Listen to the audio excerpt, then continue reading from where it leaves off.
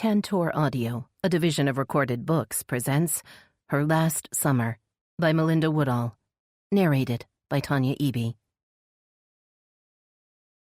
Chapter 1. Portia Hart's 4-inch heels clicked against polished marble as she entered the hotel suite's foyer, dropped her bag on the floor, and pressed a switch on the wall. Recessed lighting illuminated the luxurious suite's elegantly appointed sitting room. She didn't notice the man standing in the shadows as she crossed to the big window and looked down at the dark river below. Catching sight of her reflection in the glass, she pushed back a strand of silky blonde hair and inhaled deeply, then smiled and turned her head. "I know you're here," Portia called out in a playful voice. "I can smell your cologne. It's the one I picked out for you in St. Bart's, so you can stop playing around. I've been on my feet for hours and—" Her voice faltered as Xavier Grayson appeared in the bedroom doorway. Folding leanly muscled arms over his smooth, bare chest, he rested against the door jamb and let his lips curl into a wicked smile. "I thought I'd surprise you and come early," he said, raising an eyebrow. "But if you'd rather I leave and come back tomorrow—" "Oh, no. You're here now and I'm not letting you go anywhere." Portia stepped forward, lifting her face to his. "I thought I'd have to spend the whole night up here all alone."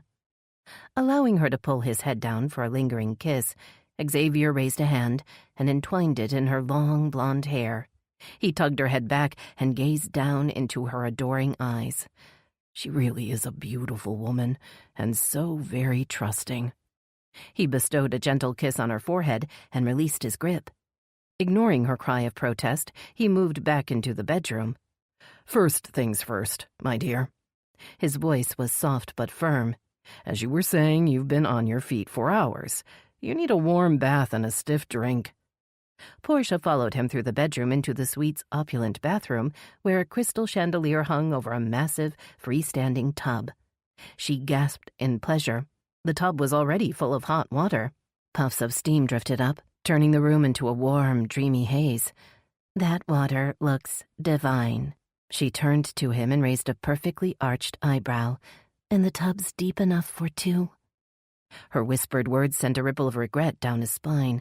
For a split second, he was tempted to delay his plan and join her in the tub. What harm will another hour do? He dismissed the thought as quickly as it had come. He couldn't afford a further delay. The book signing had lasted longer than he'd anticipated, and the hardest part was yet to come. No, the plan is in motion. There's no turning back now. "I think you just might be right." Xavier reached out and untied the silk sash of her dress with a practiced hand. "So why don't I go ahead and pour us some wine while you slip out of those clothes?"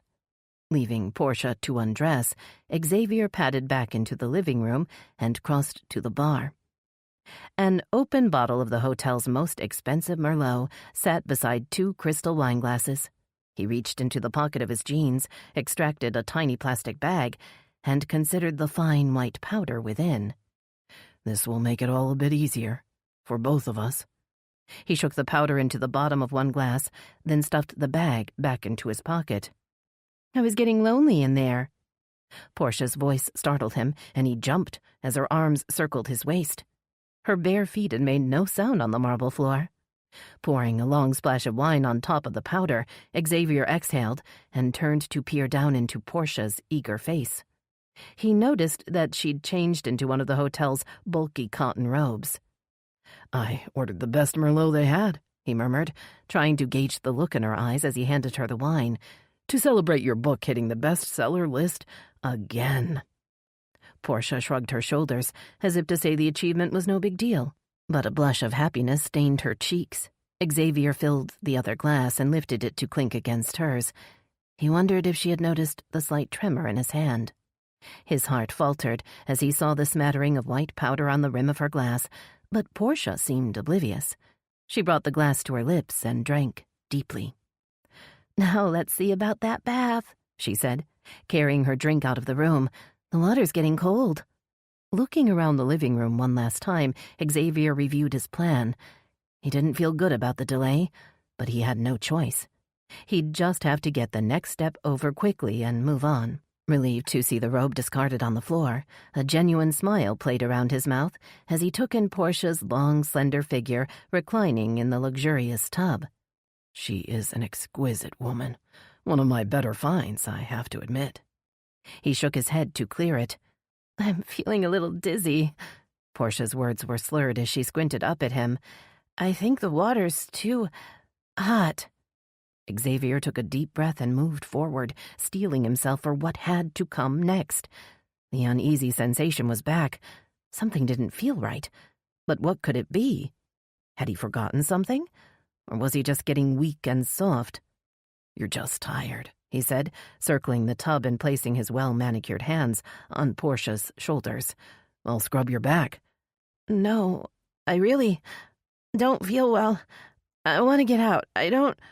A gush of hot water stopped her words as he forced her shoulders down, triggering a sudden flash of panic. She flailed her arms and kicked her feet, sending a wave of water over the side of the tub. Anger flooded through Xavier as he struggled to hold Portia down, feeling the scalding water soak through his jeans. The bitch got my jeans wet. How am I supposed to get out of here now? He gripped her shoulders with mounting frustration.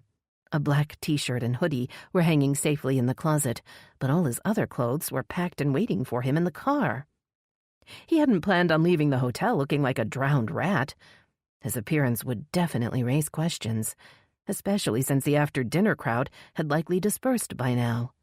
A lone man walking out in soaking wet jeans would be noticed.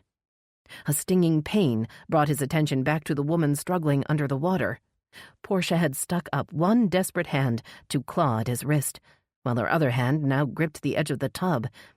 Xavier grimaced as her long fingernails dug into his skin.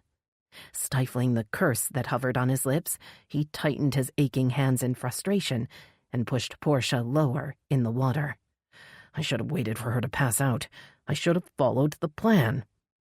Her eyes bulged and widened in fear in the water below him, and he looked away with distaste, knowing from experience that her face would soon darken into a revolting shade of blue. Xavier kept his cold eyes averted as Portia convulsed beneath him, refusing to give in to his rising panic. Everything is going to be all right. I'll find another way out and no one will ever know I was here. I'll be long gone before she's even discovered. Finally, after what seemed to Xavier like hours, her body went limp and sank heavily to the bottom. One last feeble gush of water spilled over the side as the struggle ended. Xavier's heavy breathing was the only sound in the room as he gazed down at Portia's lifeless body with grim satisfaction. The job was almost done. A high-pitched ring filled the silence of the room, and Xavier jumped in alarm as Portia's cell phone vibrated against the marble countertop. He looked over at the phone with narrowed eyes. Crossing to silence the call, he recognized the face that flashed on the screen. It was Jane Bishop, Portia's literary agent. He pushed the button to send the call to voicemail, and the display went dark again. But Jane Bishop's meddlesome face had heightened his anxiety. It'll only be a matter of time before the old bat sends out the cavalry. Xavier knew he'd better hurry. He'd gotten through the hardest part of the plan already. It was time to move on to the next stage. He turned to survey the room. Puddles of water surrounded the tub, and the cotton robe rested in a sodden heap several feet away. Splotches of blood made a trail from the tub to where he stood by the sink. He looked down to see 2 bloody scratches on his forearm. Shit! Grabbing a plush hand towel, he wrapped it around his arm and tried to think. He'd screwed up, but he still had a chance. He'd always managed to find a way out before. This time would be no different. He just needed to keep his head straight and act fast.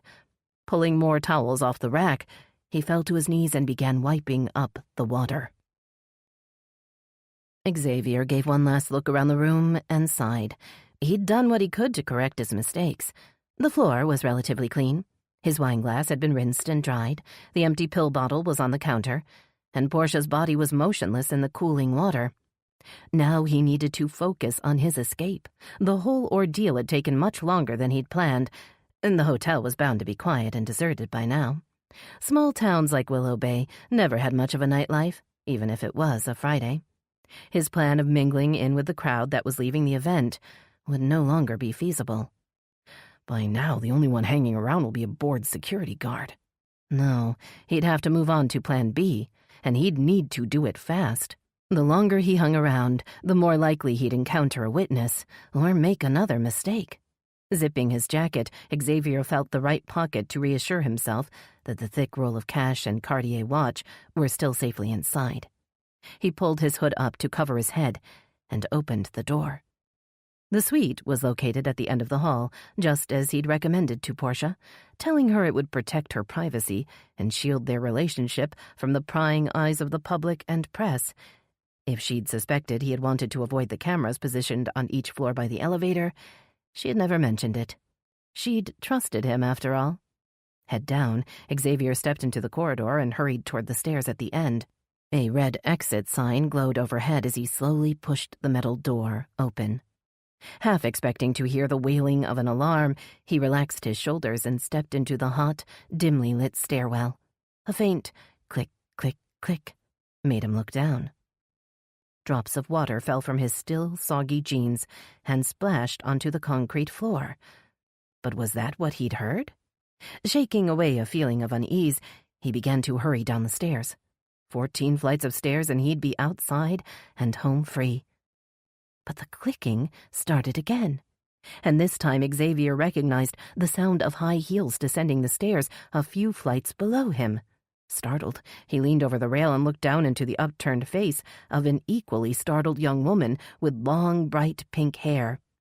Her eyes, rimmed with heavy black liner, widened at the rage etched on his face, then dropped to take in the hoodie and wet jeans. Knowing he had only seconds to act, Xavier hurled himself forward, banging down the stairs toward the only person that had seen his face, the only person that would be able to place him at the hotel. He had to stop her before she got away. He had to make sure she didn't have a chance to tell anyone what he'd done. Chapter 2. Veronica Lee emptied the remains of her breakfast into the trash and rinsed her plate in the sink. She wasn't expected at the Channel 10 news station for another hour. That left just enough time for a quick run. Opening the front door, she stepped out into the blazing hot Florida morning, narrowly missing Winston's fluffy orange tail. "What are you doing out here, boy?" She bent and stroked the big tabby's thick fur. "You must be baking out here with that coat on." Winston blinked up at her with blatant disinterest, then plopped his head back onto his paws, as if the ongoing heat wave had drained all his energy. Veronica continued down the porch steps, but the buzzing of her phone stopped her halfway down the walk. As soon as she saw Hunter Hadley's number, she turned and trudged back up the stairs. The station manager wouldn't call unless something big was going on. Her run would have to wait. Her boss didn't waste any words on a greeting. "Portia Hart was found dead in her suite at the Riverview Hotel this morning. I'm heading to the van now. I'll meet you there." "You're going to the scene? What about Gustavo?" "Gustavo texted in his notice last night." Hunter's voice dripped with disdain. "He's going to Channel 6. Actually, he's already gone, so I'll run the camera. Now go!" Veronica closed the door behind her and headed upstairs to change into camera-ready clothes. Pulling out a navy blue dress and matching heels, she considered adding a tailored jacket. No, definitely too hot for that. I'd just end up sweating on camera. Brushing her long dark hair into a high ponytail, she surveyed the effect in the full-length mirror behind her door. "I look like I'm about 12, she complained to her reflection as she applied 2 coats of black mascara, swiped on a classic red lipstick, and added a rosy blush to her cheeks. There, that's a little better. She turned away from the mirror with a sigh and headed down the hall, trying to tread as quietly as possible past her mother's closed door. It was a Saturday, and Ling Lee would want to sleep in. Her job as Willow Bay High School's principal meant she had a 6 o'clock wake-up each weekday, even during the summer school schedule, and she would get irritable if she didn't have a few extra hours of sleep on the weekends. And of course, it would make it much easier for Veronica to leave the house if her mother wasn't aware she'd been called to report on an active scene. Ling Lee had always been an overprotective mother, but she'd grown increasingly paranoid after Veronica had been taken hostage by the Willow Bay stalker only months before. Although Veronica had escaped without serious injury, both mother and daughter had been traumatized by the ordeal. And while Veronica had thrown herself into her work to try to forget that she'd almost been the victim of a serial killer, her mother hadn't been able to move on quite so easily. Ling's constant worrying had grown worse. and Veronica could rarely leave the house without listening to a litany of dire predictions. She had heard them so often that they played over and over in her mind, even when Ling wasn't around. "I warned you to take care, Veronica. You can't trust anyone, especially strange men like that Boyd Faraday. Next time you might not be so lucky." Shaking her head to clear out her mother's warnings, Veronica opened the front door and scooped up Winston. The hefty cat had been a welcome source of comfort during the last difficult months, and she hugged him to her as she carried him to the kitchen. "It's way too hot out there for you to be running around, Winston," she said, pouring fresh water and kibble into his bowls. "You better stay inside, where it's safe." She smiled as the tabby lowered his head to the bowl, dismissing her concerns with a swish of his tail. She was beginning to sound just like her mother. Veronica parked her big red Jeep in the Riverview Hotel garage and stepped out into the blinding glare of the July sun. As her eyes adjusted, she took in the crowd of reporters, gawkers, and officials gathered outside the hotel's main lobby. She marveled that they seemed oblivious to the intense heat radiating off the pavement.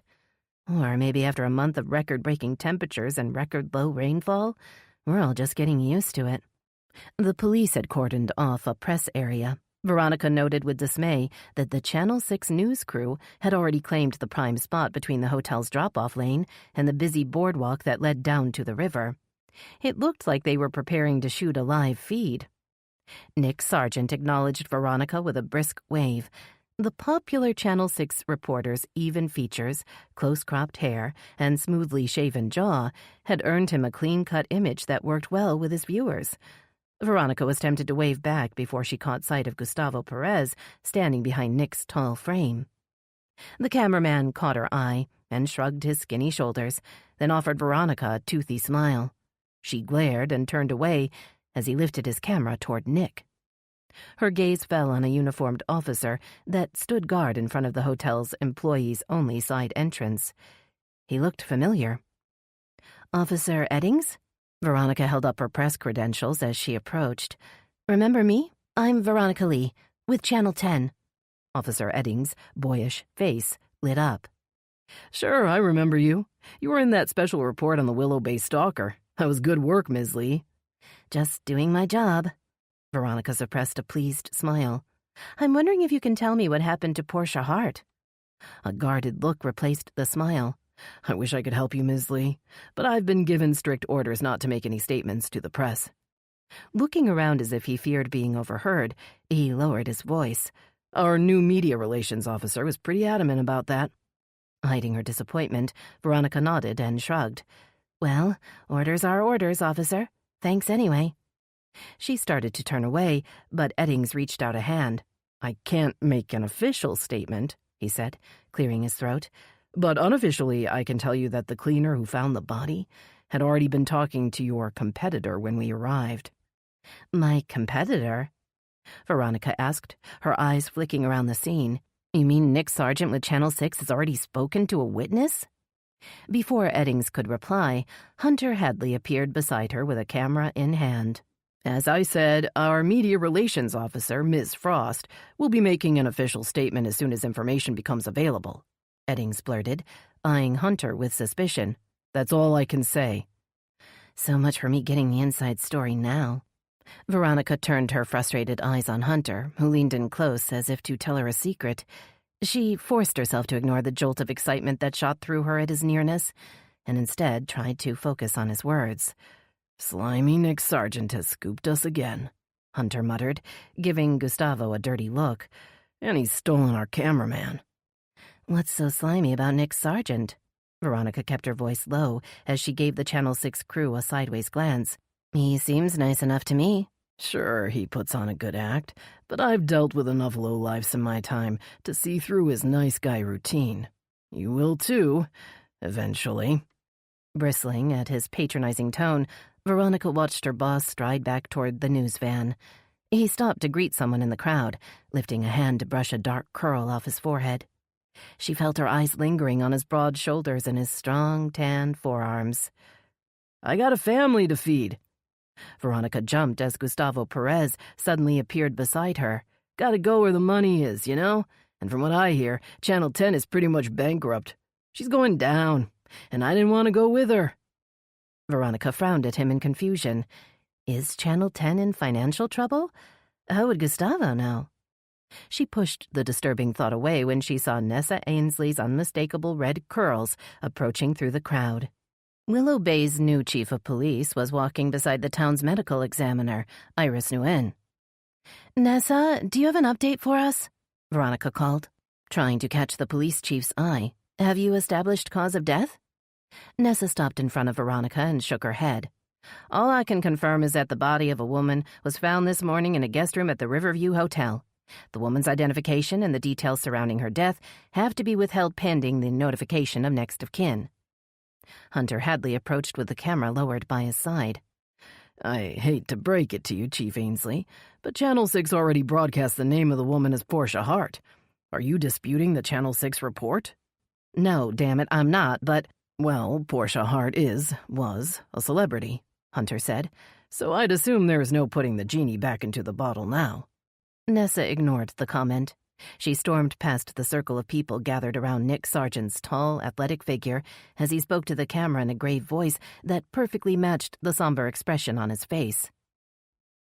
"An anonymous source on the hotel staff shared the shocking details behind the woman's death." Nick kept his dark eyes fixed on the lens as Gustavo operated the big camera.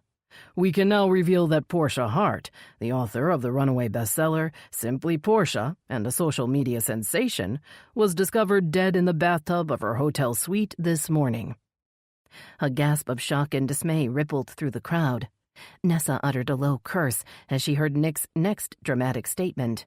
"Sources have also indicated that Portia Hart's tragic death may have been drug-related.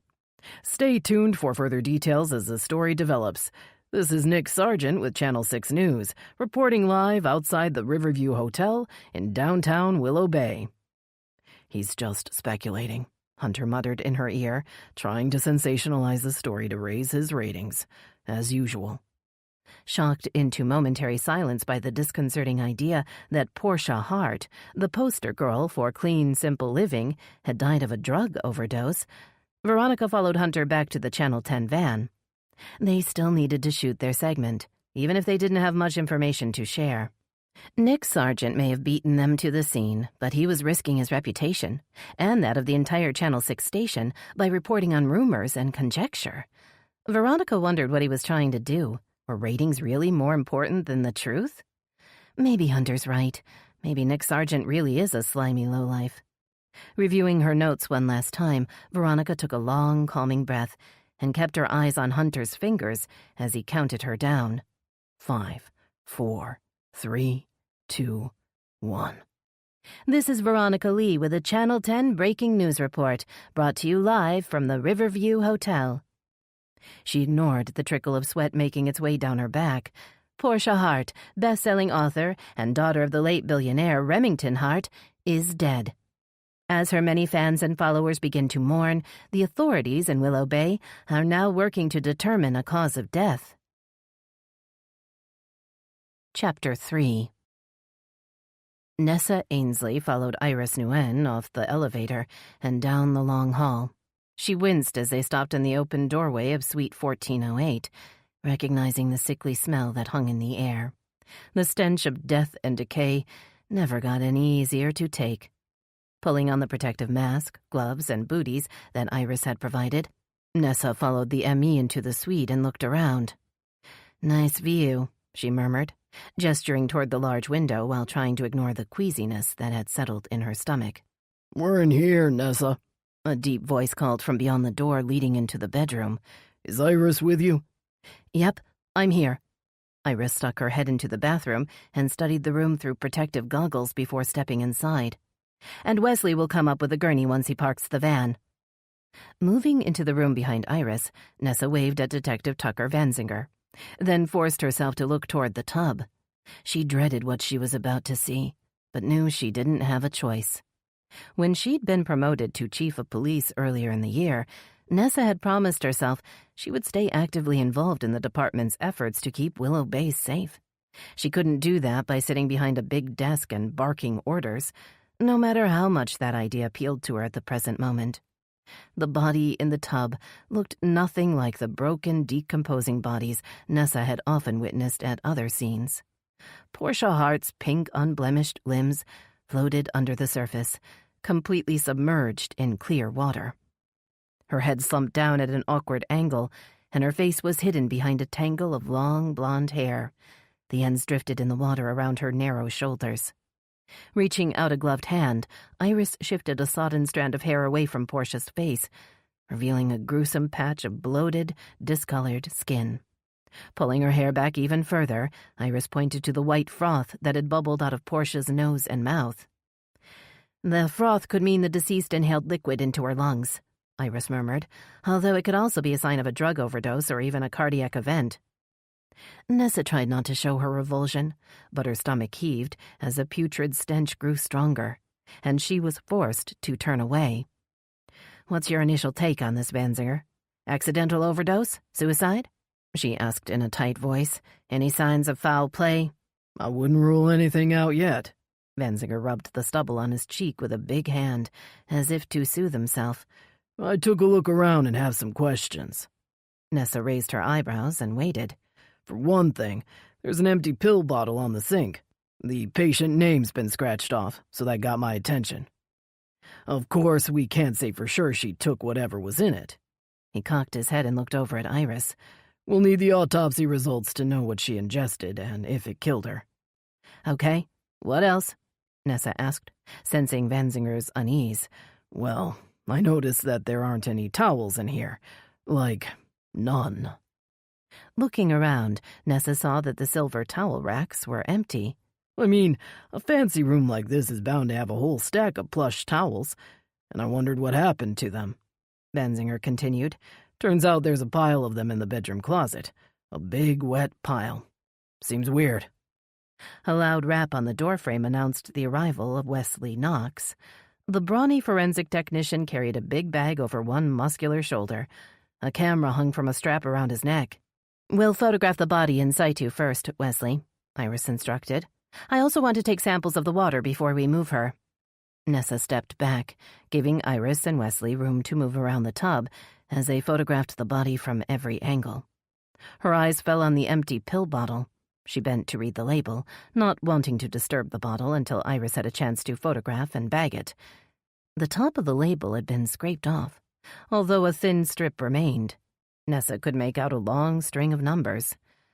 "Jankowski said I could take lead on this one," Vanzinger said over her shoulder. "If that's okay with you." "Sure, that's a good idea," Nessa agreed, glancing back at the figure in the tub. "He'll probably find this scene difficult. It hasn't been that long since he found Gabby's body." They both fell silent at the mention of Vanzinger's partner.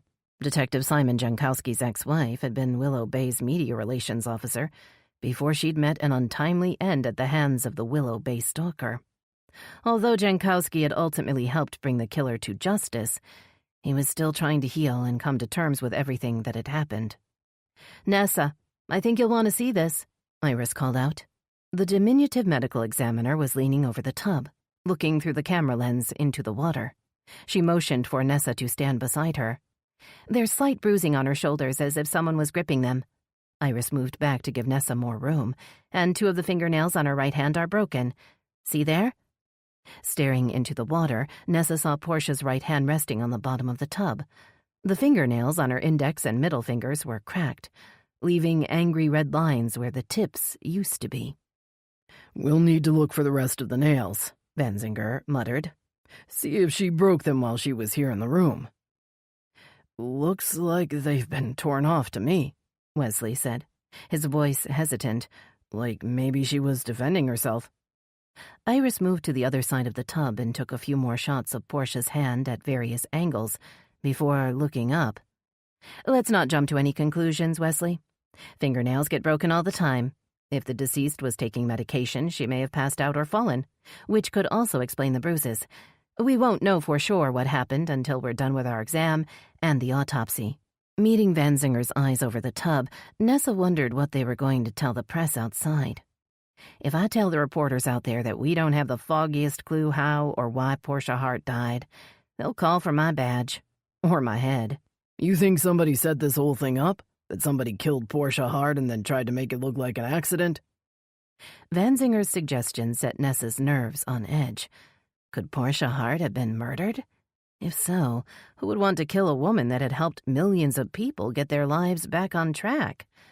Maybe she did this to herself, Nessa mused out loud. Maybe the whole celebrity thing became too much for her.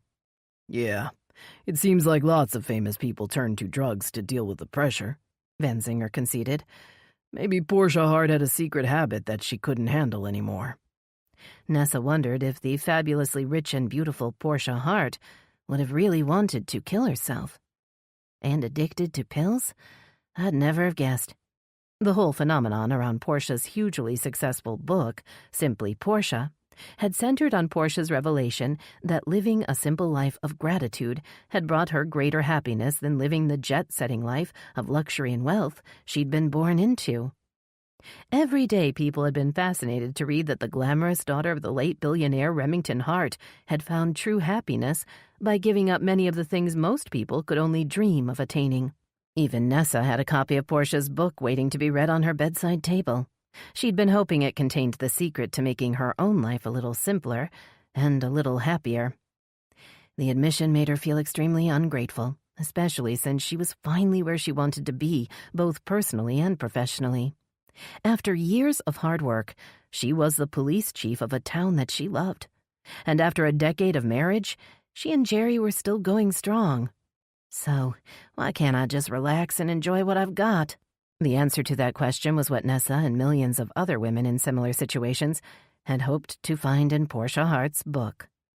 But looking at the empty pill bottle, Nessa now wondered if the author had secretly been an addict who had used a facade of happiness to sell her book.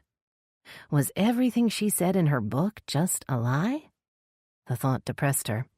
If Portia Hart had been miserable enough to kill herself, intentionally or not, could any regular woman hope to find simple happiness? Nessa turned to see Vanzinger looking even more downhearted than she felt. The idea of anyone taking their own life would depress the most optimistic of souls, but Vanzinger's miserable expression told Nessa that something more personal was bothering him. All of a sudden, she realized what it must be. "I'm thinking of calling Riley O'Dell," she said, trying to sound casual. "If there's even a chance this is a homicide, we're going to need all the help we can get right from the start." Vanzinger frowned. What good's the state prosecutor going to be if we don't even have a suspect? Hell, we don't even know if a crime's been committed. Well, she can help us prepare the case for one thing, and make sure the media doesn't taint any future jury pool. Avoiding Vanzinger's skeptical gaze, Nessa moved toward the door. She wanted to get Riley O'Dell's take on the situation, and just maybe, Vanzinger and Riley would patch things up if they worked together on a case. It was worth a try. Taking out her phone, Nessa tapped in a number she'd come to know pretty well over the last few months. Of course, it was Saturday, and Riley might have turned her phone off, but if the town's new prosecutor was half as driven as Nessa suspected, she figured Riley would be working, and that she'd want to know about the potentially high-profile case as soon as possible. Chapter 4. Riley O'Dell sat up straight and stretched her aching back, grateful it was the weekend and City Hall was closed to the public. The normally busy halls were blissfully cool and quiet.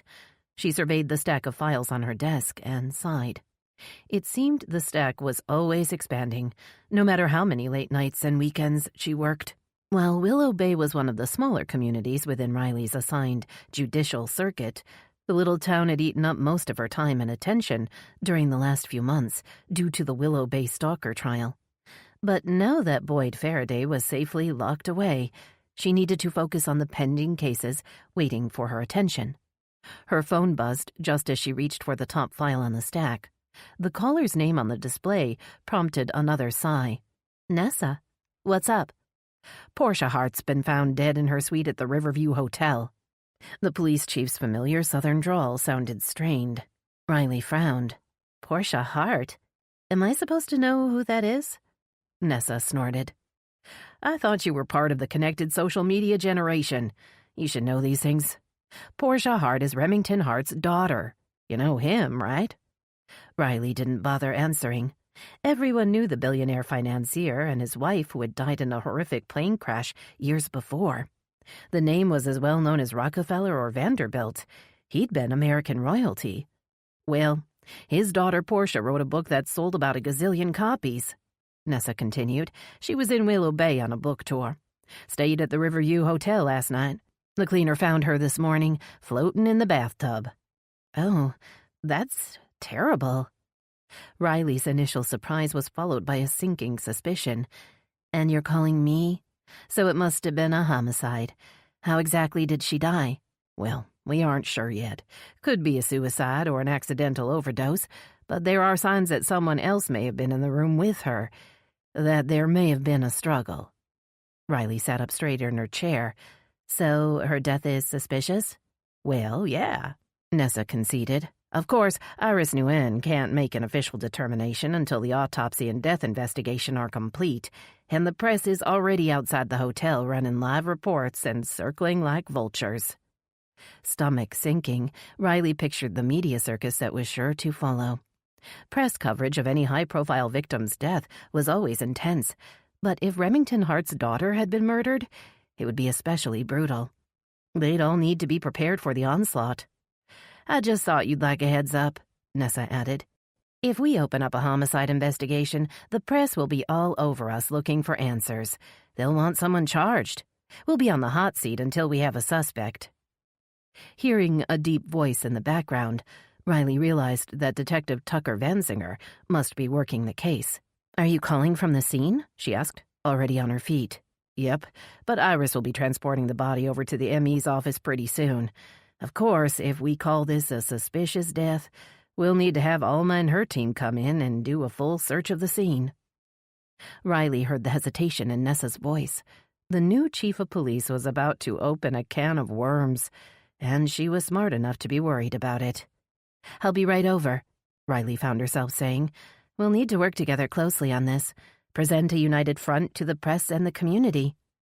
Riley didn't wait for Nessa's response.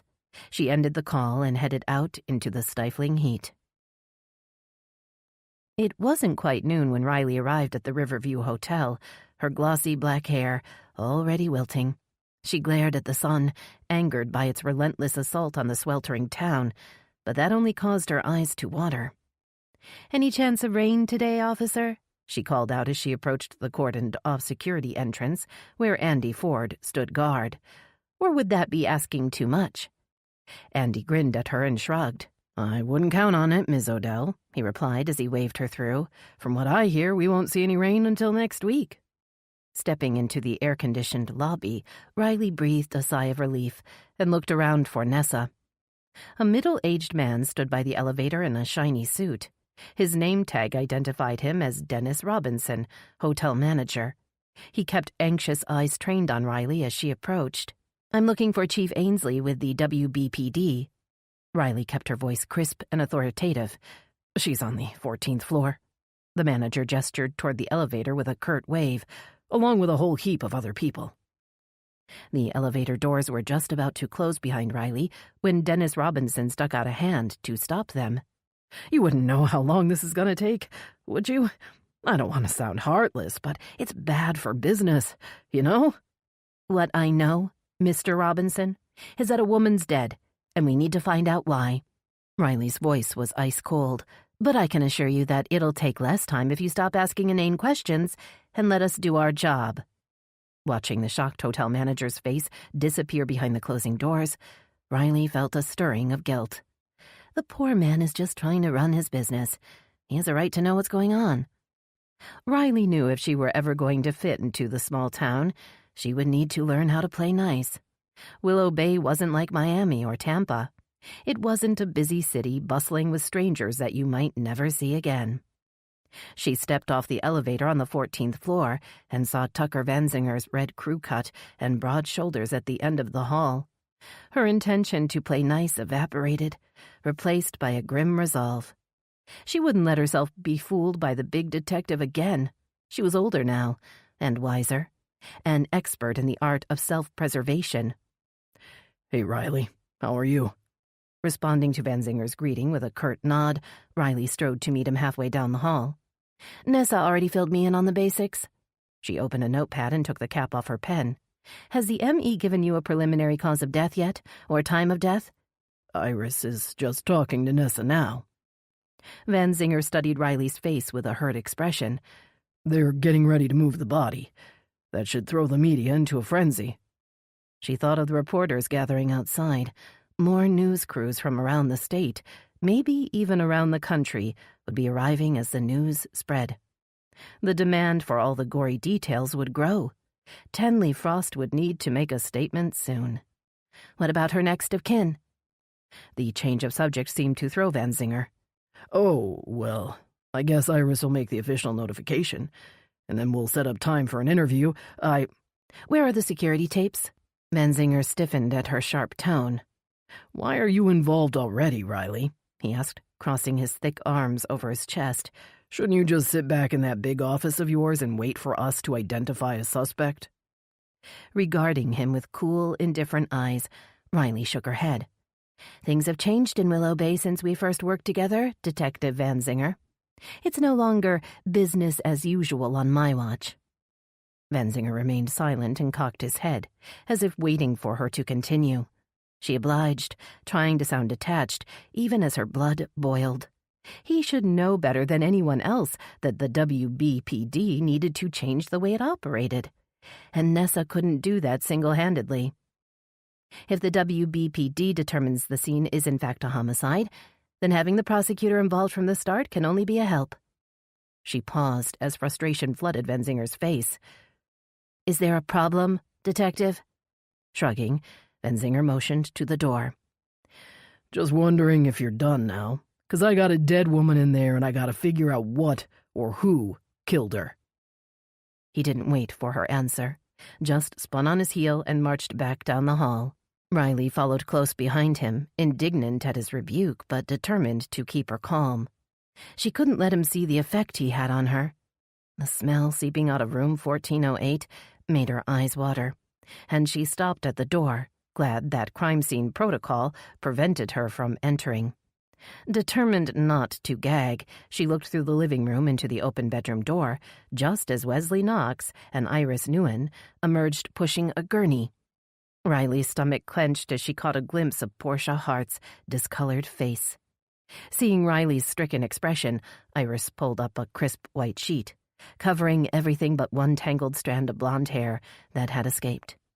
As she stepped out of the way to let the gurney pass, Riley caught sight of her own pale, strained face in the mirror across the room. She almost didn't recognize herself. Is that what I've become? A miserable, uptight stranger?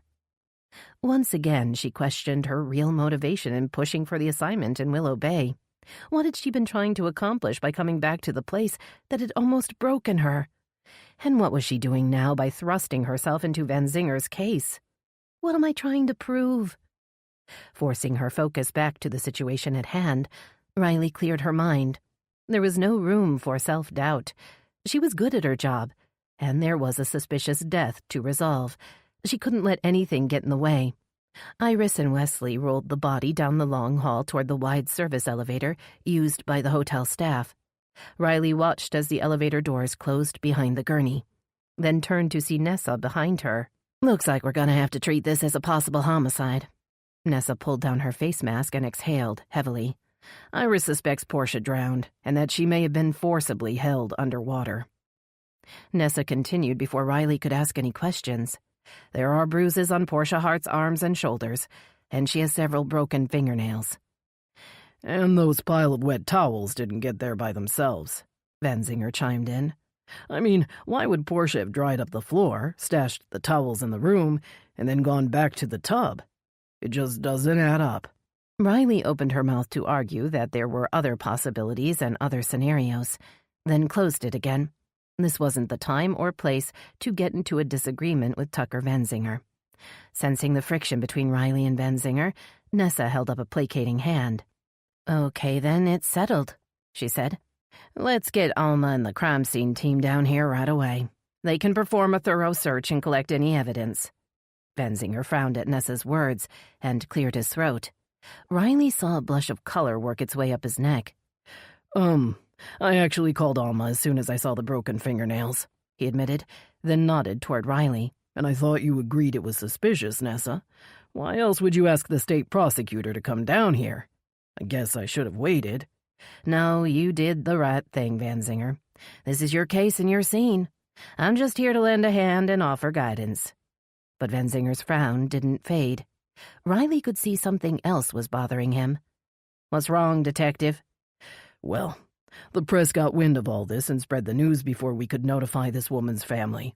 She may have been some kind of famous author, but I think her family still deserves to hear the news officially." Both Nessa and Riley stared at Van Zinger in surprise. Nessa pushed back a red curl and sighed.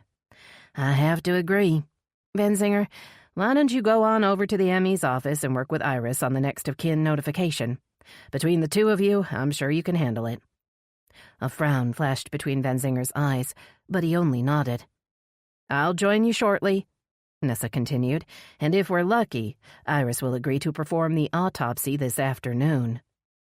Riley watched with mixed emotions as Van Zinger hurried toward the elevator. She'd learned the hard way that some men couldn't be trusted, no matter how nice they seemed, no matter how badly you wanted to believe that their nice guy routine wasn't just an act. But she'd allowed Tucker Van Zinger to lure her in before, and he'd let her down in the worst possible way.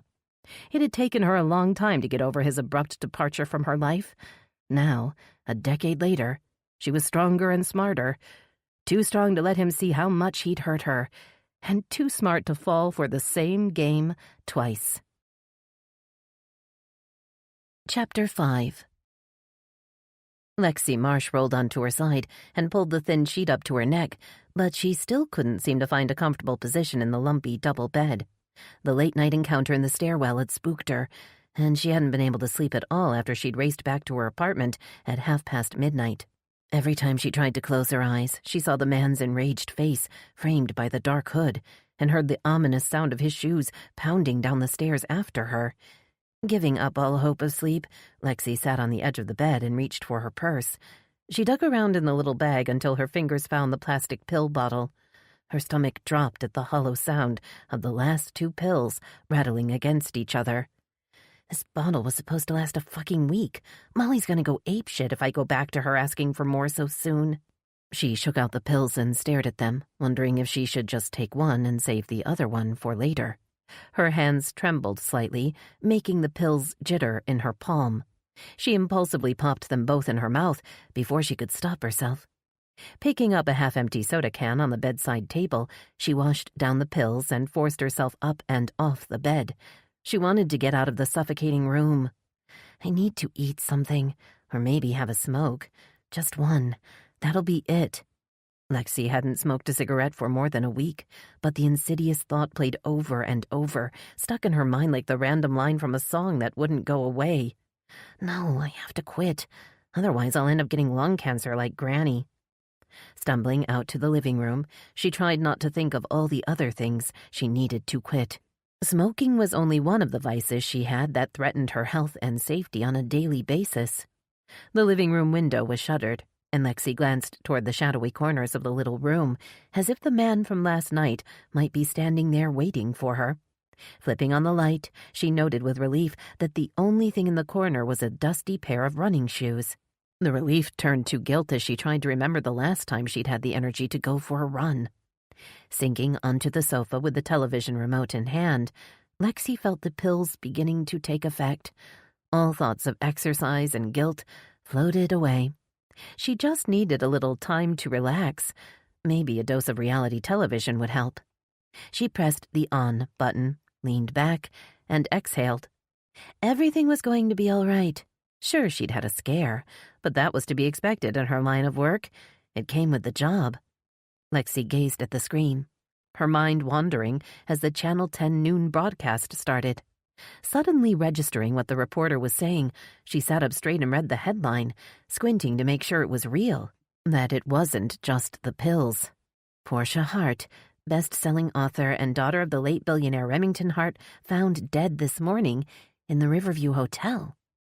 A young female reporter stood outside the familiar hotel as Lexi gazed on in horrified silence. This morning, a woman's body was found on the 14th floor of the Riverview Hotel. Although police have declined to officially name the deceased until next of kin has been notified, unofficial sources have confirmed that the body was that of Portia Hart, the popular author of the runaway self-help bestseller, Simply Portia, and the daughter of the late billionaire, Remington Hart. Lexi tried to think. The woman's body had been found on the 14th floor. She pictured the angry man who had chased her down the stairs and wondered again what he'd been doing on the stairwell in the middle of the night. Was he trying to get out of the hotel without being seen? Like me? Could the man have been coming from the 14th floor? Lexi's date had been staying on the 10th floor, and she'd left via the stairs as usual, just as she'd been instructed. Thinking back, it seemed to fit. She must have had at least a 4-floor head start to outrun him. Of course, it didn't hurt that she knew the big hotel like the back of her hand. She'd snuck out of it plenty of times, trying to avoid the security guards that patrolled the lobby and parking garage, and she'd known from habit to make a sharp right turn as soon as she had flown through the exit door. A slight gap in the railing had allowed her to slip around to the back of the big concrete parking structure. From there, it had only been a 5-minute walk to the side street, where she always parked her old silver Mustang. 10 minutes later, she'd been back in her little apartment, closing the shutters and double-checking the locks. Authorities haven't released the cause of death yet as the investigation continues. The reporter gestured toward the chaotic scene behind her. We'll be bringing you live updates throughout the day. Stay tuned for more details after this commercial break. Pushing herself up and off the sofa, Lexi made her way to the bathroom on shaky legs. She bent over the sink and splashed cold water on her face, then raised her eyes to her reflection. Her normally spiky cap of platinum blonde hair had been matted down by the pink wig she'd worn the night before. Smeared eyeliner and mascara formed black rings around her red-rimmed eyes, emphasizing the unhealthy pallor of her skin. Grimacing at her reflection, Lexi knew she'd have to quickly pull herself together. Molly expected her girls to be picture-perfect when they arrived for a date. She squeezed her eyes shut, too tired of her own lies to pretend anymore. Why bother calling it a fucking date? Why not just call it what it is? The idiot I met last night wasn't a date. He was a paying customer.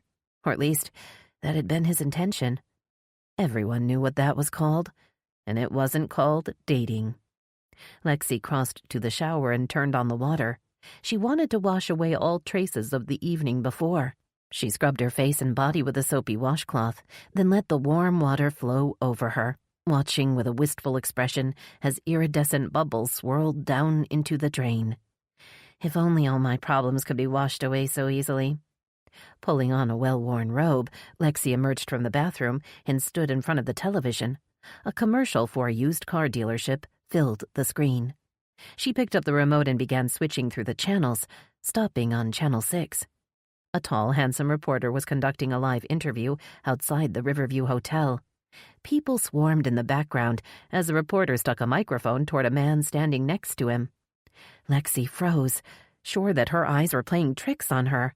Maybe she'd taken one too many pills, or perhaps it was the lack of sleep. She rubbed her eyes and looked again at the screen. No, it wasn't her eyes. The man from the evening before was definitely on the screen. Lexi jabbed at the remote, trying to increase the volume, but the station had cut to a commercial break. Her tired mind spun as she tried to make sense of the last 24 hours. I'll call Molly and tell her what happened. She'll know what to do. But Lexi didn't reach for her phone. She knew Molly Blair too well. The no-nonsense operator of the town's only escort agency wasn't the type to offer up sympathy or provide a shoulder to cry on, especially if she thought Lexi might scare off a client or jeopardize her business in any way. She'll just tell me to stop whining and keep my mouth shut. Perhaps that was the answer. She would just lay low and stay out of trouble. It was best not to get involved. Besides, I don't know if the man on the stairs did anything wrong, and he doesn't know who I am. I'll just have to make sure he never finds out. Assuring herself that the deadbolt on the front door was still firmly in place, Lexi returned to the bedroom and closed the door behind her. She sank onto the bed and pulled the covers up over her shoulders, starting to shiver even though the temperature outside was inching toward 100 degrees. Chapter 6. Rage flooded through Xavier Grayson as he drove east on Waterside Drive, heading toward the interstate. He needed time to figure out his next move, and he had to do it fast. His grand scheme wasn't going to plan, and, although he'd made only a few minor mistakes, the missteps could end up costing him a fortune. Checking the speedometer, he eased up on the gas. No need to attract the attention of some nosy cop.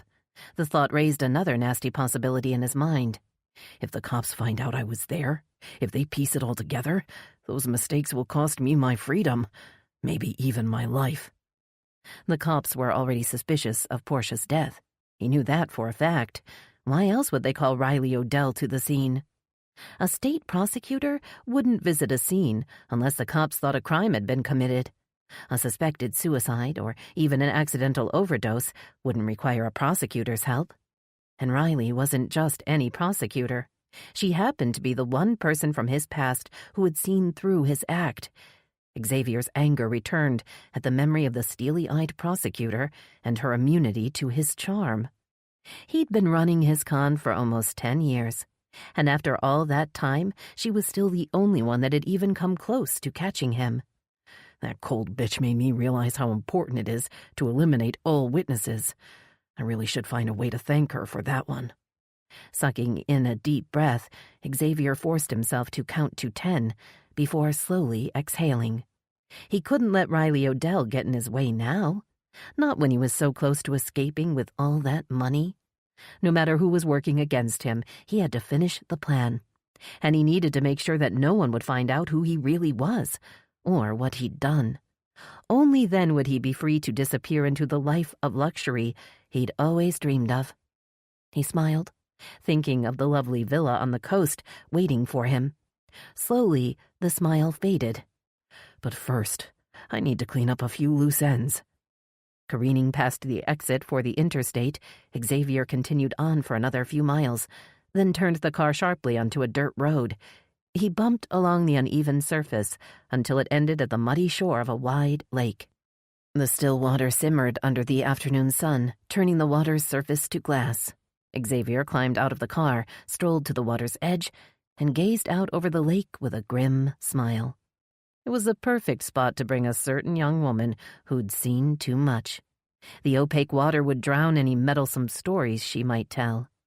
Putting a hand up to shield his eyes from the sun's harsh glare, Xavier dug a hand into his pocket and pulled out a lightweight phone. He wondered briefly if he should wipe his prints off of it, or maybe crush the cheap device under his heel. Instead, he turned and threw it as far as he could into the lake beyond. A faint splash confirmed that it had landed a respectable distance from the shore. Once back in the car, he opened the glove box and fished out a sleek, black iPhone. He checked the phone, pleased to see that he'd missed a call. There was one new message waiting for him. Dropping the phone into his shirt pocket, he started the car and bumped back down the path toward the main road. As much as he wanted to drive in the opposite direction until Willow Bay's unimpressive skyline had disappeared in his rearview mirror, he knew he had to go back into town and finish the job he'd started. If there were doubts about the cause of Portia's death, his whole scheme would be thrown into jeopardy. And this wasn't just any con. This was his biggest con yet, and the one he'd been planning to retire on. His days as a handsome young con man were numbered, and he knew it. He'd relied on his youth and charm to scam lonely women out of their money for years, but his looks and his luck couldn't hold out forever. One of them was bound to run out eventually. Running a hand through his thick hair, he leaned forward and checked for any sign of gray in the rearview mirror. Then he sat back, satisfied that he still had a few good years left. But I've got to get out while I'm still on top, and before I get caught. As the car raced down the highway, Xavier's mind drifted back over his career, back to his first big con in Miami almost a decade earlier. Miriam Feldman had been a rich widow looking for romance, and his good looks and carefree attitude had quickly won her over. He'd managed to pilfer almost $20,000 before she'd learned the truth and filed a complaint. After the police had questioned him, Xavier knew it was only a matter of time before they'd have enough evidence to charge him. The only way to ensure he wouldn't be arrested, the only way to ensure his freedom, was to eliminate the only witness, It was an easy call, what his father had called a necessary evil. If Miriam Feldman were gone, the police would have no case against him, or so he'd told himself. He hadn't counted on Riley Odell refusing to give up on the case. Within days, he'd been forced to skip town, arriving in Aruba with a new look and a new backstory. Within weeks, he'd found another target. By the end of the summer, he'd moved on again. Every summer after that, there had been a new trip to an exotic location, a new target to work, and more sophisticated techniques to try out. Some summers he'd managed to slip away with his takings before his target had figured out she was being played. Other times, he'd had to protect himself through more deadly means. It was all just part of the game. The phone in Xavier's pocket vibrated against his chest, and he was tempted to answer it. But he had to be careful. He couldn't afford any more slip-ups. He had to make sure his story was straight, and that he had his act down pat. The acting was key. It could make or break the success of the con, and this con called for a whole new persona. It was for the best anyway. He was no longer young enough to pass for a college boy on summer break. He was ready to retire the old act and start anew. The thought was exciting and a little scary. If he screwed up, he could end up on America's Most Wanted. I've literally killed for this opportunity. I can't fuck up now. He'd also conned too many people and burned too many bridges as Xavier Grayson to back down. Portia Hart had given him a final chance to avoid living out his life as a fugitive of justice in some third-world country. He now had the chance to live a life of luxury and ease. And isn't that what everyone really wants, despite the crap Portia had written in her ridiculous book? Driving past the Riverview Hotel, Xavier observed the crowd and began to recalculate his plans. The girl on the stairs was a witness. If he wanted to rest easy in the future, he'd need to find out who she was and make sure she couldn't tell anyone what she'd seen. After that, he'd have to deal with Riley Odell. Chapter 7. Veronica was powdering a thin sheen of perspiration off her forehead when the Willow Bay CSI van rolled up to the hotel. A 4-person crew dressed in protective gear jumped out and hustled toward the hotel's staff-only entrance. Hunter trained the camera on the investigators as Veronica spoke into the microphone. "I'm here outside the Riverview Hotel as the tragic death of Portia Hart is beginning to sink in. Crime scene investigators have arrived on the scene, hoping to uncover what happened last night in room 1408. There's still no official word from the medical examiner's office or the WBPD as to the cause or manner of death." After they'd finished the live report, Veronica saw that Willow Bay's new media relations officer, Tenley Frost, had appeared on the scene.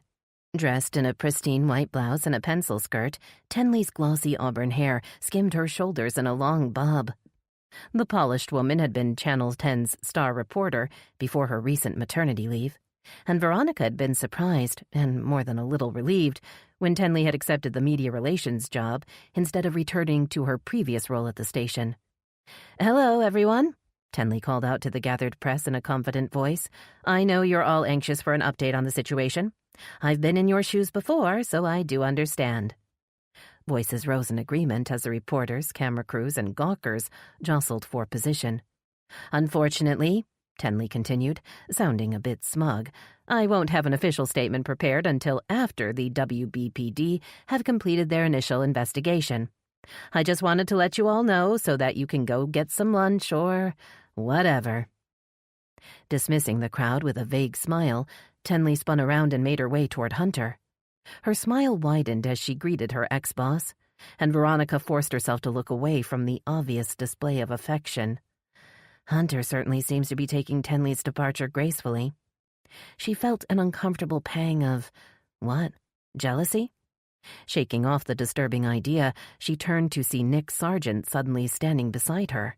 "You missed Tenley giving her statement," Veronica said, noting that his eyes were trained on Hunter and Tenley. "Although, come to think of it, you didn't miss much." They make an attractive couple, don't you think? Nick lowered his voice. I bet Tenley was glad she was able to jump ship before the station goes under. Veronica frowned up at Nick in confusion. You do know that Channel 10 is facing financial difficulties, don't you? Nick sounded incredulous. Don't tell me Hadley's kept the situation a secret from you and the rest of his crew? He hasn't said anything to me, Veronica murmured, looking over at Hunter, who was laughing at something Tenley had said. He doesn't seem to be worried. Well, he should be worried. Most of his team are thinking of finding something more stable. I'd recommend you do the same. Me?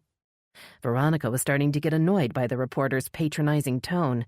Thanks for the advice, but I'm perfectly happy where I am. Nick raised an eyebrow.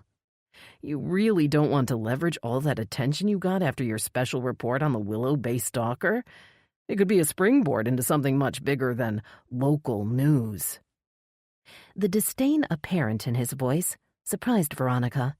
What was wrong with being a local reporter? She'd been thrilled to finally get a chance to stand in front of the camera, and the possibility of breaking a story that impacted her own community filled her with a sense of purpose. Opening her mouth to protest, Veronica saw Nick staring over her head with the intensity of a lion who had just spotted a gazelle. She spun around to see that Riley Odell had slipped out of the big hotel and was heading for the parking garage, causing the gathered reporters to rush forward, shouting questions. "Ms. Odell, can you tell us why you've been called to the scene?" Is this officially a crime scene, prosecutor? Was Portia Hart murdered? Do you have a suspect in custody? Riley ignored all the questions as Officer Ford stepped forward and herded the reporters back to the designated press area. A flood of questions filled Veronica's mind as she watched Riley vanish into the garage. They were the same questions the other reporters had asked. Why was the city's new prosecutor involved with the investigation into Portia Hart's death? Had the ME already determined Portia Hart's death was, in fact, suspicious? Did they suspect it was a homicide? Veronica looked back to gauge Nick Sargent's reaction to Riley's unexpected appearance, but the handsome reporter had already disappeared into the crowd. She recalled the scorn in his voice when he'd spoken about reporting local news. She knew Nick had been in the business for a while, and that he often traveled on assignment. Sounds like Nick is the one fed up with local news, so maybe he's the one who should be thinking about getting a new job. You didn't want to ask Riley Odell any questions? Hunter had finished his conversation with Tenley and was standing beside her. He held the big camera with one hand and shielded his eyes from the sun with the other. I thought I'd go to her office and try to get an exclusive interview instead, Veronica responded before she'd had a chance to think through the idea. She kind of owes me one. Flashing his white teeth in an amused smile, Hunter studied Veronica's face expectantly, as if waiting for the punchline. She crossed her arms over her chest and cocked her head. I'm not making this up. After I testified at Boyd Faraday's trial, she told me to call her if I ever needed anything. The smile widened, then turned into a loud laugh. I doubt she meant you should call her to get inside information on a death investigation, he teased. She probably meant you could reach out to her if you had any concerns about the case, or if you needed support after your, traumatic experience. A flush of embarrassment heated Veronica's cheeks, and she suddenly wanted to wipe the smirk off his face. You may be the expert on traumatic experiences, she replied in a tight voice, but I'm not the one that has panic attacks, am I? The look of surprise and hurt on Hunter's face made Veronica immediately regret her words. He had only confided in a few people about his PTSD. She still didn't know the whole story behind it, and now, based on her foolish comment, she probably never would. You're not really that naive, are you? You think Riley Odell will give you an exclusive just because you testified in one of her cases? His smile was gone, and his words stung, just like he knew they would. Hunter knew better than anyone else how insecure Veronica was about her lack of reporting experience. Hearing a persistent buzzing inside her bag, Veronica used the incoming call as an excuse to drop her eyes and search for her phone. She didn't want Hunter to see how much his criticism hurt. Ronnie, why didn't you say goodbye to me this morning? Ling Li's voice vibrated with worry. I've been watching the news. It's terrible. Nick Sargent says Portia Hart may have died of an overdose. Ma, why are you watching Channel 6 instead of Channel 10? Ling Li ignored the question. What if there's another killer on the loose, Ronnie? What if... Ma, I'm at work now. Veronica raised her eyes. Hunter was already walking back to the van. I need to go, and I won't be home until 8, so please be sure to feed Winston. Hurrying toward the van, Veronica disconnected the call and dropped her phone back in her purse. She managed to jump into the van's passenger seat just before Hunter started up the engine and steered the vehicle down the hotel's big drive. "Where are we going?" Her voice sounded small. She cleared her throat and tried again. "Are we going back to the station?" "I'm going back to the station," he said, keeping his eyes on the road, "and you're going to get that exclusive interview with Riley Odell. We need to find out what really happened last night in Portia Hart's hotel room." Chapter 8. The high-pitched ding of the elevator announced the arrival of Alma Garcia and 3 other crime scene technicians.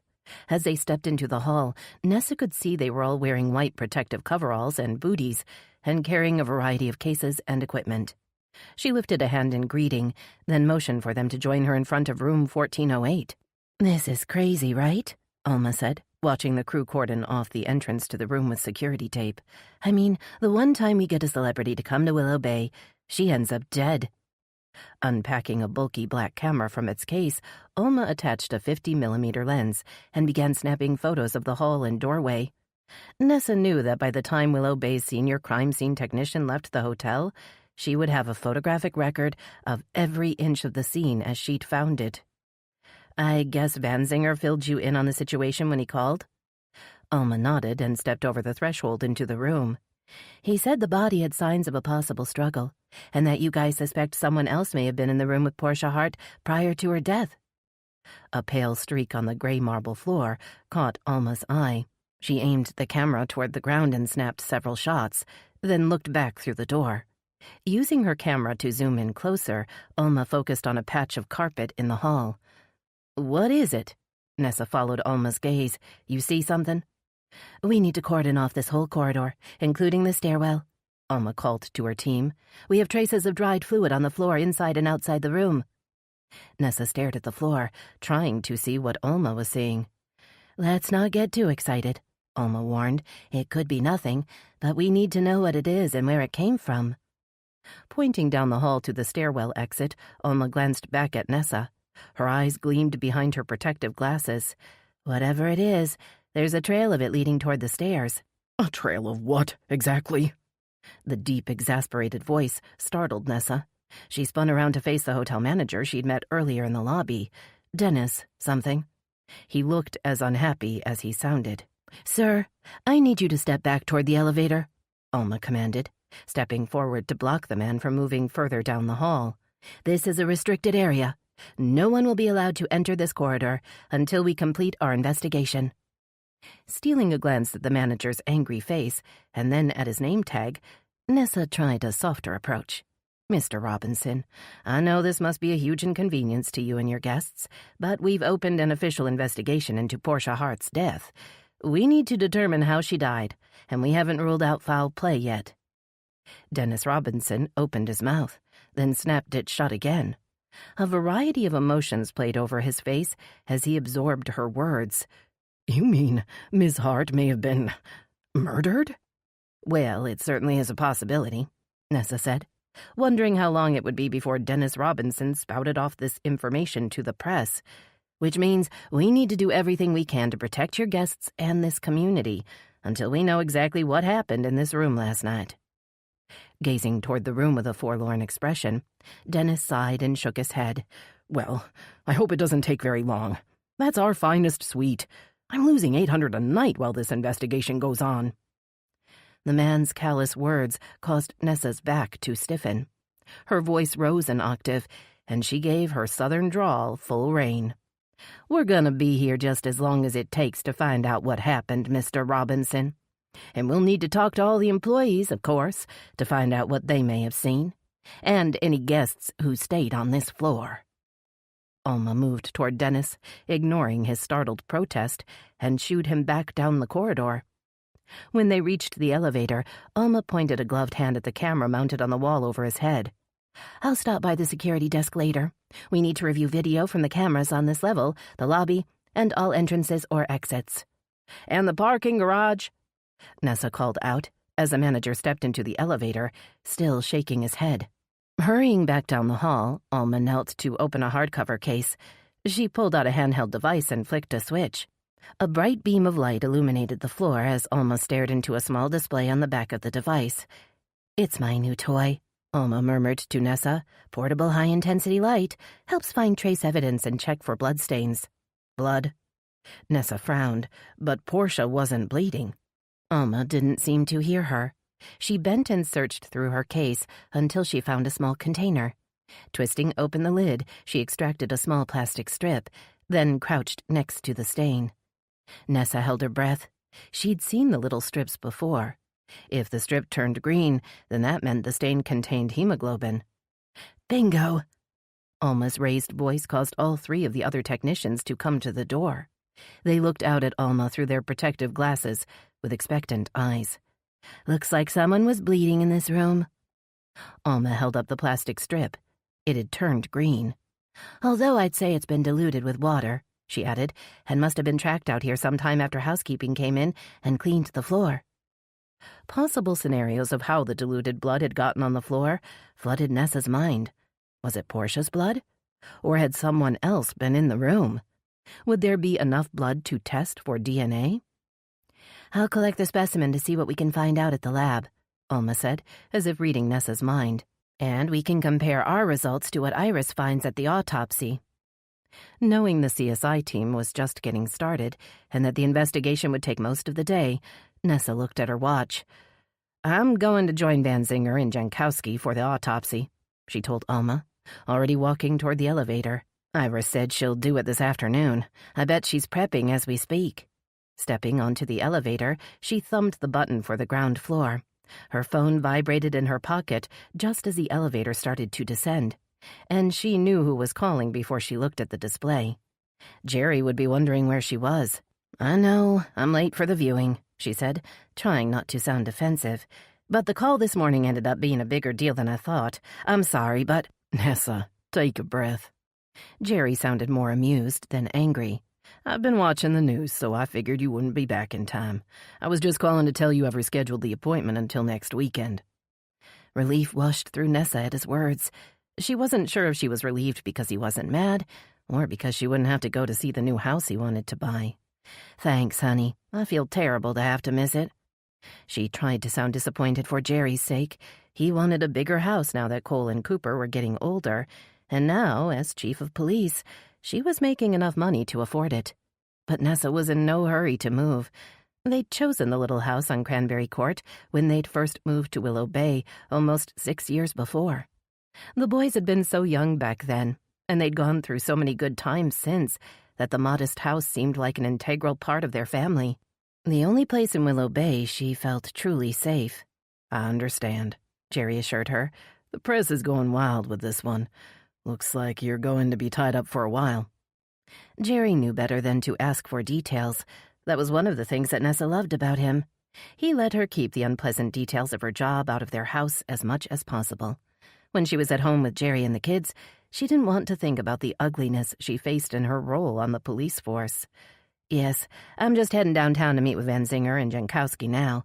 It'll be a long day, so don't count me in for dinner." "Okay, I'll take the boys for pizza or something." Hearing a whoop of joy in the background, Nessa realized Cole and Cooper had been listening in on the call. She rolled her eyes at the obvious excitement in their voices. "Well, don't miss me too much, you little pizza monsters." Nessa disconnected the call just as the elevator doors opened onto the lobby. She could see right away that the crowd outside the hotel had swollen into a mob. Pushing out through the security exit, Nessa avoided the press area and hurried toward her black Dodge Charger, which she'd parked in the loading zone. Slipping into the driver's seat, she nosed away from the curb and headed down the drive toward the highway. She looked in her rearview mirror, glad to have escaped without being noticed by the growing swarm of reporters. They were all desperate to find out what had happened to Portia Hart. And they're all looking to me and my team for the answer. A pang of doubt rippled through her at the thought. Was she ready to lead an investigation that was sure to garner national attention? Or had she gotten herself in over her head? Suddenly, she found herself missing her old partner, Pete Barker. He'd always been able to make her feel better, even in the most stressful situations, and he'd always had her back, no matter what. Barker's heart attack a few years back, followed by his early retirement, had put an end to their partnership, but not to their friendship. Picking up her phone, she tapped on his name in her favorites list. "Hey, Nessa, I was just talking about you." Just hearing Barker's familiar voice made Nessa feel a little safer. "I wondered why my ears were burning," Nessa replied. "Good thing I called to find out what you've been saying about me this time." "I was just watching the news with Taylor, and I was saying that I'm glad I'm not you right now. This thing with Portia Hart looks like it's going to be a major pain in the ass." Smiling despite herself, she relaxed back against the seat. "Actually, that's why I was calling you, for moral support. Between you, me, and the fence post, I'm not sure I'm up for this." The slight tremor in her voice exposed the truth of her words. She heard Barker's heavy sigh and scolded herself as she imagined the worry filling his sad puppy dog eyes. "Don't be stupid," he said, although his voice had softened. "You're gonna be fine. This is the kind of stuff you're good at. Just don't take any crap from any of those reporters. They're like vultures circling the kill. You just ignore them and focus on being the chief of police." "Yeah, I guess," she agreed, feeling better. "Besides, what other choice do I have?" "You could come work with me and Frankie. We're always looking for good detectives at Barker and Dawson Investigations." "Yeah, and if I was a PI, I'd be spending Saturday going out for pizza with the boys, instead of at the medical examiner's office viewing an autopsy." Nessa laughed along with Barker, but as she pulled into the WBPD parking garage and saw a fleet of news vans waiting outside, she wasn't sure the idea was so funny after all. Chapter 9. Frankie Dawson reached out a skinny hand to search for the phone, wanting to silence the shrill ringing that had woken him from a deep sleep. His fingers settled over the slim device just as the annoying noise stopped. Letting his body sink back into a comfortable position on the sofa, he was half asleep when the phone erupted again. "What the fuck?" Swinging his feet to the floor, Frankie sat up and grabbed the phone. He glanced toward the clock as he swiped to answer. It was noon. "This is Barker and Dawson's Investigations," Frankie said with an audible yawn. "How can I help you?" "My name is Maxwell Clay." The man's voice was crisp. "I'm an investigator with Sterlington Trust Insurance Group, and I'm looking to retain a local agency in Willow Bay to help me with a case." Wiping the sleep from his eyes, Frankie sat up straighter. "What kind of case are you talking about, Mr. Clay?" "It's a death investigation on a life insurance claim. I need to verify the cause of death for an insured who was visiting your town." Clay cleared his throat and lowered his voice, as if someone might be listening in. "As I'm sure you've heard in the news, Portia Hart was found dead this morning in her room at the Riverview Hotel." "Oh, yeah," Frankie agreed automatically, even though he'd slept through both the morning and lunchtime broadcasts. "I think I heard something about that. Portia Hart had a sizable life insurance policy with Sterlington Trust, and I'm investigating the circumstances around her death." Frankie stood, stretched out his back, then stepped over to his desk, which was cluttered with wrappers and napkins from the fast food dinner he'd eaten the night before. "I need to determine if we'll want to contest the claim," Clay continued, "and on a high-profile case like this, I find it's usually wise to partner with a local investigator, someone who knows the community and has the proper connections." Scratching at the stubble on his unshaven chin, Frankie frowned.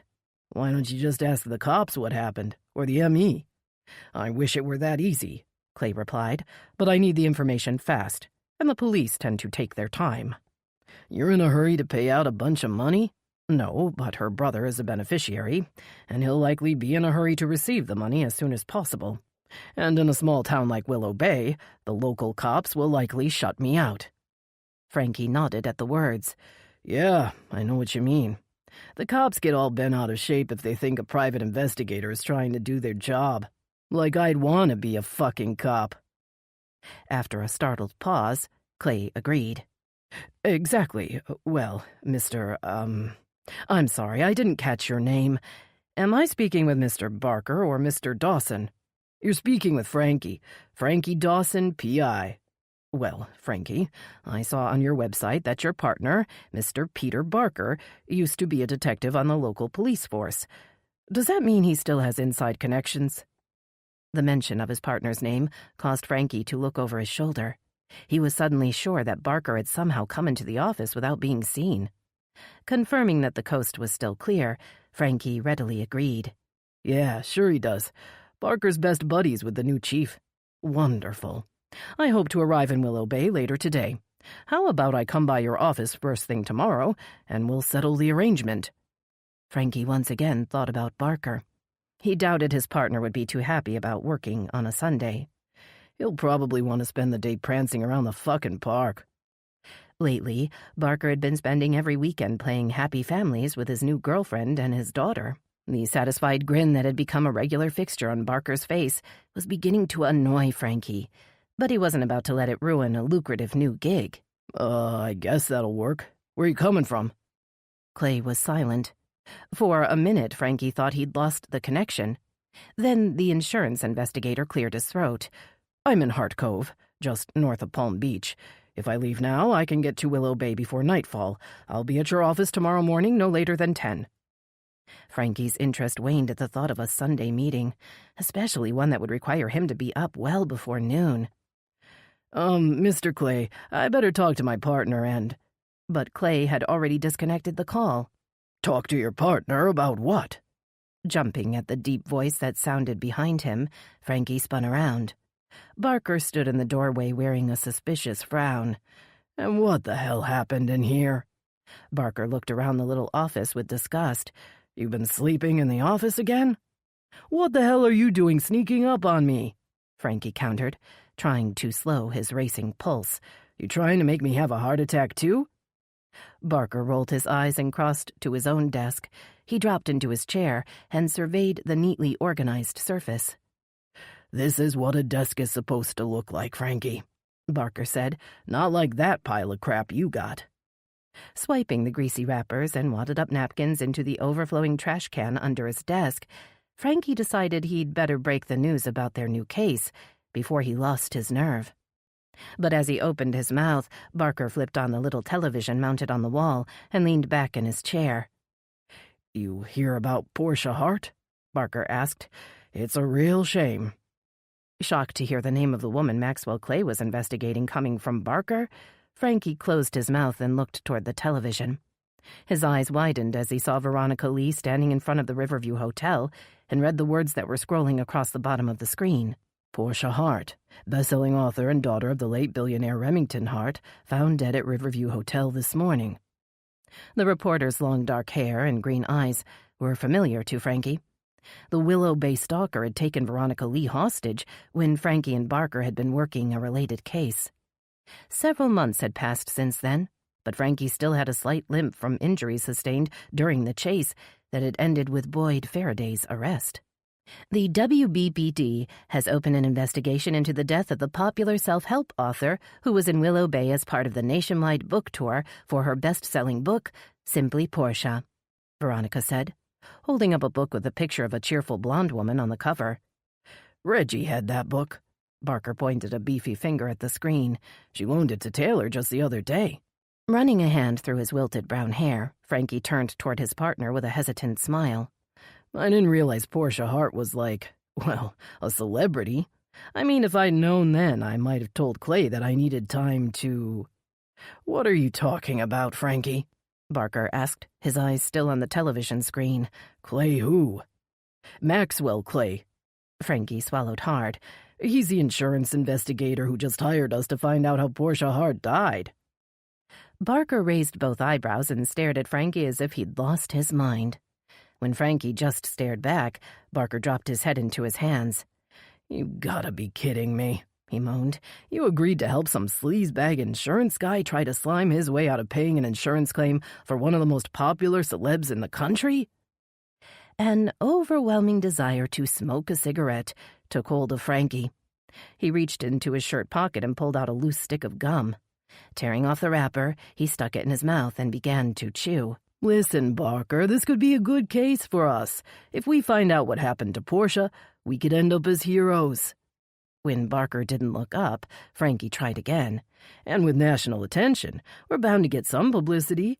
We are not exactly rolling in new cases, you know. Taking out his phone, Barker acted as if Frankie hadn't spoken. He tapped out a number and waited. Hey there again, Nessa. Barker issued an awkward laugh. I know. It's a real treat for you to get to talk to me twice in one day. Frankie rolled his eyes as he realized that Barker was calling to ask for permission. Anyway, I'm here with Frankie and I got a quick question for you. I'm gonna put you on speaker if that's okay. Nessa's unmistakable southern drawl filled the room. Hi, Frankie. How's it going?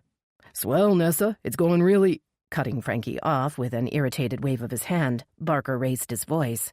I know you're busy, Nessa, so I'll make this brief. Frankie's made a deal with an insurance investigator working a life insurance claim on Portia Hart. Apparently, he wants us to confirm her cause of death. Barker pinned Frankie with a stern glare. I'm sure the guy's trying to find a reason to contest the claim. Would you have a problem with us looking into this? I wouldn't want to step on your toes or anything. The silence on the other end of the connection worried Frankie. He chewed hard on his gum and avoided Barker's eyes. I don't have a problem with you guys taking on the case, Nessa finally said, but your client may not like what you're likely to find. What do you mean? Frankie asked. What won't they like? The insurance company probably has a clause that allows them to reject the claim if Portia committed suicide, Nessa explained. So I'd bet they're hoping you come back with a cause of death by suicide. That'll save them $1 million, or whatever ridiculous amount Portia Hart had in her policy. Leaning over Barker's desk, Frankie spoke toward the phone. So you're saying Portia didn't kill herself? Was it an overdose? I'm not saying any such thing, Frankie, Nessa warned. I'm just telling you both that this isn't a cut-and-dried suicide. And your insurance investigator's not going to like the fact that we've opened an official investigation. No telling how long it'll take for us to figure out what happened. It could take weeks, or even months. Frankie stood up and crossed his arms over his thin chest. I bet we can help you find out what happened quicker than that. Right, Barker? If we're on the case, we can speed things up. Barker gave the phone an uncomfortable glance, then shrugged. I mean, I guess we might get people to talk to us that won't talk to the cops, Barker said, and we aren't bound by as many rules. So if it doesn't bother you, then... Nessa's voice cut through Barker's muttering. Look, Barker, you don't have to treat me with kid gloves. She was beginning to sound impatient. I'm a big girl. My ego can handle a little competition from the private sector, so have at it. You guys see what you can find out. If you find out anything I can use along the way, I'd be grateful for any info you want to pass on. Relief flooded Barker's face, and he gave Frankie a thumbs up. That's great, Nessa. I'll be sure to keep you in the loop, and sorry to bother you.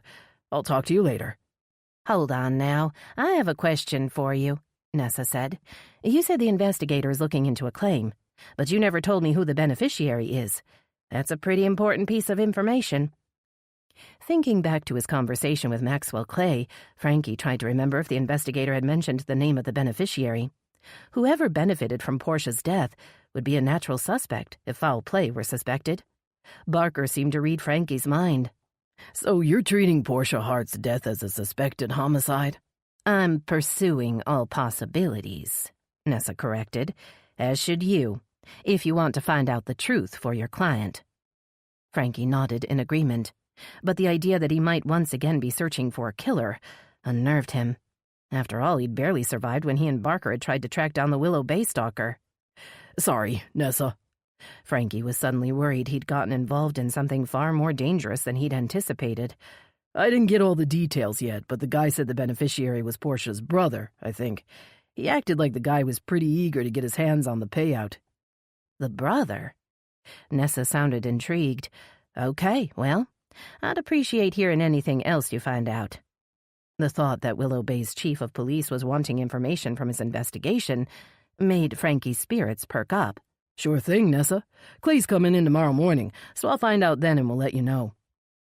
After Barker disconnected the call, he turned to Frankie. Tomorrow morning? What time? 10 o'clock, Frankie muttered, ignoring Barker's frown, and returning his gaze to the television. Look at all those people wanting to know what happened. It's crazy. Turning on his computer, Barker pulled the keyboard toward him and began typing. He kept his eyes on the monitor as he spoke. I'll start the background work on Portia Hart. That way we'll be ready to hit the ground running once Clay comes in and signs the paperwork tomorrow. Frankie wasn't listening. He was still watching the crowd milling around in front of the Riverview Hotel. You know, If Portia Hart is such a big celebrity, with fans always hanging around, then someone must have seen something. Frankie's words were soft, as if he was speaking to himself. There's always someone who knows what happened, someone who saw something. We just have to find a witness. Chapter 10. Lexi Marsh opened red, tired eyes to look at the big numbers on the clock. It was after 1. She'd gotten a few hours of fitful sleep, but her nerves were still on edge. Reaching for the pills on the bedside table, she knew immediately from the light weight of the bottle in her hand that it was empty. Shit, all gone, she groaned, letting the bottle fall to the floor as she stood up and stumbled into the living room. Scanning the room for her phone, Lexi was relieved to see she'd stuck it on the charger by the television. She stared at the dead screen with mounting dread, suddenly remembering what had happened the night before. A woman was killed at the hotel, and that man, that horrible man. Her hand shook as she picked up the remote and turned on the television. The station was still tuned to Channel 6, but the news was over. A woman in faded jeans and waterproof boots was watering a bed of flowers as she spoke in a loud, cheerful voice about the importance of keeping soil moist during a drought. Thumbing the mute button, Lexi picked up her phone. She swiped past the notifications about missed calls and unread messages and tapped on Molly Blair's number. She needed more pills to help her calm down. Everything would seem better once she had taken her medicine. 6 rings later, an automated voice informed Lexi that the person she was calling was not available. "Molly, I need to talk to you." Lexi tried to think of something to say that would make Molly call her back. "It's about my date last night. There may be a problem, so please call me back." She dropped the phone on the table and turned to see that the gardening show had been interrupted for a special news bulletin. Lexi wrapped her arms around herself as she stared at the screen. The same handsome reporter stood in front of the Riverview Hotel. Snatching the remote, Lexi turned up the volume. Nick Sargent's deep voice filled the room. Questions surround the death of self-help author Portia Hart. Sources claim that the popular author was found by the hotel cleaner. The reporter stared into the camera with dark, solemn eyes as he spoke. The daughter of the late billionaire Remington Hart was reported to be unresponsive in the bathtub, with an empty pill bottle beside her. His words sent a chill through Lexi, and she held a hand to her throat, as if the pills she'd swallowed earlier might be stuck within. The police aren't saying if the death is a possible suicide, an accidental overdose, or something more sinister, Nick continued with a grim shake of his head, but they have opened an official investigation, and a source inside the department labeled the death as suspicious. Lexi numbly absorbed the information. The police thought the poor woman's death had been suspicious, and they'd opened an investigation. Did that mean that Portia Hart had been killed? Questions flooded through Lexi's muddled brain as she tried to think. The police will question the hotel guests. Will they find out I was there? She thought of the man she'd visited on the hotel's 10th floor the night before. Her date, as Molly would call him. Would the awful man tell the police she'd been there? Would he put the cops on to Molly? Panic fluttered in Lexi's stomach as she imagined what would happen if the police found out the truth about Molly's sordid little business enterprise. Will the cops track me down, too? Will I get in trouble for what I've done? An even more disturbing possibility caused her heart to thump heavily in her chest. What if Portia Hart had been killed by the man in the stairwell? What if he was able to find out who she was? And what if he comes looking for me? Motivated by the urgent need to warn Molly about the pending situation at the hotel, and desperate to get more pills to calm her shattered nerves, Lexi hurried back into her bedroom and threw open her closet door. Pulling on a fresh pair of jeans and a thin tank top, Lexi grabbed her purse and charged toward the front door. Remembering that she'd set her phone on the bedside table, Lexi spun around and darted back to retrieve it. The phone began to buzz and vibrate in her hand as soon as she picked it up. She looked at the display inside. She hadn't thought the day could get any worse. "Hi, Mom. What's up?" "What's up is that I've been trying to call you and you won't answer. That's what's up." Loretta Marsh emitted a high-pitched laugh that was anything but amused. It reminded Lexi of the Wicked Witch of the West. "Sorry, Mom, I've been busy. I'm taking a summer class and—" "Spare me the lies." Loretta Marsh snapped. "It's just embarrassing for the both of us. I know what's been going on." Lexi kept her face expressionless, as if her mother would be watching her reaction. But even the eagle-eyed Loretta Marsh couldn't see through a cellular connection. "What are you talking about, Mom? There's nothing going on." "I'm talking about you lying, about you pretending that you're still taking classes at that community college. I know it's not true." Relieved that her mother didn't know about the work she'd been doing for Molly, Lexi tried to think up something to say. Her shoulders slumped as she realized it was no use. Her mother was right. She had been lying, and there wasn't much use in saying otherwise. "I didn't tell you because I knew you would act like this." Lexi forced the words out of her dry, sticky mouth. "Now I've got to go. I'm late for work already." "So those strangers you take care of matter more to you than your own mother? Is that what you're saying?" For one dreadful moment, Lexi thought her mother actually did know about her dates. Then she realized Loretta Marsh must be talking about the job she'd made up to get her mother off her back. Lexi had claimed to have found work as a home health care aide. The imaginary job helped Lexi explain how she'd been able to afford an apartment without a roommate, and where she went on the many nights she spent out of the apartment. "No, of course not." Lexi's words sounded unconvincing to her own ears, and she wondered for the millionth time why she'd bothered lying to her mother. "But I do have to go now. Bye, Mom." As she crossed the room and put her hand on the doorknob, Lexi saw that the television was still on.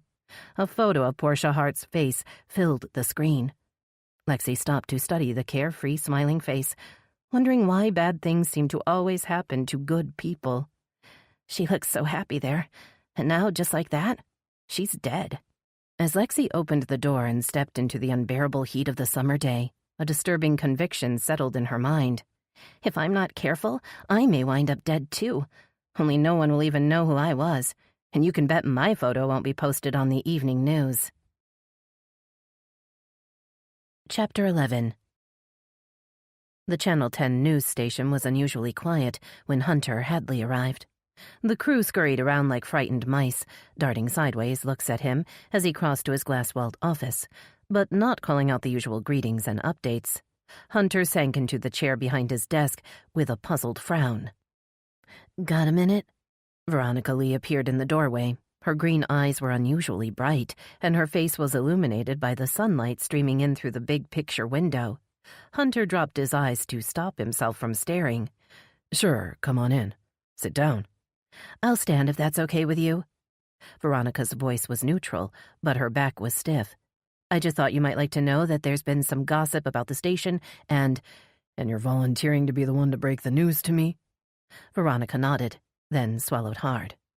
Giving her a reassuring smile, Hunter cocked his head, raised his eyebrows, and leaned back in his chair to listen. "Well, it's just that Gustavo told everyone that he quit because the station is in financial trouble. That we're going bankrupt." Her voice faltered on the word. "I also heard pretty much the same thing from Nick Sargent earlier today." Hunter winced. Unprepared for the question, he sat up straight in his chair and met Veronica's worried gaze. "We aren't going bankrupt," he said, running a big hand through his dark brown curls, unsure how much he should say. "Sure, we've lost some of the local advertisers lately, so things are a little tight, but that doesn't mean we're in trouble." He hesitated, tempted to leave it at that. He didn't want Veronica or the rest of the crew to worry needlessly, but then he couldn't risk them hearing the whole truth from anyone else either. If the wrong message was sent out, he could end up losing more of his crew. "I'm glad to hear it," Veronica said, letting out a deep breath. "I knew Gustavo must be mistaken, and Nick Sargent, well, he seemed to enjoy the idea that Channel 10 was in trouble." "Listen, Veronica, I'm sorry that—" "No, I'm sorry, Hunter. We're in the middle of breaking news, and I'm wasting time listening to gossip. Forget I said anything." Brandishing her notebook in her hand, Veronica's voice filled with enthusiasm. "I'm going to track down Portia Hart's next of kin for an interview. I figure someone will have to come to Willow Bay to view the body. If I'm waiting outside the Emmy's office, maybe I'll get a chance to ask a few questions." Hunter raised a hand to stop her from leaving. He needed to tell her the truth, but a loud rap on the doorframe made them both jump. A young man in khakis and a polo shirt stood just outside the doorway of his office. The man nodded as he met Hunter's eyes. "How can I help you?" Hunter noticed the heavy bag hanging over the man's muscular shoulder. It looked worn out and oddly familiar. He glanced again at the man's square jaw and dark complexion. "I'm Finn," the young man said, his voice deep and solemn. "Finn Jordan." Hunter's eyes widened in surprise, and for a minute his throat was too thick to speak. "You're Geordie's son?" Nodding, Finn dropped his eyes and cleared his throat. "Yes, sir. Saul Jordan was my dad." "Was your dad? You mean—" Pain knifed through Hunter. Could Geordie really be gone? Finn raised his eyes, and the sadness within confirmed Hunter's fear. "When did he pass?" It hurt to say the words, and Hunter looked away, fighting to keep his composure. He watched Veronica hurry out of the room, heard her close the door behind her as he turned back to Finn. "What happened?" "Cancer," Finn said, his face tight. "He thought he had longer. The docs told him 6 months, but it was more like 6 weeks. He was planning on calling all his friends after he'd decided not to do any more chemo. Set up time to say his goodbyes. Said he wanted to get his energy back first. Only he never did." Hunter thought of his old mentor's wide smile and all-knowing eyes. Saul Jordan had taken Hunter under his wing when he'd started out as a young reporter. He'd been the kind of role model Hunter's own father never had been. Hunter tried to remember the last time he'd taken the trip out to Memphis to visit Geordie. Had it really been more than 2 years? "My dad asked me to give you this," Finn said, dropping his eyes to the envelope he held in his hand. "Made me promise him I'd bring it to you in person." Hunter could see a flash in Finn's eyes. Anger? Resentment? Hunter wasn't sure. The only thing he knew was that the boy must be hurting. Losing a dad like Saul Jordan must hurt pretty bad. His hands trembled as he took the envelope and opened it, wondering if Geordie's hands had been trembling when he'd sealed it. "Hunter, my time's about up, so I'm gonna need to call in that favor you owe me. You know what I'm talking about, so don't try to play dumb now. Finn's a good boy, and I taught him everything I know, but he's gonna need someone to look after him once I'm gone. Watch out for him. Tell him what you've learned. Give him a base to come to when he needs it. Don't let me down, and don't let Finn know I asked you to babysit him. A man has got his pride, after all. And remember what I always told you. Make it count today, 'cause you might not get tomorrow. Your old pal, Geordie." Hunter's eyes fell on the worn travel bag over Finn's shoulder. "Is that your dad's old rucksack?" Finn nodded, his eyes resting on the letter. Folding it carefully, Hunter put it in his pocket. He tried to keep his voice casual as he walked back to his desk. "Just so happens I need a cameraman around here. If you're anything like your dad, I'd be a fool not to add you to my crew." Finn's back stiffened, and his eyes flashed again. "You'd be doing me a favor," Hunter continued. "I had a cameraman quit yesterday, and I'm short-staffed. I'd need you to start right away." After an awkward pause, Finn nodded. "For some reason, my dad really liked you, so I'll help you out until you find a replacement. Then I'm gone. Where to? Wherever I can find a place that feels like home, I guess."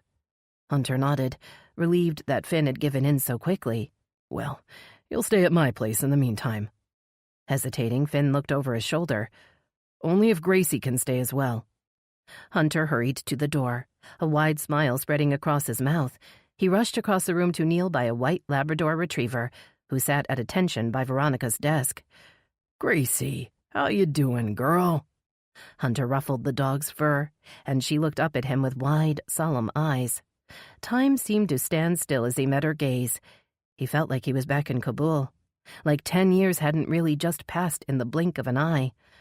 "She's not been the same since Dad died." Finn's voice sounded behind Hunter, and he heard the pain underneath the words. "You're missing old Geordie, aren't you, girl?" Hunter sighed and looked up at Finn. "You and Gracie have a home with me as long as you want it. Now, store your bag over there, and let's meet the crew." Chapter 12. Veronica slung her bag over her shoulder and headed toward the door. She wanted to get to the medical examiner's office in time to talk to Portia Hart's younger brother. According to her research, Julian Hart was Portia's only living relative, and the heir to the enormous fortune Remington Hart had left behind after his fatal plane crash almost a decade earlier. "Veronica, wait up!" Hunter called out from the door to his office. She turned to see that the young black man who had interrupted their earlier conversation stood next to him. "This is Finn Jordan," Hunter said as Veronica approached. "He's going to help out on the camera crew for the time being. He's worked with some world-class reporters, so we're lucky to have him." Gesturing toward the white Labrador beside him, Hunter added in a proud voice, "And that's Gracie, an old friend of mine." Veronica smiled down at the big dog, wondering once again about Hunter Hadley's background. They'd worked together for more than a year now, and she still knew very little about the station manager. "And Finn, this is Veronica Lee, our roaming reporter and something of a local celebrity." Rolling her eyes at the phrase, Veronica looked at Finn with curious eyes. He smiled and nodded, but didn't say anything. He didn't look old enough to be a seasoned pro, but who was she to question Hunter? Her boss knew the industry and the craft better than anyone she knew. If he thought Finn was the right guy for the job, she wouldn't argue. "I'll show Finn around and introduce him to the crew," Hunter said, "and once he's set up with his gear, I'll let you know. Maybe by then, you'll be ready with that breaking interview." Veronica turned away before Hunter could see how nervous she was. He was putting a lot of trust in her to pull together a story that would keep viewers tuned to Channel 10. He seemed so confident that she would come through, but she wasn't so sure. Will I really have the nerve to ask a man who just identified his sister's dead body for an interview? The thought disturbed her. She'd often wondered what she would be willing to do in pursuit of a big story. Suddenly, she wasn't so sure she wanted to find out. Several people were standing outside the Willow Bay Medical Examiner's office when Veronica drove by in her Jeep. She recognized Nessa Ainsley's red curls, as well as Iris Nguyen's sleek bob. Steering the Jeep into the parking garage, Veronica found an empty space on the second floor and rushed down the dim stairwell, hoping to catch the chief of police and the medical examiner before they disappeared inside the big concrete building. Momentarily blinded by the dazzling sunshine as she stepped out onto the sidewalk, Veronica raised a hand to shield her eyes and headed toward the front of the building. She was relieved to see Nessa and Iris still talking outside. "Hi, Nessa, how are you?" Veronica called out, trying not to think about the last time they'd been together. "Can I ask you a few questions about Portia Hart's death?" Appraising Veronica with narrowed eyes, Nessa put both hands on her hips and shook her head. "Well, I'm not feeling very generous with the press right now," she said. "Not after your competition over at Channel 6 made sure we didn't have a chance to notify Portia's kin before everyone in the known world heard about it." Veronica's heart dropped at Nessa's rebuke, and she wondered again if she was doing the right thing. Perhaps she should just leave Julian Hart alone. She could always go back to the hotel and try to find witnesses there, along with every other reporter in the state. Wearing a solemn expression, Iris stepped closer and put a small hand on Veronica's arm, as if to stress the importance of her words. "We reached Portia Hart's brother on the phone and asked him to come identify his sister's body. He's on his way to Willow Bay as we speak. Hopefully, you and the other reporters around here will show him some sympathy and let him mourn in peace." The clatter of high heels on the pavement sounded behind her before Veronica could respond. She turned to see a petite woman in a neon pink shift dress. Her snow-white hair had been cut into a page boy, and she wore huge black sunglasses. "You're the police chief I saw on the news," the woman gasped, pointing at Nessa. "I'm Portia Hart's agent, Jane Bishop, and I need to talk to you. I don't care what they're all saying. Portia was not on drugs, and she would never kill herself." Veronica pulled out her notebook and scribbled down the woman's name and noted the statements she'd made. "She'd been seeing someone," the woman said, her voice rising. "She was trying to hide it, but I—" Nessa raised a hand to stop Jane Bishop from saying anything else, regarding Veronica's notepad with disapproving eyes. "Miss Bishop, was it?" Nessa turned back to the distressed woman and guided her toward the door. "You come inside with me and we'll talk in private." Veronica watched in frustration as Nessa led Portia's agent into the cool interior of the building. She stared through the window, considered going inside, then spun on her heel and walked back to her Jeep. She needed to get to her laptop. Sitting in the driver's seat with the windows up and the air conditioning on, Veronica typed Julian Hart's name into the search engine.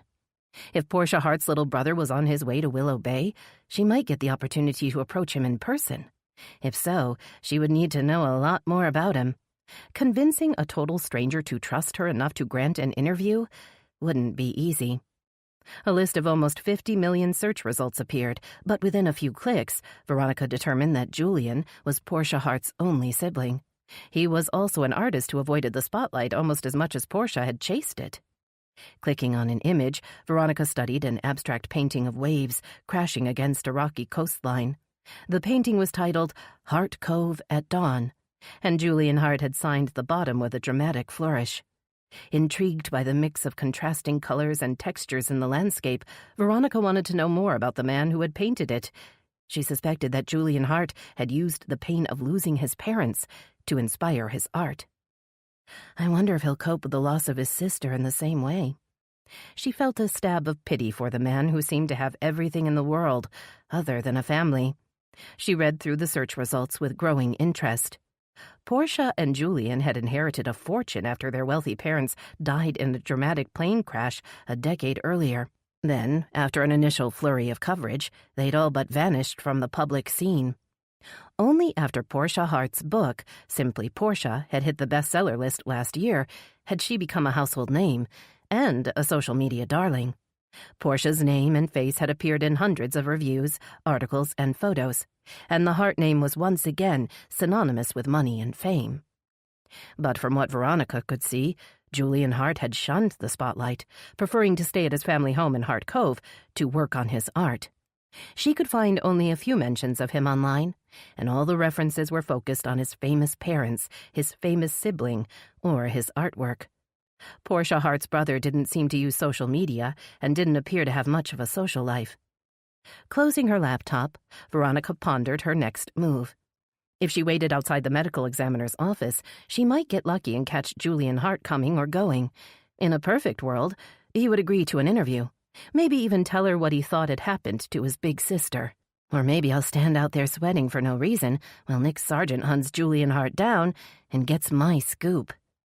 She gritted her teeth at the idea of Nick Sargent getting to Julian Hart first.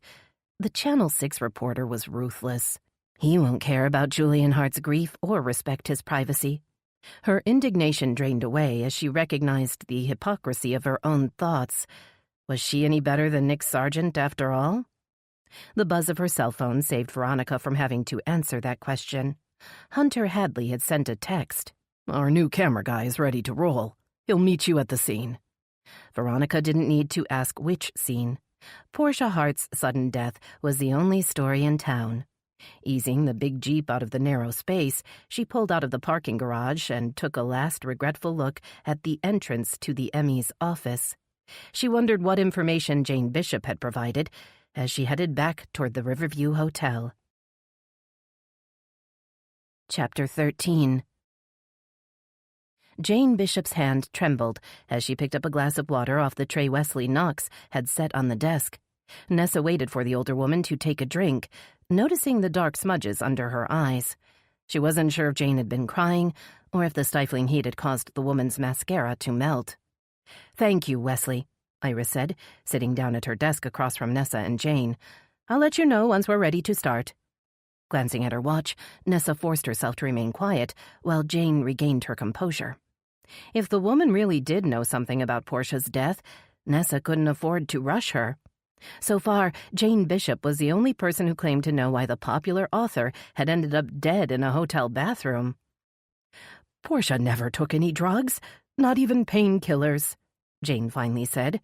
She was dedicated to a natural, unmedicated, unstimulated lifestyle. It's all in her book. You've read her book, haven't you? When neither Iris nor Nessa responded, Jane looked shocked. Haven't you read Simply Portia? No, although I did buy it, Nessa admitted. It's on my bedside table, but I've got 2 little boys and I don't get much time to read. Jane tutted and pointed a stern finger in Nessa's direction. Then you definitely need to read it. It'll help you simplify your schedule and make more room in your life.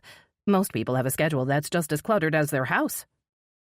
Smiling in polite agreement, Nessa looked at her watch, then over at Iris, who was supposed to be performing the autopsy on Portia Hart. Iris raised her finely arched brows and nodded, silently reassuring Nessa that she was doing the right thing by waiting to hear what Jane Bishop had to say.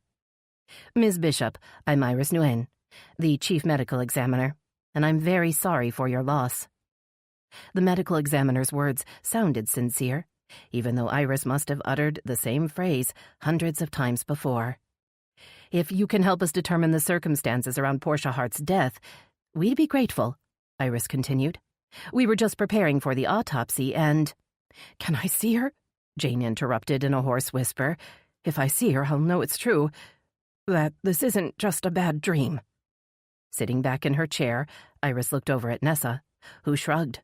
After a slight pause, Iris picked up the phone on her desk. "Wesley, can you prepare Portia Hart for a viewing?" 10 minutes later, Jane Bishop stood outside a glass partition, staring down at Portia's swollen, discolored face. With a soft cry, Jane turned away from the horror beyond the window and shoved her dark sunglasses over her eyes. "That bastard!" she managed to spit out. "This is all his fault." "Which bastard?" Nessa asked. "Whose fault?" Taking Jane by one trembling arm, Nessa led her to a row of chairs against the wall. Jane's knees buckled, and she abruptly sat down. "The bastard Portia met in the Bahamas a few months ago," Jane said. "She was only supposed to be going for a long weekend, but ended up staying almost a month. I knew a guy had to be involved. She wouldn't tell me anything specific, but I had a bad feeling. Then I saw him that time in New York." "Did you get the man's name?" Jane shook her head, then stood and pushed past Nessa. "I need to use the restroom," she muttered as she flung the door open. "I think I'm going to be sick." Iris sliced a Y-shaped incision into Portia Hart's chest, then pulled the skin up to reveal the rib cage. Nessa closed her eyes as the diminutive medical examiner lifted a small electric saw and began to cut away the cartilage holding the ribs in place.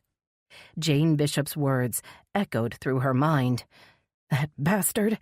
This is all his fault." Feeling Wesley beside her, Nessa opened her eyes to see the brawny forensic technician leaning in to help Iris lift out the rib cage. She closed them again as they took photos, then began to remove and weigh the internal organs. After what seemed like hours, Iris stepped back, pulled off her gloves, and pushed up the plastic face shield. "She has liquid in her lungs and stomach," Iris said, her voice grim. "I'm confident that the cause of death is drowning, or, more precisely, hypoxia and acidosis leading to cardiac arrest." "But what about the pills?" Nessa asked. "Did she take too many? Could they have caused her to drown?" Iris shrugged as she watched Wesley collecting and packaging specimens to send to the lab. "It's possible that the pills could be a contributing factor. We'll have to wait for the test results to know what she took, if anything." Gesturing toward Portia's limp hand, Iris sounded hopeful. "We did find traces of something under her fingernails, so we took clippings to see if we can get viable DNA." "Good." Nessa tried to sound optimistic. "And while you're checking for drugs in her system and skin under her fingernails, Alma will be testing the residue we found on the hotel floor. She thinks it might be water from the bath mixed with traces of blood." "Well, I doubt it would be Portia's blood," Iris said. "The only external injury I saw during the autopsy were her broken fingernails, and they didn't seem to have bled much." Nessa suddenly wondered if they were misreading the evidence. Perhaps Portia had simply fallen and broken her fingernails after taking too many pills, then lost consciousness and drowned in the tub. Maybe it had just been a horrible, senseless accident. But her intuition chafed at the idea. All the little inconsistencies at the scene seemed to add up to homicide. And if it really was homicide, the killer is still out there, somewhere. A jarring ring startled Nessa out of her brooding.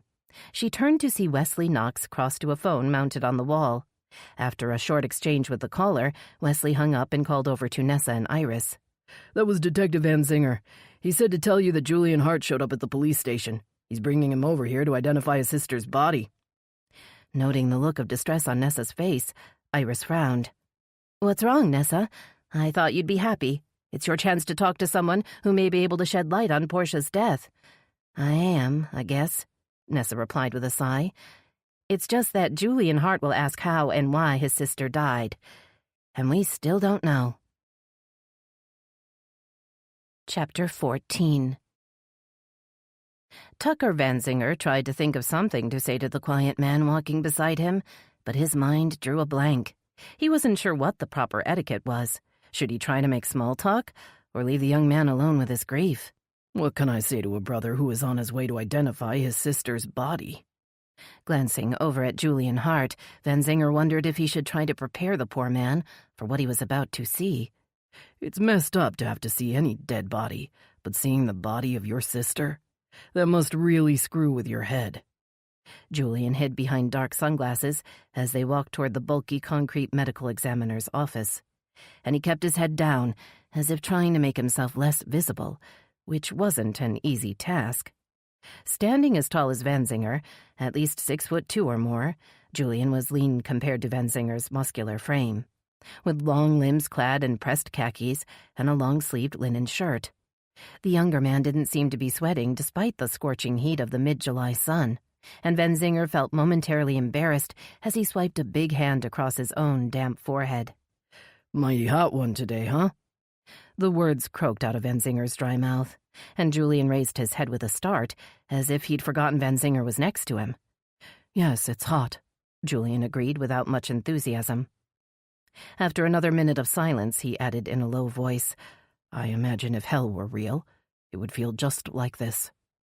Before Van Zinger could reply, they reached the glass door of the building, and Van Zinger pulled it open for Julian to walk through. Spotting Maddie Simpson behind the counter, Van Zinger raised a big hand in greeting. Hey, Maddie, how you doing? He detected an underlying smell of decay in the still, cool air as he turned to gesture at Julian. This is Mr. Hart. We're here to see Iris and Nessa. Smoothing back a short strand of jet-black hair, Maddie flashed Van Zinger a rare smile. He normally got only a muttered complaint from the woman who had worked for the city ever since she'd graduated from Willow Bay Community College as a sullen 22-year-old. Her attitude hadn't improved in the 30 years since. Iris is expecting you, Mr. Hart, Maddie responded, resting curious eyes on Julian. I'll let her know you're here. Thank you, Julian murmured, pushing his sunglasses up on his head, revealing pale blue eyes framed by spiky black lashes. Once Maddie had disappeared into the back, Van Zinger turned to face Julian, who looked slightly shell-shocked. Iris Nguyen is the medical examiner, and Nessa Ainsley is the chief of police, Van Zinger explained. They'll review what they found during the autopsy and ask you to view your sister's body in order to make a positive identification. Chief of police? A frown creased the smooth skin of Julian's forehead. Why are the police involved? What happened to Portia? Looking toward the door in hope of rescue, Van Zinger sighed. It's best to wait until we're in the back to discuss the details of your sister's death. That way we'll be assured of privacy. Julian stared at the door, leading to the back with wide, almost glassy eyes. Finally, it opened to reveal a muscular man in blue scrubs. Mr. Hart, the man called out, looking toward Julian and Van Zinger. I'm Wesley Knox, the forensic technician handling your sister's case. The chief will see you now. As Van Zinger followed Julian into the back, he wondered who Wesley had been referring to. Both Iris and Nessa were now the official chiefs of their respective departments. Both women had overcome the city's good old boy culture to earn their positions. It was the kind of progress Van Zinger had doubted would ever happen. Things in Willow Bay sure have changed since the first time I joined the department. Then all thoughts fled as Wesley led them into the narrow viewing room. Van Zinger stared at the long window that separated the room from the autopsy suite, relieved to see the blinds were firmly closed, blocking the view. He put a comforting hand on Julian's shoulder just as Iris entered the room, and Nessa followed close behind her.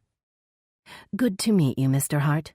This is Nessa Ainsley, the chief of police, and I'm Willow Bay's medical examiner, Iris Nguyen. Iris wore a clean white lab coat over black pants. Her elfin face and kind brown eyes were framed by dark glossy hair styled in a neat bob. She extended a hand toward Julian, but he didn't seem to notice. His eyes were on the window. Is she in there? He asked. Is Portia in there? Iris nodded, and Van Zinger could feel Julian's shoulders begin to shake under his hand. When you're ready, we'll open the blinds. Your sister will be fully covered in a white sheet. Once you feel prepared, Wesley will move the sheet to show you only her face and shoulders. After you've made the identification, we'll go to my office so I can ask you a few questions and answer any questions you may have. Okay, I'm ready, Julian said, shrugging off Anzinger's hand and straightening his shoulders. I want to see my sister now. 20 minutes later, they were all sitting around a small table in Iris's office. A cup of herbal tea was sitting untouched on the table in front of Julian. His stoic expression and dry, stunned eyes were beginning to worry Vanzinger. Is the guy in shock? Does he realize what has happened? Julian had worn the same blank expression since he'd seen Portia's ruined face on the gurney. It was as if he refused to acknowledge the horror of what he was seeing. "I know your parents died in a plane crash back in 2010, Iris said, her voice soft. "Do you have any other family?" Shaking his head, Julian kept his eyes on the table. "No, it was just me and Portia after the crash," he said, pushing a lock of dark hair off his forehead. "We liked it that way. At least we used to before Portia's book came out." Nessa leaned forward in her seat. "So, you and your sister lived together?" she asked. "We used to. My parents built a house in Hart Cove that we jointly inherited," Julian agreed. "It's on the East Coast, north of Palm Beach. But I'm not sure what that has to do with my sister's death." "We're trying to determine why your sister died, Mr. Hart." Vanzinger was glad to hear the emotion in Julian's voice, even if it was frustration. "We don't understand what happened, and we need to find out everything we can about Portia so we can figure it out." Julian met Vanzinger's eyes and held his gaze. "Do you think my sister did this to herself? Did she want to die?" The question surprised him, but Vanzinger kept his face neutral. "We don't know, Mr. Hart. What do you think? Would your sister want to harm herself? Had she tried to hurt herself before?" "No, I don't think she would," Julian replied, looking away. "But she's been away a lot lately, so I don't know for sure what she might have done." "Was your sister taking any medication?" Nessa asked. "Do you know she was under a doctor's care?" The glassy look had come back into Julian's eyes, and he slumped back against his chair without responding. "We found an empty bottle of pills in her room. Do you know what they were for?" Nessa continued. "Did your sister have an addiction to alcohol or drugs?" Folding his arms over his chest, Julian shook his head, and Vanzinger saw a flush of emotion fill his cheeks. Nessa's question had hit home. "Do you know where your sister got the pills from?" Vanzinger asked, watching for Julian's reaction. "No, I don't have a fucking clue!" Julian suddenly yelled. "My sister did whatever she wanted, no matter what I said." He jumped to his feet and moved toward the door. "She didn't tell me what she was doing half the time, and she certainly didn't ask for my permission." He reached for the doorknob as Nessa stood and followed him across the room. She put a hand on the door to stop him from leaving. "Do you know who your sister was dating, Mr. Hart?" Nessa asked. "We've been told she may have recently met someone in the Bahamas. Do you know anything about that?" "I already told you. I don't know anything about her love life, or who she might have been sleeping with," Julian said between gritted teeth. "Now move your hands so I can go." Vanzinger stood to face Julian's angry glare. "Mr. Hart, we'll need to work together if we want to find out what happened to your sister. I know you're hurting, but we just want—" "Fame can do things to you, detective," Julian interrupted.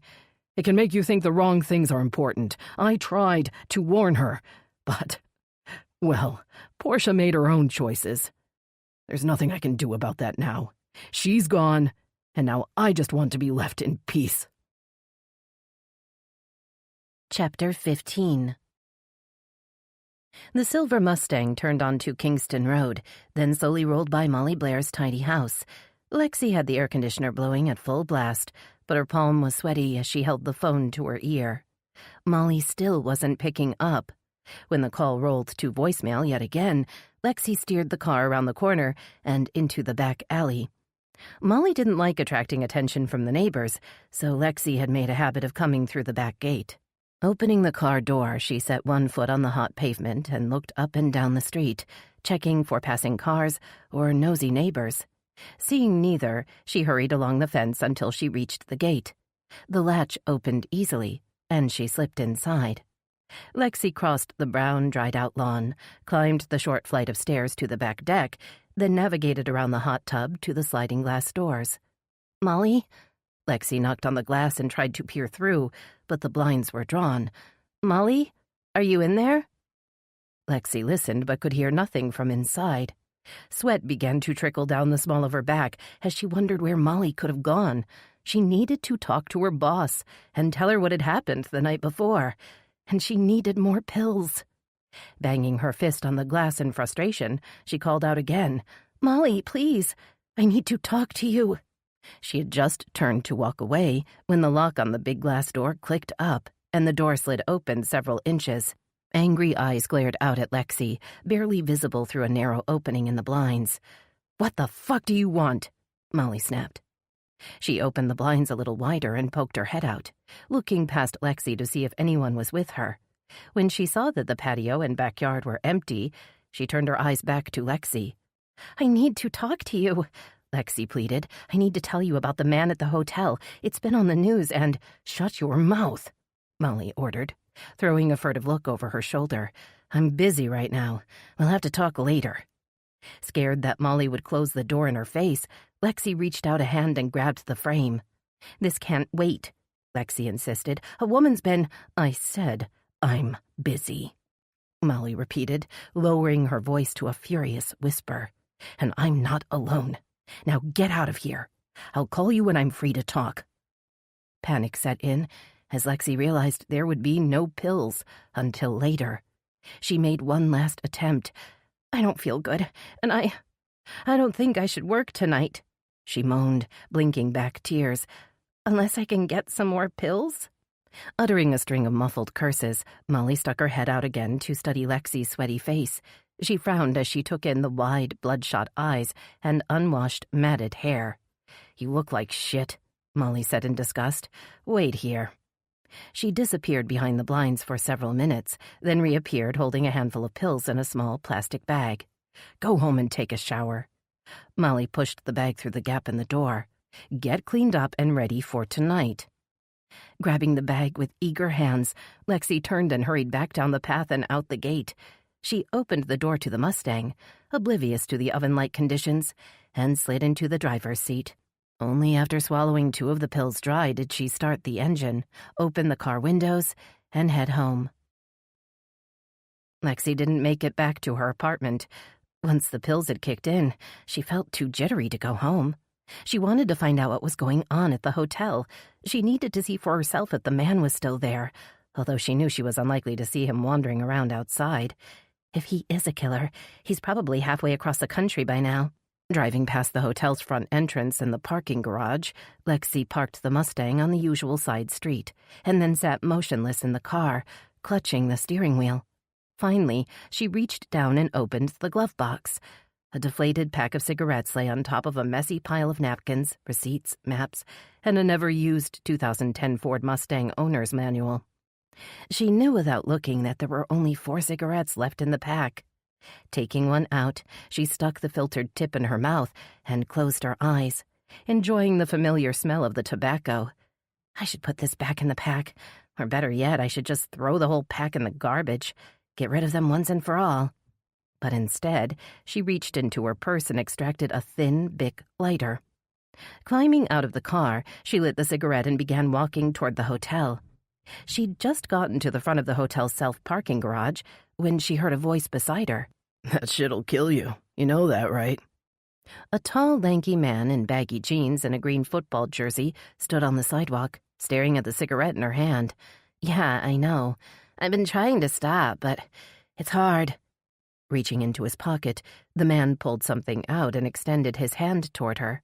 She saw a flash of silver and recoiled, before seeing that it was just a stick of gum wrapped in foil. "Somebody's jumpy," he said, still holding out the gum. "I use this to quit a 2-pack-a-day habit. No joke. If I can do it, you can." Lexi transferred her cigarette to her left hand and took the stick of gum with her right.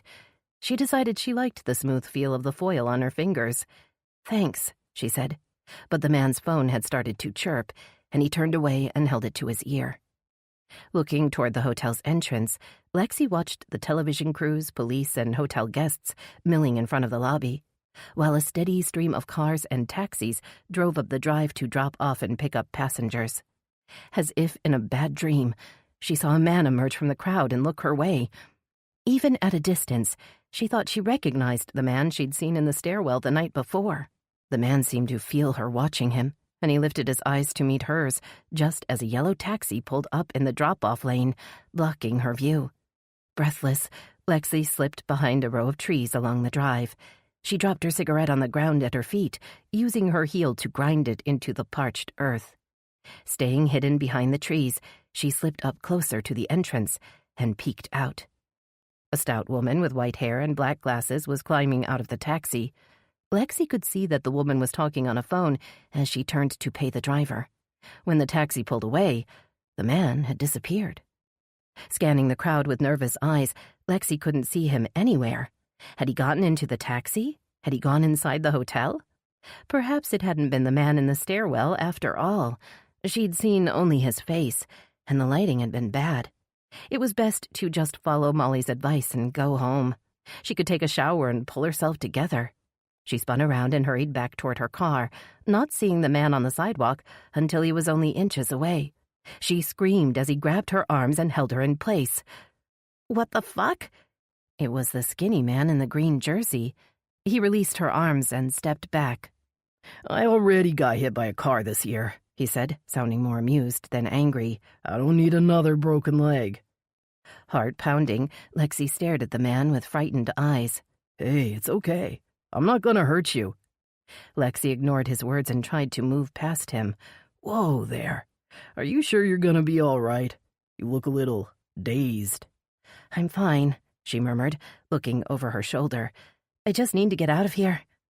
The man followed her gaze back toward the hotel. "You staying at the Riverview?" he asked. Shaking her head, Lexi once again pushed past him.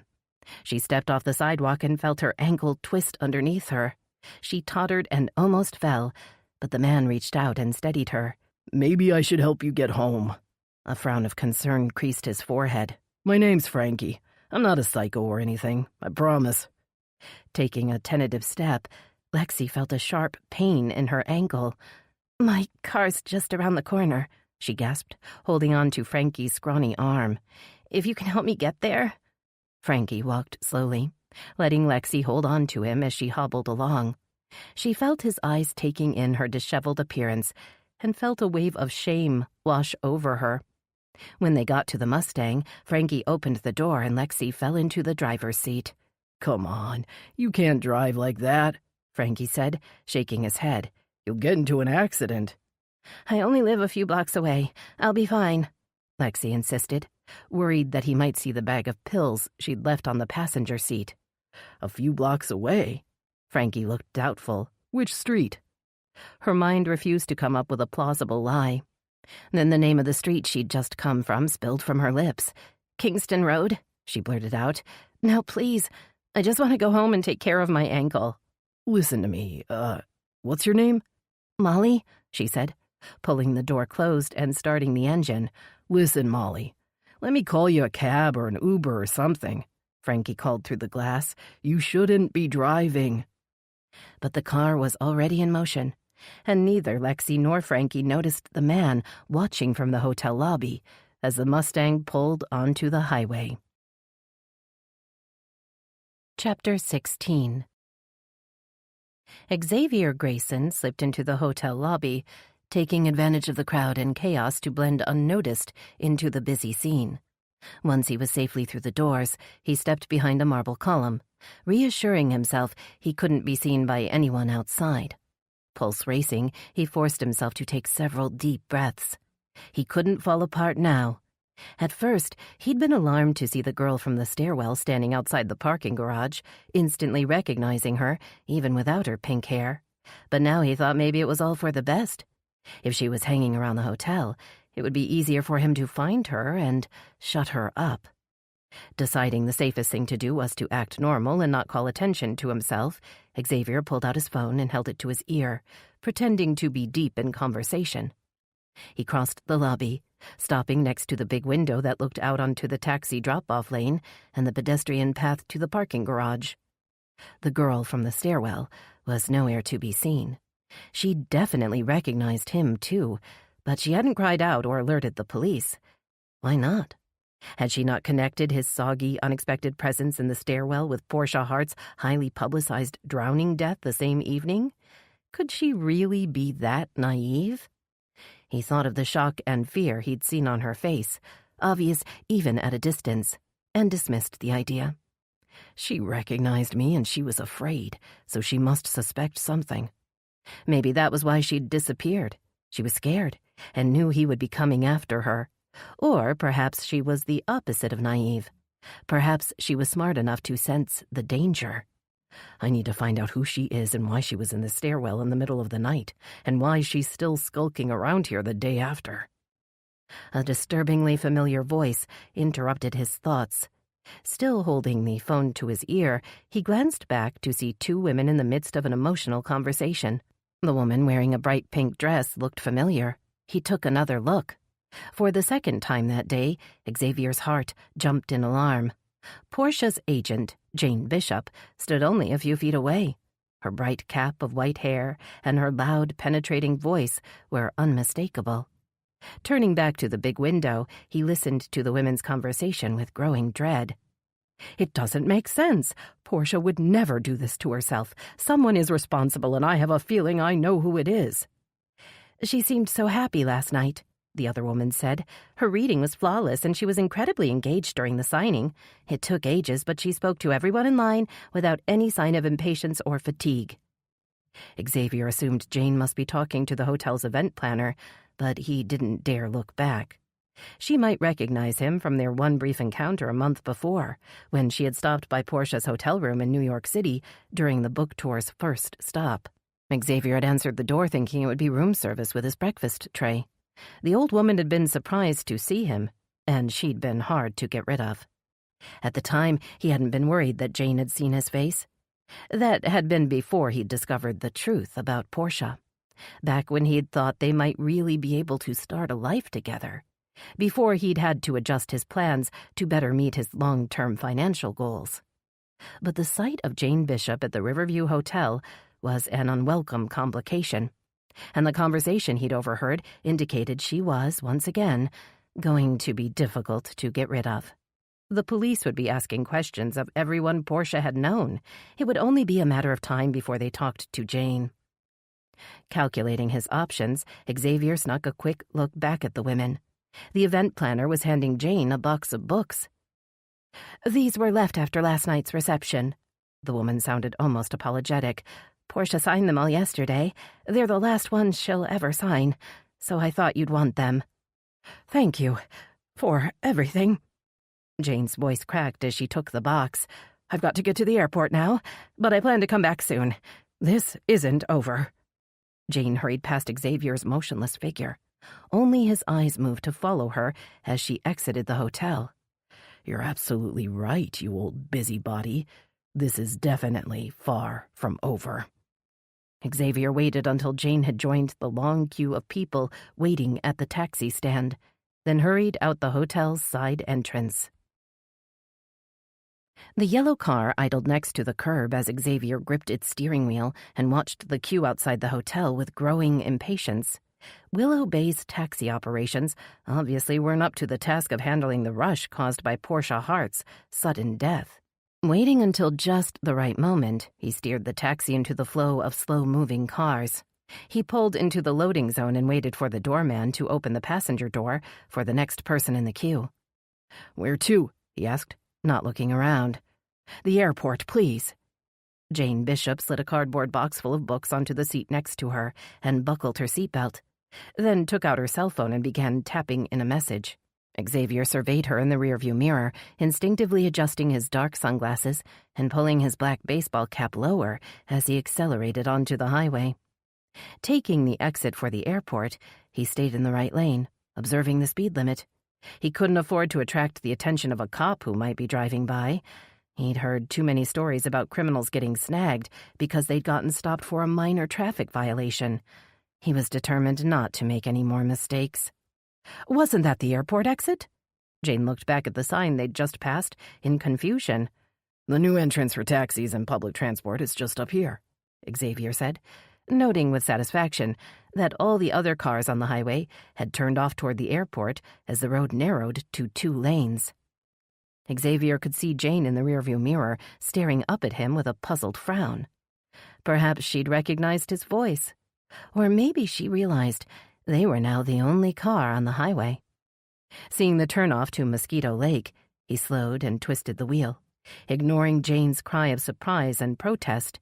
Before she knew what was happening, he had reached over the seat and grabbed the phone from her hand, dropping it onto the floor at his feet. He floored the gas, barreling and bucking down the rutted dirt road until he'd reached the shore, then slammed on the brakes. Jane had already opened the rear door and was scrabbling through it as Xavier jumped out and grabbed a handful of short white hair. Wrenching her all the way out, he pulled her toward the back of the car. She resisted, slipping in the mud, and falling hard at his feet. Her black-framed glasses askew, she squinted up at him, but the sun was too bright, and she had to squeeze her eyes shut. "Here, let me make it easier for you." Xavier bent forward, blocking the sun as he removed his cap and glasses. "That better?" Jane gasped as she recognized his handsome features. "I knew it," she gasped. "I knew you were bad news." "And I knew you couldn't mind your own fucking business," he responded through gritted teeth. "I guess we were both right." Spinning on his heel, he stomped back to stand in front of the trunk. Hesitating, he squared his shoulders, took a deep breath, and popped it open. The taxi driver's wide, unseeing eyes stared up at him through the clear plastic bag Xavier had used to suffocate him. Jane got to her feet and tried to stumble away, but Xavier's long arm shot out, and he grabbed the back of her mud-splattered dress, yanking Jane's compact body against him. "Oh no, you're not going anywhere." Dragging her toward the trunk, Xavier felt the phone in his pocket buzz. He'd need to finish up with Jane soon. He had other things that had to be taken care of right away. If he didn't act quickly, his whole plan would fall apart. Xavier wrapped one strong arm around Jane's throat and squeezed, while using his other arm to keep her hands trapped by her side. Within minutes, her body sagged limply in his arms. "It's time for you to disappear," he gasped, maneuvering her closer to the open trunk. "Now don't make this difficult." Forcing her head inside the trunk, he could tell by her renewed resistance that she was still conscious, and that she'd seen the taxi driver's body stuffed inside. Summoning all his strength, Xavier shoved Jane into the trunk and slammed the lid shut. He stood in stunned silence, surprised to have gotten her inside so quickly. Maybe things are looking up. Maybe my run of bad luck is over. Walking around to the driver's side of the car, Xavier opened the door and bent down to feel around the floor well. His fingers settled on Jane's phone, and he scooped it up. A sudden banging in the trunk caused him to jump and drop the phone on the ground. He strode to the back of the car and pounded his fist on the lid several times, then leaned close and yelled out, "Go ahead, bang all you want, old lady. It doesn't matter. Nobody's gonna hear you where you're going anyway." The phone in his hand trilled, and once again he dropped it. Bending to retrieve it, he bumped his head against the bumper. Grabbing the phone, he hurled it toward the water without thinking. The splash made him feel a little better, and he exhaled as he watched the ripple in the lake fade away, determined not to let the stress get to him. "I'm almost there. Just a few more loose ends to take care of, and I'll be done. The hard part will be over." Turning back to the car, Xavier started the engine and lowered all the windows. Then he put the taxi into drive. The yellow car began to roll slowly down the steep bank toward the lake. He managed to step away and shut the door, just as the taxi reached the soggy shore.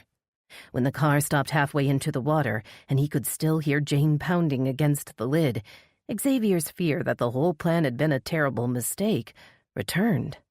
Forcing himself to stay calm, he got behind the car and pushed. The wheels began to move again, and within minutes, the yellow roof of the taxi had disappeared into the lake's murky depths. The hot air around the lake was quiet and still for a few blissful seconds. Then an airplane roared overhead, prompting Xavier to turn away and head back toward the highway. Taking the phone out of his pocket, he tapped on the Willow Bay Quick Rides app and typed in the address of the little mom-and-pop gas station he'd located on the map earlier. It was only half a mile further up the highway. 15 minutes later, he was sitting in the back seat of a blue Toyota sedan, chatting to the driver, who had introduced herself as Connie. She explained that she'd retired to Florida to escape the chilly Chicago winters. "I don't miss all that snow in the winter," she said, turning up the air, "but these Florida summers are pretty intense, especially with this latest dry spell." Xavier nodded, making sure to keep his sunglasses and hat on, and his tone neutral. "Yeah, it's a good day to spend in the water." He allowed himself a small smile. "I'm sure there are plenty of nice lakes around here." Sitting back in his seat, Xavier looked at his watch, exhausted and anxious to get back to the hotel. Someone might wonder where he'd gotten to, and of course the other woman who could screw up his plan was still out there. He pictured the fear written on the girl's face in the stairwell, and then again outside the hotel that afternoon. That kind of fear made people do stupid things. Eventually, she'd panic and end up telling someone what she'd seen. That meant, no matter how tired he was, he couldn't let himself rest until he made sure she would never have the chance to tell anyone where he'd been the night Portia died. If he asked around discreetly, he would likely be able to find out who she was and why she was skulking around the hotel. Taking out his phone again, Xavier navigated to his new app and swiped through the latest updates. He wanted to keep track of all developments. He had to make sure he was prepared to do whatever was necessary to avoid becoming the main subject of the next big story. Chapter 17. Finn Jordan steered the Channel 10 news van up to the front entrance of the Riverview Hotel. He came close to sideswiping the police cruiser that was blocking cars and pedestrians from crossing the secured perimeter around the employee entrance and the door leading to the stairs. "I'll go park over there next to the Channel 6 van." Finn ignored the uniformed officer who was waving for him to move out of the unloading zone. "You go get us a spot in the press pen. I'm sure as a local celebrity, you won't have a problem getting a place at the front." Annoyed by Finn's bossy tone and sarcastic comment, Veronica didn't bother responding. She opened the door and jumped out into the crowd. Winding her way through the throng of people, she looked toward the spot where Nick Sargent and Gustavo had been stationed earlier in the day. Neither man was anywhere to be seen. In fact, it looked as if half the reporters had decamped. Looking at her watch, she saw that it was already 6 o'clock. Perhaps they'd gone to get dinner. The thought made her stomach growl. She hadn't had lunch and was suddenly ravenous. With a defiant sigh, she marched into the lobby and headed toward the restaurant, which appeared to be packed. A teenage hostess explained there would be at least a 30-minute wait for a table, but that the bar had just opened for dinner, and that single seats were available. Veronica turned toward the dimly lit bar with a resigned sigh. "I guess I better get used to the single seats."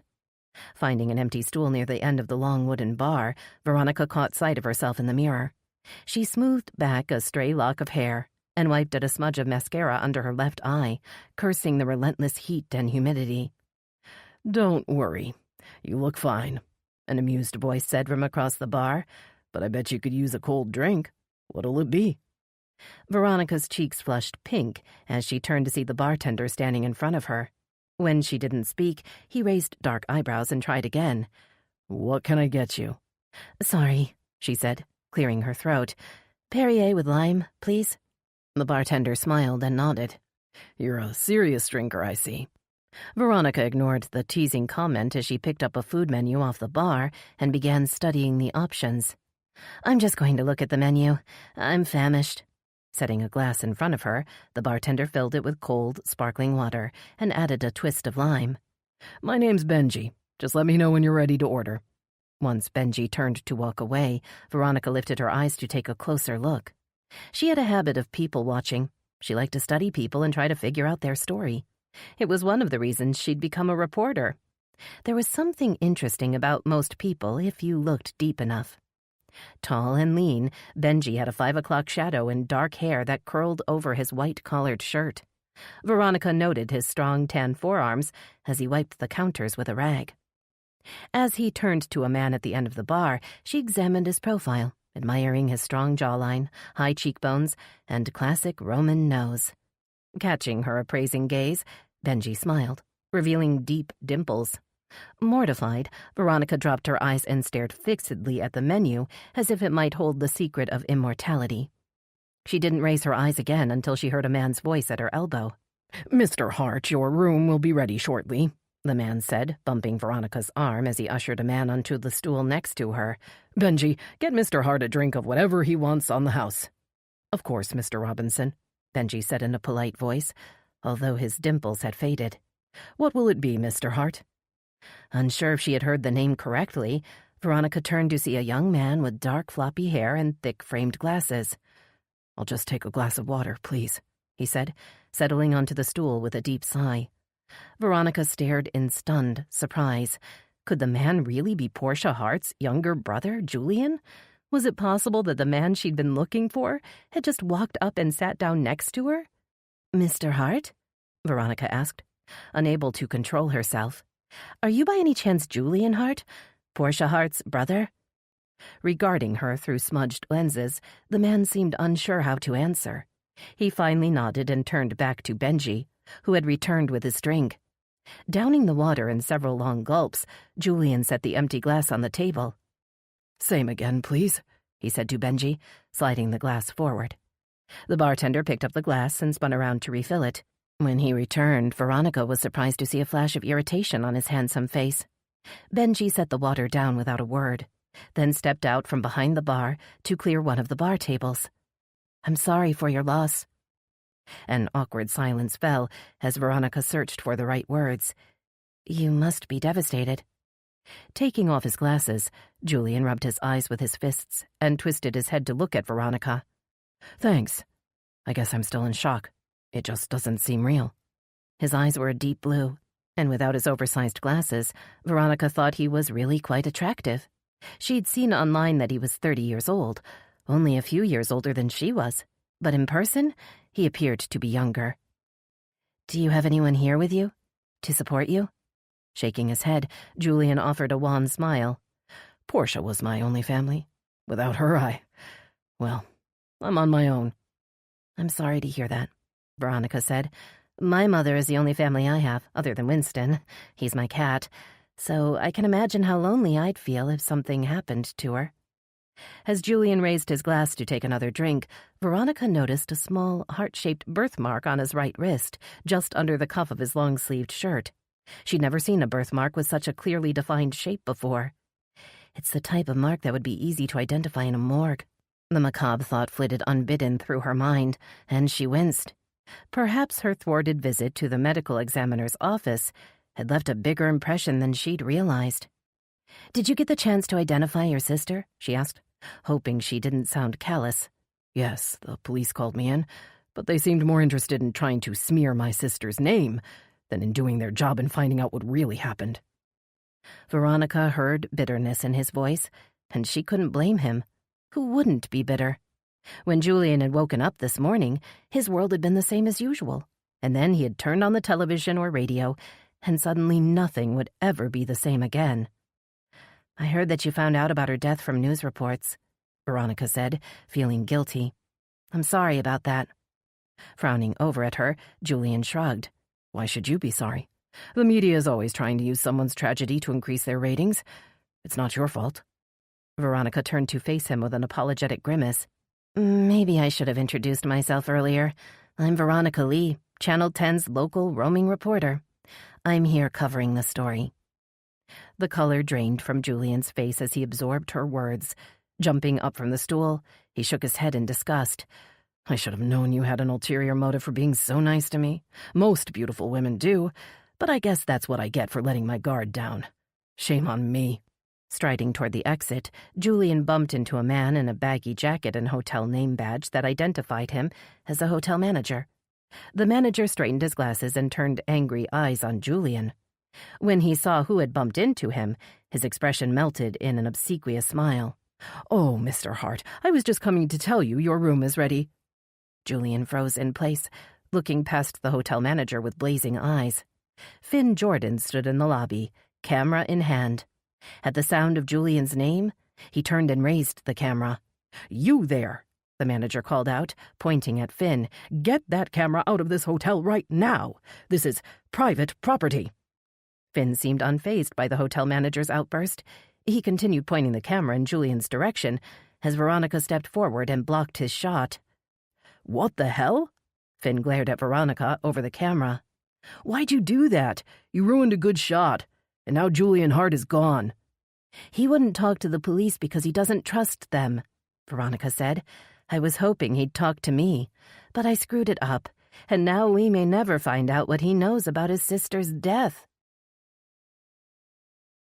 Chapter 18. Nessa swallowed the last bite of her sandwich and threw the paper wrapper into the trash can under her desk. She wiped a smear of mustard off her hands with a napkin and took a swig from her water bottle. So much for dinner. Now she needed to decide which item on her to-do list to tackle next. Flipping through the pages in her notebook, Nessa decided she would call Jane Bishop first. Portia Hart's agent had been adamant that her client would never have taken drugs, much less kill herself with an intentional overdose, and she'd likely been right. From what Iris Nguyen had uncovered in the post-mortem, Portia hadn't died of an overdose. Of course, it was too soon to tell what role the drugs may have played in her drowning. Let this short interlude serve as a reminder that rest is not a delay. It's a part of the story, too. Thanks for being part of this peaceful journey.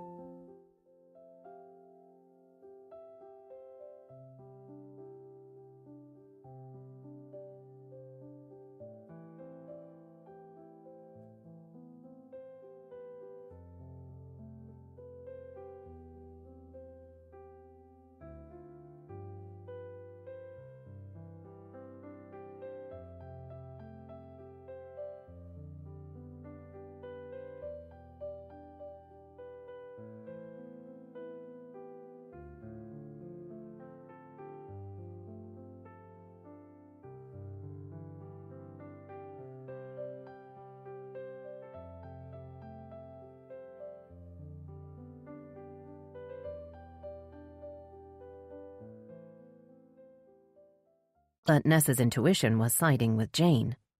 Someone out there is responsible for Portia's death, but who? And why?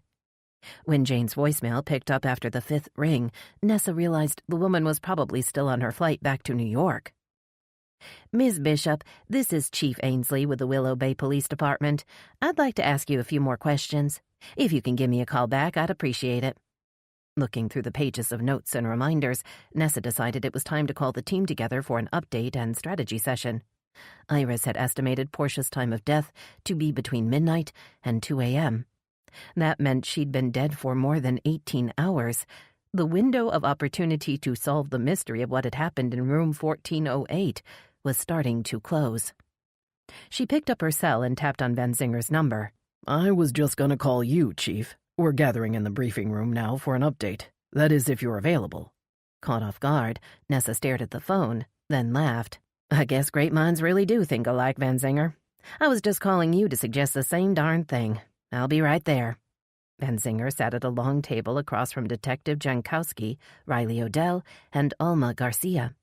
He jumped up when Nessa came through the briefing room door and pulled out the chair next to him. Have a seat, Chief. We were waiting for you to get started.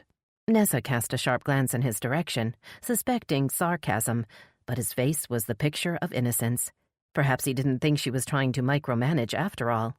Allowing her shoulders to relax, Nessa took out her notebook and turned to the last page of notes. Well, I'm here, she murmured. You get started, Detective.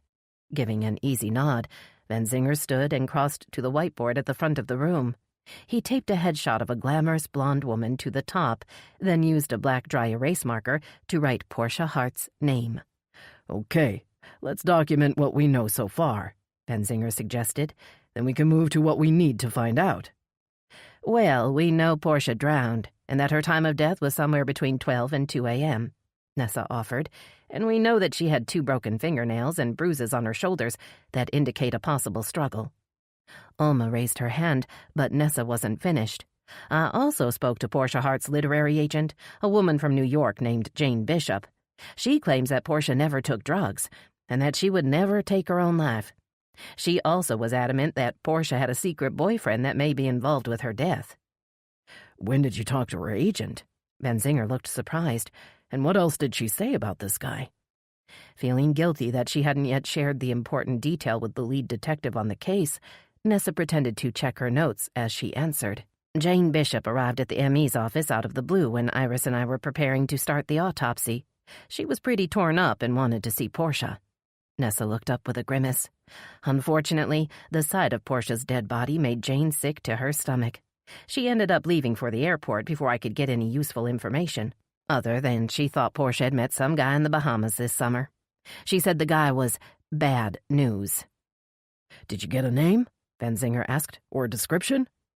Nessa shook her head. She said she didn't know his name, but that she did see him one time. I have a call into her now to try to get a description. Writing Jane Bishop's name on the board, Benzinger turned back to the group. Okay, what else? We know that Portia Hart was worth a lot of money, Riley offered, and that her only surviving family member is her younger brother, Julian Hart. Riley's comment prompted Nessa to turn back a few pages in her notebook to find her notes on Barker's earlier call. An insurance investigator named Maxwell Clay from Sterlington Insurance contacted Pete Barker. He asked him to investigate Portia Hart's cause of death. Barker thinks this guy wants to prove she committed suicide. Why would he want to do that? Benzinger asked. So that his company doesn't have to pay the claim, Riley suggested in a dry voice. Suicide invalidates most policies. Nessa's mouth tightened into a disapproving line. Hoping that someone was miserable enough to kill themselves so your company saves money? That seems pretty cold-hearted, Nessa said with a huff. It's as bad as being an ambulance chaser. Well, it doesn't look like Mr. Clay will get his wish in this case. Jankowski spoke with grim satisfaction. Even though someone tried to make it look like a suicide or maybe an accident. Riley crossed her arms over her crisp cotton blouse and frowned. So, who's the beneficiary of Portia's life insurance policy? Barker said it's her younger brother, Julian Hart. Although why he'd need more money, I can't imagine. The guy's a billionaire. He's also the person who was prescribed the pills Portia had in her room the night she died, Alma added, putting her hand down. All eyes turned to the crime scene technician.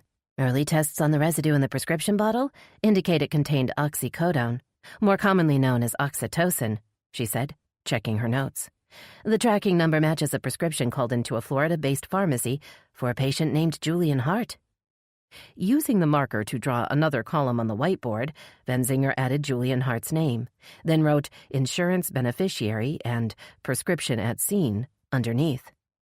I think we'd better have another chat with Mr. Hart. Benzinger drew a line under Julian's name.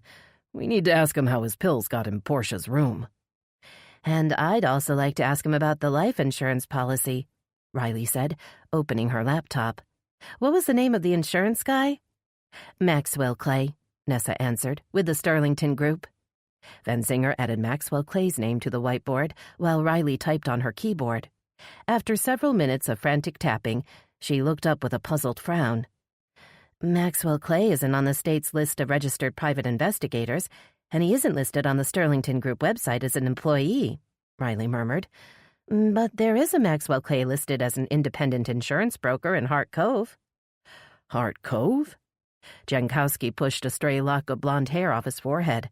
Where's that? Riley shrugged, still tapping on her keyboard. Hart Cove is a little town on the East Coast, just north of Palm Beach. Looks like Remington Hart's grandfather founded the town. I guess if you're that rich, owning a whole town is no big deal. Jankowski sounded as if he disapproved. And you probably feel like you can do whatever you want. Ignoring Jankowski's bitter comment, Nessa turned to face Riley. So, if Maxwell Clay's not an insurance investigator, and his company isn't the one on the hook to pay out the claim, then why did he ask Barker to look into Portia Hart's cause of death? There's only one way to find out, Riley responded. Right, Nessa agreed, and Barker told me Clay would be at his office tomorrow morning. I think we better send a welcoming party. In the meantime, I'll wait for Jane Bishop's call.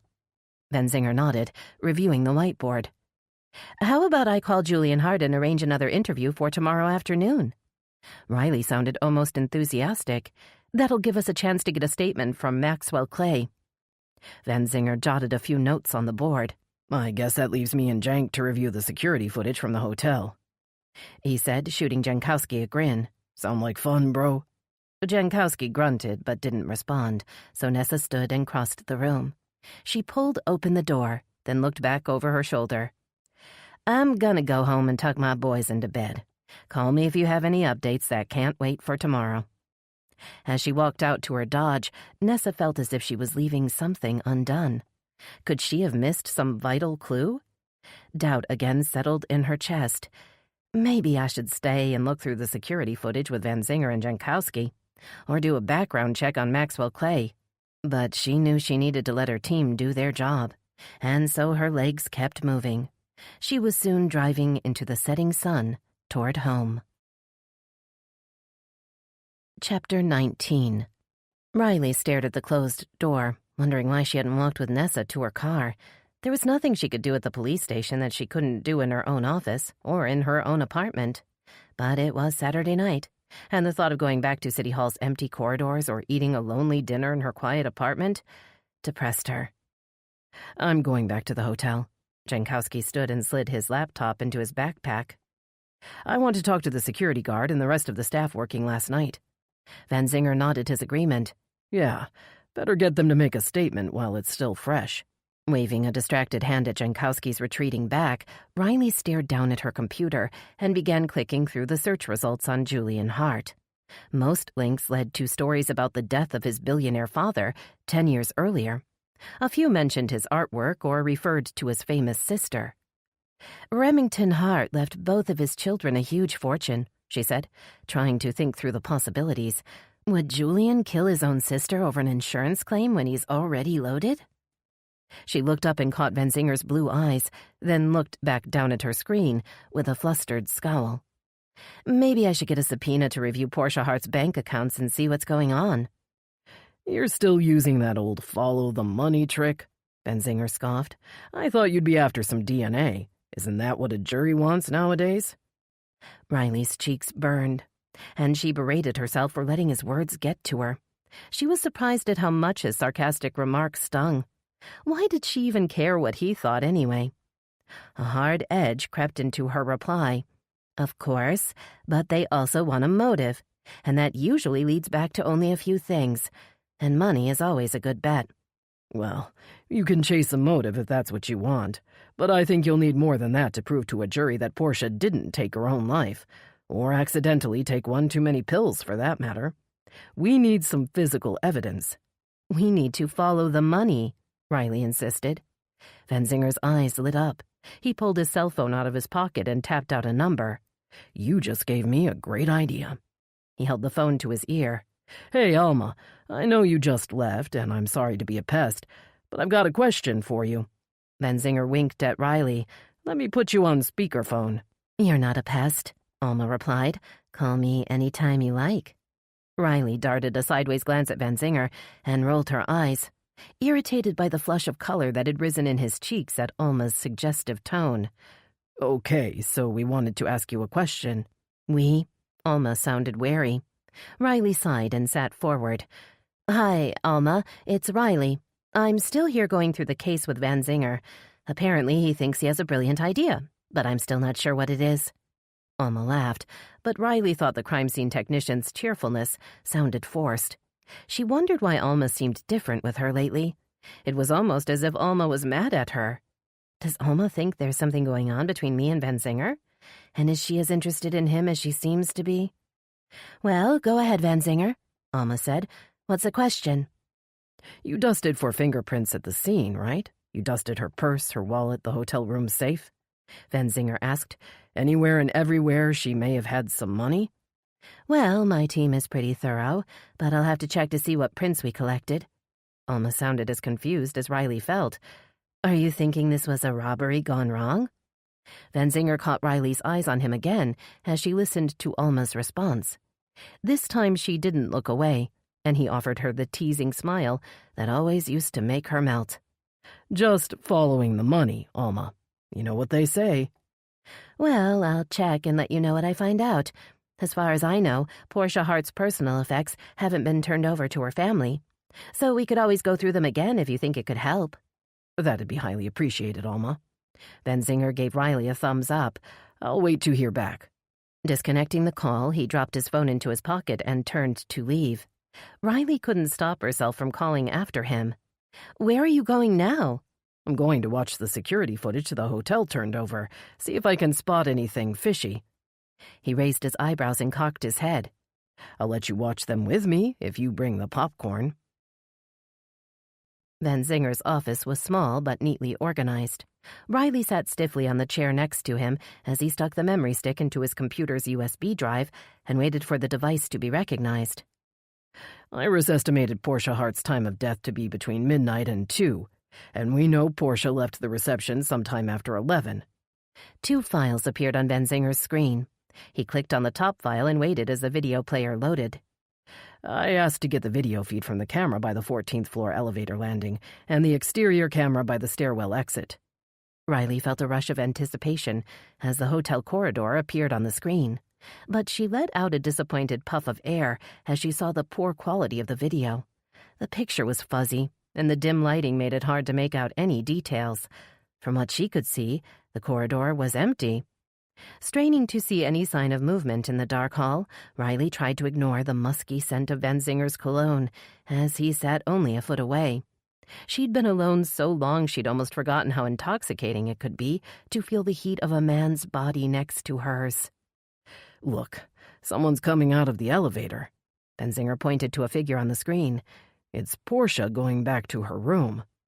A curtain of pale blonde hair topped the willowy figure of a woman teetering down the hall. She soon blended into the dark shadows outside room 1408. "Now we wait to see if anyone else goes in," Riley said in a low voice, as if someone in the corridor might hear her. "Or if anyone comes out," Van Zinger added, checking his watch. Riley caught herself staring at his muscled arm, wondering what he'd done with the watch she'd given him all those years ago. "It's probably in some pawn shop over in Tampa by now." Shooting Van Zinger an exasperated sideways glance, Riley almost missed the flash of movement at the end of the hall.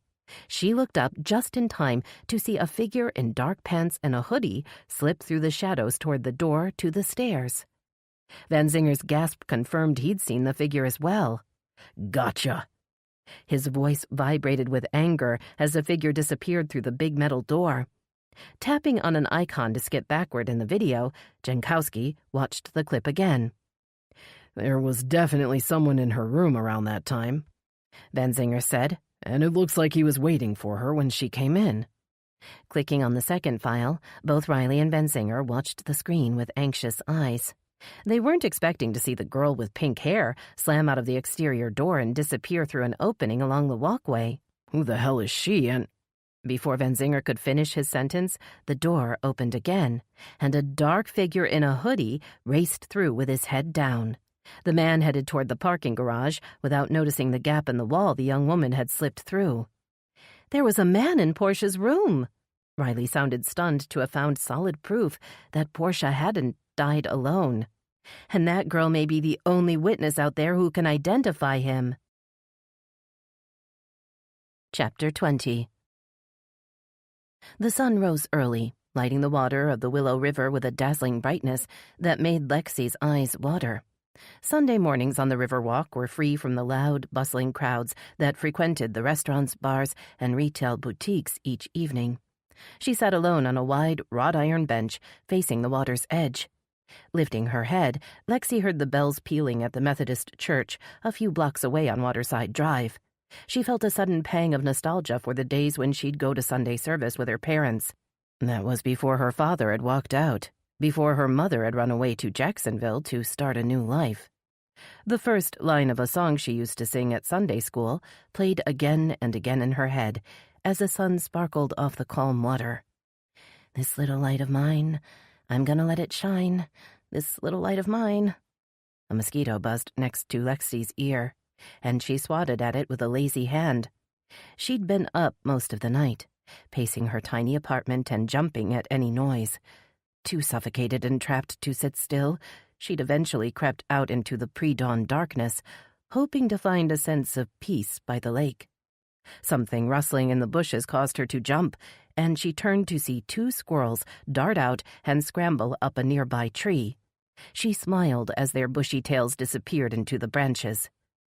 Her smile faded as she heard her phone trilling.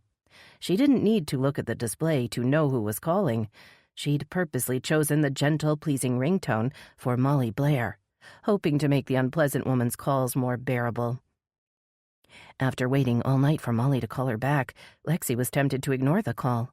She took her phone out and looked at it with resentful eyes. Maybe I should just run away. I could get some help. I could get better. The phone stopped ringing, and for one blissful moment, Lexi felt a surge of relief. She'd done it. That was the first step. Ignore the calls. Leave town. Pretend nothing that had happened during the last 12 months was real. It was all just a terrible dream. Shoving the phone back in her pocket, Lexi felt the edge of the plastic bag that Molly had given her. It held only 2 more pills. Panic rose in her chest at the thought of what she would do after the 2 remaining pills were gone. I'll go to the rehab that guy Frankie told me about. I'll go to Hope House. But doubt and fear joined the swirl of panic as she wondered how she would cope with the withdrawal. She'd tried it on her own already several times. Each time had seemed harder than the last, with the nausea, sweating, and anxiety reaching unbearable levels.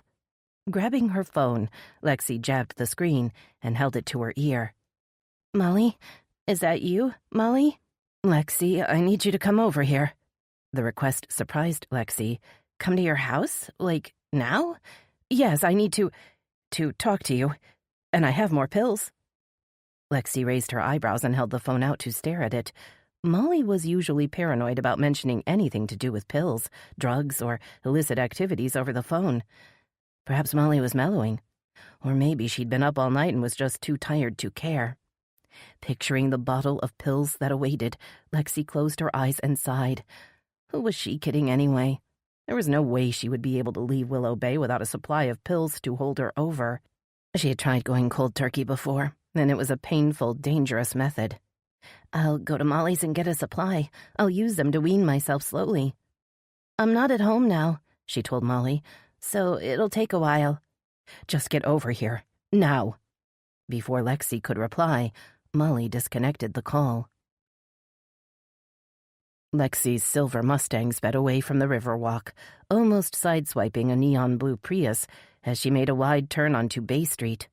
Molly's back gate was ajar when Lexi steered the Mustang into the alley behind Kingston Road, only a few minutes later.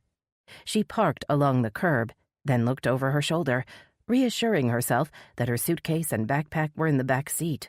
All she had to do was get the pills, and she could be on her way to Jacksonville.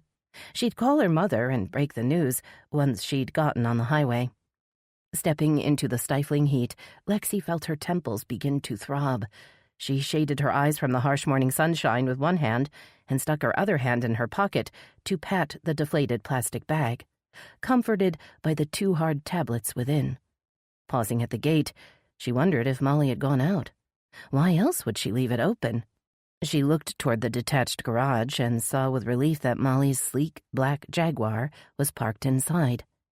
The sound of water bubbling stopped Lexi halfway to the back door. Could Molly really be using the hot tub in the excruciating heat? She walked forward and peered over the side and into the swirling water. Leaning closer, Lexi saw something floating just under the foamy, frothing water. Molly Blair's pale, slack face bobbed under the surface, and her unseeing brown eyes stared up through the undulating water. Lexi watched in horror as the water churned around Molly's lifeless body. "Molly?" Her voice croaked out the name, and she reached down to pull the woman out of the water, even though she knew without a shadow of a doubt that Molly was already gone. The sound of soft footsteps behind her made Lexi spin around. She froze in shock as she recognized the man from the stairwell. Before she could open her mouth to scream, the man grabbed her around the waist and clapped a hand over her mouth. "You took your time," he muttered in her ear. "I was just going to come looking for you. I really have to." Bringing her heel down hard on his foot, Lexi threw her head back and cracked her skull against the man's forehead. He bellowed and released his grip as Lexi ran toward the gate, her heart thumping and her legs shaking. She'd almost made it to the gate when a big hand closed around her arm and jerked her backward. Her scream pierced the air, then abruptly stopped, as the man once again held a strong hand over her mouth. Dragging her toward the hot tub, he pushed her head down into the gurgling water. Lexi clawed up at him, scratching at the leather gloves he wore in growing desperation. Grasping at anything she could hold on to, she wrenched her hand back and pulled off one of his gloves. He pushed her head under the water with angry hands, and she gulped in a burning mouthful before managing to get her face above the surface. "Stop fighting, you stupid—" The sound of the gate banging against the wooden fence caused the man to stop and look up. Lexi used the distraction to bring her knee up between his legs, and the man screamed in pain. His hands dropped away, and she lost her balance, tumbling into the water on top of Molly's lolling body. Flailing against the water, Lexi grabbed onto the side of the tub and tried to pull herself out, but a wave of dizziness caused her legs to give way. She sank back in despair, sure that the man would be on her again any minute, and certain her body would never be able to withstand another assault. She fought to keep her head up as she wavered in and out of consciousness. It can't end like this, can it? No, I can't give up. I can't let him win. "Molly?" She heard the voice above her and looked up to see worried eyes and a thin, unshaven face. Skinny arms reached down, straining to pull her up and out of the water, and gentle hands deposited her on the wooden deck. "Are you okay, Molly?" Squinting up, Lexi recognized the man who'd given her the stick of gum the night before. What was his name? Frankie? Her voice was a raw whisper. "Yeah, it's me." His voice was strained. "You almost crashed into me and my partner back on Bay Street. I thought we'd better make sure you were okay. You didn't look very good last night." Eyes widening, Lexi tried to sit up, but the spinning in her head caused her to sink back down. "That man, he killed Molly." "Who is that guy? He ran into the house. Barker went after him." Frankie pointed toward the sliding glass doors, then frowned. "And what do you mean he killed Molly? Aren't you Molly?" Shaking her head, Lexi tried to explain. "No, I'm Lexi Marsh. Molly's in there." Choking out the words, Lexi struggled to remain conscious. "That man killed her." Frankie pushed himself to his feet and leaned over the edge of the hot tub. After a long pause, he sat down next to Lexi, his face stricken.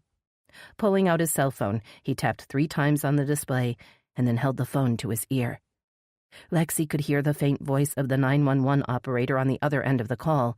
When Frankie spoke, his voice was shaky. "I need to report a homicide and an assault. The house is on Kingston Road. Hold on." Frankie looked at the house, then down at Lexi. "You know the house number?" She nodded, starting to feel a little less dizzy. "It's 5025 Kingston." The fact that she was asking the police to come out to Molly's house seemed surreal. She'd been keeping her work for Molly a closely guarded secret for so long, it still seemed wrong to reveal the address. "Okay, they're gonna send a car over," Frankie told her, looking down at her with a curious expression. "Now, are you gonna tell me what's going on?" Sitting up, Lexi ran a hand through her wet hair. Tiny drops of water dripped onto her shoulders as she considered her options. If she told the police the truth, she may get in trouble. She'd taken drugs without a prescription, and she'd taken part in an illegal escort operation. Both offenses could result in jail time and a permanent record. And the man who had tried to kill her was still out there. If she told the police what she'd seen, he'd be back. "I was at the Riverview Hotel Friday night," she heard herself say, "and I saw that man, the one who attacked me. He was coming down the stairs and he looked angry that I'd seen him." "Friday night at the Riverview?" Frankie cocked his head and frowned. "You mean when Portia Hart was killed?" Lexi nodded and took a deep breath. "I think he was trying to get to me through Molly," Lexi said, her voice cracking. "He wanted to shut me up. He killed her and he was going to kill me next." Lifting a thin hand, Frankie gave her shoulder an awkward pat as sirens began to wail in the distance. A big man stepped out of the back door and waved at Frankie. "I couldn't catch up to him. He must have had a car nearby." Frankie nodded and looked down at Lexi. "You gotta tell the cops what happened," he said, sensing her reluctance. "You're the only one that saw the guy who killed your friend. The same guy that was in the hotel the night Portia Hart died. You're gonna be a star witness." Lexi recoiled at the idea, wishing she were strong enough to get up and run away before it was too late. "Cheer up," Frankie said, trying to smile. "You'll probably end up on the news and everything. You'll be famous when the press hears your story." Fear settled in Lexi's chest as she imagined just what the police and the press would uncover if they dug into her past. She shivered as the first police car roared up outside the gate. Chapter 21. Hunter Hadley dropped the phone on his desk with growing unease. He'd gone into the station early, even though Sunday was usually the one day of the week he allowed himself to take the full day off. He'd been working on the developing Portia Hart story for several hours when he'd received a call from his contact at the Willow Bay Police Department. A woman had been attacked and killed in her home on Kingston Road. All that Hunter knew so far was that the police had responded to a 911 call and found a woman's body floating in the backyard hot tub. According to his contact, there was at least one witness at the scene. Typing the address into his computer's search engine, Hunter saw that the house on Kingston was owned by a woman named Molly Blair. He didn't recognize the name, but he figured the homeowner was likely to be the victim. According to his search, Molly Blair was 38 years old and had purchased the house on Kingston 3 years earlier. He could find no arrest or criminal record. She seemed like an ordinary Willow Bay citizen. Hunter wondered who would want to kill her and why. Viewing the house on Google Earth, he noticed it was located in a downtown neighborhood only blocks away from the Riverwalk, which meant it was only blocks away from the hotel where Portia Hart had drowned on Friday night. Can it be a coincidence that 2 women drowned to death under mysterious circumstances, less than 10 blocks and 48 hours apart? He looked out through the glass wall of his office, anxious to get Veronica and Finn out to the scene. But Veronica's desk was empty. Picking up his phone, he tapped on her number and waited. After the 6th ring, her voicemail picked up. He waited for the beep. A woman's body was found this morning at a house on Kingston Road. Looks like a homicide. He didn't try to hide his impatience. That's only blocks from the Riverview Hotel. We need to jump on this. Meet me at the station when you get this message. Disconnecting the call, he thought again about Veronica's question yesterday. She had a right to know the station was up for sale, and she was bound to find out sooner or later. The whole crew would know eventually, so he might as well come clean. Hunter, come see this. Finn Jordan stood by the door looking at him with the same wise-ass grin Geordie used to wear. Hunter hadn't realized how much he'd missed that grin. A sharp pang of grief pierced him at the realization he'd never see Saul Jordan's grin again. Refusing to give in to the melancholy, he followed Finn's broad back out to the newsroom. Gracie sat at attention next to a desk that held dual monitors and Finn's old rucksack. The white lab's tail thumped back and forth as Hunter approached. He scratched the dog's head and looked at the monitors. Both were lit up with footage of Veronica outside the Riverview Hotel the previous evening. This is the segment on Portia Hart's death that I was putting together when you left last night. I finished it this morning. The pride in Finn's voice was unmistakable, and as Hunter watched the screen, he began to smile. The young man was a chip off the old block. He had talent, just as his father had. Hunter nodded his approval when the segment had finished. Okay, I'm impressed. You really do take after your dad, and that's saying something. He was one of the best in the business. Finn's grin faltered as the words sunk in, and for a minute Hunter feared he had made a blunder by mentioning Geordie. Maybe the wounds were still too fresh. Perhaps he should avoid bringing up Geordie for the time being. Even good memories could be painful. Thanks, man. That means a lot coming from you. Finn's voice thickened, but his eyes were dry and bright as they met Hunter's. My dad respected your opinion. He always said you had a good eye. Hunter's throat tightened, and he spun around to hide the emotion in his face, looking toward the door. Have you talked to Veronica this morning? I just got a call on a big story. I want you guys on the scene right away. Yeah, she said she was on her way. Finn sounded excited. We were going to go back to the hotel this morning. Maybe get an interview with the hotel manager or maybe a couple of the guests. Good. Well, as soon as she gets here, you guys come into my office and I'll give you the details. In the meantime, I'll tell the team to work your segment into the noon broadcast. Striding back into his office, he saw that Gracie had followed him in. She crossed to the window and stared out into the parking lot. Hunter followed her gaze. A big red Jeep had just pulled into an empty space. They both watched as Veronica jumped out, smoothed back her long dark hair, and slung her bag over her shoulder. Before she could walk toward the building, a white Mercedes rolled up and parked beside her. Hunter frowned as he watched the driver open the door and step out. There was something familiar about the man's dark tousled hair and glasses, and he recognized the neatly pressed khakis and long-sleeved linen shirt. Thinking back to the segment Finn had just shown him, Hunter remembered seeing a glimpse of Julian Hart standing in the hotel lobby. Portia Hart's devastated younger brother had quickly turned away, but the resemblance was unmistakable. Why is Julian Hart out there talking to Veronica? And what does he want? Hunter's sense of unease returned as he watched Veronica. He was too far away to see the expression on her face, but her body language suggested she was tense, and that the conversation was strained. Resisting the urge to rush outside and intervene, Hunter forced himself to remain calm. His sudden instinct to protect Veronica disturbed him. He couldn't let himself get too emotionally involved with his staff, although he knew it was common for people working together in stressful environments to associate their heightened emotions with their coworkers. And he couldn't think of any situation more stressful than the last time Veronica had gotten too involved in a story. She'd cornered a serial killer and had ended up as his hostage. Hunter's pulse raced as he remembered the night he'd had to face Boyd Faraday. Luckily, he'd managed to outsmart the killer, and Veronica's life had been spared. But it had been a close call, and Hunter couldn't help worrying that the next time she chased down a killer to get a story, she might not be so lucky. Of course, Julian Hart wasn't a deranged stalker. He was a grieving brother, a rich, handsome artist with a sensitive side. Perhaps that's just what Veronica needed. She certainly deserved to be happy. As he watched Veronica reach out a gentle hand and rest it on Julian's arm, Hunter told himself she was only trying to console the guy. That was the kind of person she was.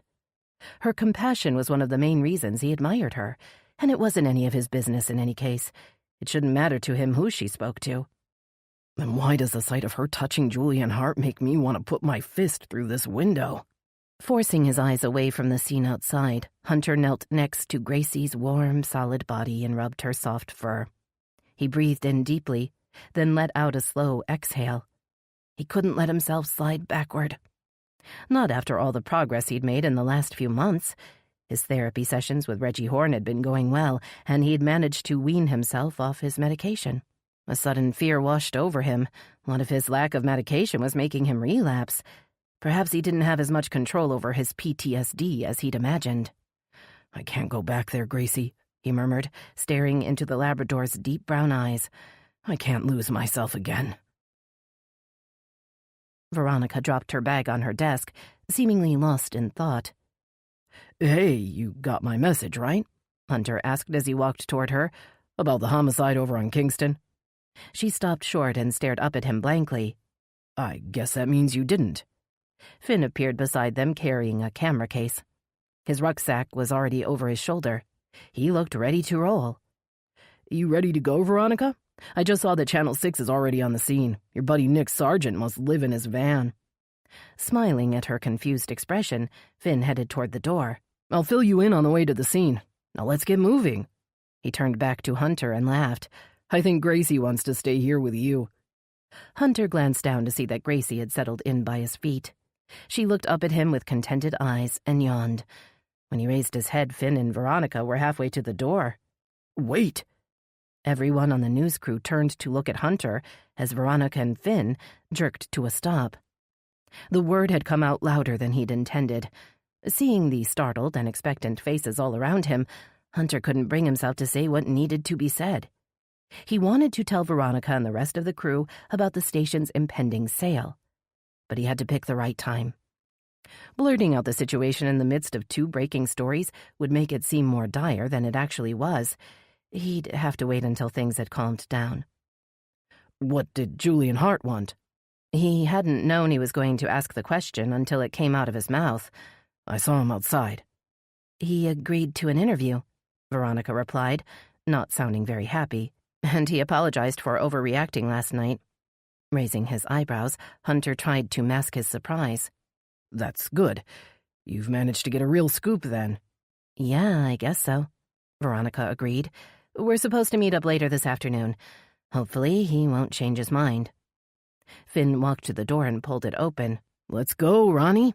Veronica stopped in mid-stride and put her hands on her hips. "Who told you to call me that? Only my mother calls me Ronnie." "I'm a reporter," Finn said, holding open the door. "I can find out just about anything if I'm motivated." Rolling her eyes, she hurried out the door. Hunter watched it swing shut behind her, then looked down at Gracie and sighed. "You know what, girl? I kind of wish I were going with them." He headed back to his office, picturing the chaotic scene he'd worked the day before. It had been good to be back in action. It had felt right somehow. He thought of Veronica and Finn racing toward another dramatic scene and felt the old thrill.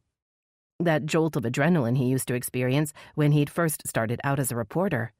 Maybe I can find what I lost in Kabul. Maybe it isn't over for me after all. Chapter 22.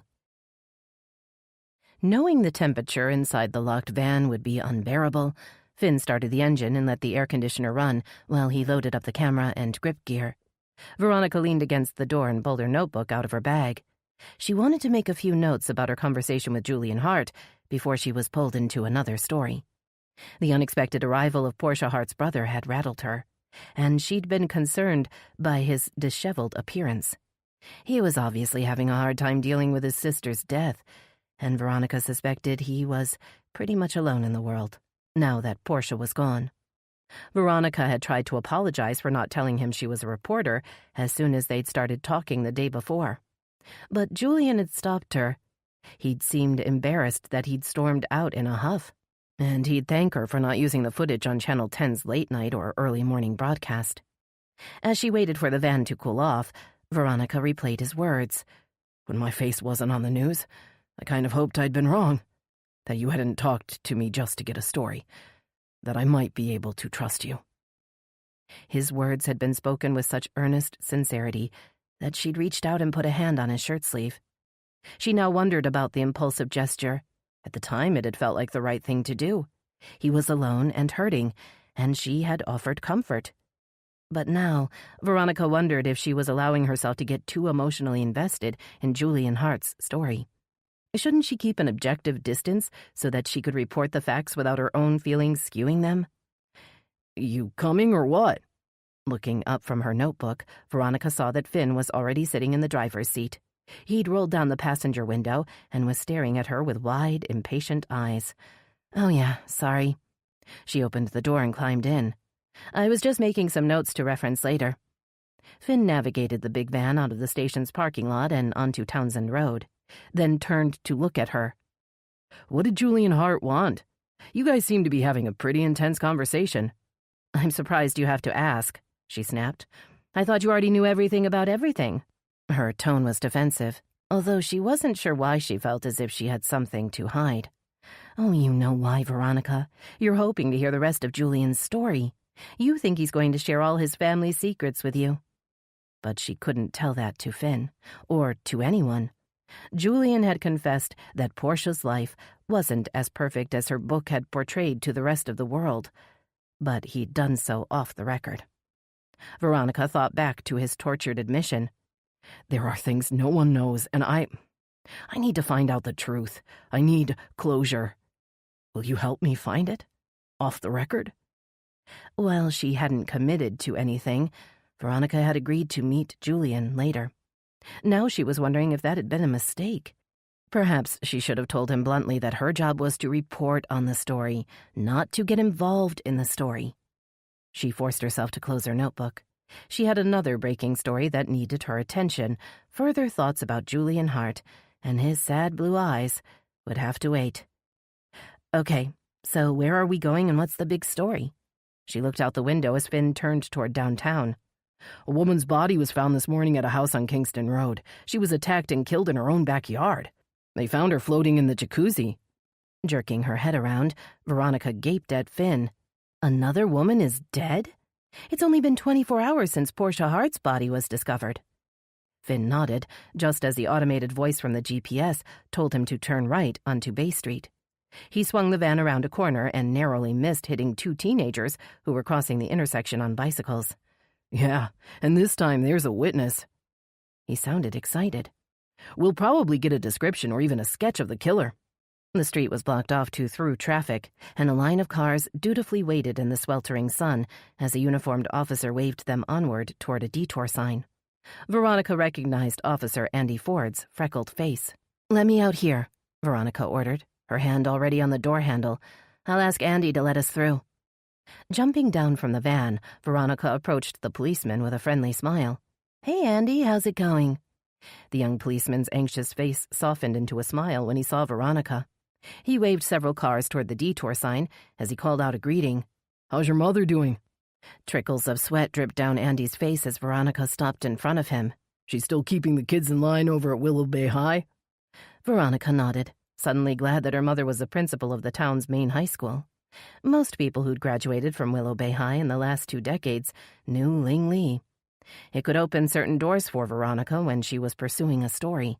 "Yeah, she's still got them all running scared," Veronica teased. "Oh, no, she doesn't need to scare anybody," Andy protested, as if he felt obligated to defend his old principal. "The school's part of my patrol area. It's easy to see that everybody still loves your mom, Veronica, just like when I was there." "Thanks, Andy. I'll be sure to tell her you said hello." Veronica pointed back at the van. "But in the meantime, you wouldn't mind letting us through the barrier, would you, Andy? I think there are other crews already on the scene." Andy nodded and glanced back over his shoulder. The satellite dish on top of a white van was visible past the stop sign. "Channel 6 got here first," he said. "Nick Sargent arrived a few minutes after we pulled up. It took the rest of his team a bit longer." Pushing the barricade to the side, Andy waved the Channel 10 van through. He caught sight of Finn's face through the windshield. "You got a new guy on your crew?" "Yep, that's Finn Jordan. He started as our new cameraman yesterday, but he already acts like he's in charge." Veronica climbed back into the van. As Finn drove past Andy onto Kingston Road, she extended a grateful thumbs up. But her cheerful expression melted when she saw that Nick Sargent was in the middle of a live feed and that Gustavo was working the camera. "Park next to them." Veronica looked at her watch. "We'll have to set up the feed right away to be ready by noon." As she stepped out of the van, her attention was captured by Nick Sargent's solemn voice. He spoke directly into the camera. "A local woman was killed today by an assailant who is still on the run. No official word yet on the name of the victim, but neighbors tell us that the house behind me, located at 5025 Kingston Road, is owned by local resident Molly Blair." Astonished that Nick had once again revealed the name of a victim before official identification and next of kin notifications had been performed, Veronica cast a withering glare at the newsman. Looks like some reporters will do anything for a story. Pushing back a pang of guilt at the thought, Veronica tried to focus on her notes, but she was unable to block out Nick's deep voice. "Sources in the WBPD tell us that the woman's body was found floating in the hot tub, and that another woman was at the scene and may have witnessed the crime." Nick paused to look down at a slip of paper in his hand, as if he'd just been handed a last-minute update. It was a tactic Veronica had seen the Channel 6 reporter often use to add drama to his reports. "And now, just in, we are hearing speculation that this morning's homicide may have a connection to the death of Portia Hart yesterday at the Riverview Hotel. The celebrity author was found dead in her luxury suite only blocks away." The words sent a cold shiver down Veronica's spine, despite the soaring temperature. The idea that some maniac was going around Willow Bay drowning women was ludicrous. Wasn't it? "You think Portia Hart's death could really be related to this homicide?" she asked Finn as he appeared beside her. "I mean, what would an ordinary woman living in this quiet neighborhood have in common with a super-rich celebrity like Portia Hart?" Finn shrugged and raised the camera. "That's what we've got to find out," he snipped. "That's why it's called investigative reporting. Now get ready to go on air. We're running out of time." A high-pitched chime filled the air, causing Veronica to start and reach frantically into her pocket to silence the phone. "Sorry, I thought it was on silent," she muttered to Finn. "It's my mother calling. She probably just saw the Channel 6 report." "Well, answer it," Finn demanded, sounding indignant. "It's your mom. You don't just ignore your mom." Frowning at Finn's outburst, Veronica tapped on the display and held the phone to her ear. "Hi, Ma. I'm at a scene and about to go on air." "I know where you are," Ling responded matter-of-factly. "I can see your location on the Find My Phone app you installed." Her calm demeanor slipped as she continued. Why else do you think I'm calling? I see my daughter is at the scene of a murder, and the assailant is still on the loose. What should I do? Wait for the police to call and tell me you've been hurt again? I'm not going to get hurt, Ma. The police are all over. In fact, I can see Andy Ford right now. He said to tell you hello. Ling sniffed, and Veronica could picture her mother's expression. Andy Ford is a nice boy, but he can't protect you if you're running around trying to interview a deranged killer. You'll get yourself— Ma, I'm not interviewing killers. I'm reporting on the situation so the public knows what's going on and people can protect themselves. It's a big responsibility. Sighing, Ling's voice lost its fight. But who's going to protect you, Ronnie, when you're fulfilling this responsibility? And who's going to take care of Winston if something happens to you? The thought of the old orange tabby brought a smile to Veronica's face. She knew her mother was trying to use Winston to guilt her, but she'd only managed to make her more determined. Winston would agree with me, she said, softening her tone. He knows what it's like to lose someone you love to murder. She glanced up to see Finn's raised eyebrows. Someday she'd have to fill him in on Winston's history. The fact that the cat had witnessed his previous owner's murder was something few people knew. Veronica still didn't like talking about it. I just want you to be safe and happy, Ling insisted. That's what I've always wanted.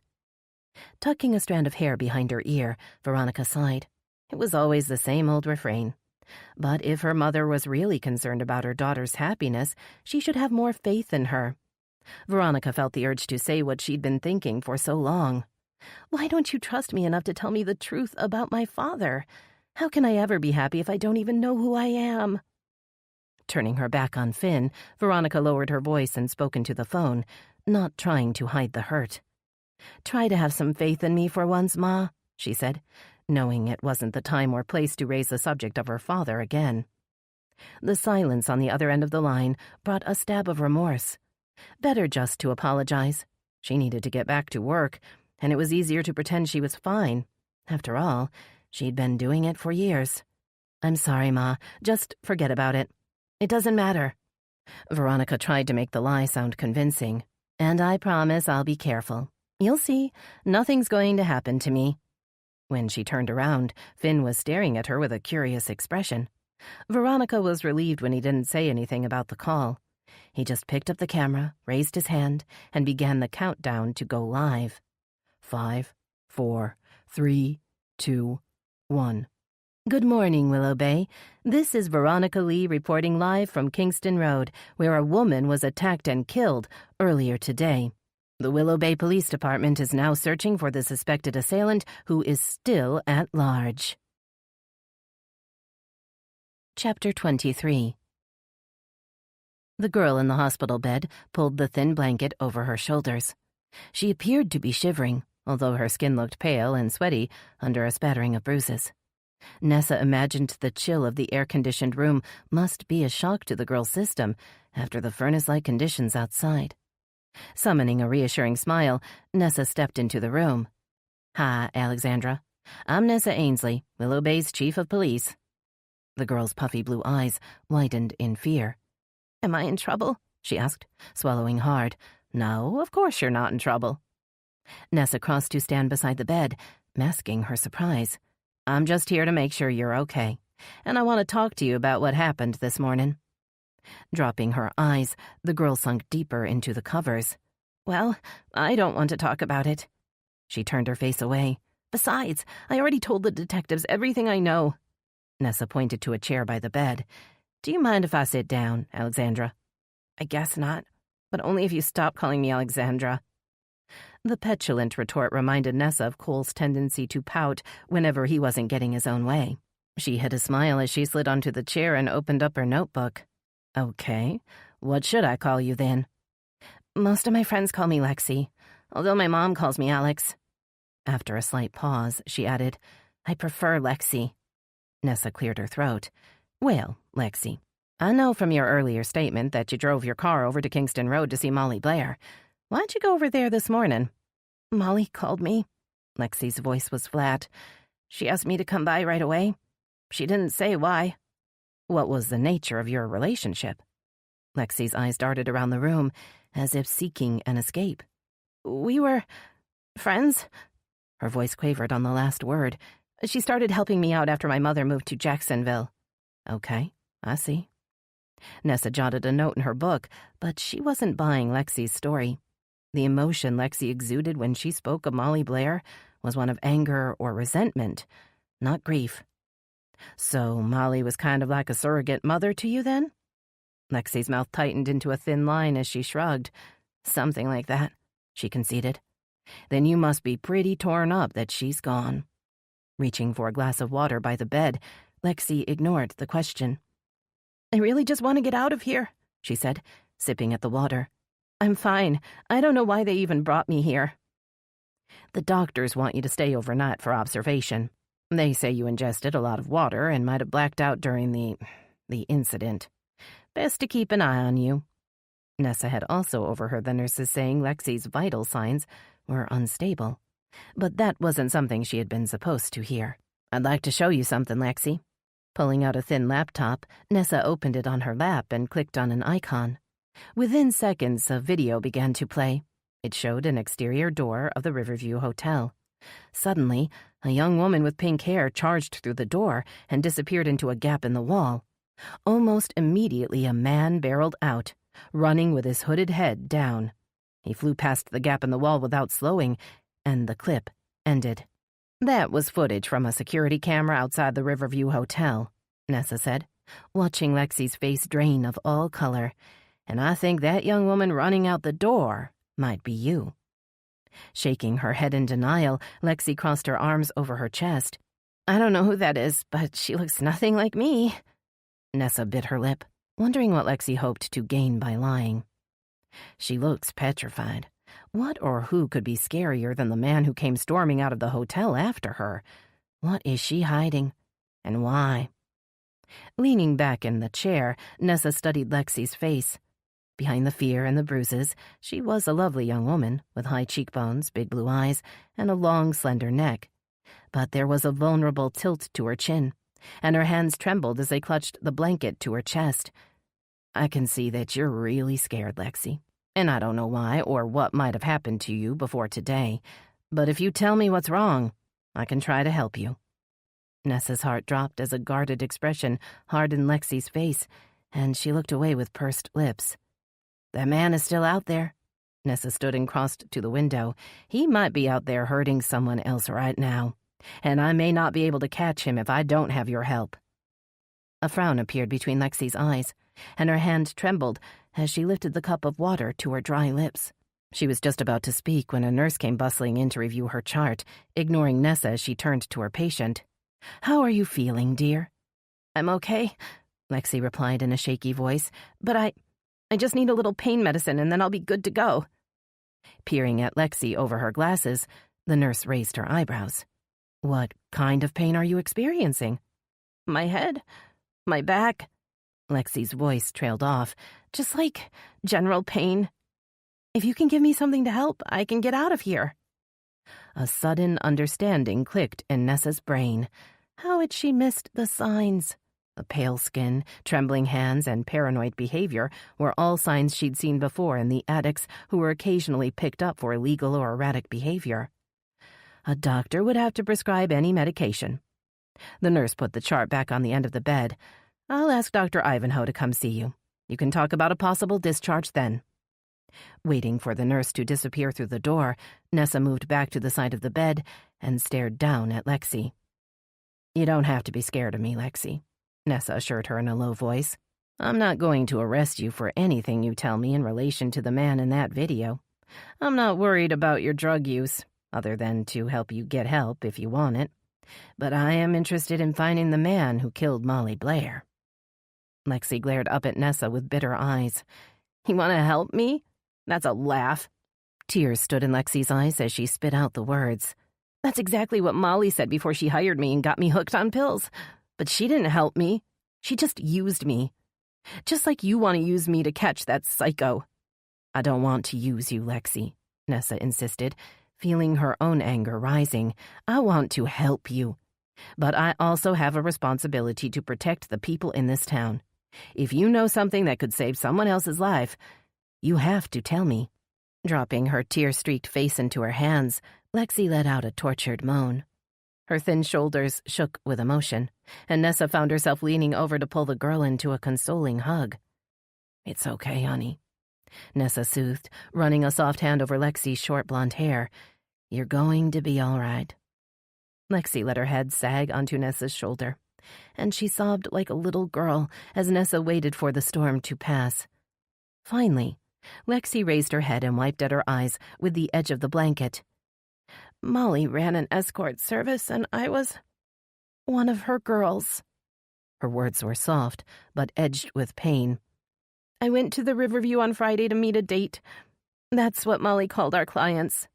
Nessa squeezed Molly's hand, but remained silent. "When I was leaving down the stairs, I always used the stairs so security wouldn't notice me. Well, I heard these footsteps, and I looked up." Lexi's voice faltered, and Nessa could see the fear on the girl's face as she replayed the events in her head. "He looked so angry. He started charging down toward me, so I just ran. I didn't have time to think about it, but I knew he would hurt me if he caught me." "And you were able to slip away?" "Yeah, I usually park on the side street. That way I don't have to see anyone in the garage. I knew a shortcut, and I left. The next day I heard about that writer dying in the hotel, but I wasn't sure." Nessa nodded her understanding. "You couldn't have known who he was or what he'd done." Sniffing back tears, Lexi shook her head. "I didn't know. I swear I didn't. But then I saw him the next day outside the hotel, and I couldn't help but think it could be related."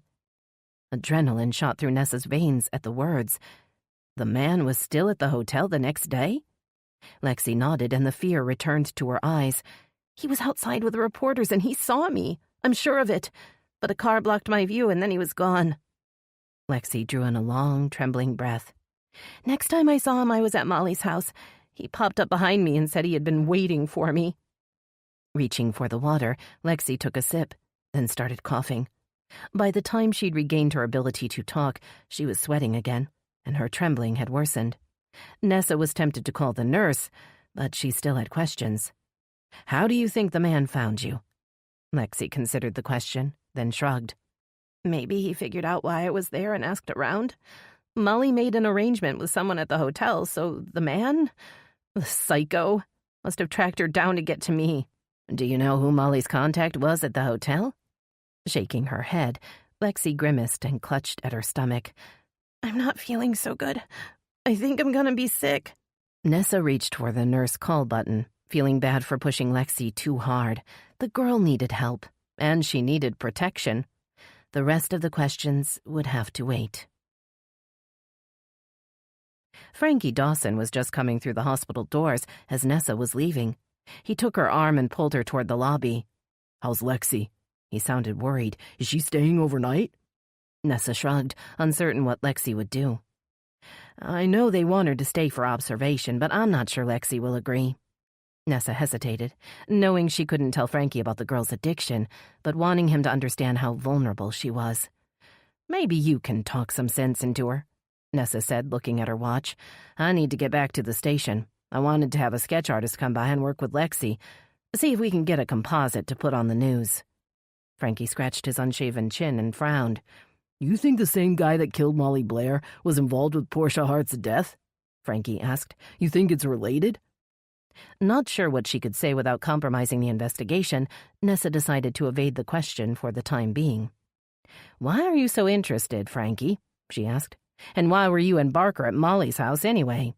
"I'm trying to help the poor girl. She's a fucking mess." Frankie's voice was indignant. "I saw her at the hotel on Saturday, and then Sunday morning she almost crashes into me and Barker when we were heading over to the office." Nessa snorted. "You and Barker work Sundays now?" "We do when insurance companies agree to pay us a big retainer." A light bulb went on in Nessa's head. "Oh, right.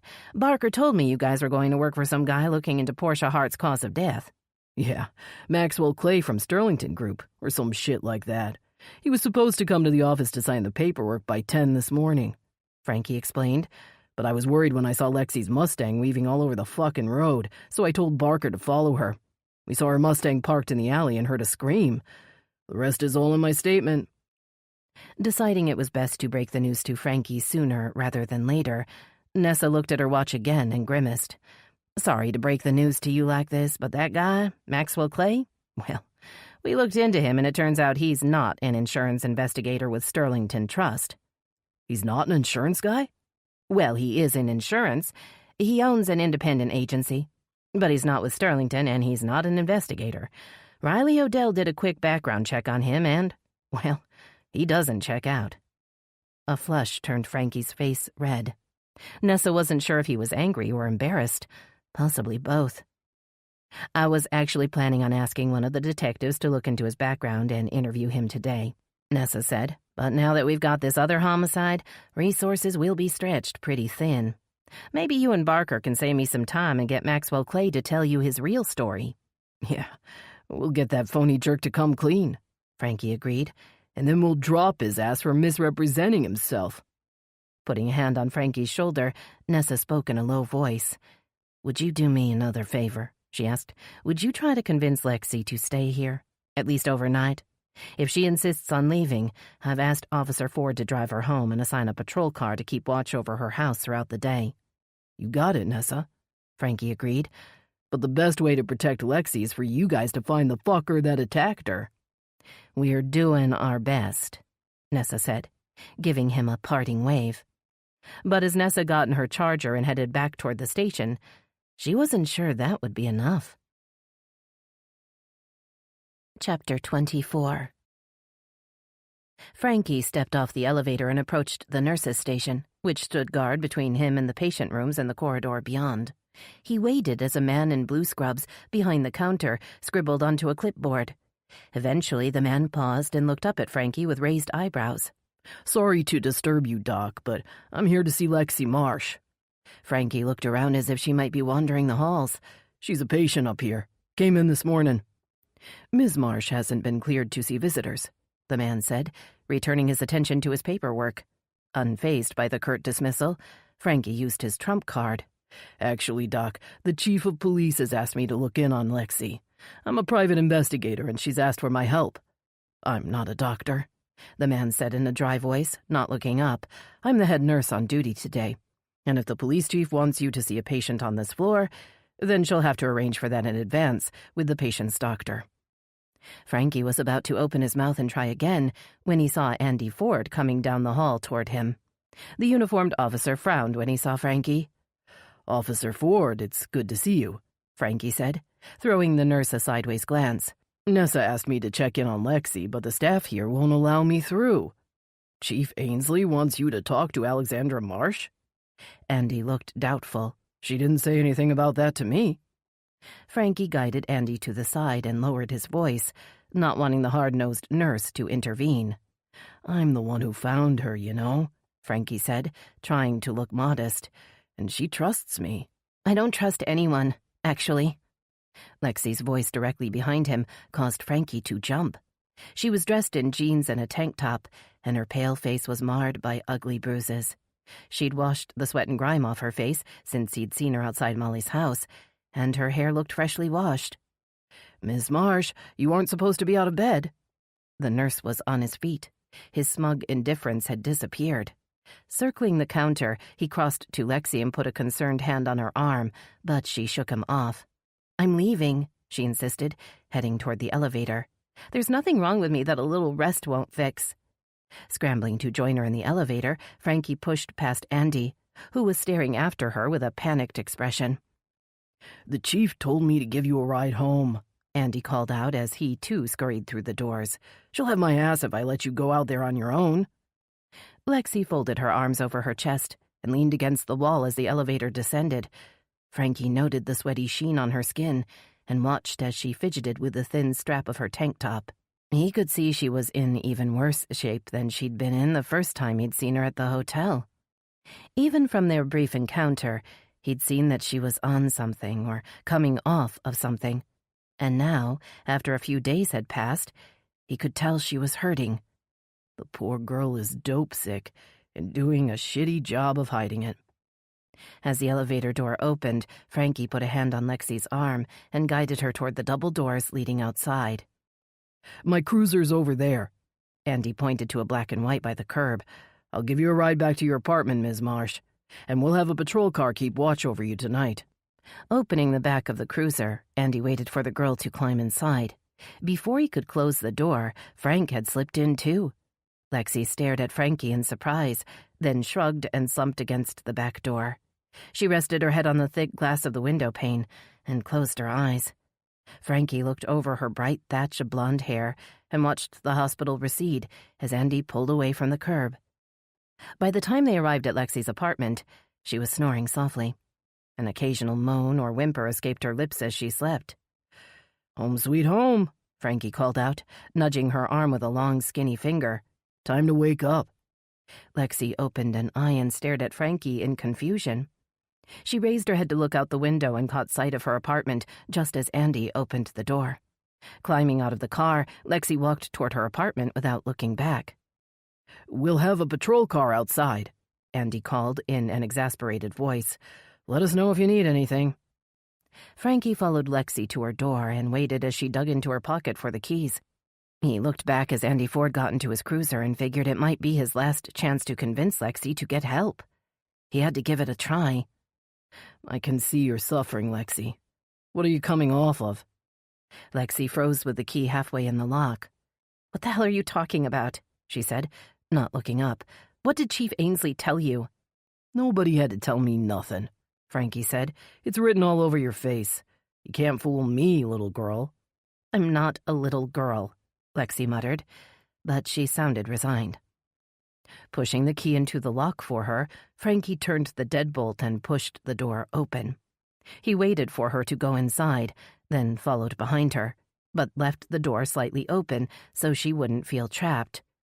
"I'm not here to get in your face," Frankie said, "and I know you need to get some rest, but you don't have to go through this alone." "Oh, yeah?" Lexi smirked, dropping onto her sofa. "You want to help me? Maybe get a little peace while you're at it?" Shaking his head, Frankie tried to keep the anger out of his voice. "That's messed up." He scratched at his chin and took a deep breath. "I'm not a damn perv. I'm offering to help because you need a friend. I know firsthand how shitty it is to feel like you're all alone." Lexi stared up at him with red-rimmed eyes. She suddenly seemed very young and painfully fragile. "Molly ran an escort business." Her voice was almost a whisper. Frankie had to lean in to hear. "She arranged dates with men who would pay, and she gave me pills to make it all easier. Oxy, mainly. But now she's gone, and you don't have any oxy." Nodding, Lexi raised desperate eyes to his. "Can you help me? Can you get me some pills?" She held his gaze. "Just enough to let me wean myself off that shit. I can't go cold turkey. I've tried." "I can't do that," Frankie said, knowing he had no choice. "The only thing that's gonna help you is rehab." He pulled his phone out of his pocket. "I know the lady who runs Hope House. She's a real nice person. If I ask her, I know she'll help you." Dropping her head into her hands, Lexi shook her head. "Just leave," she muttered. "Just leave me alone." "Listen, Lexi, I know it can be tough, but—" "I said get the fuck out," she yelled, jumping up and stumbling over to open the door. "Just get out of my fucking house." Frankie flinched as the door slammed shut behind him. He thought of the lost look in her eyes and promised himself he'd be back. Lexi Marsh was about to hit rock bottom, and when she did, she'd need someone there to help her pick up the pieces. Frankie arrived at the Riverview Hotel in a bad mood. He was worried about Lexi and had been unable to get in touch with Maxwell Clay to reschedule their meeting. That slimy phony must know I'm onto him. Tapping on Clay's number yet again, Frankie settled himself on a sofa in the hotel's lobby and prepared to leave another message. He kept the phone to his ear as he surveyed the area, absently listening to the phone ring again and again. A shrill echo across the room grabbed Frankie's attention. A tall man in a well-tailored suit stood by the reception desk. His phone was ringing in unison with the phone Frankie held to his ear. Tapping the screen to disconnect, Frankie dropped the phone in his pocket and moved closer to the man in the suit. "You're all set, Mr. Clay," the receptionist said. "Enjoy your day."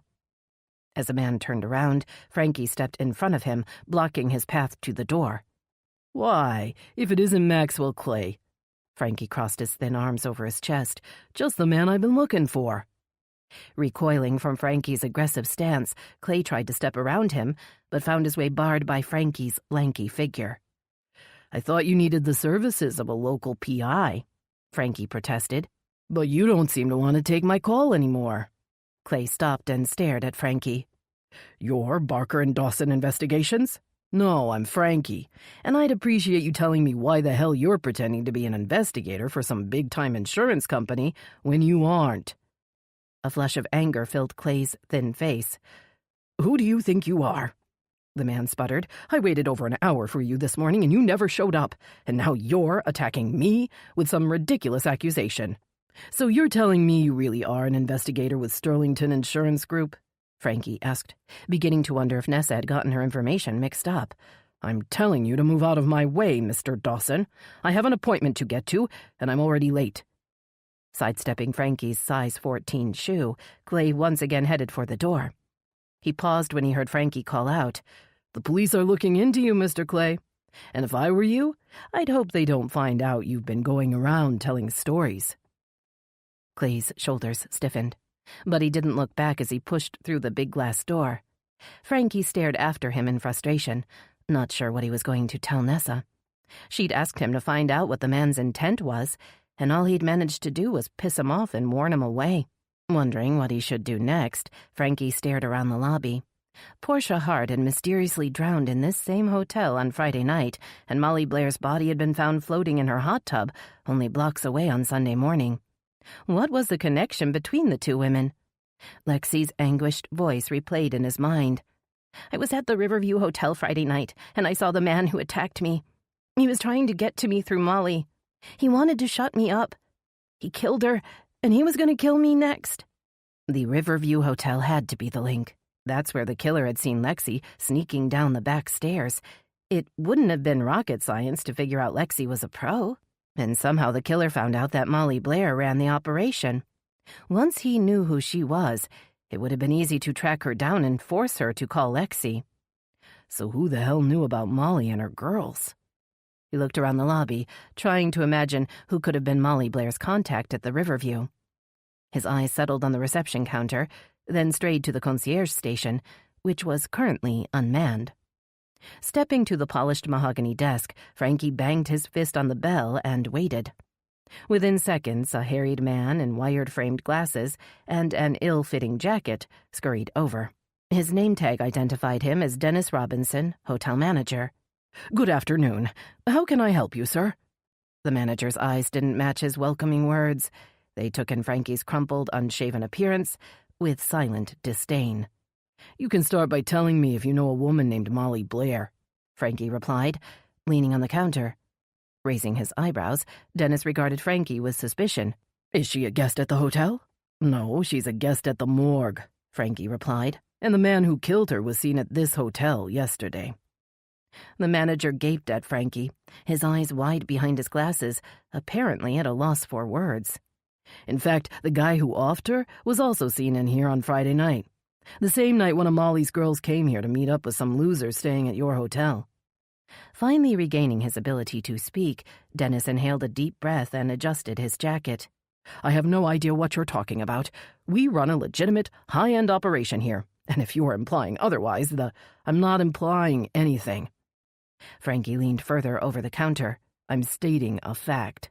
I know that an escort racket has been sending girls to this hotel. I just have to figure out who specifically was involved on your end. Red with outrage, the manager pointed toward the door. I think you'd better leave before I have to call the police. Go ahead, Denny. Frankie produced a nasty smile. Some of my best buddies are cops. They'd love to hear all about your little arrangement with Molly Blair. How much was she giving you to send Johns her way and keep your mouth shut? Looking around the lobby with furtive eyes, Dennis came around the counter and lowered his voice. I can't have you causing a scene in here. Follow me. The manager scurried across the slick marble floor toward the bar. He didn't look back as Frankie followed him. As they stepped into the dimly lit room, a man behind the bar looked up and frowned. Sorry, Benji, Dennis said. I need you to take a break. But I'm still cleaning up after the lunch shift, the bartender protested, throwing Frankie an irritated glare. Give us some space, Benji. This shouldn't take long." Benji shrugged and threw down his dishcloth, then sauntered into the back. Frankie watched his broad shoulders disappear behind the door before turning to Dennis. "Who all knows about your seedy little setup?" Frankie asked. "Is that guy Benji involved too? How about the lady at the front desk? You got everybody working for you? Maybe I should ask." "All right, fine," Dennis said, sinking onto a bar stool. "I passed on Molly's details to select guests when they made certain inquiries." Frankie slapped his hand on the bar top, making Dennis jump. "Select guests? Are you fucking kidding me?" Frankie issued an angry laugh. "The men who used Molly's service are anything but select. They're screwed up if you ask me. That may be, but I received no money from Molly or anyone else. I was just providing an added service to my guests," Dennis insisted, "and I'm the only one at the hotel who knew. I didn't tell anyone else what was going on." Stepping closer to Dennis, Frankie raised an accusing finger. "You told plenty of people. Every man you gave Molly's name to was a potential suspect in her death." Dennis recoiled at the words. "I want a list," Frankie said. "Absolutely not," Dennis replied, jumping off the stool. "Even if I had a list, which I don't, I would never be that indiscreet." Frankie shook his head in disgust. "Yeah, you're the model of virtue, but the police are gonna want to know who you talked to. Then they can speak to me themselves. I'm done here." Before Frankie could react, Dennis stomped to the door and banged through it. "You guys done in here?" Frankie looked up to see the bartender standing in the doorway. "Yeah, I guess so." "Looks like Mr. Robinson is pretty pissed," Benji said, picking up a glass and wiping it with a white dish towel. Shrugging, Frankie moved toward the door. Then he paused and turned back to Benji. "Were you working Friday night?" "Yeah, why?"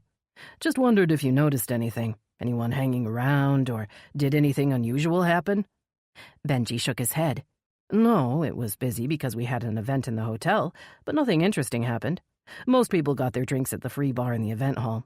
Only a few bothered stopping here on the way out." Frankie nodded, reaching up to scratch at the stubble on his chin. "You ever see any working girls around here?" A guarded look descended over Benji's face. "You mean like pros? No, man, we attract a pretty boring crowd. Any of these boring old guys ever ask you how to score a date?" Benji held up a hand and backed away. "I don't want any trouble, man." He ran a hand through his dark hair. "I'm new here and I mind my own business." Before Frankie decided if he believed the words, he felt a buzzing in his pocket. It was Barker, and he wanted an update. Making his way out of the bar and through the lobby, Frankie scanned the faces in the crowd with suspicious eyes.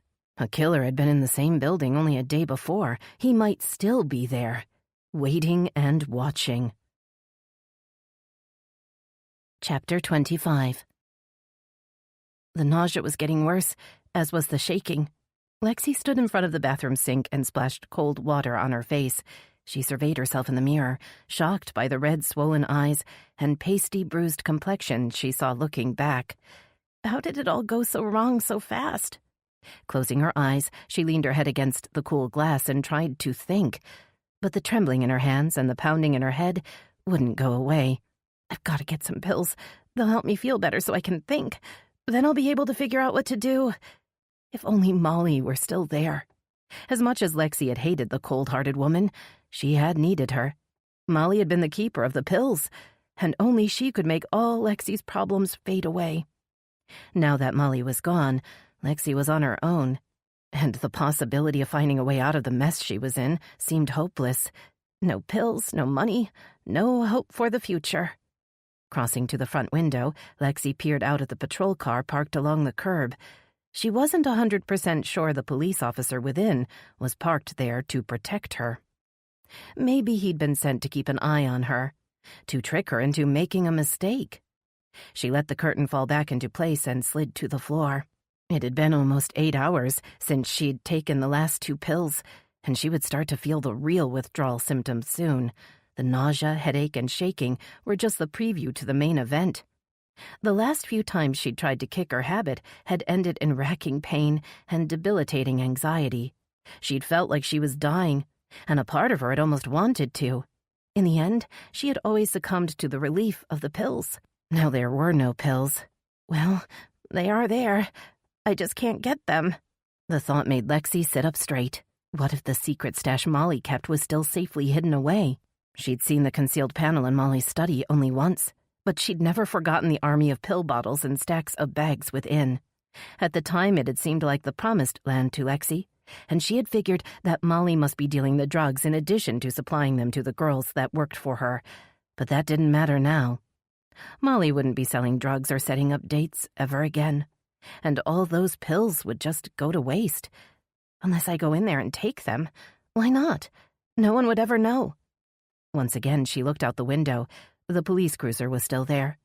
This was one of the times Lexi wished she had an apartment with a patio or back porch. But her simple unit had only one way in and one way out, and that was through the front door, leading straight out to the cop car. Running a frustrated hand through her hair, Lexi looked toward her little bedroom, noting the sunshine streaming through the doorway. She slipped her bare feet into the dusty running shoes on her living room floor and shoved her phone in her pocket. Her eyes fell on the cigarette pack on top of the television. There were 2 cigarettes left. She hesitated, then crumbled the pack and tossed it into the trash can before racing into the bedroom. She crossed to the window and looked out over the back parking lot. A few cars sat baking in the heat, but otherwise, the lot appeared to be empty. Unlocking the latch, she pushed up the window and let in a surge of hot air. Grasping the edge of the screen, Lexi dislodged the frame and pushed. The screen clattered to the ground outside. A horn blared in the distance as Lexi climbed out of the window and dropped to the ground. Glancing around with nervous eyes, she propped the screen back in place. She backed away, pleased to see that her apartment looked like every other nondescript unit in the long brick building. Nothing's out of place, and nobody will know I'm gone. The sun was still high in the afternoon sky as Lexi made her way through the back lot and into the thin strip of forest that edged Channel Drive on its way to the highway. The trees would offer cover from the sun, as well as from the curious eyes of any cops driving by. Refusing to think of anything but getting to Molly's house, Lexi trudged through the trees, grateful for the shade they provided. She would have to walk almost 2 miles to get to Kingston Road, and she'd need to take the back roads to make sure she wasn't seen. Legs trembling, she forced herself to keep moving. 20 minutes later, she reached the intersection of Channel Drive and Surrey Way. From here on out, she'd have to navigate streets without much cover. Wishing she'd thought to put on a hat, Lexi quickened her pace. She wouldn't last much longer in the sweltering heat. When she finally reached the turnoff to Kingston Road, she was dripping with sweat and gasping for breath. The police cars and crime scene van in front of Molly's house brought her up short. Standing in the shade of a massive oak tree, Lexi studied the scene. I've just got to wait until they leave. Once they're gone, I can sneak in. As she watched from a distance, a Channel 6 news van sped past her. A shiver ran down Lexi's spine when she saw Nick Sargent's handsome face on the side of the van. He seemed to always show up whenever bad things happened. Deciding it wasn't safe to get any closer with the press and the police presence still there, Lexi sank down behind an overgrown thicket of rose hips that bordered the street. She wrapped her arms around herself and rocked back and forth in a soothing rhythm. Closing her eyes, she began to sing under her breath. This little light of mine, I'm gonna let it shine. This little light of mine. Safe in the shady hiding place, Lexi sank into a restless sleep. The sound of a police siren startled Lexi. She lifted her head and looked around, trying to remember where she was and how she'd gotten there. Fighting back a wave of dizziness, she stood and peeked around the scruffy bushes toward Molly's house. She watched as a young female reporter with long dark hair spoke into a camera, gesturing to the house behind her. Several other camera crews were busy along the street, and police were still blocking through traffic. Lexi ducked down when she saw a tall man with a red crew cut looking in her direction. His clean-cut appearance screamed cop, and the last thing she needed was to have the police pick her up again after she'd managed to sneak away. That would end any chance she'd have to score the pills hidden in Molly's house. While Lexi knew the pills weren't a solution to her problems, and that they were only a temporary fix, she'd been hooked since the very first time Molly had innocently offered her a little something to take off the edge. That first day, Lexi had been euphoric at the sudden absence of worry or fear or pain. The weight of everything she'd been through had melted away into blissful nothingness, but it was a feeling she had never quite attained again. Now, After months of constant use, the pills only dulled reality for a few hours at a time, before wearing away and leaving her to face the sickness and the despair that always came in their wake. Sitting down with her back against the big tree trunk, Lexi suddenly wished she hadn't been too ashamed to tell someone what was going on. With her mother hundreds of miles away, and Molly dead and gone, she was now truly alone. The thought made her think of Frankie and what he'd said in her apartment. I'm offering to help because you need a friend. I know firsthand how shitty it is to feel like you're all alone. He'd seemed sincere, and he hadn't tried anything creepy. He'd even said that he knew someone who ran a rehab center, someone that helped women like her. Maybe I should have listened to him. Maybe he could have really helped me get clean. But it was too late now. She'd sent Frankie away, and she was on her own. Her only hope now was to get the pills and then lay low at her mother's new house while she weaned herself off. Somehow, she'd have to get her Mustang out of the parking lot without the cops seeing, and then it would be a 6-hour drive to Jacksonville. I just need to wait until the cops and the press clear out. It can't take that long, can it? But waiting would be hard, especially when her hands were shaking and her nerves were working overtime. The craving for a cigarette returned without warning. Lexi impulsively stood and began an unsteady walk back along Surrey Way. She'd walk to the store and buy a pack of gum. Maybe that would take the edge off. Chapter 26. Xavier Grayson was pleased to see that the crowd in the Riverview Hotel had thinned out in the last few hours. The police had responded in full force to the latest crime scene, and the press had chased behind them like hyenas attracted to a fresh kill. He had no doubt they were all over on Kingston Road, scavenging for the goriest details. Positioning himself under a widescreen television mounted on the wall, he watched Veronica Lee reporting live outside Molly Blair's house. He kept one eye on the screen, and one eye on the crowd, curious to see if the cops would put 2 and 2 together. Will they figure out the connection between Portia Hart and Molly Blair? He smiled when he thought of the bodies they'd eventually find in Mosquito Lake. The bodies in the trunk of the taxi would surely be a mystery to the clueless cops. They would probably never be able to solve the murders or understand why they'd had to happen. The smile turned into a grimace as Xavier recognized the woman standing next to Veronica Lee. It was Riley Odell, the assistant prosecutor that had worked on his case down in Miami. She'd been the only one that had ever gotten close to catching on to his con, and she'd almost put a stop to his promising career before it had really gotten started. But if he thought about it, Riley Odell had been the reason he'd finally resorted to murder.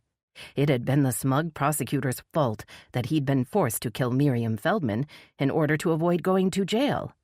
If only she'd kept her nose out of his love life, everything might have been different. Releasing a wistful sigh, he let his mind wander back to that fateful night in Miami, a decade earlier. The small yacht had been anchored for days, bobbing up and down in the warm waters off Miami Beach, waiting for its owner to wrap up her business in the city and sail away to a less crowded port. Xavier, still damp from his swim through the dark waters, waited patiently in the cabin, ignoring the shouts and laughter from the other vessels nearby. He didn't want to be seen, and he couldn't afford to be distracted. It was going to be his first time, and he wanted it to go flawlessly. He had a tradition to uphold, after all. Walking to the oval mirror mounted on the wood-paneled wall, Xavier ran a manicured hand through his wavy blonde hair and smiled. He liked being a blonde. The sun-kissed beach boy look suited him, and the blue contact lenses made him appear wide-eyed and innocent. Admiring the smooth fit of his diving suit over his leanly muscled chest, Xavier stepped closer to the mirror, then paused. Someone was walking down the dock toward the yacht. He recognized the click, click, click of Miriam Feldman's high heels against the wood. Striding across the small cabin, he closed himself in the tiny bathroom. Moments later, he heard the cabin door open and close. The rattle of keys falling onto the table and the thump of first one shoe and then the other hitting the floor let him know she was settling in for the evening. As the door to the bathroom swung open, Xavier lunged forward and grabbed Miriam by the throat, giving her no chance to scream for help. Her eyes widened in fear as she saw the terrifying truth in his eyes. He wasn't the playful, seductive man she'd come to know. Instead, she saw the real Xavier, cold, calculating, and utterly ruthless. Pushing Miriam into the middle of the cabin, Xavier forced her back against the table where they'd spent so many previous evenings enjoying dinner and wine by candlelight. His arms began to shake with the effort, and a trickle of sweat dripped down his face as he squeezed harder. In a last instinctive attempt to save herself, Miriam lifted her hands to his, trying to claw his fingers away, but her fingernails cracked against the thick diving gloves he wore. When her hands fell away, he released her, allowing her body to slump to the floor. He nodded in approval as she moaned and stirred. Everything was going just as he'd planned. It wouldn't do for her to be found without water in her lungs, not if he wanted her death to be labeled an accidental drowning. No, he needed her to be alive when she went into the water. Dragging Miriam to the door, he opened it and hefted her up the short flight of stairs to the deck. The breeze lifted a strand of her hair and blew it around her face, causing her eyes to flutter open. But Xavier ignored her as he checked his diving gear and strapped on his air tank, before pulling on his fins and diving mask. He was all set to go. Bending at the knees, he scooped up Miriam's thin body and dropped her over the side of the boat. The splash was louder than he'd intended, but he didn't hesitate. Holding the regulator in his mouth, he held his head up and took a giant step off the boat. Miriam had already begun to flail in the water, and her hands reached out and clutched at his head, gripping onto his mask. Xavier pried her fingers off and then shoved her down, forcing her deeper into the dark water.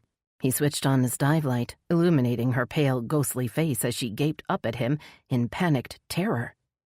Gazing through the diving mask with cold detachment, Xavier watched as her desperate struggles weakened and then stopped altogether.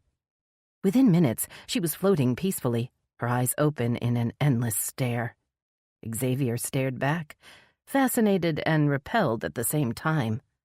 So that was what it was like to kill someone. His father had often spoken about the thrill of the kill, but Xavier wasn't so sure he agreed. He didn't see what the big deal was. He hadn't enjoyed it, but he had to admit there was a certain satisfaction in knowing he'd found a permanent solution to his problem. All in all, it had been a success. A close-up image of Riley Odell's probing eyes on the television brought him back to the present and rekindled his lingering resentment. The ambitious assistant prosecutor had been new to the job and eager to make a name for herself. She'd been quick to believe that Miriam Feldman's handsome summer fling had been siphoning money from her safe as they sailed around the Caribbean. Xavier had first been questioned by two paunch-bellied detectives who had believed his claims that Miriam had fabricated the story. They nodded with empathy when Xavier said she'd been bitter after he'd moved on to greener pastures. "She's a lonely woman, and I feel sorry for her," he'd told the detectives. "You know what they say about a woman scorned." But Riley Odell, the state's newest junior prosecutor, hadn't been taken in by his charm, and she'd seen through his lies. She'd been unusually hard and bitter for someone so young, and it was clear she would stop at nothing to bring him down.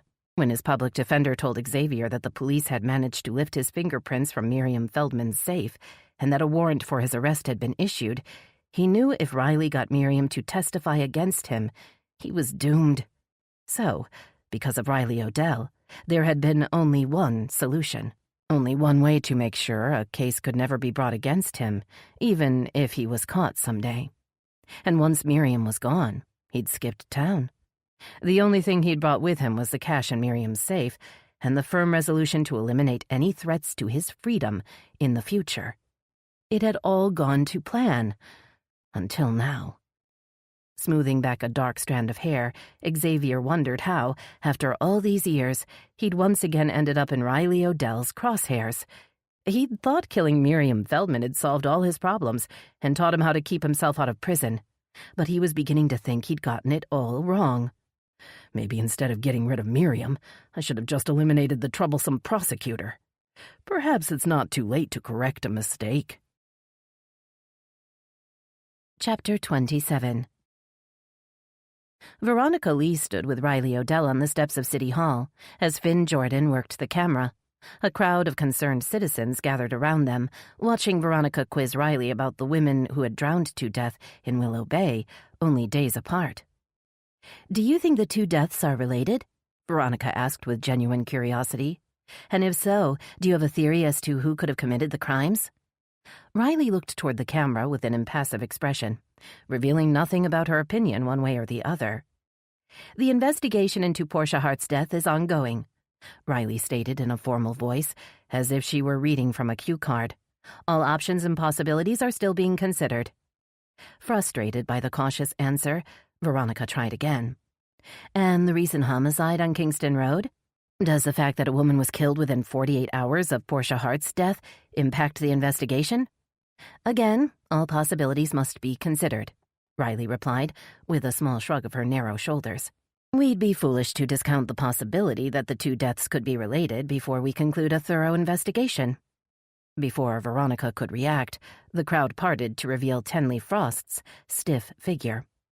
The media relations officer marched up the stairs with ill-concealed fury, stepping in front of Riley Odell and turning to face Finn's camera.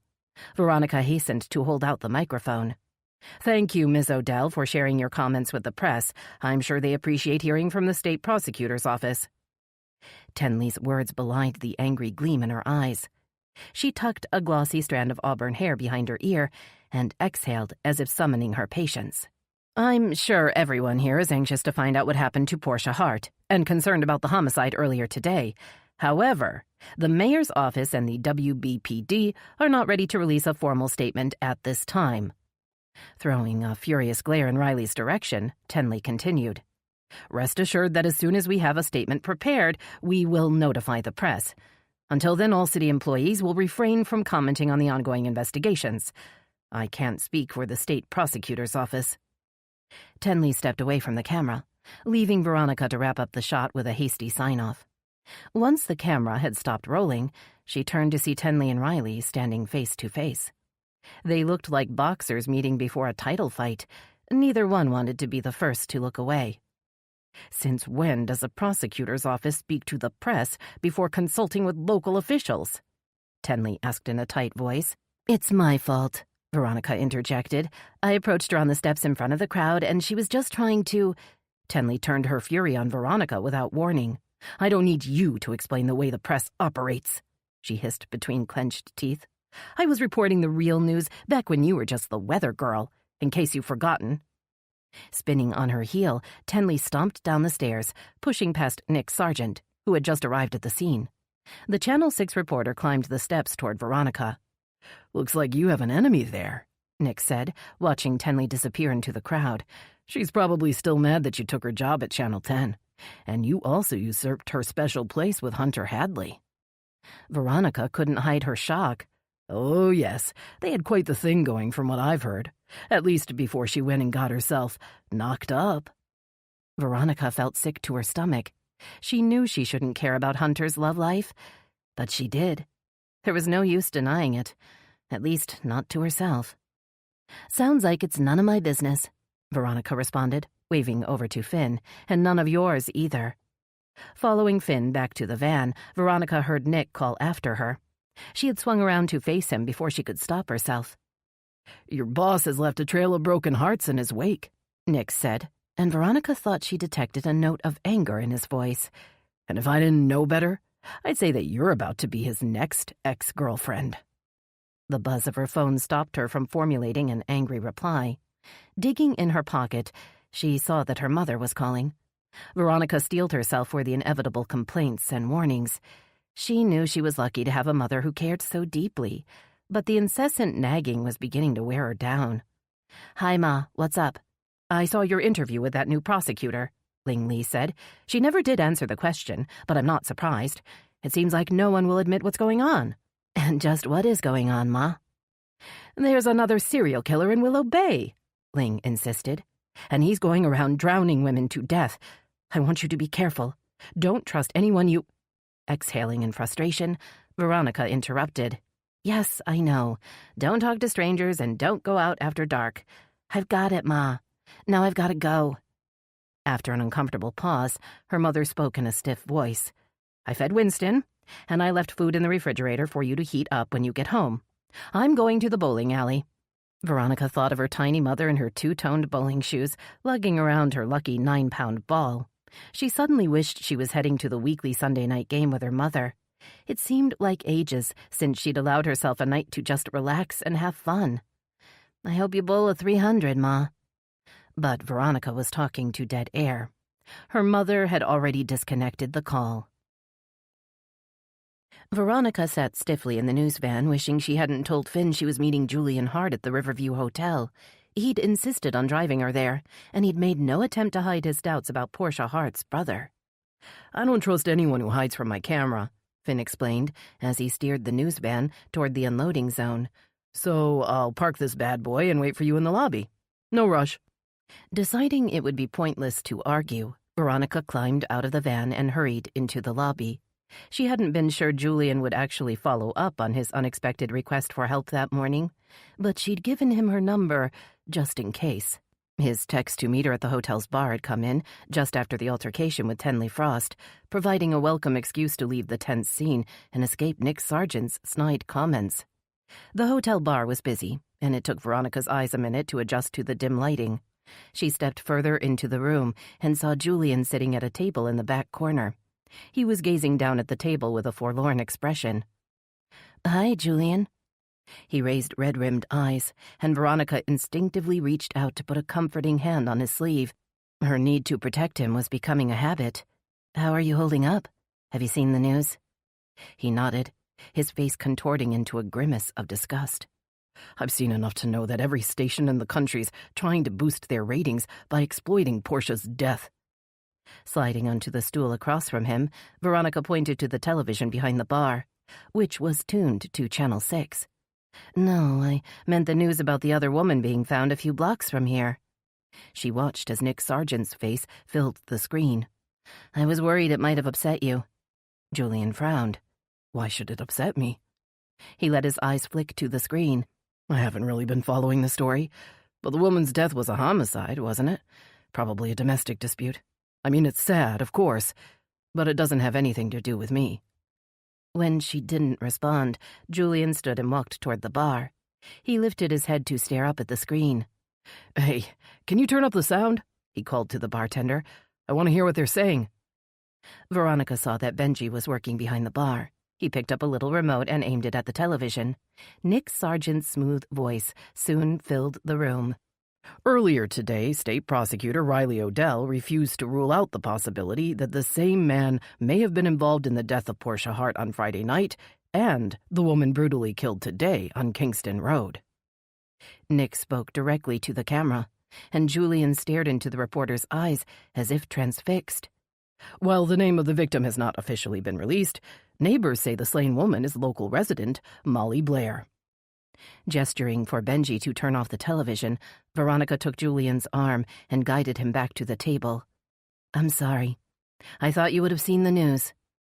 He didn't seem to hear her as he shook his head in denial. "It can't be true. She can't have been murdered." Veronica bit her lip, trying to think of something to say. She knew she should be asking Julian questions and jotting down quotes to include in her next update, but she didn't think she could. The poor guy is suffering and confused. If I take advantage of his vulnerability now, I'm no better than Nick Sargent. She caught sight of Finn walking toward them with a concerned frown and stepped forward to intercept him. "You didn't respond to my text," Finn said, holding up his phone. "Is everything okay in here?" Turning to see that Julian was already walking toward the exit, Veronica ignored the question and scurried after him. "Julian, are you okay?" She caught up to him at the elevator and grabbed his arm, revealing a glimpse of his heart-shaped birthmark before his sleeve fell back into place. "I thought you wanted to talk." "I need some time to think," he murmured as the door slid open. "I'll call you later, when I'm feeling better and when you're alone." Veronica looked back to see Finn coming toward them. When she turned around, the doors had closed, and Julian was gone. "Good job," Veronica snapped as Finn stopped beside her. "You scared him away. Might as well give up on getting an interview." Pinning her with a suspicious stare, Finn crossed his arms over his chest. He raised his eyebrows and waited. "What?" Veronica glared back at him, but she had the sinking feeling that he could see through her act. "What's the real deal with Julian Hart?" he asked. "You trying to get an interview or a date?" Veronica's mouth fell open at the blunt question. "You're crazy," she said, regaining her composure. "I'm trying to give the guy a break. You know, show a little bit of compassion and decency. Maybe that's something you should try." An elderly couple approached the elevator, and Veronica moved aside to make room, then hurried toward the front door. "Wait up, Veronica," Finn panted, chasing after her. "Stop acting like an amateur." Skidding to a stop, she spun to face him. "I don't think you should be hanging around that guy," Finn blurted out before she could speak. "You're getting too involved, and he's taking advantage of that. Any other reporter would have been asking the hard questions, but you're not." Veronica's anger deflated. Finn was right. Something about Julian Hart's story resonated within her. She could see how completely alone he was, and her sympathy for him was making her lose sight of her responsibility. She was supposed to get a hard-hitting interview that would make viewers tune in, but that approach didn't feel right. Not this time.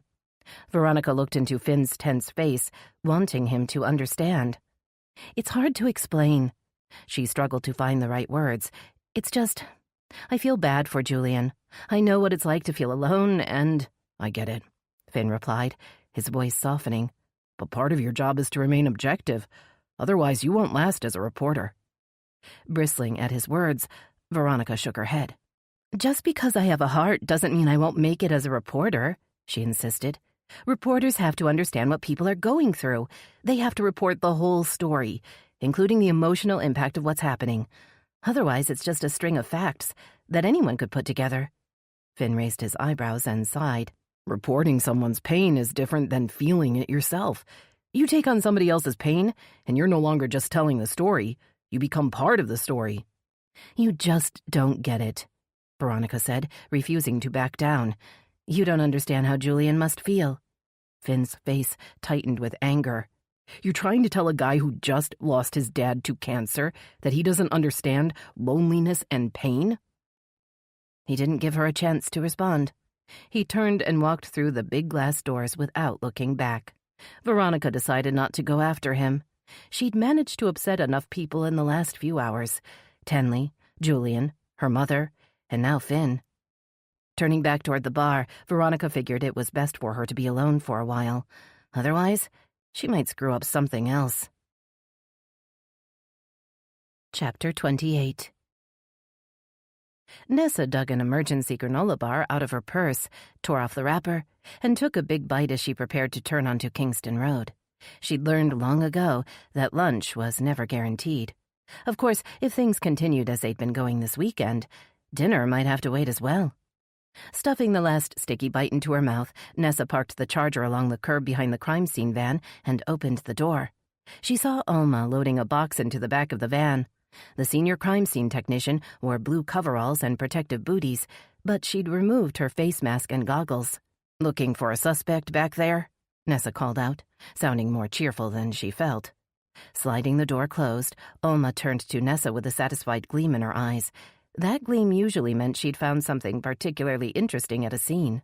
"Finding the suspects are your job, Chief," Alma teased. "But what I found should help.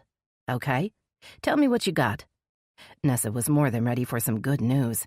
"I can see you're dying to spill the beans." Alma nodded and motioned for Nessa to follow her up the front walk. They passed through the thinning crowd of reporters and onlookers to reach the front door. Alma knocked, and a uniformed officer opened the door and waved them inside. "How's it going, Dave?" The young officer answered Nessa's question with a thumbs up as Alma prodded her toward the narrow doorway leading to the kitchen. A hardcover crime scene case was open on the kitchen table. Nessa saw that it held an array of evidence collection bags, protective gear, markers, rulers, magnifying glasses, flashlights, and specimen vials. "I was able to get several fingerprints off the hot tub." Alma was unable to conceal her excitement. "Quite a few prints, actually. Looked like someone was holding on for leverage." An ember of hope caught fire in Nessa's chest. "That's great. I'll cross my fingers the prints turn out to be our guy, and that he's in the database." "That's not all," Alma said, removing a roll of crime scene tape out of the bag. "I was able to get some prints off the wallet that we found in Portia Hart's purse. I'd been running them through the database when I got the call about this scene, and—" She paused for dramatic effect as Nessa held her breath. "I just heard back from the lab that we've got a match." Nessa's heart skipped a beat. I told the tech to email the details to Venzinger, with a copy to you and Riley Odell. Figured you'd all want to see that ASAP. Great work, Alma. Nessa looked around the little kitchen. You find anything else around here I should know about? Alma reached into the case and pulled out a clear evidence bag. She held it up to the light, and Nessa saw that it was packed with prescription pill bottles. Looks like Molly Blair was a dealer. Alma shook the bag so that the bottles rattled against each other. Either that, or she had a lot of medical issues. So, Molly's death could be drug-related, Nessa murmured. Maybe Lexi was wrong. Maybe it's not related to Portia Hart at all. What do you mean? Alma asked. Who's Lexi? She's the girl who found Molly Blair. She had to fight off the killer, Nessa said, lowering her voice. She's convinced she saw the man who killed Molly Blair at the Riverview Hotel the night Portia Hart died. Said he was running down the stairs dripping wet, and that he started chasing her when he realized she'd seen him. Alma raised her eyebrows. So, you're thinking the guy went looking for this girl to shut her up and killed Molly by mistake? Nessa shrugged. I'm not sure how the creep found Molly, but I believe Lexi's story, and I believe the guy came after her to keep her quiet. Well, he definitely wanted to shut her up for good. Alma no longer sounded excited. Iris said that the poor woman was badly beaten before she went into the water. Whoever killed her didn't bother taking the time to make it look like an accident. Both women cringed at the remembered image of Molly Blair's battered body floating in the hot tub. Nessa figured she'd be seeing it in her nightmares for months to come. Well, one way or the other, we need to find out who prescribed all those pills, Nessa said, gesturing toward the bag. But first, I'm dying to find out who was digging through Portia's wallet. Yep, Alma agreed. Looks like hunky Detective Venzinger was right. You always gotta follow the money. Surprised by Alma's comment, Nessa felt a stirring of unease. The heightened tension between Venzinger and Riley Odell was enough to deal with. If Alma made her attraction to the city's newest detective known, the fragile peace in her little police department could be threatened. Perhaps she'd better talk to Venzinger and warn him that trouble was brewing. Looks like things around here are about to get a little more complicated. Riley was pacing back and forth in the briefing room when Nessa returned to the station. Sticking her head inside the door, Nessa looked around the room, then turned to the prosecutor. Where's Venzinger? Riley bristled at the question. How should I know? I'm not his keeper. Nessa raised her hands in surrender and suppressed a sigh. The course of true love never did run smooth, she murmured under her breath, wondering how long it was going to take for Riley to forgive Venzinger. The whole love/hate dynamic was exhausting. Did you see the email from Alma? Riley asked, apparently too caught up in her own thoughts to pay attention to Nessa's mumbling. Yes, but I didn't have time to pull up the matching record, Nessa admitted. Were you able to see who matched the prints? Footsteps in the hall announced Venzinger's arrival. You guys see the email from Alma? He asked, dumping his backpack on the table and dropping his long, muscular frame into a chair next to Riley. Nessa was preparing to deliver a sarcastic response when she saw Riley's face. The normally unflappable prosecutor was distraught. All color had drained from her face, and her dark, troubled eyes seemed huge behind red-framed glasses. You look pale, Riley, Nessa said, sliding onto a chair across from the prosecutor. Are you feeling okay? Well, that's debatable. Riley tried to smile, but her face wouldn't cooperate. You see, the man who matches these prints is someone I questioned years ago in relation to a theft case. The victim, a wealthy woman in Miami, ended up drowning, so we had to let him go. I knew he'd had something to do with her death, but... Nessa's eyes widened as she absorbed Riley's words. Who is he? Venzinger's voice was hard. What's his name? Xavier Grayson, Riley whispered, clenching her hands into tight fists on the table. I knew he was a hustler, a sleazy con man that had stolen money from a lonely woman, but I didn't think... I didn't know he would kill her. Of course, you couldn't have known that, Riley, Nessa soothed, startled to see the cool, detached prosecutor heading for an emotional meltdown. It's not your fault he killed that woman. I'm sure you did what you could. That's right, Venzinger agreed, keeping his worried eyes on Riley's pale face. None of this is your fault. Pushing a file across the table to Nessa, Riley took a deep breath and straightened her back. When she looked up, a spark of defiance had entered her eyes. "That's Xavier Grayson's file, or what's left of it." Nessa opened the folder and stared at the printout within. The scanned police report contained a complaint of theft filed in Miami Beach back in 2010. The plaintiff was a 42-year-old female named Miriam Feldman. Nessa noted a faint check mark next to the widowed option in the status section of the form. Scanning the report, Nessa saw that Miriam Feldman had accused her new boyfriend of stealing money from the safe on her yacht. He'd been questioned, but hadn't been arrested. A note at the end of the report indicated that the prosecutor's office had declined to proceed with the case due to a lack of evidence. Miriam Feldman was found floating in the water off Miami Beach soon after that report was filed, Riley said. The medical examiner determined that she'd drowned, but he left the manner of death as undetermined, said he couldn't be sure if it was an accident, a suicide, or a homicide. Her eyes blazed with remembered anger. "But I knew it had to be him. I just couldn't prove it." Her voice grew stronger as she spoke. Then he was gone. He disappeared from Miami as if he'd never existed. Eventually, my boss told me to drop it, said I needed to move on. So that's what I did. Nessa's eyes returned to the name of the accused, Xavier Grayson. Was it possible that Portia Hart and Molly Blair had been victims of the same deadly conman that Riley had encountered a decade earlier? If so, how many women had he killed since then? And what will he do next if he thinks this time he might get caught? Chapter 29. Van Zinger stared down at the police report, stunned that his instinct to check Portia Hart's wallet for fingerprints had paid off. Xavier Grayson hadn't been satisfied with just taking the life of the rich, glamorous author. He'd had to take the last dollar from her wallet, too. But the heartless conman's greed might very well lead to his downfall. "I let him go," Riley said, her voice uncharacteristically soft. "I had him, then I let him go free. And look what he's done." Concerned by Riley's shell-shocked expression, Van Zinger reached for her hand and squeezed. For the briefest of seconds, he thought he felt her squeeze back. Then she snatched her hand away, looking over at Nessa with an embarrassed scowl. "You did what you had to do," he said, trying to mask his disappointment.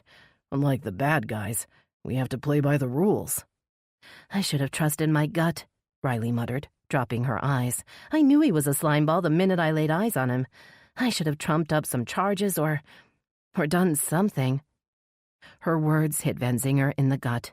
It hurt him to see that the idealistic young woman he'd fallen in love with had become disillusioned over the years, and he hated the fact that his own cowardly behavior had played such a pivotal role. If only he'd handled things differently back then, he could have saved her from some of the pain and heartache. When he'd left Willow Bay without an explanation, thinking it had been the only way to keep her safe from the men who had threatened his life and destroyed his career, Van Zinger had taken her trust and innocence with him. He knew now that no matter what the risks, he should have told her the truth. But his revelation had come a decade too late. The strained, suspicious look on Riley's face made it clear that she had come to doubt the world and everything in it, especially him. Feeling the phone in his pocket vibrate, Van Zinger pulled it out. Alma Garcia was calling. His pulse quickened at the thought she might have more updates from the crime scene. "We managed to run the fingerprints from Molly Blair's hot tub," Alma said without preamble. "And you're not going to believe this." "All right, let me guess." Van Zinger raised his eyes to meet Riley's guarded gaze. "The prints in the hot tub are a match to the prints in Portia Hart's wallet. They both belong to some creep named Xavier Grayson." "No fair, Van Zinger," Alma groaned. "I was hoping to shock you." "Oh, it takes more than that to shock me, Alma." Riley's eyes hardened, and she looked away. Van Zinger wondered what he'd said to piss her off this time. After he disconnected the call, he sat back in his chair and crossed his thick arms over his chest. "Grayson's prints were on Molly Blair's hot tub. You add Portia Hart and Miriam Feldman to the mix, and it looks like we got ourselves a serial killer." "At least we know who he is," Nessa said, looking at Riley. "He can't hide for long now that we know who to look for." "Actually, I wouldn't be so sure," Riley cautioned. "I never could find a trace of Xavier Grayson in any records or database, at least not the Xavier Grayson I was looking for. So that could be his real name?" Or it could just be the alias he was using when we brought him in. Everyone in the room seemed to deflate at the thought that the name Xavier Grayson was just another one of the killer's cons. Based on what we know, I think we've got to assume he's running some sort of con on these women, Benzinger said. So he may be using a variety of names and stories to win their trust. It's a little more serious than that, Riley said, her eyes blazing. Xavier Grayson, or whatever his name is, stole Miriam Feldman's life savings and then left her dead body to rot in the ocean. He most likely drowned both Portia Hartman and Molly Blair. He's not just a con man. He's a monster. Holding his hands up in mock surrender, Benzinger nodded his head in agreement. He had no doubt that the man who had held Portia Hart and Molly Blair under the water and watched them struggle and die was a monster. What I want to know is how he gets these smart, experienced women to trust him. Nessa banged her fist on the table, causing Benzinger to jump. He must run a pretty good game. He was certainly very attractive, Riley said, and he tried to ingratiate himself with me when I questioned him. He's quite a good actor. Luckily, I know the type too well to be taken in. You mean he tried flirting with you? Nessa was indignant. I bet you told him where to go. Benzinger swallowed hard at the image of Riley sitting across from a killer. The thought that she'd been face to face with a dangerous criminal scared him, but it also impressed him. No matter how disillusioned Riley might be, she'd never lost her spirit or her will to fight for what was right, no matter what it might cost her. What if we broadcast Xavier Grayson's name on the news? Benzinger suggested. Maybe someone will come forward. I could talk to someone at Channel 10 and see if they'll work with us on it, Riley said, although we still don't have a photo to distribute. I plan to ask Alexandra Marsh to work with a sketch artist. Nessa consulted a page in her notebook. See, it's next on my list. Benzinger frowned. Why did Nessa need to keep a separate list? I'm lead detective on the case, so shouldn't she be working from my list? He pushed away the voice in his head that told him she didn't trust him to solve the case. It wasn't the right time to listen to his ego. If Nessa doesn't trust me now, that just means I'll have to do something big to earn her trust. I can start by solving this case. I'm not sure we're ready to go public with this guy's name yet, Nessa said. We'd be showing him our cards, and we might end up spooking him. He could go running for the hills before we have a chance to track him down. Leaning back in his chair, Benzinger tried not to show his frustration. He didn't want to contradict Nessa, but he was worried that leaving Xavier Grayson free to roam around might cost another woman her life. He met Riley's eyes and saw that she also looked troubled. As if reading his mind, she turned to Nessa. I'll work with Tenley Frost to make sure we have a statement prepared once you give us the okay, Nessa. Riley stood and began gathering her things. We need to be ready to take this guy down as soon as possible. I want to nail his ass before he can screw with anybody else. Benzinger recognized the hostility in her voice. He'd had to deal with it himself for the last few months. It was obvious that Riley remembered the man well, and that she was still holding a powerful grudge. An unsettling question sprang to mind. Does Xavier Grayson remember Riley, too? Was he still holding a grudge? Chapter 30. Lexi stood under the immense oak tree. The sun had disappeared over the horizon, and a blanket of darkness had descended over the neighborhood, providing her with cover in the deep shadows along the tree line. Letting the crushed gum wrapper fall from her hands, she moved out of the shadows.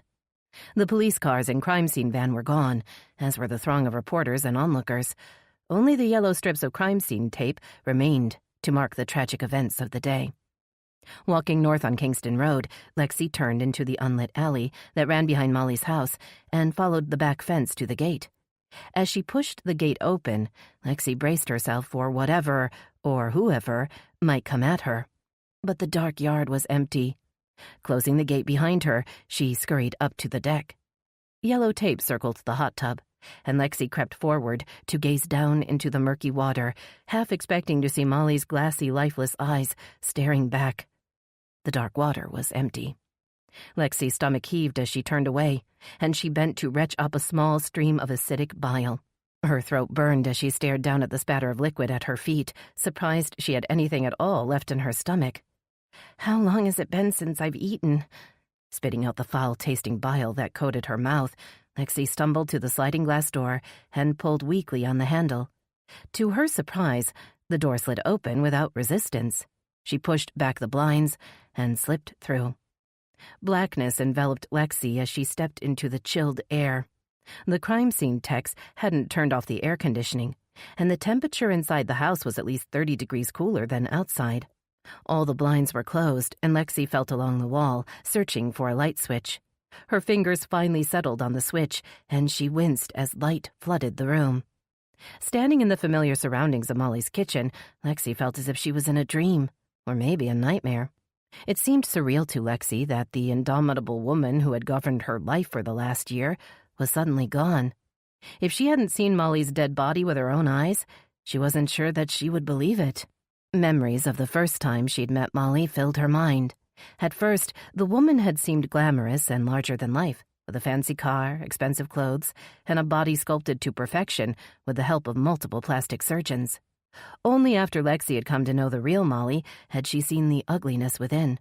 All the clothes, makeup, and surgery in the world couldn't give Molly what she lacked. She'd also seen the damage that years of hard living had left behind. The smoking, drugs, and excess left their mark on Molly's face like a curse and were reflected in her dull, listless eyes.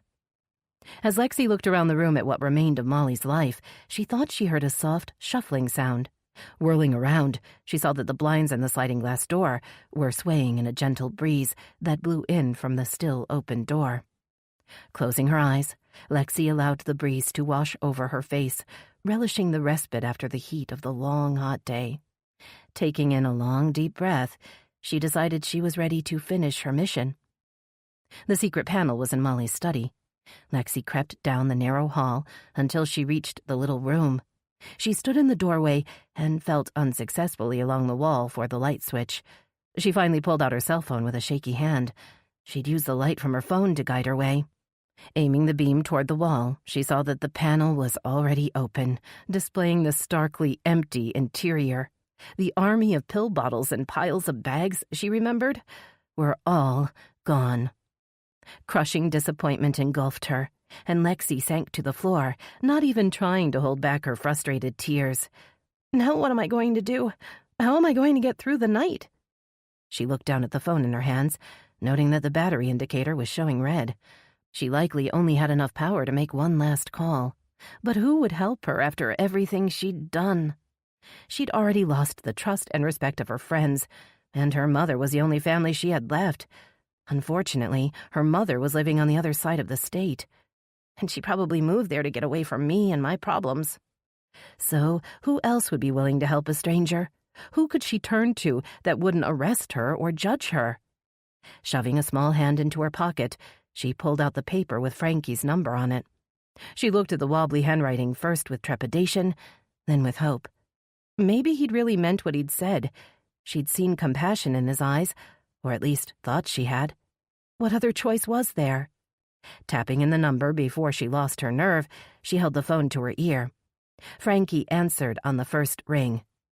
Barker and Dawson Investigations. Lexi hesitated, surprised by the greeting. Is this Frankie? Yup, and I bet this is Lexi, right? Swallowing the lump that had suddenly formed in her throat, Lexi tried to speak.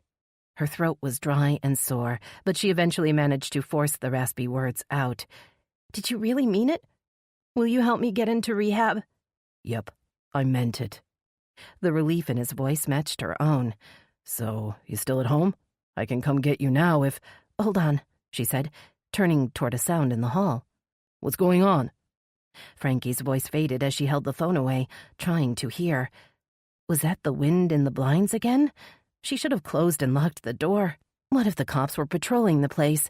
Maybe they'd noticed the open door and were coming to check. Lexi, are you okay?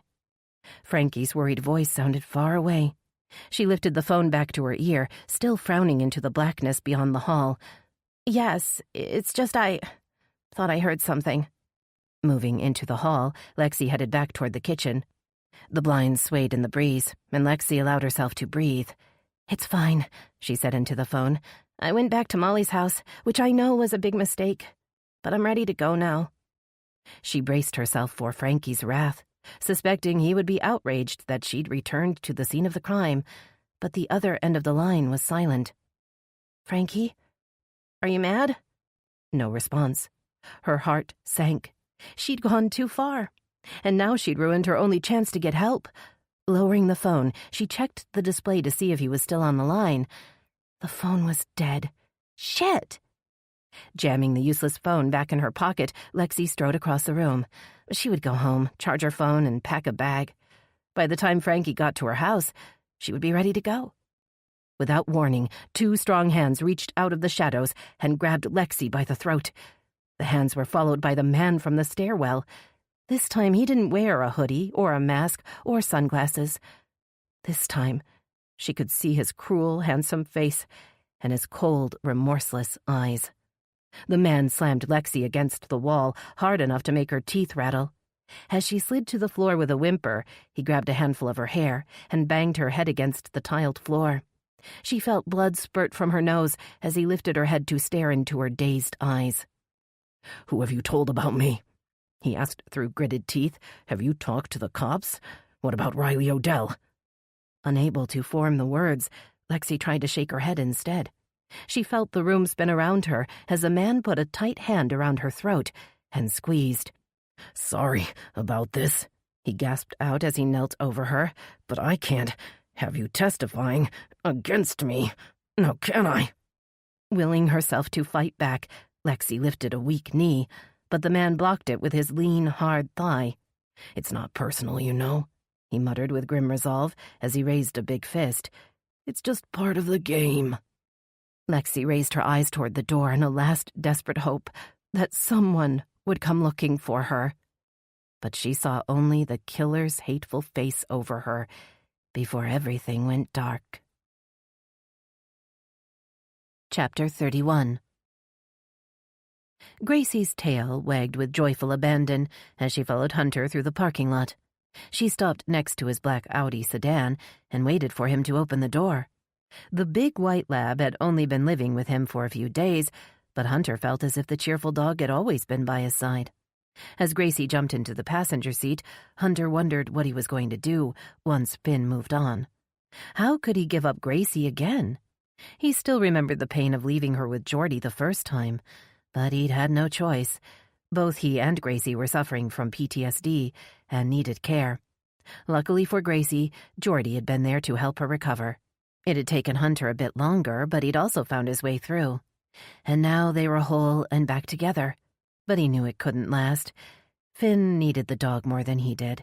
The boy had lost his father. Hunter couldn't ask him to give up his dog as well. After securing the seatbelt around Gracie's solid body, Hunter started the car and sped out of the lot. He was restless, so he rolled down the windows and steered the car toward the highway, wanting time to think and giving Gracie a chance to enjoy the breeze. Speeding through the city, his mind filled with worries about the station's financial difficulties and guilt that he hadn't been straight with Veronica. His thought about Veronica Lee didn't improve his mood. His guilt over misleading her about the station wasn't the only thing that bothered him. The knowledge that he was growing too protective of his newest reporter and dangerously close to being emotionally involved had been eating at him. Switching lanes and stepping on the gas, Hunter wondered when things had changed. Somewhere along the way, Veronica had stopped being the green weather girl he'd hired and had become a truly talented reporter. She'd also started showing up in his thoughts on a regular basis, and he hadn't been able to get her out of his mind for long. Maybe I should start dating again. Perhaps a distraction will help. He pictured Tenley Frost's beautiful face. Now that he was no longer her boss and she worked for the city of Willow Bay, there was no ethical reason to prevent him from asking her out on a date. He was pretty sure she would be willing, since she'd made it crystal clear over the years that she found him attractive. But he'd made it a point never to cross the line with his employees, no matter how willing they might seem. And it had never been a problem to resist the temptation before. So, why am I tempted to cross that line with Veronica now? What was it about Veronica Lee that was different? Of course, she was attractive, but he'd dated many beautiful women in cities around the world. Sexy, smart women that had never really known him and had never managed to touch his heart. With Veronica, it felt different. The attraction wasn't just physical. There was something about her unjaded, curious attitude that was refreshing. He felt better when he was with her, as if her positive energy rubbed off on him somehow. Pulling into a gas station to refuel, Hunter wondered what effect he had on her. He couldn't be sure how she felt about him, but he knew that Veronica had a big heart and that she was drawn to people that seemed to need help. So, while his instincts told him the attraction was mutual, he feared she was drawn to the damaged part inside him. The part that had broken into a million pieces back in Kabul, and which he was still trying to put back together. It wouldn't be fair to saddle her with his issues and problems, even if he wasn't her boss, and even if they were in a position to see what might happen between them. So I need to stay away, at least emotionally, for her sake and my own. As he finished filling the tank and climbed back in the car, Hunter wondered if Veronica had gotten her interview with Julian Hart yet. It would be a big scoop for the station. Viewers would surely tune in to hear what Portia Hart's reclusive brother had to say about his sister's tragic death. And Veronica would be just the right reporter to handle the interview with compassion. He thought of the comment he'd overheard Finn say earlier in the day about Veronica getting involved with the subject of one of her stories. Had he been talking about Julian Hart? Could Veronica be interested in more than just Julian's sad story? Picturing the downcast figure he'd seen in Channel 10's parking lot that morning, Hunter assumed the tortured artist routine had gotten to her. Being a billionaire probably didn't hurt either. He couldn't blame her, really, but he didn't like to think of Veronica getting mixed up with a family that seemed to be cursed. Maybe having all that money was a curse and not a blessing. Portia and Julian Hart's life of excessive money and angst certainly hadn't seemed to end in a happily ever after. Turning to Gracie, Hunter decided he wasn't ready to go home. How about we do a little investigating of our own, girl? Gracie looked out of the window with eager eyes as Hunter headed the car toward Kingston Street. Hunter drove down Channel Drive looking for Kingston Road. He noticed a blue Toyota coming the other way, absently noting the Willow Bay Quick Rides decal on the window. Spotting the crime scene tape across the front of the house, Hunter circled the block, wanting to check out the whole scene before going any closer. The house looked dark and deserted from every angle, and Hunter decided to park the Audi and let Gracie stretch her legs. The walk would give him a perfect excuse to nose around without drawing undue attention. Gracie trotted beside Hunter as he walked past the house. She pulled him toward a big oak tree and stopped to mark it as her territory. As Hunter waited, he noticed the silver gleam of a discarded candy wrapper on the sidewalk. As he bent to pick it up, muffled footsteps sounded behind him, and a man stepped out of the shadows. "Nice-looking dog," a gruff voice called out. "That one of them rescue dogs? My grandson tells me I need to get one of those now that old Spike is gone." Hunter watched as the man approached with the help of a cane. His bespectacled face was wrinkled with age, but his eyes were sharp behind his thick lenses. "This is Gracie," Hunter said, looking down at the lab with affection. "And I guess you could call her a rescue dog. A friend of mine brought her back from Afghanistan a while back. She was just a skinny little thing then." The man seemed to contemplate the information, then nodded, as if he approved. "I was in the army myself, about 100 years ago." Hunter smiled and shook his head. "Oh, I wasn't in the military. I was a reporter. Now I work at a local news station." The man's expression changed. His forehead collapsed into wrinkles. "You aren't with that Channel 6, are you?" "No, I'm the station manager at Channel 10. "Yeah?" The man cocked his head and grinned. "Well, you're lucky, 'cause I like your show. That new girl you have is a breath of fresh air. Not all fake like that Nick Sargent on Channel 6. Hunter felt a twinge of satisfaction. "You're not a fan of Nick Sargent, Mr. Trout. Otis Trout," the old man said. "But you can just call me Otis. And I'm Hunter Hadley, but you can call me Hunter." The old man stared at him, his eyes suddenly suspicious. "You related to the mayor?" "I'm his son, actually," Hunter admitted. "But that doesn't mean I agree with his policies." "I should hope not, young man," Otis sniffed. "The younger generation is supposed to be smarter than the old one. Hopefully you're a right bit smarter than your father." Holding back a smile, Hunter tried to change the subject. "So why don't you like Nick Sargent?" "He's a phony, that's why. He acts like a choir boy on the news, but I've seen him sniffing around here after all them young girls Molly used to bring around." Hunter stared at the older man, too surprised to speak. "I mean, in my time I liked the ladies as well, but them girls are way too young to be hanging around with the likes of him." "You must be mistaken, Mr. Trout." Hunter tried to keep the light-hearted tone in his voice. "Whoever was coming over here probably just looks like Nick Sargent." Otis snorted in disdain. "I'm not senile and I'm not blind." He thumped his cane on the sidewalk for emphasis. "Besides, I heard Molly call him by his name plenty of times. That man was hanging around here like a bad smell." Deciding it would be futile to argue, Hunter held his tongue. If the old man thought he'd seen Nick Sargent at Molly Blair's house, who was he to say otherwise? Willow Bay was a small town, and there weren't many men in town who would easily be mistaken for the handsome reporter. Besides, the possibility that Nick Sargent had a connection to the murder scene intrigued him. He'd been a reporter long before he'd become the station manager. Perhaps it was time for him to put his investigative skills back to use. He'd been out of the game for too long. This was the perfect opportunity to jump back in with both feet.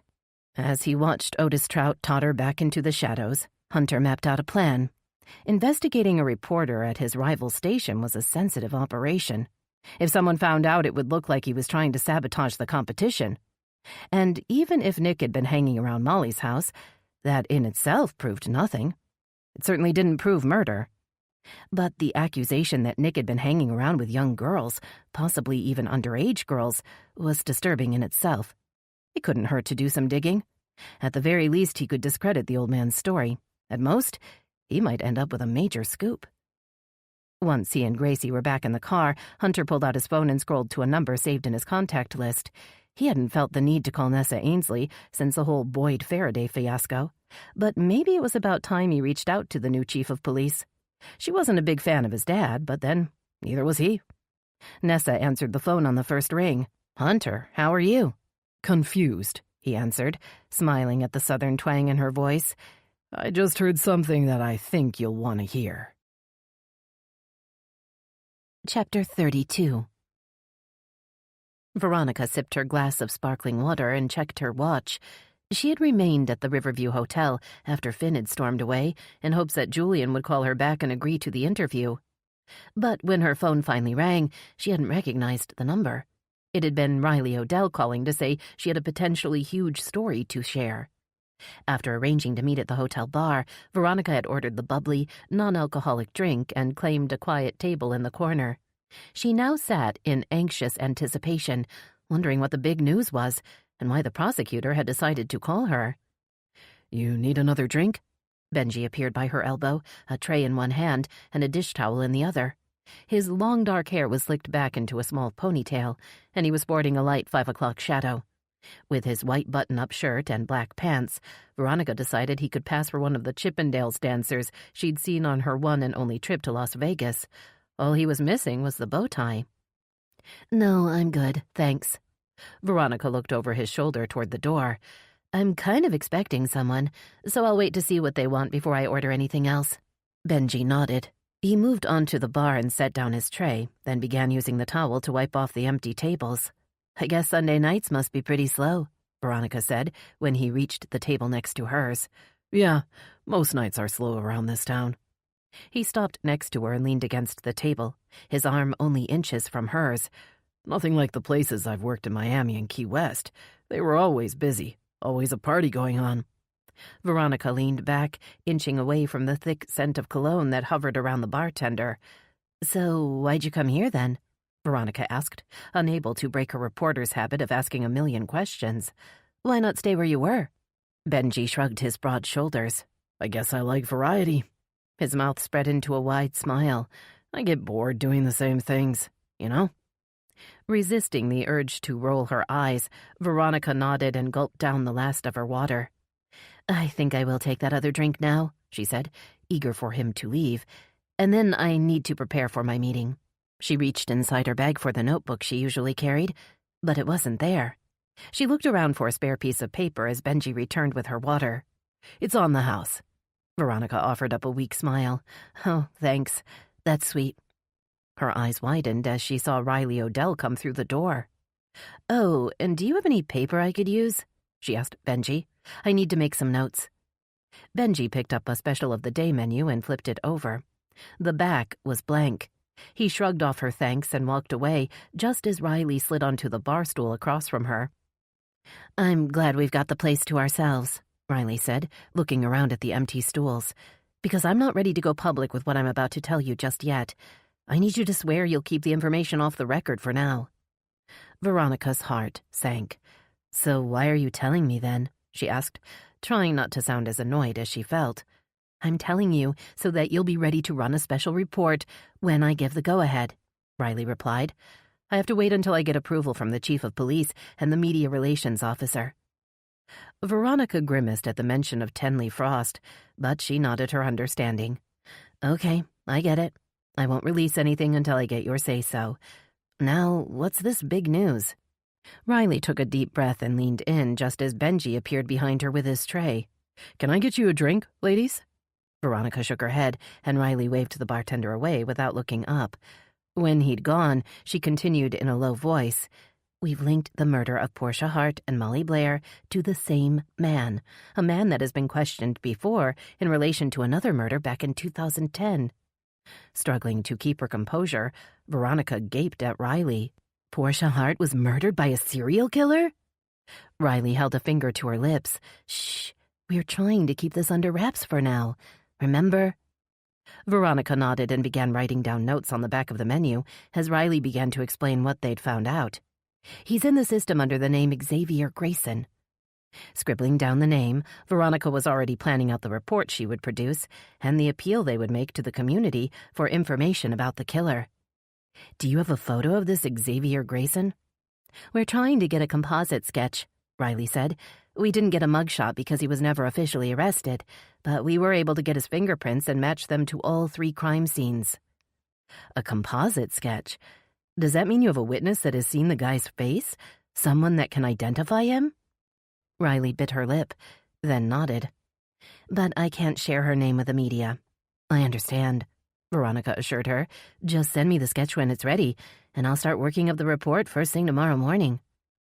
Veronica was already picturing the special segment she would create. Channel 10 would be the first station to display the image of the man who had killed Portia Hart, and she would be the reporter who broke the story. "Listen, I better go," Riley said, looking at her watch. "Just promise me you'll keep this to yourself until you hear back." "I will," Veronica agreed. She stood and watched as Riley hurried out the door. Before she could turn back to the table, she saw Julian Hart walking through the lobby. Spinning around, she almost knocked over Benji, who had already started to clear the table. "Oops, sorry." She shoved the menu with her notes into her bag and slung the bag over her shoulder. "We're all done here. Thanks."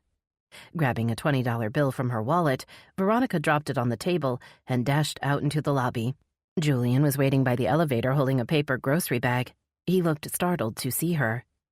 "Julian, I thought you were going to call me." She pointed to 2 chairs in an alcove. "Did you still want to talk?" "I've been working on a new sketch. I guess I lost track of time." The elevator doors slid open. "Why don't you come up?" Not wanting to lose her opportunity for a second time, Veronica stepped on the elevator and rode with Julian in silence to the 14th floor. She followed him off the elevator and down the hall. He stopped and waved his key card outside room 1410. Veronica stared at the door to room 1408 with wide eyes. How could Julian bear to be right next to the room where his sister had been murdered? The realization that she might know the name of the man who had been in that room and who had killed Portia Hart sent a shiver down her spine. Would she be able to interview Julian about his sister's death and not reveal what she knew? It felt wrong on too many levels. "Come on in," Julian said, carrying his bag into the suite. "I'll just put this down on the bar." Veronica hesitated just inside the door as her mother's voice sounded in her head, warning her against strangers. Reaching into the bag, Julian pulled out a bottle of wine and a small container of fresh fruit. He gave Veronica a self-conscious smile, then picked up the corkscrew. "Would you like a glass?" he offered, once the cork was out. "I'd rather not drink alone, although I often do. Portia used to bug me about it, said I was becoming a closet alcoholic." His smile wobbled, and he turned his attention to pouring the wine into 2 stemless wine glasses imprinted with the Riverview Hotel logo. He held a glass of the dark red liquid toward Veronica. "I don't drink while I'm working," she said, reluctantly taking the glass. "And I shouldn't be in your room without my cameraman." "What do you think of my sketch?" Julian asked, ignoring her protests as he pointed to a sketch pad on the table. I started this the day before I got the call about Portia. Veronica's eyes moved to the table. She was immediately captivated by the colorful drawing. Stepping closer, she studied the beautifully detailed beach scene, where a blazing sun was setting in the distance as two children played in the surf. She glanced up at Julian, intrigued by his ability to convey so much emotion with a piece of paper and a few colored pencils. "Me and Portia," he said, nodding at the figures on the paper. "We grew up on the coast. We were so close back then." Julian walked to the window and stared down at the river. "My sister and I both suffered after my parents died, but we had each other. At least we did at the beginning." "Did something happen to change that?" Veronica asked. Julian paused, as if carefully considering his next words. "Can I tell you something off the record?" His question made Veronica's stomach drop, but she nodded, knowing she had no choice but to respect his request. She'd crossed a line when she'd entered his room, moving from a public forum to a private conversation. She wouldn't be able to use anything Julian Hart told her without his express permission. "My sister made some very bad investments a few years back. She ended up losing most of her inheritance." He paced across the room, stopping in front of her. "It put a strain on our relationship, as I'm sure you can imagine." Actually, Veronica couldn't imagine inheriting and then losing a billion-dollar fortune, but she nodded in agreement anyway. "I always thought she wrote simply Portia to justify her scaled-back lifestyle. But it ended up being a self-fulfilling prophecy," Julian said. "Living more simply did seem to make her happier. Lately, she didn't seem to care about the money at all. But maybe that was all just an act. Maybe it all got to be too much." Veronica blinked. "So you still think she killed herself?" "I think it's a possibility, although I guess it could have been an accident. She wasn't used to taking drugs or even medicine. She liked natural remedies. Maybe she didn't know what would happen." "You don't think someone was involved with her death?" "Who would want to kill Portia? Everyone loved her." Julian's tone was defiant as he took a long sip from his wineglass. Veronica opened her mouth, then closed it again. She couldn't tell him what she knew, and she couldn't bear to watch him agonize over the possibilities. Picking up her bag, she handed him her untouched wine, determined to leave before she said something she'd regret. "Please don't leave yet." His voice was an anguished plea as he reached out to catch her hand and caught the strap of her bag instead. The bag fell open, causing the contents to tumble to the floor. "I'm sorry, I didn't mean to." Kneeling, he began to pick up the things she'd dropped. His hand fell on the menu with Veronica's handwritten notes, his gaze lingering on Portia's name and the name of her suspected killer. He held up the paper, lifting disbelieving eyes to Veronica. "What's this? Some kind of sick joke?" Grabbing the paper, Veronica pushed it back into her bag and turned to leave, but Julian jumped up and shoved his hand against the door before she could pull it open. "Is it true? Do the police think Portia was killed by a serial killer?" His voice was thick with the need to know. As she exhaled, trying frantically to think of a response, her cell phone buzzed in her pocket. She grabbed for it, hoping for some kind of rescue. She saw instead that her mother had sent a text. "Come home, Ronnie. It's dangerous to be out so late." Dropping the phone back in her pocket, Veronica forced her voice to remain steady and calm. "That's my cameraman. He's waiting downstairs for me." Julian's face had taken on a haunted expression. He let his hand fall to his side. "Go ahead, then. Leave." He gestured to the door. "You got what you came for, so go." Veronica hesitated, tempted to tell him the truth. He was Portia's brother, after all. He deserved to know, didn't he? Pulling open the door, Veronica stepped into the hall. There was no other choice. Her first responsibility was as a reporter. If she violated her agreement with Riley Odell, she would put Channel 10's credibility and reputation at risk. Hunter had trusted her, and she couldn't let him down. As she waited by the elevator, Veronica looked down the hall. Julian Hart stood silently at the door to room 1410, his face hidden by shadows. The image of the ghostly, solitary figure stayed with her as she headed home. Chapter 33. Nessa poured herself a second cup of coffee and headed for the interview room. She'd canceled the department's standing Monday morning briefing so that she and Van Zinger could interview Julian Hart. She wanted to catch him before he decided to leave town. Hopefully, he'd be able to shed some light as to how his sister had gotten caught in Xavier Grayson's web. Stepping into the hall, she nearly spilled her coffee as she swerved to avoid the big figure barreling toward her.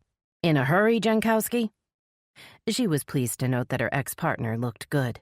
His thick blonde hair was neatly styled, his face freshly shaved, and he wore a baby blue shirt with the sleeves rolled up to reveal his strong tan forearms.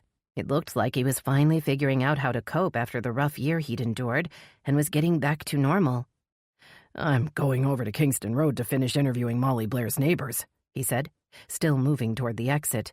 "I'll take Officer Ford with me so it goes quicker. Should be back before noon." Continuing down the hall, Nessa stopped outside interview room 3, knocked softly, then opened the door. Venzinger sat on one side of the wooden table, and Julian Hart sat on the other. "Good morning, Mr. Hart. Good morning, Detective." She sank onto the chair next to Venzinger and set the coffee in front of her. She studied Julian's impassive face as she cradled her cup, wondering how to start the interview, but Venzinger had already beaten her to it. "We were just discussing the inheritance Julian and Portia were left by their father," Venzinger explained. "I was trying to get a feeling for Portia's financial situation." Irked that Venzinger had started the interview without her, Nessa summoned her sweetest southern smile. This was Venzinger's case, after all. She was just guiding and assisting. "I don't see what our inheritance or our finances have to do with my sister's death," Julian said, crossing his arms over his lean chest, "and I don't know why I should divulge our personal financial information to you." Reminding herself that Julian Hart was in mourning, Nessa forced herself to count to 5 before answering. "Mr. Hart, we aren't trying to cause you undue pain or inconvenience. We just need to understand what was happening in your sister's life leading up to her death so we can figure out exactly what happened to her and why." When Julian didn't respond, Nessa leaned back in her chair and sighed. "No use delaying the inevitable. Mr. Hart, we've requested a warrant to access your sister's bank accounts, but that could take another day or two if the judge isn't in a good mood." Nessa met and held Julian's gaze. "I was hoping maybe you could go ahead and tell us what we're likely to find." An awkward silence followed. Then Julian emitted a heavy sigh. "My sister wasn't great at finances, and she wasn't the best judge of character," he said, looking at his hands, which were clenched into fists on the table. "She made some disastrous investments in some very dubious startups. She ended up losing most of her inheritance." Hiding her shock, Nessa glanced at Venzinger to gauge his reaction. He stared back with wide eyes. "So your sister was broke?" Venzinger's voice betrayed his surprise. "Is that what you're saying?" "No, I wouldn't say she was broke." Julian ran a distracted hand through his hair. "But her net worth was substantially reduced." He thought for a minute, as if deciding how much to say. "Although recently things were improving. I'd helped her settle all outstanding debts, and she'd started receiving royalties from her book. She even had $1 million advance for another book deal." "So she was a millionaire, not a billionaire?" Nessa tried to rein in her sarcasm. "Is that what you mean when you say she was having financial difficulties?" Julian shrugged. "I'm not sure how much money she had. We've lived separately for many years and have our own accounts. But from what she'd told me, she was regaining control of her finances." "So why would she take out an insurance policy and name you as a beneficiary?" Venzinger asked with a puzzled frown. "If she was reduced financially and you kept hold of your great big inheritance, why would she need to do that?" Shaking his head in confusion, Julian seemed to be lost for words. "What insurance policy?" he finally managed to say. Nessa studied his reaction, sure that he was genuinely stunned. "We're still trying to get all the details, but someone claiming to be from Sterlington Trust Insurance Group is investigating your sister's death. He says she had a policy, and that you're the sole beneficiary." Julian narrowed his eyes. "What do you mean claiming to be from this insurance company?" Glancing at Venzinger, Nessa nodded. "We aren't sure this guy is legit," Venzinger admitted, "but we're checking it out just to be sure."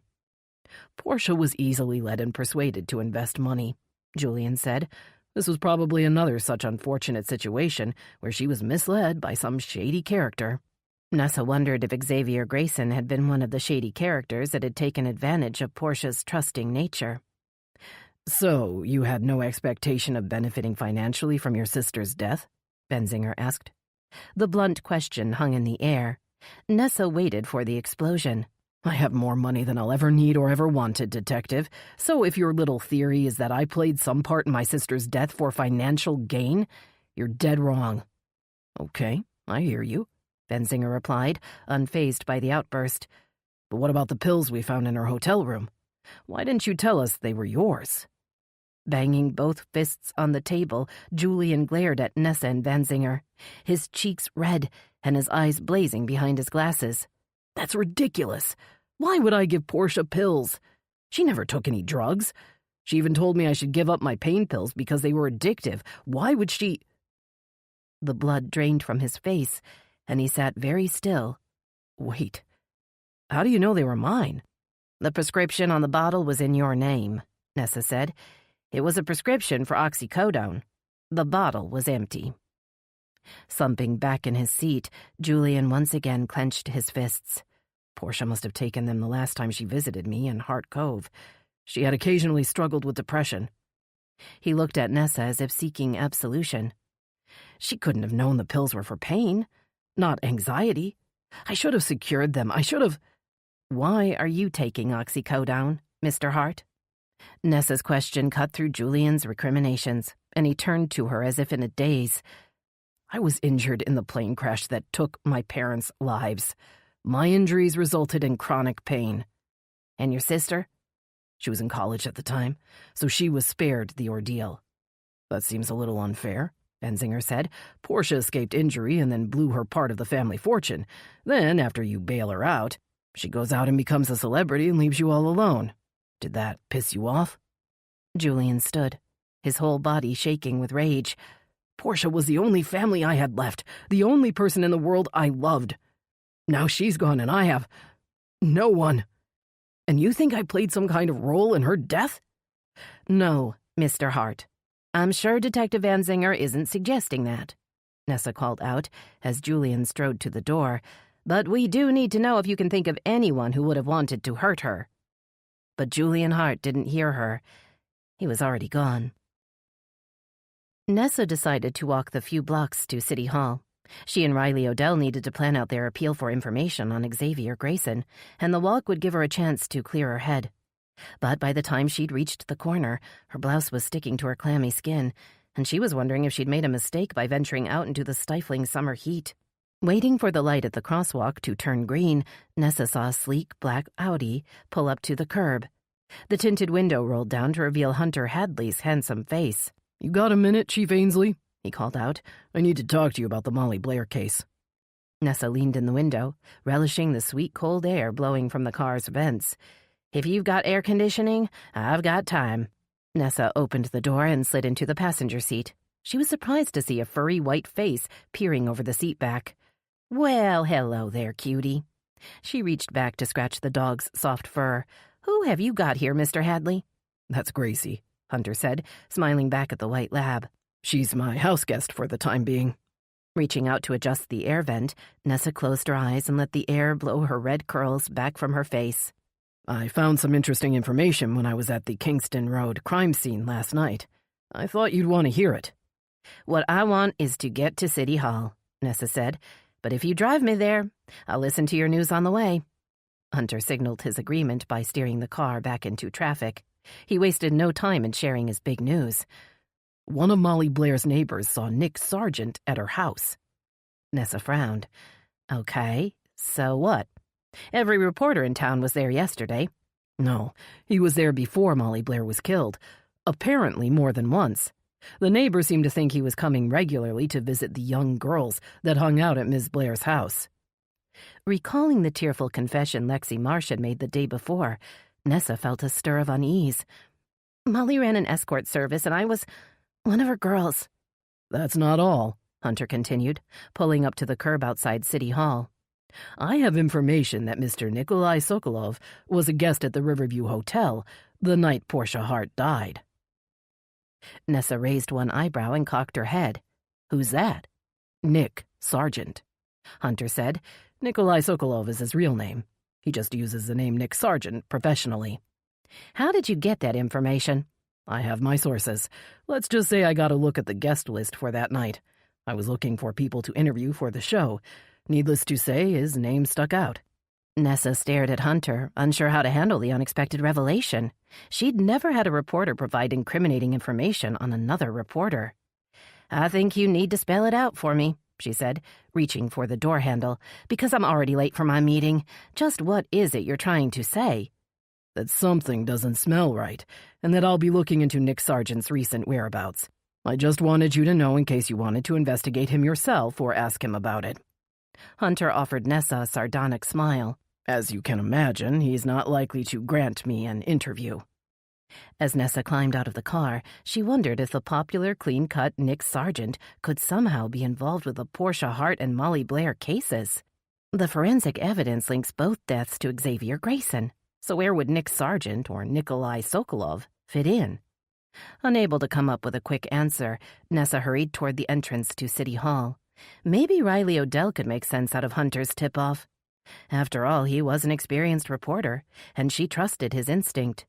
And based on what he'd found out about the Channel 6 reporter, she'd have to look into it.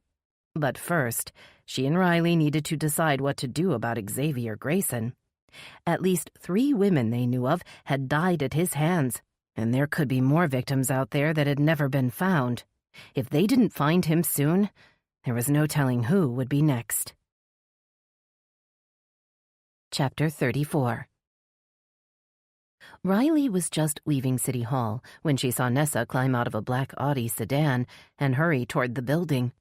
She waited for the chief of police to approach, curious as to the owner of the sleek car, but anxious to get going. "Does Jerry know you're driving around town with another man?" Nessa stopped short, catching sight of Riley with a startled laugh.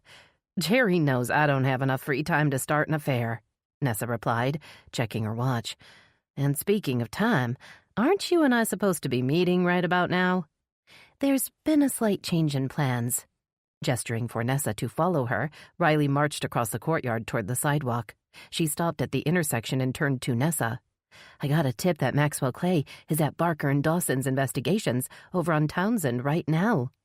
She looked both ways, then darted across the street, even though the crosswalk light was still flashing red. "It's only a few blocks away."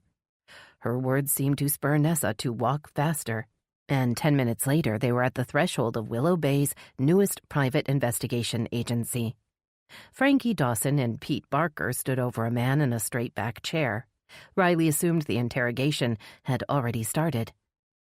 "Maxwell Clay?"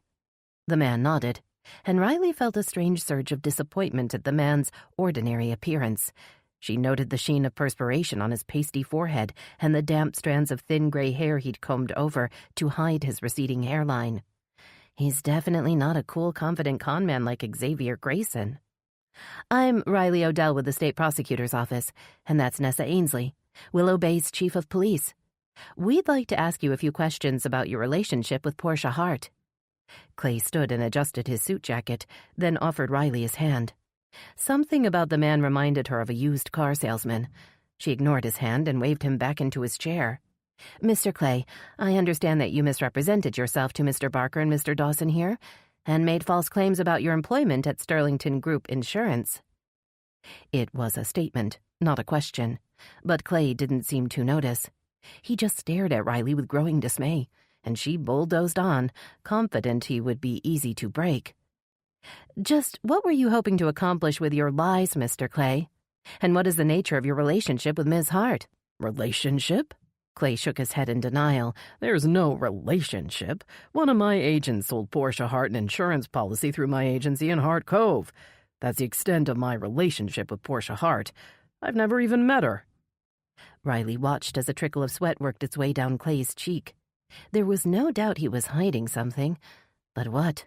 "So why tell Mr. Dawson that you worked for Sterlington Trust? And why were you trying to investigate Portia Hart's death?" "I was simply trying to find out if Portia Hart had taken her own life or not. There are terms in the policy that—" Stepping closer, Riley interrupted the man's blathering. It was time to end Clay's pointless charade. "What policy, Mr. Clay?" "I've contacted Sterlington Trust, and they claim the life insurance policy purchased by Portia Hart was canceled over 3 years ago. They have no intention of investigating or paying out a claim. Clay opened his mouth, then closed it again. The trickle of sweat finally reached his chin and dripped onto his shirt collar. "What's your game, Mr. Clay?" Dropping his head into his hands, Clay remained silent. Riley looked over at Nessa, who shrugged. Pete Barker, however, wore a suspicious frown.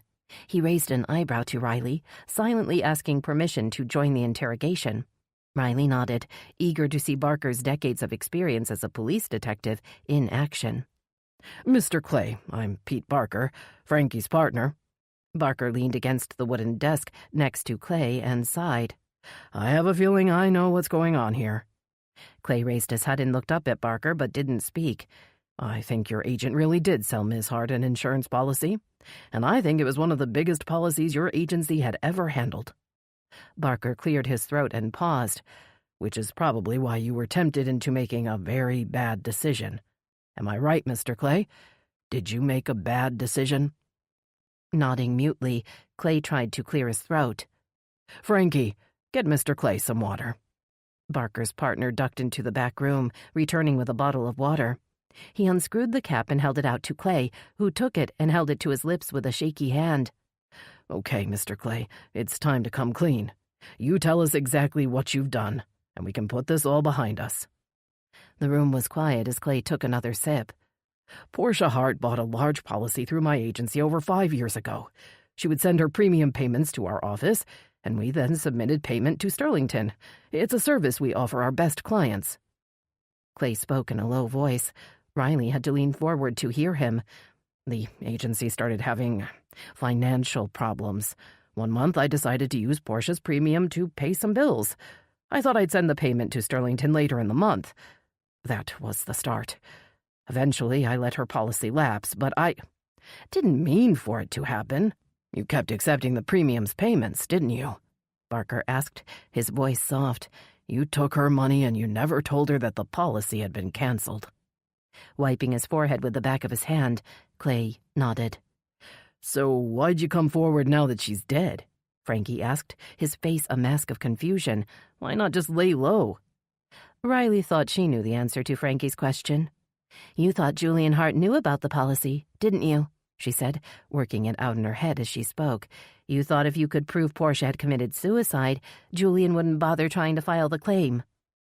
A flush of color washed over Clay's face, but he didn't respond. "You were hoping Julian Hart would never find out the policy had been canceled. That way your fraud wouldn't be exposed." Shaking his head in denial, Clay rose from his chair.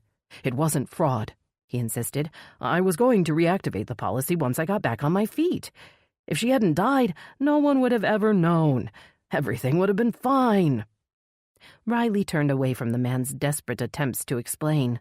She wasn't interested in solving an insurance fraud case, at least not right now. She would report Maxwell Clay's crimes to the authorities in Hart Cove, and they could deal with him. Right now, she had a much bigger case to solve, and Maxwell Clay had wasted too much of her valuable time already. She was sure Nessa would agree that the pathetic insurance agent could be crossed off their list of suspects in Portia Hart's death. Riley and Nessa stared at the computer screen in stunned silence. The warrant had been issued for Portia Hart's bank accounts, and the bank had provided Riley with a printout of Portia's recent transactions and current balances in a variety of accounts. Cole and Cooper have more in their little money jar than she has in the bank. Nessa sounded dazed. What the heck happened? Scanning through the transactions, Riley saw that several large transfers had taken place on Friday. She clicked on the transaction, but the door to her office banged open before she could see where the money had gone. Her assistant stood in the doorway wearing a panicked expression. "You're going to want to see this right away." Riley followed the sound of raised voices out of the lobby, where the television was tuned to Channel 6. Nick Sargent stood in front of the Riverview Hotel as a breaking news banner scrolled across the bottom of the screen. "For those of you just joining us, sources have confirmed that a suspect has been identified in the tragic drowning deaths of celebrity author Portia Hart and local resident Molly Blair." Watching in transfixed horror, Riley felt Nessa stiffen beside her. They both watched helplessly as Xavier Grayson's name was splashed across the screen. Xavier Grayson has been named as the top suspect in the deaths which have terrorized the Willow Bay community during the last 48 hours. Nick's face was filled with grave concern, and his voice was somber as he spoke directly into the camera. And now some residents are asking why the Willow Bay authorities refuse to release the name of this dangerous criminal, and are demanding answers as to what is being done to find him. A big hand fell on Riley's shoulder. She spun around to see Tucker Van Zinger's angry face. He looked ready to burst, but she put up a hand to silence him.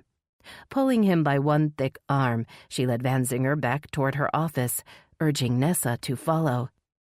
"Who could have leaked this?" he demanded as soon as they were behind closed doors. "Who else knew about Xavier Grayson?" "There's only one person I shared the news with," Riley said, feeling sick to her stomach. "I told Veronica Lee the details last night so she could prepare the special report once I gave her the go-ahead." Nessa frowned and shook her head. "But Veronica works for Channel 10, doesn't she? Why would she share the information with a competitor?" "I don't know," Riley said, grabbing her purse and keys off her desk. "But I'm going to find out." "Hold on there, Riley. You don't want to make this even worse." Reaching for her hand, Van Zinger tried to slow her down, but Riley pulled away and wrenched open the door. "Now Xavier Grayson will know we're looking for him before we're prepared to act." Her anger rose as she heard the fear in her own voice. "He'll get away, and there's no telling who else might get hurt." Chapter 35. The constant vibration underneath Lexi sent bolts of pain shooting through her aching head.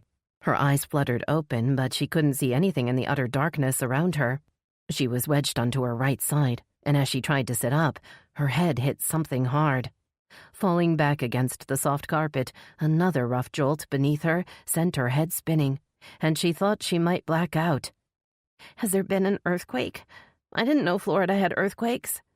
As the fog of pain began to clear, she raised a weak hand and felt smooth, hard metal above her. She tried to move her other hand, but it was wedged in tightly between her body and the carpeted surface beneath her. Wiggling her arm free, she felt around her with growing panic, not wanting to acknowledge what was happening. "I'm in the trunk of a car. Someone's locked me in the trunk of their car." The terrifying events of the previous day came flooding back. The man that chased me on the stairs and who was standing in the crowd. It's him. He killed Molly, and now he's got me. Fear knifed through her, overriding the pain in her head. She tried to scream, but found that she couldn't make a sound. Her throat and mouth were completely dry, and there was so little air in the confined space that she couldn't draw in a full breath. Forcing herself to stay still, she sucked in tiny gulps of air and listened. She could hear the whooshing sound of the wheels on the road and the smooth hum of the car engine. And was that the faint sound of music? "Where's he taking me? Why not just kill me at Molly's place?" The soft music was suddenly interrupted by a loud voice.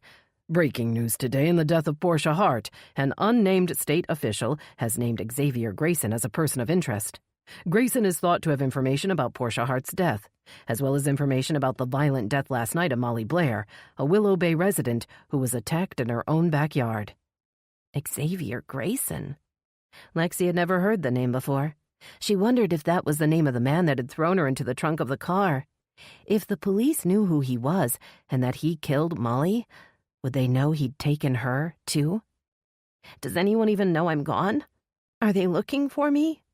Grayson has also been linked to a suspicious death in Miami back in 2010.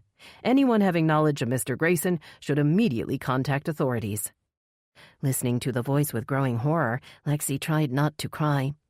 That would only use up the little oxygen she had left. But the knowledge that the man called Xavier Grayson had already killed 3 other women terrified her.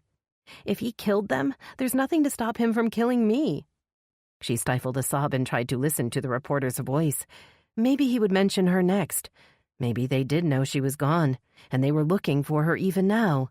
For more on this story, watch Channel 6 News at noon. Reporting live for Channel 6, this is Nick Sargent. The familiar name sent a ripple of revulsion and fear down Lexi's spine. Regret at her own stupidity washed through her. Memories of the last time she'd heard that voice made her stomach heave. Lexi stopped outside the door to room 1025 and hesitated, adjusting her long pink wig, tempted to flee back down the hall. She cringed at the thought of the task that lay ahead. But it was what Nikolai wanted, and Molly would be furious if she let him down. All the girls who worked for Molly dreaded being picked by the cruel man for one of his special jobs, but he held sway over their lives, and they all had to do their part to keep him happy. Molly had warned them that Nikolai would stop supplying her with the pills and powder if they didn't.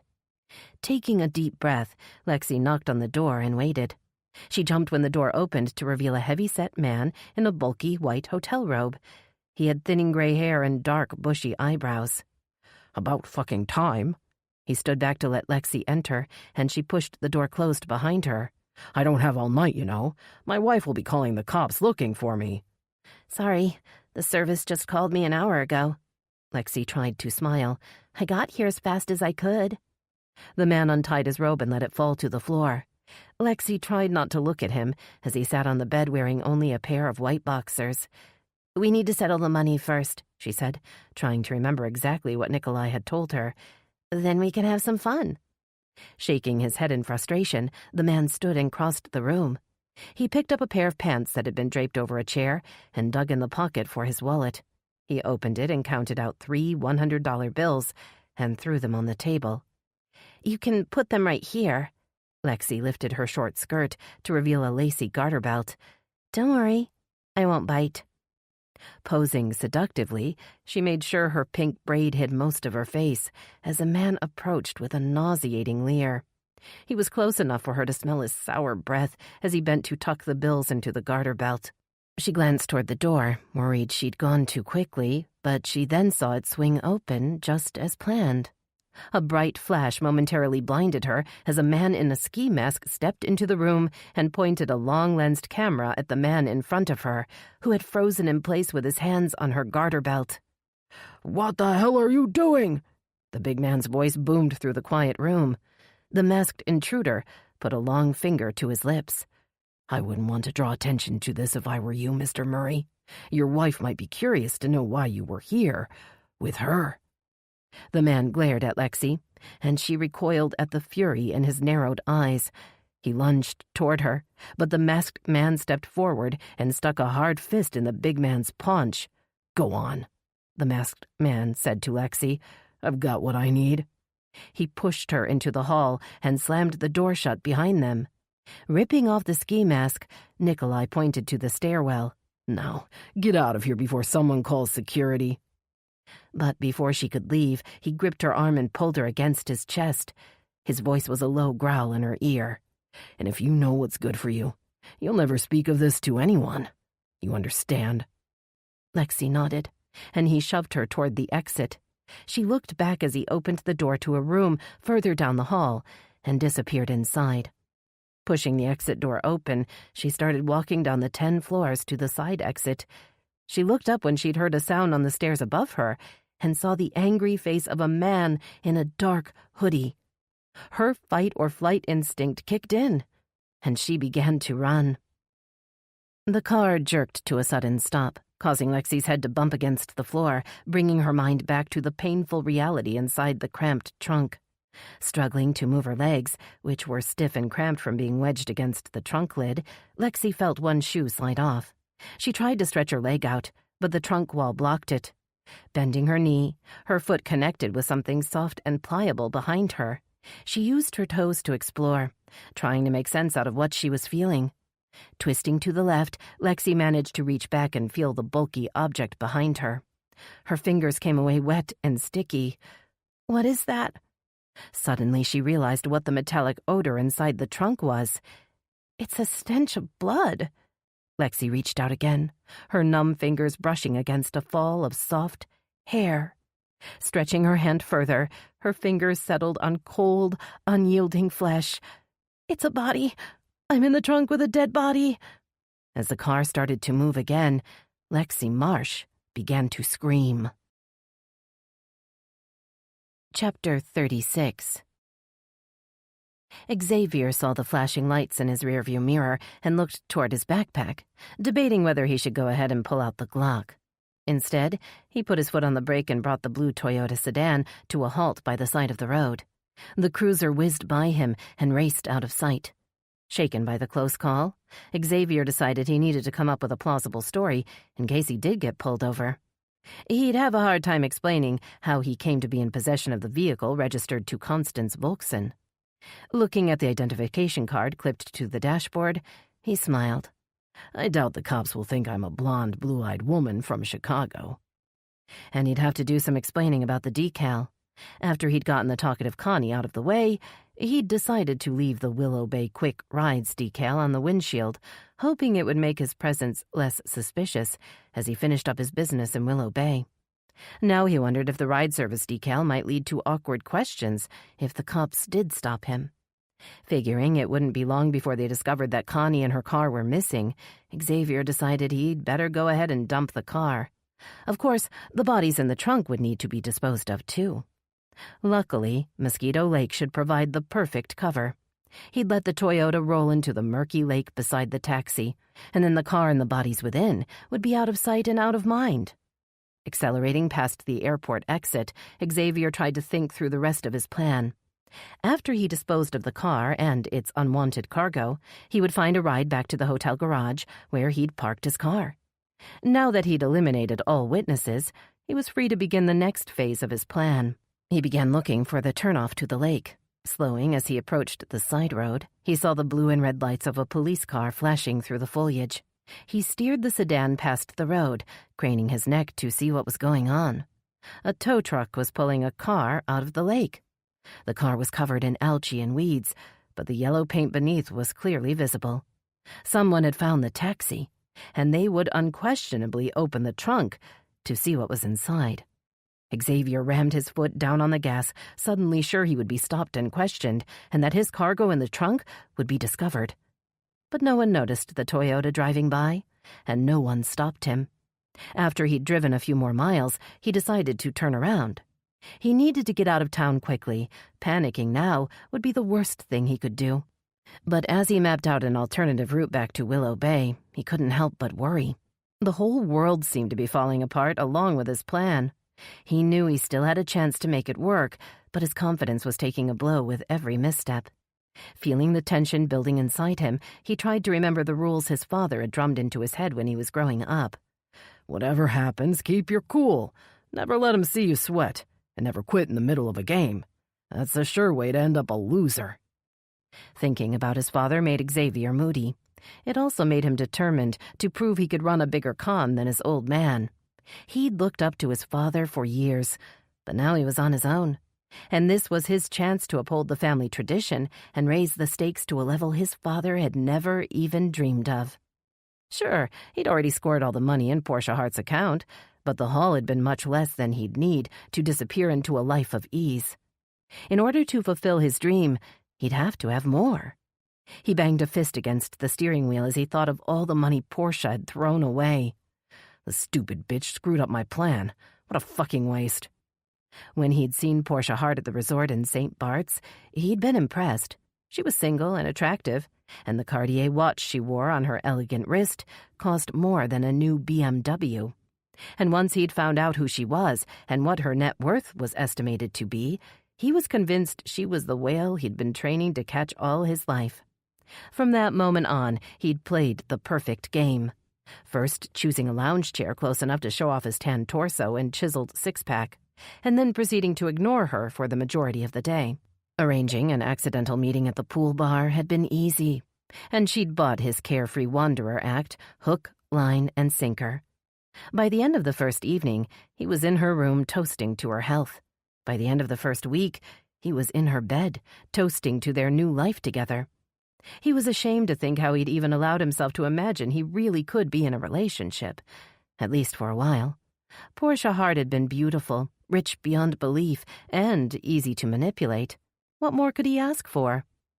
It was only after he'd traveled with her to New York and overheard her on the phone with her accountant that he'd gotten suspicious about her financial situation.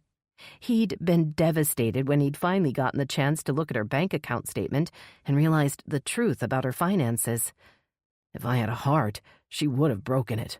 Luckily, I take after my father. But eventually, his father had played one too many games.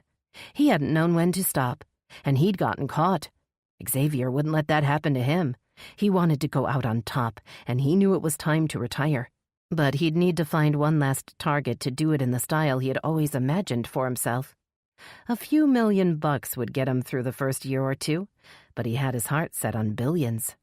There was only one person he knew of that had billions of dollars in the bank. It was the one person who should have stopped Portia from wasting her inheritance. The one person who would never appreciate the good life that kind of money could buy. Bringing his attention back to the road, Xavier decided to take care of first things first. He would find a place to dispose of the bodies in the trunk, and then he would head to Hart Cove. It was time to make the next move in his final game. Chapter 37. Veronica stood with the Channel 10 news crew staring at the television mounted on the wall. Nick Sargent's special report on Portia Hart's suspected killer was airing for the second time, and she was having a hard time controlling her anger. How dare Riley Odell dangle the story in front of me and then hand it to Nick Sargent to break? Did I say or do something wrong? Focused on Nick Sargent's smug face, Veronica didn't hear the door to the newsroom open. "I need to talk to you. Now." Veronica turned to see Riley Odell standing behind her. The prosecutor's normally cool, guarded expression had slipped. Her face was tense. She looked as hurt and angry as Veronica was feeling. Hunter stepped between them and held up a placating hand. "Why don't you both go into my office where you can talk privately?" He guided them to the door, then closed it behind them. Veronica turned to Riley with a confused frown. "You said you'd let me break the Xavier Grayson story, and then you gave it to Nick Sargent. Why?" Riley raised her eyebrows as if shocked by the accusation. "You said you'd keep it off the record until I gave you the okay, and now it's all over the news and we're not ready." "Are you saying that you didn't give Nick Sargent the same information you gave me?" Veronica asked. When Riley shook her head, Veronica rushed to her purse and pulled out the menu with Xavier Grayson's name written on the back. "I haven't told a soul, not even Hunter," Veronica said, staring at the paper in her hand. "I swear, I had it with me at the hotel and then I went home. I never told anyone about it." Riley studied her with narrowed eyes, as if trying to decide if she was telling the truth. "Could someone have seen your notes?" Veronica remembered shoving the paper in her purse in the bar. The only person around had been Benji, the bartender. Could he have seen the notes, or even overheard their conversation? And then there had been the incident in Julian Hart's hotel room. He'd seen the notes when her purse had spilled open. He'd seen what she'd written, but he'd been devastated. Would he really go to Channel 10 and share the information about his sister's killer with Nick? It seemed highly unlikely. "I guess the bartender could have seen it when he was delivering the drinks and clearing the table," Veronica admitted. "And then, well, Julian Hart saw them when I went up to his room." "You went up to his room? When?" Swallowing the lump that had worked its way into her throat, Veronica tried to find the right words that wouldn't make her sound quite so bad. "I'd asked Julian for an interview," Veronica explained, keeping her voice calm. "He suggested we do it in his hotel room." "Okay, so what exactly did you do with him in his room?" Veronica stared out through the glass walls of the office, watching as Hunter and Finn gazed up at the television, both men apparently transfixed by what should have been her story. "Nothing happened, Riley," Veronica said, knowing she'd probably turned an embarrassing shade of red.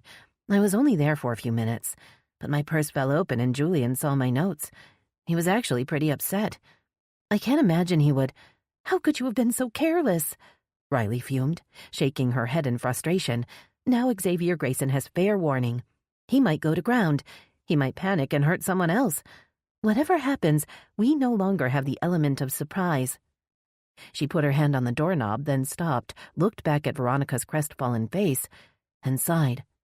"I'm sorry to be so harsh. I'm sure it wasn't intentional, but I've got to let Nessa know what happened. We'll need to decide what to do to try to bring in Xavier Grayson before he can hurt anyone else." Veronica stared after Riley, hating the feeling of helplessness that washed over her. Somehow, she'd allowed the story to leak, and now Riley and Nessa would have to fix her mistake. "You okay?" Hunter stood outside the door, studying her stricken face. Veronica shook her head. Her throat was too tight to speak as Finn walked up and joined them. He turned to see the front door close behind Riley, then pointed to Nick Sargent on the television screen. "Did her blow-up have something to do with Nick's big story?" he asked. "'Cause I'm not sure how that could be your fault." Dropping her eyes, Veronica felt a flush of shame heat her cheeks. I shouldn't have sent Finn away yesterday. If I'd acted professionally, none of this would have happened. Swallowing hard, she decided it would be easier to just tell them the whole story now, rather than wait for them to figure it out on their own. She waved Hunter and Finn into the office, then sank into a chair across from his desk. Riley Odell met me last night at the Riverview Hotel and gave me information about a man she suspects killed Portia Hart and Molly Blair. She asked me to keep the information to myself until she was ready to release a public appeal.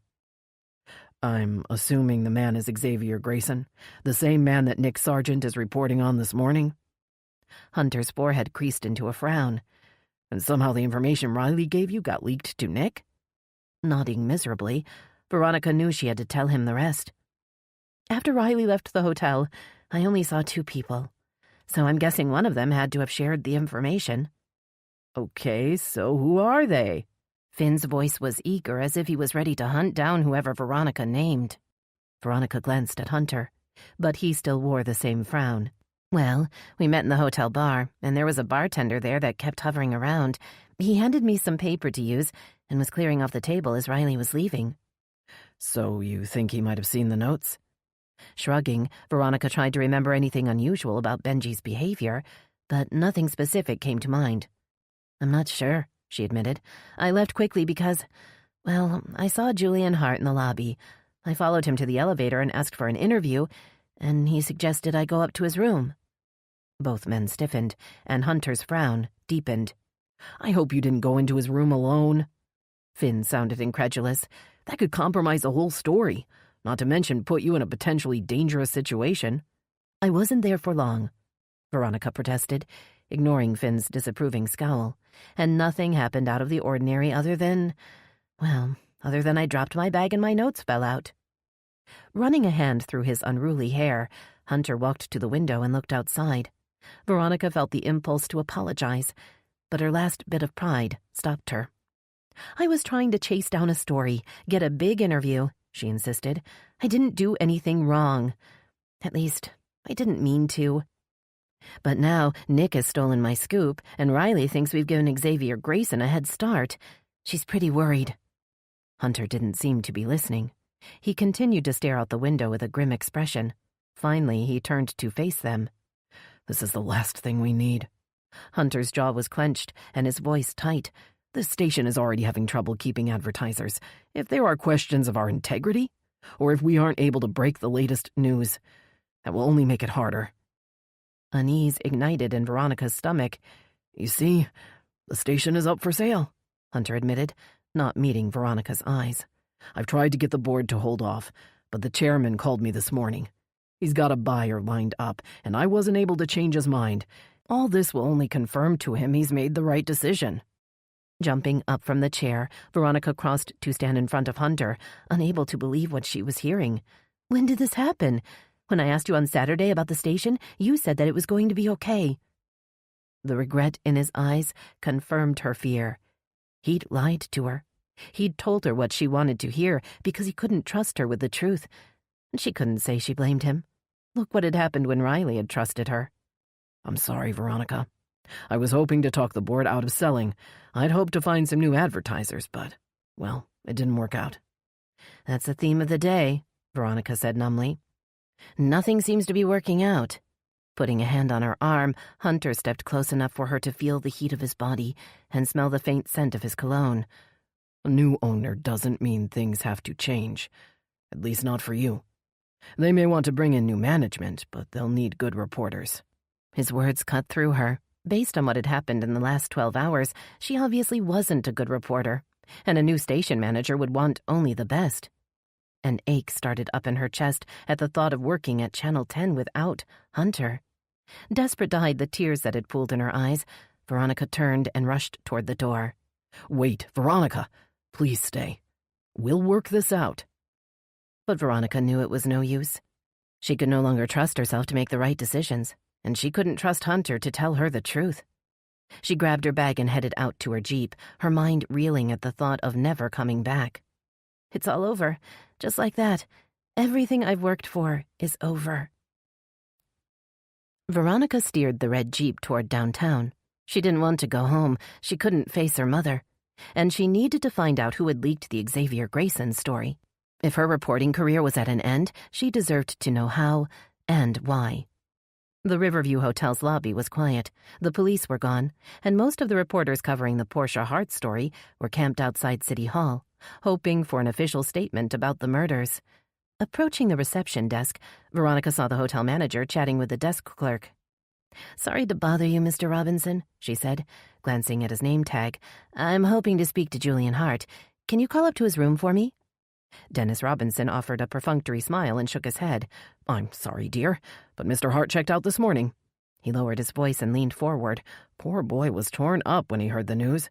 They're saying his sister was a victim of a serial killer. He was probably in shock, as I'm sure you can imagine." Disappointment surged through Veronica at the thought that she wouldn't have the chance to talk to Julian. She felt a twinge of guilt as she recalled how lonely he'd looked when she'd left him the night before. Dennis looked over her shoulder and stiffened. He excused himself and stalked toward the bar. Veronica turned to see him approach Benji, who was holding a big duffel bag and wearing a smug smile. The bartender had swapped his uniform for a pair of faded jeans and a form-fitting white t-shirt that clung to his muscled torso. She watched as Benji accepted an envelope from the manager's hand. As Dennis walked away, Benji waved at Veronica and headed toward the exit. She scurried after him, her suspicion growing. "You're quitting?" she asked, nodding at the duffel bag. "Yeah. I came into an unexpected windfall last night," he said, offering her a wide grin. "Enough for me to head down south. This was never meant to be a permanent gig anyway." The image of Benji hovering behind her the night before flashed in her mind. She felt her pulse quicken in anger. "It was you, wasn't it? You read my notes and somehow you passed the information to Nick Sargent." Pulling out his phone, Benji tapped on the screen. An amused smirk appeared on his face as he held the phone toward Veronica. "You really are clueless, aren't you?" She gaped at the picture of the menu on the tabletop. Her handwritten notes were perfectly clear and legible. "Why would you do that?" Veronica shook her head in disgust. "I mean, that information is sensitive, and it's devastating to the victim's family." "You mean like Portia Hart's wimpy brother? The guy that hung around here looking like he wanted to kill himself all the time?" Benji snorted. "Believe me, he's got bigger problems than me making a little green off a story. In fact, I'd put money on him turning up dead just like his sister. That kind of shit runs in the family." Grabbing Benji's phone from his hand, Veronica spun and hurried toward the exit. She dropped the phone into the fountain outside just as Benji came charging after her. As he splashed into the water after the phone, Veronica headed back to her Jeep. She didn't let the tears fall until she was sitting safely in the driver's seat with the doors locked. She'd ruined everything. The investigation into Portia Hart's death, her chance of being a respected reporter, even her relationship with her mother. Wiping away tears with the back of her hand, she caught sight of her red, swollen eyes in the mirror. The image shocked her. Why was she allowing herself to wallow in self-pity? If anyone was hurting now, it was Julian Hart. He was the one who was grieving and totally alone in the world. Benji's words replayed in her head. "The guy that hung around here looking like he wanted to kill himself all the time? I'd put money on him turning up dead just like his sister." Would Julian try to hurt himself?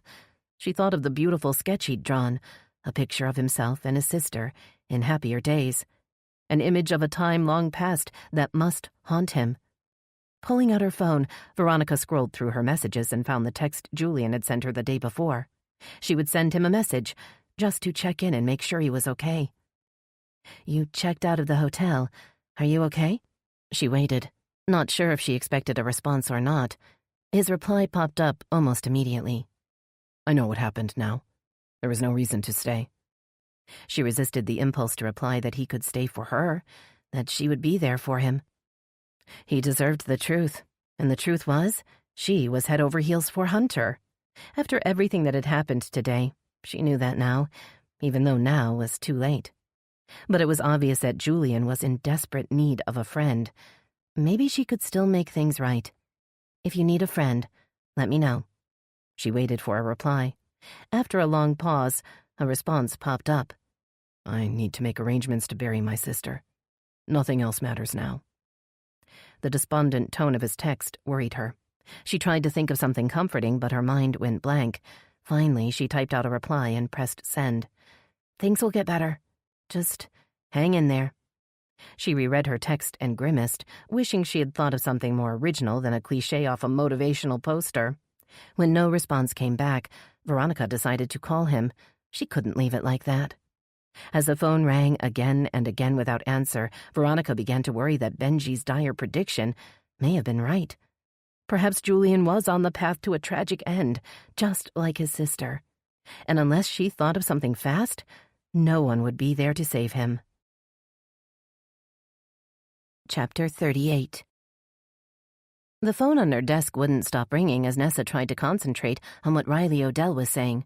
She jabbed at the Do Not Disturb button and raised her hand to stop Riley's ongoing rant, but the prosecutor didn't seem to notice. We're both going to be hung out to dry if we don't give Tenley Frost and Mayor Hadley an update within the next hour. Nessa opened her mouth to respond, but Riley wasn't finished. Every reporter in the state is standing outside City Hall, waiting for an official release. And most people around here are scared to death that we've got a killer on the loose. Surprised at the rare show of emotion from the normally cool and collected prosecutor, Nessa tried to curb her own instinct to panic. She'd wanted the job as chief, and now she had to own it, along with all the problems and headaches that came with it. We'll get them their update. Nessa kept her voice calm, but let's walk through what we know first to make darn sure what we're giving them is accurate. We don't need any more screw-ups. Riley nodded. Then she slumped back into her chair, apparently drained of her anxious energy, at least for the moment. And we need all the brain power we can get. Nessa picked up the phone receiver and punched in Van Zinger's extension. Can you and Jankowski come to my office? She asked. Once Van Zinger picked up, I need your help. Minutes later, the two big detectives appeared at her door. She stood and waved them all toward a round table by the window. Okay, so we need to give an update to the media, the mayor, and the public. She looked directly at Van Zinger. Detective, you're supposed to be leading the case, and I'm aware I've been stepping all over it. I guess I'm still trying to figure out how this chief thing is going to work. I understand, Nessa. A flush of color painted Van Zinger's cheeks. I'm still getting used to being back in the department myself. I'm just happy to be a part of the team that's trying to do the right thing, even if we aren't perfect. Speak for yourself, Tucker. Jankowski's sarcastic tone lightened the somber mood in the room. Now, what are we giving to Tenley Frost? She's the first one we need to update. Taking out her notebook, Nessa turned to the last page. I've been going through all the evidence again, and something just doesn't seem to fit. She looked at her list with a frown. Our theory is that Xavier Grayson's motive to kill Portia Hart was her money, right? Right, that was our theory before we found out she'd lost most of her money, Riley said. I mean, everyone thought she was a billionaire. Grayson probably thought he'd found the motherlode. Maybe that's why he killed her, Van Zinger offered. Maybe he found out she wasn't as rich as he'd thought and he got mad. Nessa shrugged. She doubted any of them could ever completely understand or imagine Xavier Grayson's motive. Well, someone cleaned out her accounts and I'm assuming it was Grayson, Riley added. Royalties had started rolling in. Then, as of Friday, it was all transferred to an offshore bank. Friday, huh? The same day she was killed. Van Zinger leaned back in his chair. I'd say he wanted to have the weekend to finish Portia off before she noticed the money was gone. But why now? Jankowski questioned. Why in Willow Bay? Nessa thought back to her conversation with Jane. People around Portia were getting suspicious. Her agent was asking questions, and sooner or later her brother was going to find out she was spending money on a new man. Nessa warmed to her theory. Xavier had to have known it was just a matter of time before his cover would be blown. Maybe he wanted to end it in a small town where no one knew either of them. So killing Molly Blair and attacking Alexandra Marsh, that was just him trying to get rid of any witnesses? Jankowski asked. Before Nessa had a chance to answer, she heard a knock on the door. A second later, Andy Ford stuck his head into the room.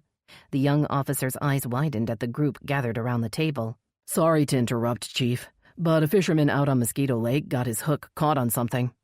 Andy shifted uncomfortably, as if he hated to be the bearer of bad news. Ended up being a taxi that had been reported missing on Saturday. We towed it out and found two bodies in the trunk. A male and a female. Shit! Nessa slapped her hand on the table. Do we know who they were? Any idea how long they were in there? Bayside Taxi reported a cab and driver missing. They said the driver dropped off a passenger at the Riverview Hotel on Saturday afternoon, and then just dropped off their tracking system. All eyes turned to Nessa at the mention of the Riverview Hotel. We better get down to Mosquito Lake, Nessa said. I have a real bad feeling about this. The taxi hadn't been in the water for more than 48 hours, but it looked as if it had been brewing in the murky water for months. Algae, clumps of pondweed, and streaks of slimy green muck covered the car as it sat baking in the summer sun. Nessa stood on the bank of Mosquito Lake next to Van Zinger and Jankowski. She circled to the open trunk and peered inside, gasping as her eyes fell on the neon-pink dress. It was wet and smeared with mud, but she recognized it as the one Jane Bishop had been wearing on Saturday. The body's thatch of white hair confirmed her fears. That's Jane Bishop, Portia Hart's agent, Nessa said, unable to tear her eyes away. She was at the station just the day before yesterday. She knew Portia had been killed. Spinning around, Nessa ran for the edge of the lake.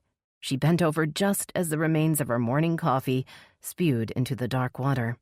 She wiped her mouth on the back of her hand. Sorry about that, she murmured, looking up at Van Zinger, who had come to stand beside her. I haven't done that in years. I feel like upchucking every time I see a dead body, Van Zinger muttered. I think most decent people do. The queasy feeling in her stomach remained as Nessa made her way back to the trunk. She wasn't done yet. Her first thought had been for Jane Bishop, but she now needed to find out who the other victim had been. Forcing herself to look inside, Nessa saw that a man lay underneath Jane's pitiful remains. The frozen grimace on his face was visible through the grimy plastic bag that covered his head. I guess we found the taxi driver that was reported missing, Nessa said, noting the wedding ring on the man's limp hand. At least we'll be able to let his family know what happened. Jankowski stared into the trunk with a stony expression. But will they ever be able to understand why it happened? The anguish in his voice was palpable. Nessa reached out and put a hand on his arm, knowing he must be thinking of Gabby. He'd found the battered body of his ex-wife only months before, and the sight of the senseless carnage in the trunk had likely conjured painful memories. The sound of wheels on gravel caused Nessa and Jankowski to turn around. A black Audi was bumping down the road toward them. What's he doing here? Nessa asked as Hunter stepped out of the sedan, followed by a white Labrador retriever. How the hell did he find out about this? Jankowski's face tightened into an angry scowl. The last thing we need is the press contaminating the scene before we've had a chance to secure it. I've got this, Van Zinger said, jogging toward Hunter. Holding up a big hand, he called out in a commanding voice, Hold right there, Mr. Hadley. This is an active crime scene. The loud shout coming from the advancing detective startled the white lab, who skittered back toward the Audi and huddled beside the back tire. Van Zinger skidded to a stop a few yards away. It's okay, Gracie, Hunter soothed, glaring over at Van Zinger as he knelt by the trembling dog. I won't let anybody hurt you, girl.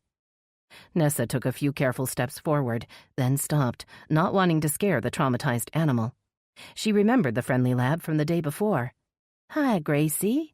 Nessa inched closer, holding out a hand. Remember me? We met yesterday. Watching her with cautious eyes, Gracie didn't move. She has PTSD. Hunter stroked the dog's white fur with a big hand. She was with me in Kabul when there was an incident. Let's just say she doesn't like loud noises and shouting. Sorry about that, man, Van Zinger said, maintaining his distance. But this is an active scene, and we're still trying to secure the perimeter. Hunter looked past Nessa and Van Zinger to the taxi. His eyes gleamed with interest, but he dragged his gaze back to Nessa. I heard the call on the police scanner, he admitted. Gracie and I were already in the car, so I thought we might as well. You thought you'd try to cash in on someone's grief? Jankowski snapped, walking up to stand beside Van Zinger. How typical. Hunter ignored Jankowski's insult. He kept his eyes on Nessa. Have you looked into the info I gave you on Nick Sargent? Nessa shook her head.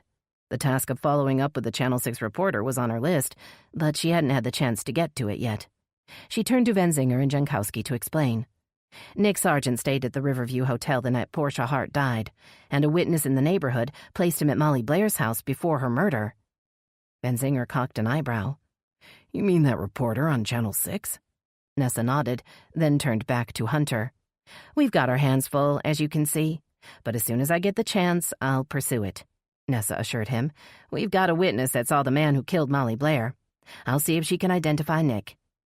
Hunter didn't look convinced, but he opened the passenger door for Gracie and waited for her to jump in. Our van will be out here pretty soon, Hunter said, walking around to the driver's side. Along with Channel 6, I imagine. The public has a right to know what's going on in this town. As the sleek black car departed, Nessa called over to Andy Ford, who still stood guard by the taxi. Andy, I need to talk to Lexi Marsh. Can you bring her down to the station later this afternoon once you're done here? Oh, I guess you haven't heard then. Alarm filled the young officer's freckled face, and he couldn't quite meet her eyes. Heard what, Andy? We lost Lexi Marsh, Chief, Andy admitted. We haven't been able to locate her since yesterday afternoon. She's been missing for 24 hours? Recalling Hunter's suspicions about Nick Sargent, Nessa glared at Andy, hoping it wasn't already too late. Call Eddings and tell him to bring Nick Sargent in for questioning right away, she ordered, her voice urgent. Track him down and put him in an interview room until we can get back to the station. She thought for a minute, then pulled out her phone. There was one person who might be able to help find Lexi Marsh. Frankie, this is Nessa. I think we're gonna need your help. Chapter 39. Thunderclouds had begun to gather in the east when Frankie and Barker arrived at the modest apartment complex on Channel Drive.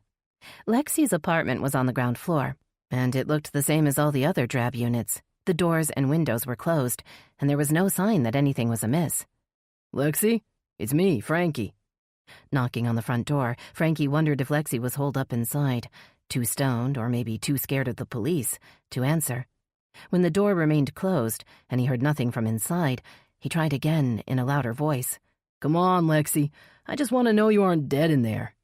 Barker dropped a big hand on Frankie's shoulder. Let's go check around back, he suggested. If there was a patrol car out front, I'm guessing that's the exit she'd have taken. The back of the apartment building faced an uneven parking lot. Frankie saw that each unit had one small window. He counted across until he found Lexi's window, which appeared to be closed. Striding across a patch of rough grass, Barker put a finger under the window frame and pulled. The frame popped out and tumbled to the ground. Barker put his hands on the window and looked back at Frankie. You ready to go in if this opens? 'Cause I doubt I'll fit. Frankie automatically nodded, but his heart began to thump in his chest. He was suddenly sure that Lexi Marsh's dead body would be waiting for him in the apartment. A clap of thunder overhead sent him scurrying toward Barker. Okay, here it goes. Barker slid the window up without any effort and stepped aside.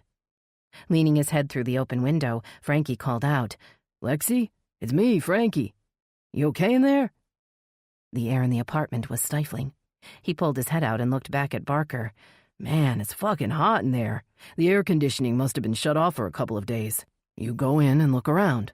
Barker gestured to the open window. Just be careful, and I'll meet you at the front door. Gripping the windowsill, Frankie hoisted his long, thin body up and over the ledge.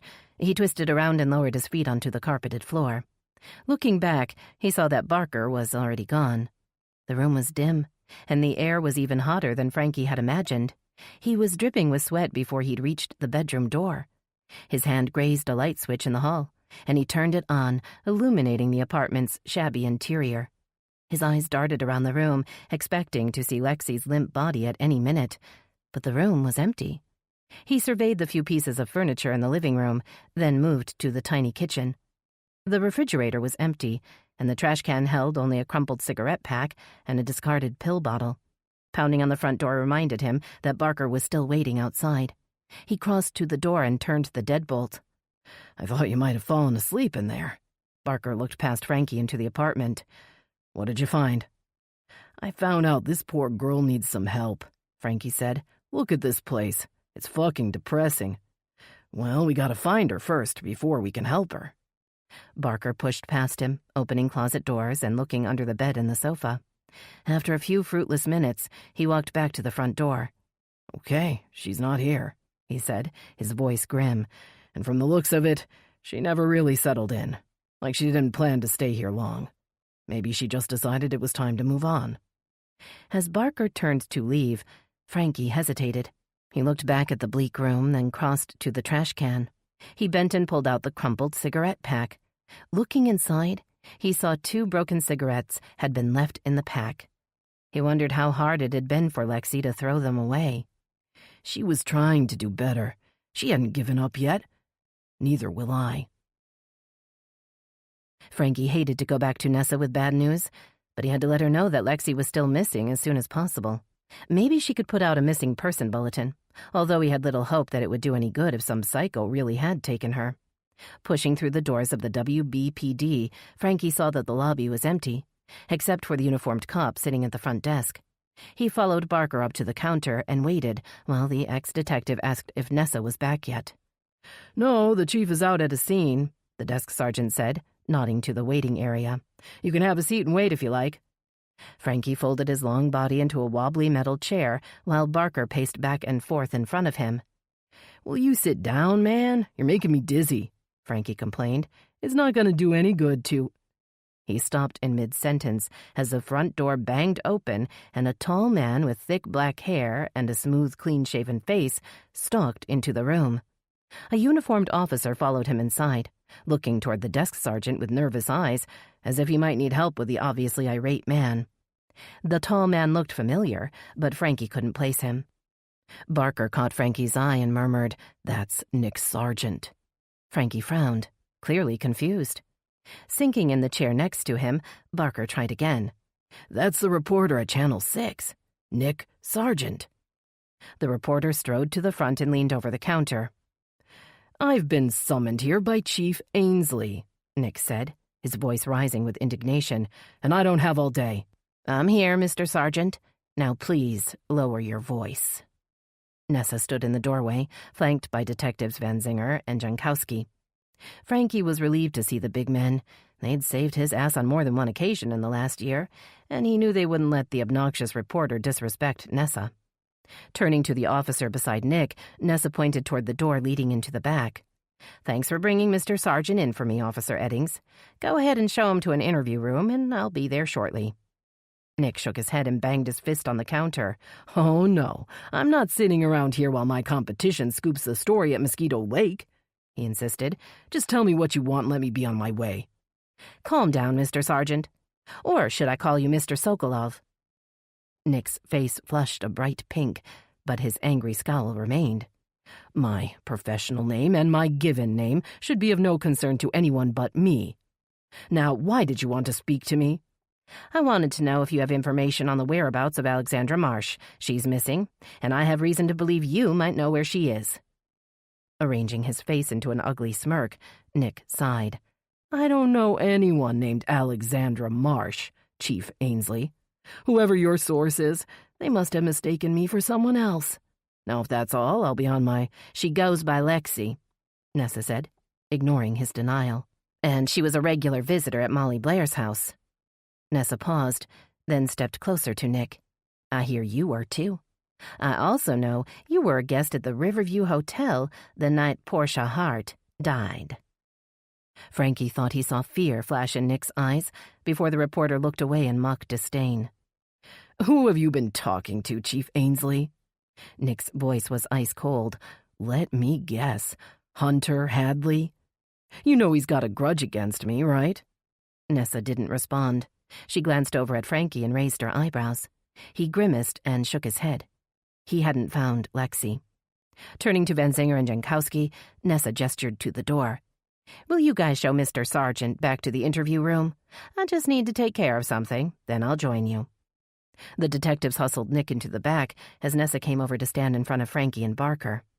"I just got a text from the crime scene lab. They found drugs at Molly's house, and the tests have confirmed large quantities of oxytocin, fentanyl, and heroin. It was a serious operation. I'm worried Lexi's addiction may be worse than I thought." Her grim words gave Frankie an idea. He jumped up and began to pull Barker toward the door. "Come on, partner," he urged. "I think I know where Lexi is." Chapter 40. Lexi ran down the dimly lit stairs, her heels clicking a frantic rhythm that matched the erratic beating of her heart as the man's footsteps grew louder. descending toward her like an avalanche rolling down from a mountain. Jerking awake, Lexi heard the faint rumble of thunder somewhere in the distance. She tried to sit up, but her head connected with metal, and she slumped back onto the thin carpet beneath her, mind spinning as she realized she was still trapped in the car trunk.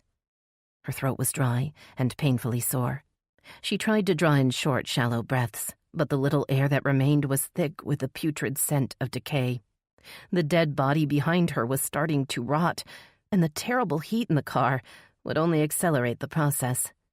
Refusing to give in to her panic, Lexi maneuvered her hand into her pocket and pulled out her phone, but the screen remained dark. Despair set in as she remembered the battery was dead. Letting the phone slip from her fingers, she felt her hope draining away. No, I can't give up. Not yet. I'm still alive. I'm still here. She forced herself to focus on the distant sound of the thunder.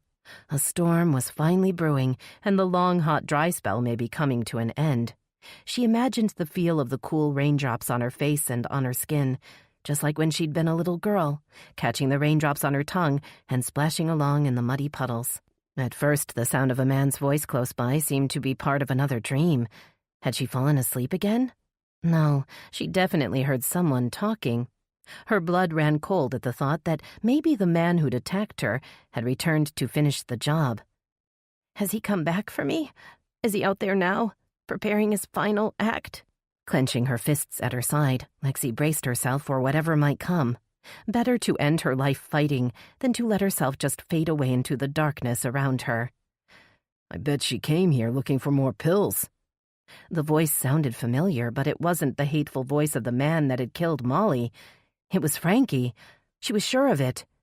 Nessa said Molly Blair had a shitload of drugs, so I'm thinking Lexi was hoping she left some in the house. Opening her mouth, Lexi tried to call out, but her throat was too dry.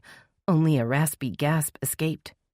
Tears slid down her cheeks as she listened, desperate for Frankie to say something else, but she heard only another roll of thunder somewhere far to the east. She attempted to lift her right arm, but it was stiff and cramped. It took all her strength to raise her fist and bang it against the trunk's metal lid. The muffled sound was pitifully weak, and Lexi knew there was little chance anyone outside the car would notice the soft noise. There had to be another way. My legs are strong. If I can get them in the right position, maybe I can... But her legs had fallen asleep. They were numb and heavy, and when she moved them, they exploded with excruciating pain. Fighting back a wave of dizziness, Lexi used her foot to explore the trunk, careful to avoid the dead body behind her. Her toes pushed against a metal bar. It shifted at the pressure, and she recognized the cylindrical shape of a tire iron. Gripping the tool with her toes, she inched her leg up, dragging it toward her hand. After several agonizing seconds, she gripped the tire iron in her hand and strained, her arm trembling with the effort. I was sure she was gonna be here, man, Frankie said, passing close by the car. I mean, where else could she go to get a fix? The disappointment in his voice puzzled her. Why does he care? And why hasn't he given up on me? Everyone else has. My father, my mother, even my so-called friends.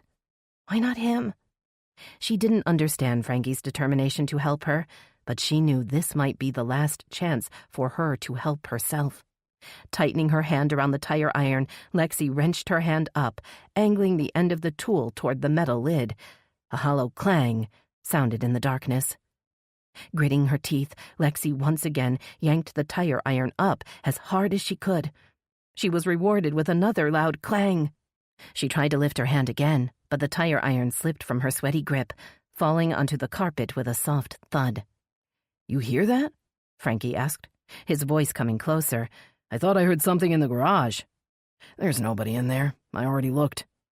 Another deeper voice crushed Lexi's hope. Opening her mouth, she tried to scream, straining against the painful knot in her throat. Look, there's another car in here. The Jag was here yesterday, but this Toyota wasn't. Frankie sounded confused. Who would park a car at a fucking crime scene? Knowing it might be her last chance, Lexi felt around beneath her, searching for the tire iron. Her frantic fingers settled over her phone. It may not turn on, but I can still use it to call for help. Grasping the phone in her hand, she struck it against the lid again and again. The clink, clink, clink reverberated inside the trunk and echoed in Lexi's ears. Shaking from the exertion, she felt her grip on the phone loosen. As the phone fell away, the lid popped open, letting in a flood of light that burned her eyes. Frankie stared in at her with wide eyes, and she glimpsed a big man standing next to him. Then strong hands were lifting her out of the trunk and lowering her onto the smooth pavement of the garage floor. "Lexi, what the hell happened to you?" Frankie smoothed her damp hair back from her face. "Who did this to you?" "There's another woman in here," the big man said, his voice grim. "Looks like she's been dead a few days. I'll call 911. Lexi tried to speak, but her mouth and throat wouldn't cooperate. She finally managed to rasp out a soft moan, but Frankie shook his head, his face tight with worry. "Don't try to talk." He smiled down at her. "The ambulance will be here soon, and everything will be okay." She raised her eyes to his as her last bit of energy faded away, and with a final exhale, she gave in to the darkness. Chapter 41. As the call rolled to voicemail again, Hunter slammed his phone on the desk. He'd been trying to reach Veronica for hours, and she wasn't picking up. Fear kindled in his chest, and he stalked to the window to stare out at the darkening sky. "Has something happened to her? Is she in some kind of trouble again?" Finn called to him from the doorway. "Still no word from Veronica?" Looking back at Finn, Hunter shook his head. No use pretending he wasn't worried. Geordie's son was as smart and intuitive as his father had been, and the worry was clearly etched on his face. "I have an idea." Finn stepped into the office and closed the door behind him. "Although Veronica would kill me for saying this." Hunter raised his eyebrows, open to any suggestion that might take his mind off Veronica's disappearing act. "I think we should call her mother." Finn held up his hand at Hunter's instant frown. "Hear me out. Maybe her mother knows where Veronica is, and if not, well, she can find out." "What do you mean, she can find out?" Finn grinned. "Hey, mothers know everything, right?" The playful words hit Hunter in the gut, ripping open a wound that had festered inside him ever since he'd been old enough to realize that everyone but him seemed to have a mother. Hiding the unexpected jolt of pain, Hunter turned away. "Look, if you're just fooling around, then I'd rather be alone." "I'm serious," Finn insisted. "I mean about asking Veronica's mother for help. I overheard her complaining that her mother is always tracking her on the Find My Phone app."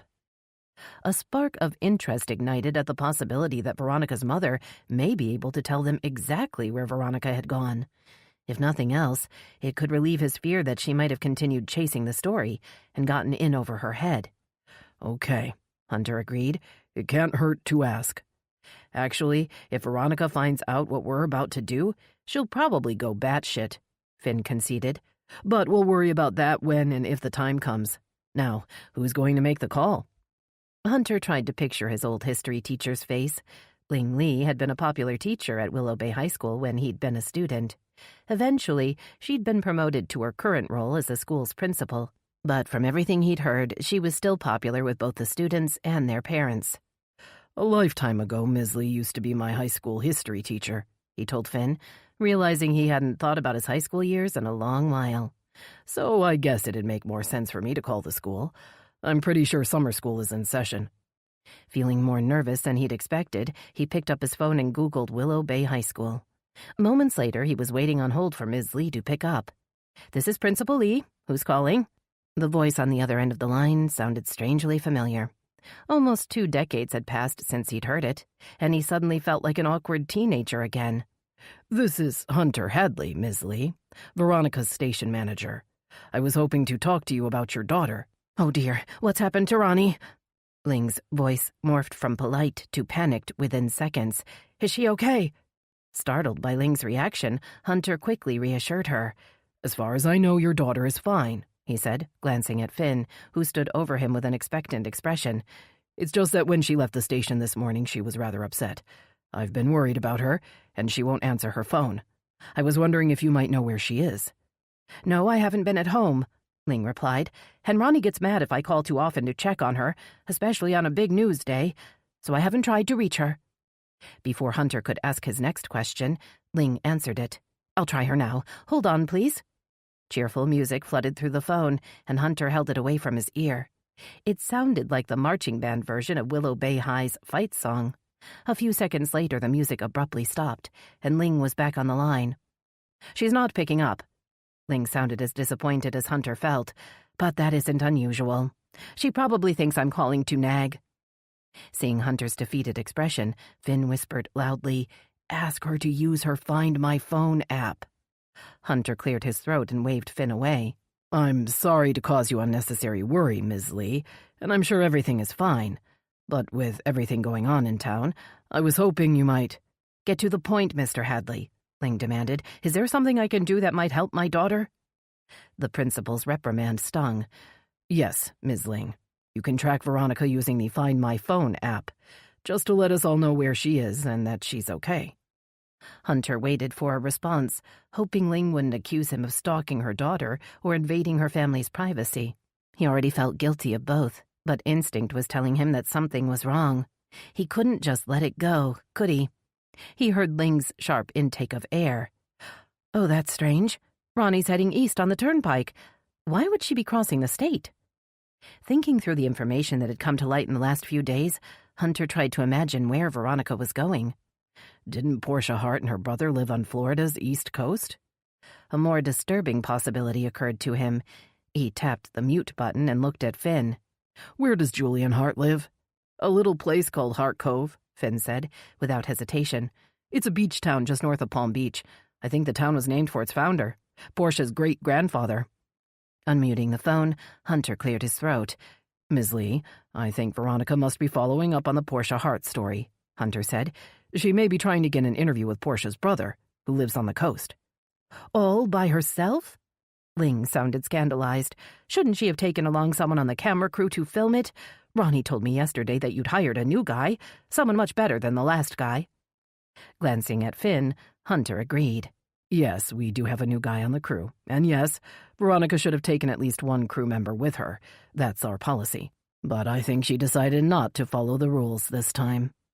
He didn't want to admit to Ms. Lee or to himself that Veronica most likely wasn't trying to get an interview, and that she no longer considered herself to be working for Channel 10.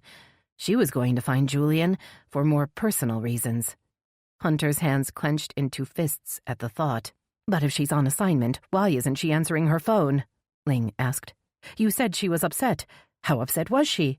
Suspecting Ling would see through an attempt to sugarcoat the situation, Hunter decided to tell the truth. "She was upset enough to walk out," Hunter admitted, "and she implied she wouldn't be back." "But she loves her job," Ling protested. "She would never quit without a good reason." Hunter bit back the initial response that came to mind. "Maybe she wants to be with Julian. Maybe that's reason enough." Scolding himself for being a fool, Hunter decided he'd already made a big enough fool out of himself for one day. It was time to man up and move on. Besides, he needed to get back to work. There was too much going on in Willow Bay for him to sit around feeling sorry for himself. "I'm sure Veronica is fine. She probably wants some time alone." The words tasted bitter in his mouth, but he wasn't sure what else there was to say. Promising Ling Li that he would stay in touch, he disconnected the call and turned to see Finn, frowning at him. "Is that what you really think?" Finn asked. "'Cause a few minutes ago, you were as worried as I am. What's changed?" Dropping his eyes, Hunter wondered how he had let himself become emotionally involved. He was no longer sure he could trust his own judgment, but he thought maybe there was someone he could trust, someone who would help him figure out what to do next. The lobby of the Willow Bay Police Department was quiet when Hunter and Finn walked in, with Gracie bringing up the rear. The desk sergeant held up a hand. "No filming inside the station," the officer called out, "and the city's media relations officer is the only one that can give an official statement. All I can tell you is no comment." "Good to know," Hunter replied dryly. "But I need to see Riley Odell. Her assistant said I'd find her here." "She's in with the chief," the officer acknowledged, eyeing Gracie. "That a service dog? We only let service dogs in here." Looking down at Gracie, Hunter decided the lab could be considered an emotional support animal. "And I can be her emotional support human." Glancing up at the officer, Hunter nodded. "Yeah, she's an ESA. Now, can you let Ms. Odell know I'm here?" Moments later, a man opened the door to the back and stuck his head out. Hunter recognized Tucker Benzinger's red crew cut. "Come on back, Hadley." He stepped aside to let Hunter through. "Riley's meeting with Chief Ainsley in the briefing room." He led them down a narrow hall, stopping in front of an open door. "Come on in, Mr. Hadley." Nessa Ainsley stood at the front of the room beside a whiteboard. Riley Odell sat at a long table in front of her. Both women smiled when they saw Gracie trot in. "She looks like she's feeling better," Nessa said, offering the white lab a smile. "And who have you got here?" "I'm Finn Jordan." Finn stuck out a hand. "I'm a temporary crew member at Channel 10. Hunter shook his head and put a hand on Finn's shoulder. "Finn's an old family friend," Hunter clarified. "He's doing me a favor by filling in on the news crew. Gracie's his dog." "How can we help you, Mr. Hadley?" Riley asked, apparently impatient with the pleasantries. "We're in the middle of a manhunt, so I'm sure you can understand we don't have time to—" "I understand you gave Veronica early information on a story, and that the information was leaked," he said, irritated by her patronizing tone. "Now Veronica is missing in action, and I'm trying to figure out what happened to her." The women exchanged a long look. Then Nessa gestured to the chairs across from Riley. "Why don't you sit down and tell us what's happened?" "I don't want to sit down," he replied, stepping further into the room. "I want to know more about this Xavier Grayson character you told Veronica about. I want to know if he could be a threat to her." Riley sat back in her chair and sighed. "Everything we say in this room is strictly off the record." Nodding his agreement, Hunter waited. "Xavier Grayson is a threat to everyone he meets, Mr. Hadley. He's a con man who we believe has killed at least 5 people that we know of, and there are likely more victims out there." Hunter digested the information with growing concern. "I told Veronica about Grayson because we were planning to release a public appeal as soon as we had a sketch available," Riley explained. "Unfortunately, someone saw Veronica's notes and the story was leaked to Channel 6. Now Grayson knows we're after him, but nobody knows what he looks like." Moving closer, Finn cleared his throat. "Sorry to interrupt, but we're trying to find Veronica. This guy wouldn't have any reason to go after her, would he?" Riley shrugged. "I don't see why he would. We believe Grayson's motive was money. He targeted Portia Hart for her money and then eliminated anyone he thought was going to get in his way." "What about Julian Hart?" Hunter asked. "Could he be in danger?" It was Benzinger's turn to interject. "As Riley said, Grayson's driving motive seems to be financial. He was after Portia's billions, only she didn't have that kind of money anymore." Benzinger looked to Nessa as if seeking permission to continue. She gave a slight nod. "According to Julian Hart, Portia had lost most of her inheritance," Benzinger said. "He'd helped her get back on her feet financially, but we think Grayson may have killed Portia when he found out she didn't have the kind of money he was counting on." "You think Grayson may still try to get that money from Portia's brother?" Finn asked. The room was silent for a long beat. Nessa turned to Riley. "Would Grayson go after Julian?" "I hadn't thought about it," Riley admitted, "but I guess he might make one last play for that $1 billion jackpot." She turned to Hunter and Finn. "From what we can tell, Xavier Grayson has tried to kill anyone who gets in his way. Julian Hart would be fair game." "Then we better warn him," Nessa said, pulling out her phone. She scrolled through her contact list and tapped on a number, then put the phone on speaker and waited. After 6 rings, the call rolled to voicemail. "Mr. Hart, this is Chief Ainsley in Willow Bay. I have reason to believe Xavier Grayson may be headed your way. Please return my call when you get this message. And please be careful. Grayson's a dangerous man." Spinning on his heel, Hunter crossed to the door. "We think Veronica's driving toward Hart Cove right now to find Julian," he said, as Finn and Gracie scrambled to follow him. "Xavier Grayson may have the same idea." "Wait, Mr. Hadley," Riley called out. "If there's even the slightest chance Xavier Grayson is going after Julian Hart, then you need to stay away. We just told you. He kills anyone who gets in his way." "Then I can't let Veronica get in his way," Hunter said, stepping into the hall. "I'm going after her." Riley continued to object, following him through the lobby and to the curb where his Audi was parked. Hunter looked back to see Finn and Gracie on the sidewalk. "You stay and take care of Gracie," he said to Finn. "I'll be back. Hadley, you know we can't let you go after Grayson on your own," Benzinger insisted, reaching out a big hand to stop him. But Hunter wasn't listening. He threw off Benzinger's hand and hurried around to the driver's side. As he started the engine, the passenger door opened and Riley Odell jumped in. "What the hell are you doing?" "I guess I'm coming with you," she said, buckling her seatbelt. Suddenly, the back door flew open and Tucker Van Zinger squeezed his big frame into the back seat. "All right," he said, grinning at Hunter in the rearview mirror. "Let's do this." Chapter 42.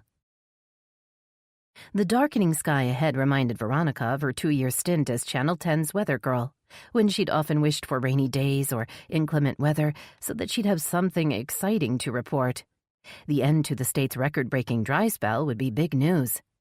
Forcing herself to concentrate on the road ahead, she blinked back tears. She would no longer be reporting on the weather or anything else, at least not for Channel 10. "I can't think about that right now. First, I need to make sure Julian's okay. Then I can decide what to do with the rest of my life." She'd been driving for more than 3 hours, and she'd tried to call Julian a dozen times, growing more nervous with every call. What if Julian already has done something stupid? What'll I do?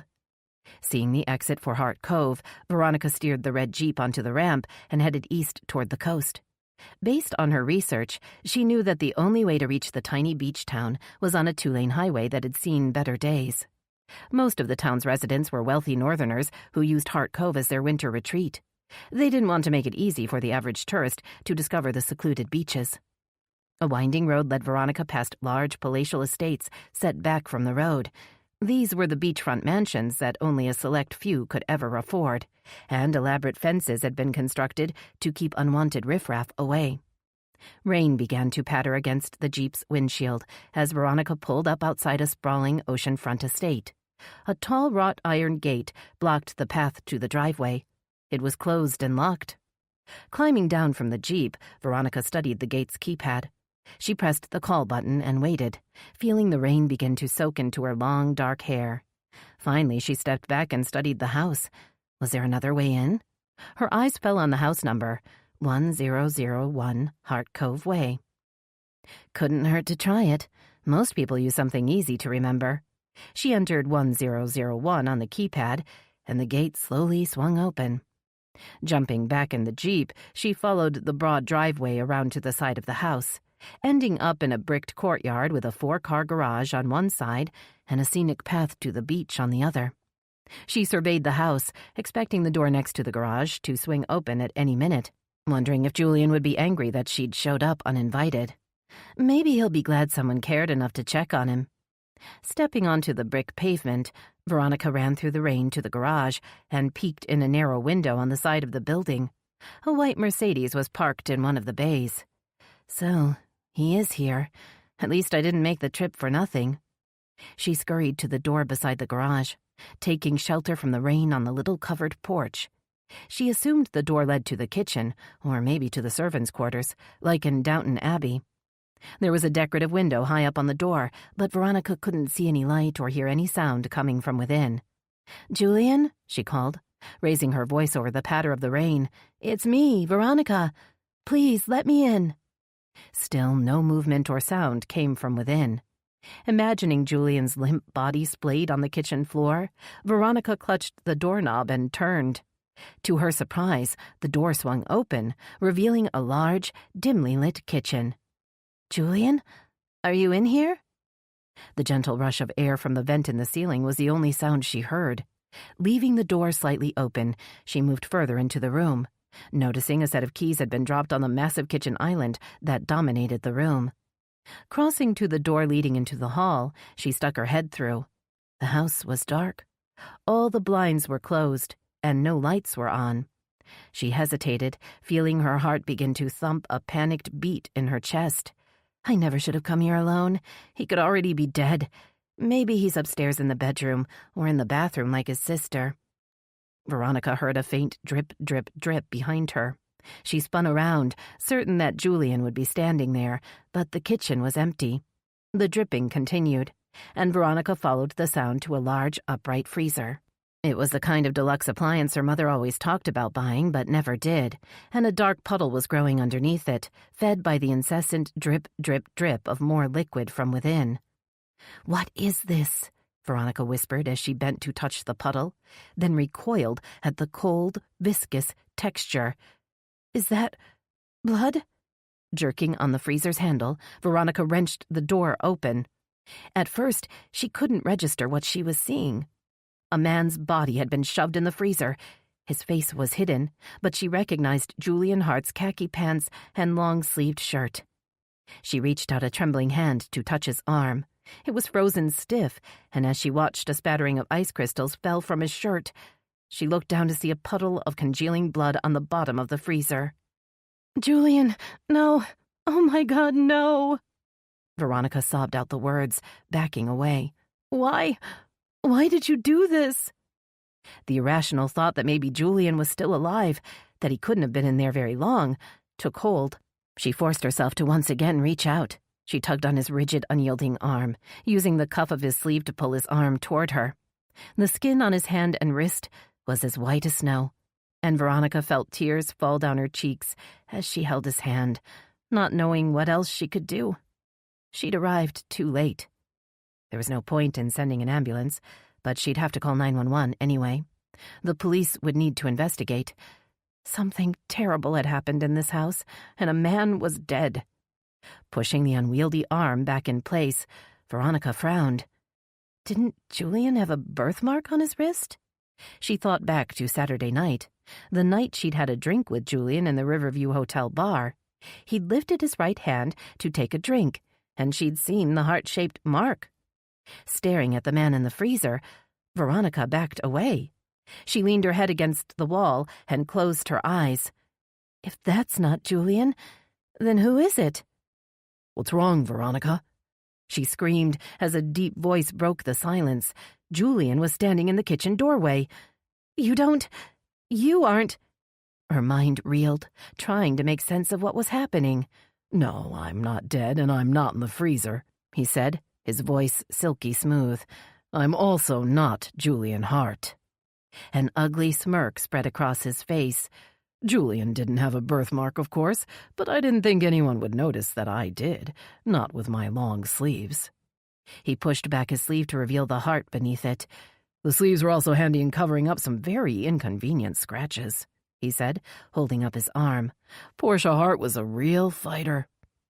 Veronica gaped at the man who stood before her. Gone was the shy, unsure expression. A victorious sneer rested in its place. "You're not Julian," she whispered in shock. "No, that's the real Julian." He pointed to the freezer. "Poor guy's been in there since Friday. I needed him out of the way while I disposed of Portia." Veronica swallowed hard and inched backward. The pieces were beginning to fall into place. She'd fallen for this man's evil con, and now she was in terrible danger. The man chuckled, removing his glasses and brushing his floppy bangs back out of his eyes. He pointed to a snapshot under a magnet on the refrigerator door. In the photo, Portia Hart stood next to a young man that looked remarkably like the man in front of her. Of course, with my new haircut and glasses, I was sure I could fool anyone. Anyone that hadn't met him, that is. "Then you're Xavier Grayson?" His face tightened, and the amused smile faltered. "That's who I used to be. But none of that matters now that you've made it so very easy for me to tie up the loose ends." His hands tightened into fists as he moved closer, and Veronica prepared to run. If he got his hands on her, she'd end up like Portia Hart. He'd make it look as though she killed herself. Pain knifed through her at the thought of her mother's grief. "From now on, I'm Julian Hart, a man so broken up over his sister's death that he has to jet off to a secluded island to heal." Knowing it might be her only chance, Veronica jerked the freezer door wide open, smashing it into Xavier's face and leaving it swinging between them as she bolted toward the door. With frightening speed, Xavier grabbed for her, but she dodged his hand and ran toward the beach. She didn't look back as a bolt of lightning flashed over the water, lighting up the sky. Chapter 43. Tucker Venzinger's legs were painfully cramped by the time the Audi skidded to a stop in front of the wrought iron gate. He looked up at the house number to verify they were in fact outside 1001 Hart Cove Way, and then pushed himself out of the car, carefully unfolding his long legs and stretching to revive his circulation. I don't see Veronica's Jeep. Hunter looked through the fence toward the house. Maybe she's already come and gone. Well, we're here now. Benzinger was reluctant to get back in the car, even though it had started to rain. And we need to check on Julian Hart. We've got to make sure he's okay and warn him about Xavier Grayson. Hunter opened the trunk of his car and pulled out an umbrella. He popped it open and handed it to Riley. "I'm not the Wicked Witch of the West, you know. I won't melt," she protested, but held the umbrella over her head anyway. He reached back in and pulled out a raincoat. "Aren't you a Boy Scout?" Benzinger grumbled, holding up a big hand to block the rain from his eyes. "No, I just keep an eye on the weather forecast," Hunter said with a half-smile. "It's part of the job." "Well, I've got something that may come in even more handy if we do run into trouble." Benzinger rested his hand on his belt, reassuring himself that his Glock was safely in his holster. "Although the place looks deserted to me." Hunter took out his phone and began thumbing in a text message. After a few seconds, Benzinger heard the ding of a reply. "Ms. Lee says Veronica's phone is showing she's here." Hunter looked back at the house. "The address matches what she's seeing." Pushing the buzzer on the gate's keypad, Riley paced back and forth, her hands clenched tightly around the handle of the umbrella. "We can't go in there without a warrant," Riley said in a low voice, as if someone might be listening. "That would be illegal." She looked up at Benzinger. When he didn't argue, she huffed. "And we're both outside of our districts. If we do go in, we could even be arrested." Benzinger rolled his eyes and put his hands on Riley's shoulders, ducking down to stand with her under the umbrella. He felt inordinately happy when she didn't pull away. "Listen, we're not going to get arrested, but we need to make sure Veronica and Julian are okay in there." He stared down into Riley's dark, guarded eyes, allowing himself to remember how different it had been before he'd ruined everything. "Wait, Hunter, where are you going?" Shrugging off Benzinger's hands, Riley chased after Hunter, who was striding along the gate, looking for an opening. Spotting a low-hanging tree, Hunter swung his legs up and balanced on a branch, staring over the fence. "I don't see anything from here," he called down to Riley. "I'm going over. You guys wait in the car." "Hell no, I'm not waiting in the car," Benzinger boomed. "I didn't drive 3 hours out here to wait around in a car." But Hunter had already disappeared. Benzinger looked over at Riley, who shrugged and nodded. "Okay, I'm in," she said, putting down the umbrella and scurrying over to the tree. "Give me a boost." Wrapping his hands around her waist, Benzinger lifted Riley up and deposited her on the tree branch. He hovered underneath her as she scooted up to the fence and grasped the edge. "Okay, wait there," Benzinger commanded, swinging his long legs up and over the branch, which bowed under his weight. When he looked around, Riley was gone. Cursing under his breath, Benzinger maneuvered himself onto the fence and looked down, relieved to see it was an easy drop onto the ground below. He hit the ground, sending muddy water splashing all over his pants and shoes, then surveyed his surroundings. Riley and Hunter waved for him to follow them as they slipped around the house. He stopped short when he came around the corner. Hunter opened the door to a big red Jeep that was parked in the brick courtyard and slipped inside, out of the rain. Riley jumped into the passenger seat, and Benzinger was left to wedge himself into the Jeep's narrow back seat. Once he'd wiped the rain out of his eyes, he saw Hunter holding up an iPhone. "It's Veronica's," he said, his eyes bleak. "So she may not even be here anymore. Maybe she and Julian took off together. If they did, they left the door open." Benzinger pointed to the door by the garage, which was blowing back and forth in the rain and wind. "That can't be a good sign."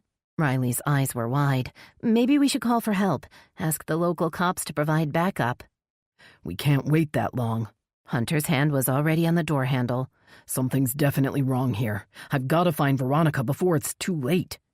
A loud crash of thunder sounded overhead, and a bolt of lightning illuminated the sky as Hunter opened the door, then hesitated. "Did you hear that?"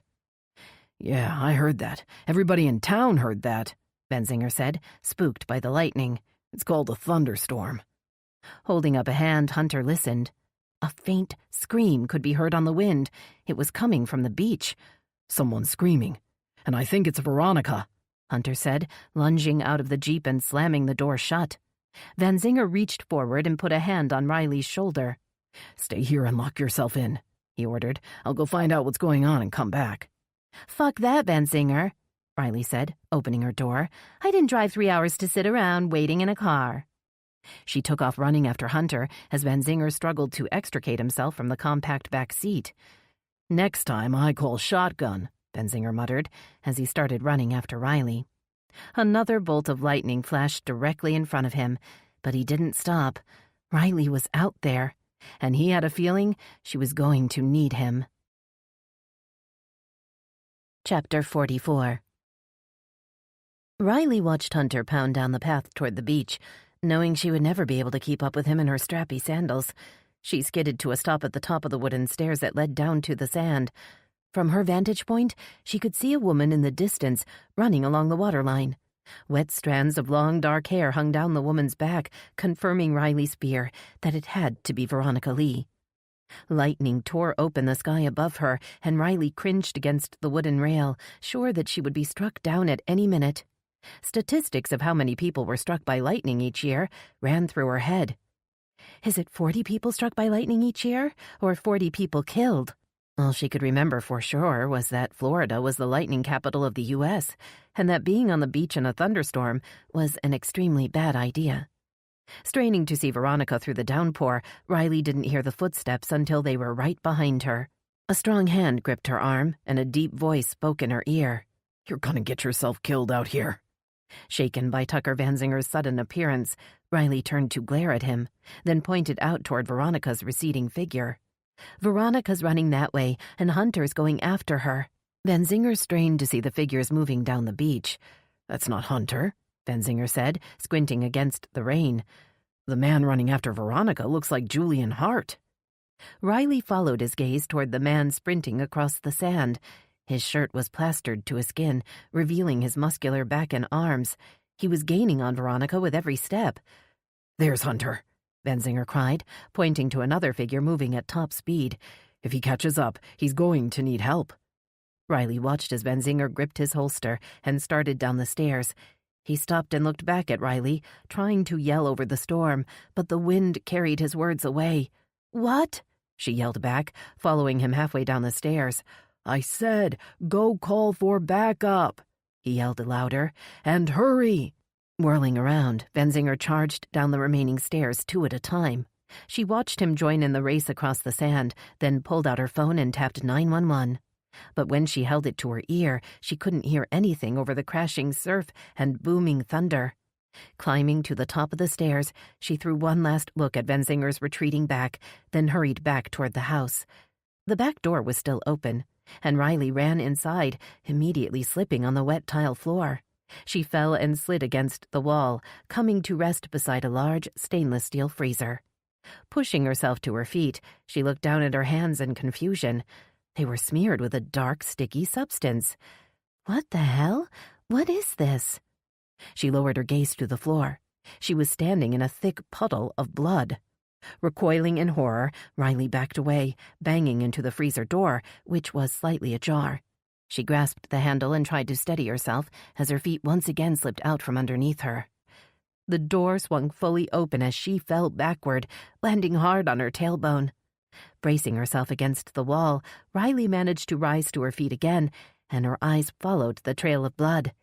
It appeared to be coming from within the freezer. Leaning forward to take a closer look, Riley heard a faint voice nearby. She spun around, searching the shadows, just as another flash of lightning lit up the room. Riley saw that the room was empty, even though she could still hear the voice. "What is your emergency, ma'am? You've reached 911. Riley stared at her phone, realizing the voice she'd heard was a 911 operator. Relaxing her shoulders, Riley raised her eyes to the open freezer. A man's body had been stuffed inside. What skin she could see was ghostly white and covered in ice crystals. Unable to stop herself, Riley emitted a terrified scream. "Ma'am, where are you? What is your emergency?" The sound of the operator's calm voice reached through Riley's panic. She held the phone up to her ear with a shaky hand. "I'm a state prosecutor at the scene of an active crime," she gasped. "There's a dead body here, and an officer is now in active pursuit of the suspected perp. What is your location?" Riley tried to think. She knew the address. Finally, it came to her. "It's 1001 Heart Cove Way," she managed to say, her voice still hoarse from screaming. "We need police backup and an ambulance."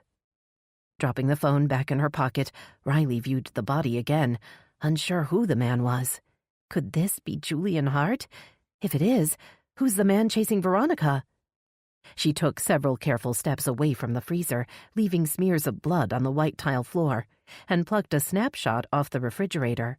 A beautiful woman with blonde hair and a happy smile stood beside a man that looked vaguely uncomfortable. He also looked vaguely familiar. The man looks like Julian Hart, but he isn't. Is he? Thinking back to the few times she'd met Julian in person, she could see the resemblance, but it wasn't the same man she was looking at in the photo. She flipped the photo over and read the scrawled names on the back. Portia and Julian, 2018.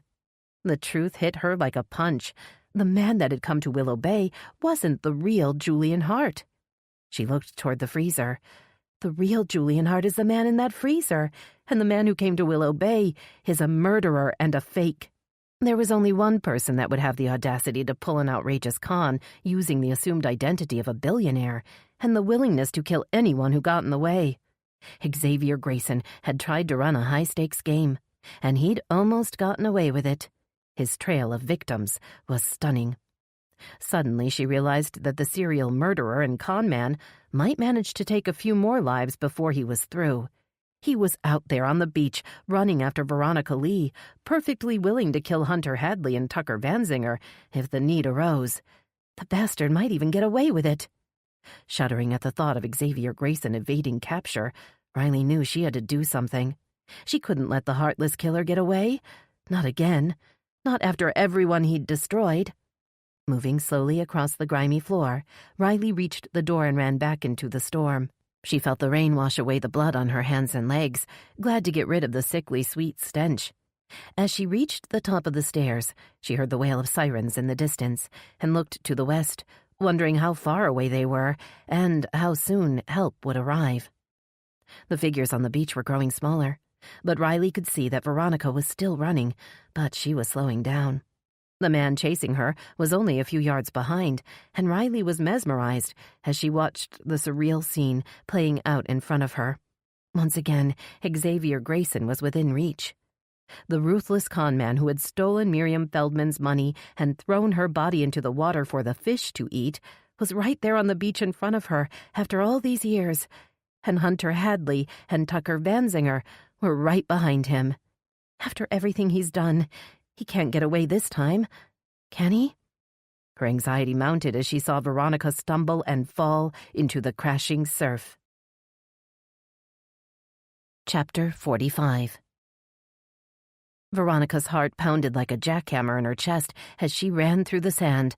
Her legs were getting heavier and weaker with every step, and exhaustion was overtaking fear as her strength began to drain away. Glancing back in desperation, she saw that Xavier Grayson was only a few yards behind her. His handsome face twisted into a terrible grimace as he ran. Adrenaline flooded through her at the sight, fueling a momentary burst of speed. Then the sand underneath her seemed to give way, and she stumbled and fell forward into the choppy water. Pushing herself onto her knees, Veronica tried to stand, just as Xavier grabbed a thick handful of hair and forced her further into the water, pushing her head down into the salty waves as she fought to keep her face above the surface. Panic bloomed in her chest, and she clawed at the iron fist that held her underwater. Desperate for air, she kicked out at Xavier's legs, but the heavy pull of the water absorbed most of the force. Struggling back to the surface, she gulped in a mouthful of salt water and sea air. A flash of lightning lit up the sky above her, and Veronica saw the savage look of triumph on Xavier's face as he pushed her head under again. Too weak to resist, Veronica felt her body give in to the pull of the waves. A strange calm settled over her as she let her body go limp. So this is it. This is how it all ends. Her mother's face floated in the water next to her, the familiar eyes no longer worried, a gentle smile turning up the corners of her mouth as she spoke in a voice that soothed away all fear. Everything will be all right now, Ronnie. You can let go. The pain and the struggle are behind you now. Comforted by the gentle words, Veronica felt herself drifting freely with the tide, all resistance fading away.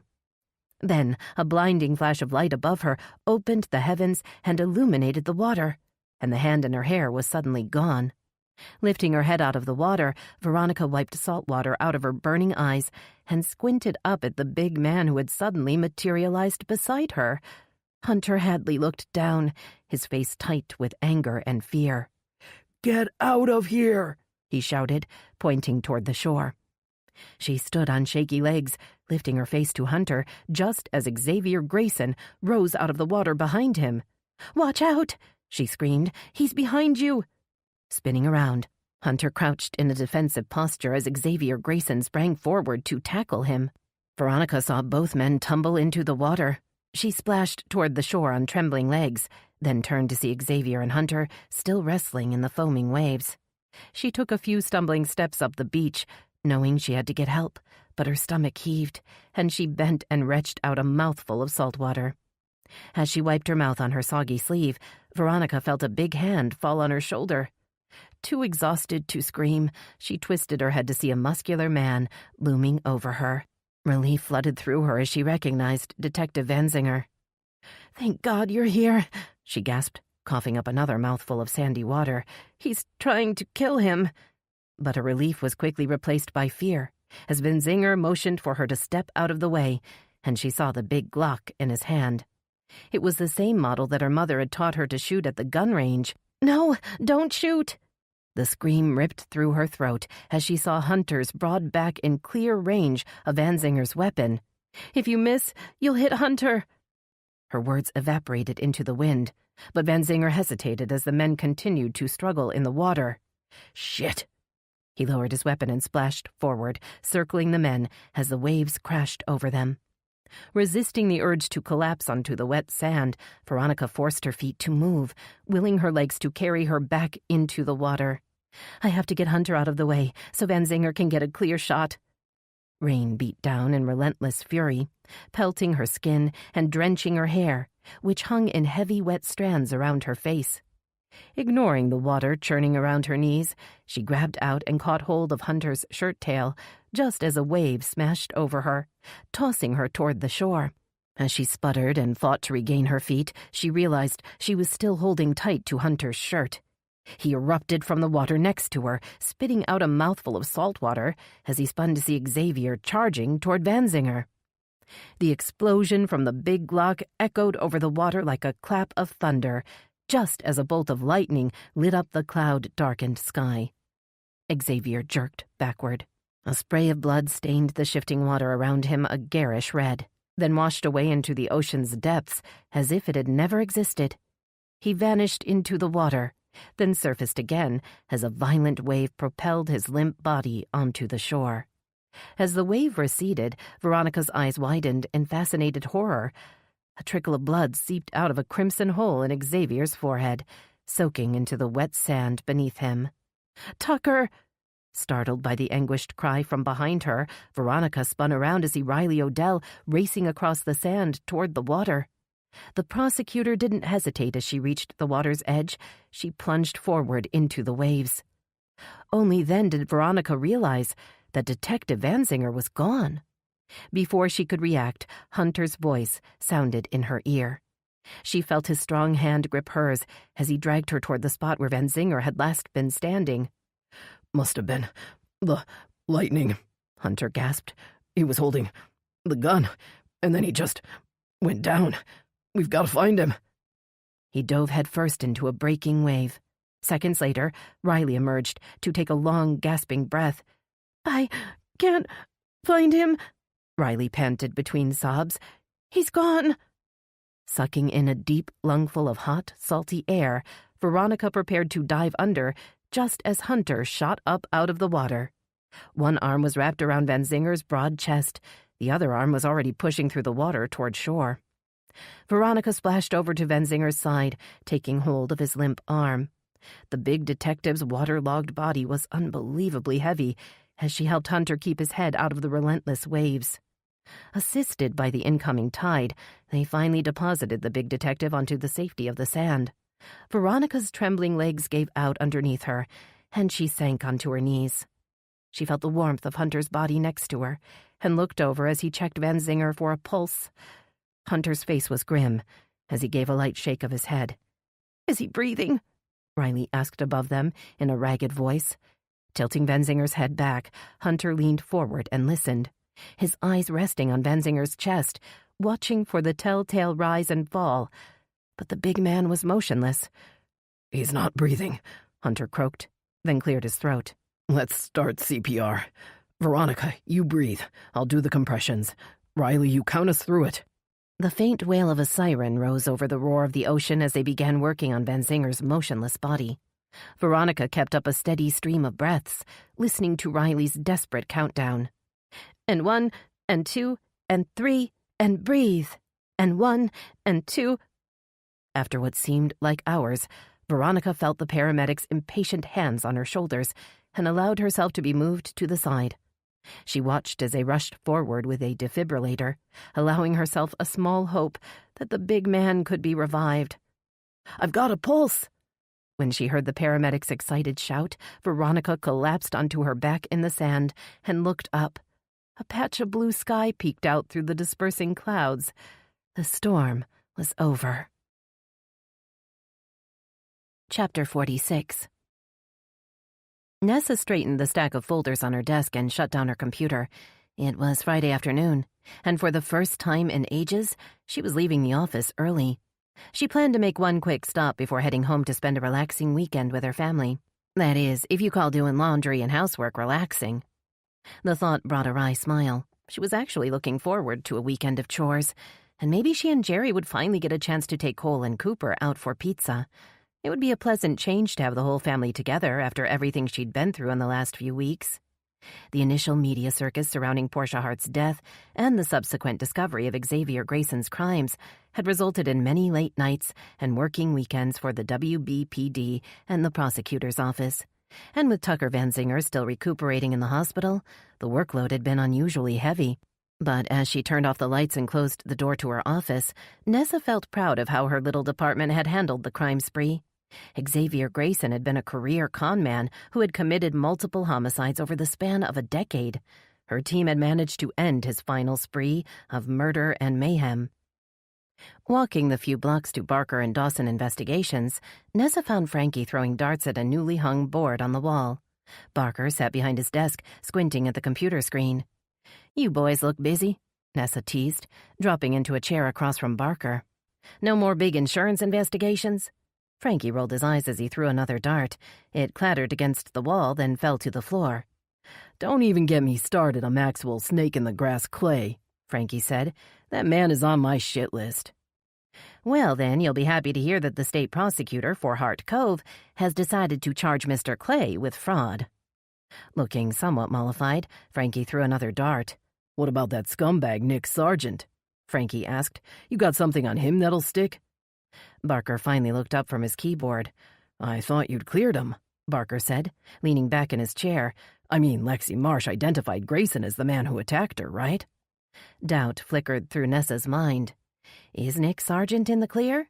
He may not have killed Portia Hart or attacked Lexi, but he's guilty of something. I'd bet my paycheck on it. She saw Barker watching her with a suspicious frown. "What, Sargent's not in the clear?" he asked, folding his arms over his chest. "What's he done?" "I'm not sure," Nessa admitted, "but he was seen hanging around Molly Blair's house, and we know Molly was supplying drugs to Lexi and some of the other girls working for her." "Oh, so he's that kind of scum," Frankie said, shaking his head. "I bet the loser tried something with Lexi." Nessa sighed. Nick Sargent felt like a loose end, but they hadn't been able to prove he was guilty of any crime, and he denied having any involvement with Molly Blair. Lexi Marsh has identified Xavier Grayson as the man she'd seen in the stairwell and the man who attacked her at Molly Blair's house, but she refuses to say anything about Nick Sargent. Frankie snorted. "The poor girl's probably too scared to say anything." He hurled another dart, this time missing the wall completely. "She was hooked on drugs and turning tricks," he said, picking up the dart and dropping it on his desk. "So she's got to be thinking she'll get in trouble if she admits it." Nessa shook her head. No, I don't think that's it. Riley Odell agreed to give Lexi immunity. She's not planning on prosecuting her for illegal possession of prescription drugs or prostitution. Okay, but if Lexi talks and you guys try to prosecute Nick Sargent, her activities will be made public. Frankie's voice had taken on a defensive tone. She probably doesn't want her family and everybody in town finding out what she's been up to. Barker studied Frankie with knowing eyes. You seem to know an awful lot about how Lexi Marsh is feeling. Maybe you can talk to her and convince her to come clean. Waving the idea away with a skinny arm, Frankie frowned. Nah, man, I don't want to get into her business. She's been through enough without having to face some jerk in court. Nessa thought that the pained expression on Frankie's face didn't match his words. Shooting a sly glance at Barker, Nessa stood and picked up a dart. She stood in front of Frankie and waved it in the air. How about we make a bet, Frankie? If I get a bullseye, you'll go talk to Lexi and find out what she knows about Nick Sargent. You make a bullseye? He scratched the stubble on his chin. Okay, but what'll I get if you miss? I'll let you ride in the Charger with my emergency lights on. Frankie's face lit up at the thought. Okay, deal. Nessa winked at Barker and turned toward the board. With a swift flick of her wrist, the dart flew to the board, sinking smoothly into the bullseye. What? Frankie's eyes were wide. How'd you do that? Barker laughed. She hustled you, man. Nessa's won the WBPD's dart tournament 3 years in a row. Later, as Barker walked Nessa back toward the station, his mood turned serious. He stopped at the corner and looked over at her. I just want you to know that I'm really impressed with how you're handling the new job, he said, holding her gaze. And as the father of a female who lives in this town, I'm glad we have you out there chasing the bad guys. Nessa felt her cheeks grow hot. You may be a little biased, but thanks. Barker shook his head. No, I'm not biased. You make a real good chief. His words replayed in her mind as she headed home, and for the first time, Nessa felt confident that Barker was right. I guess I do make a pretty good chief after all. Chapter 47.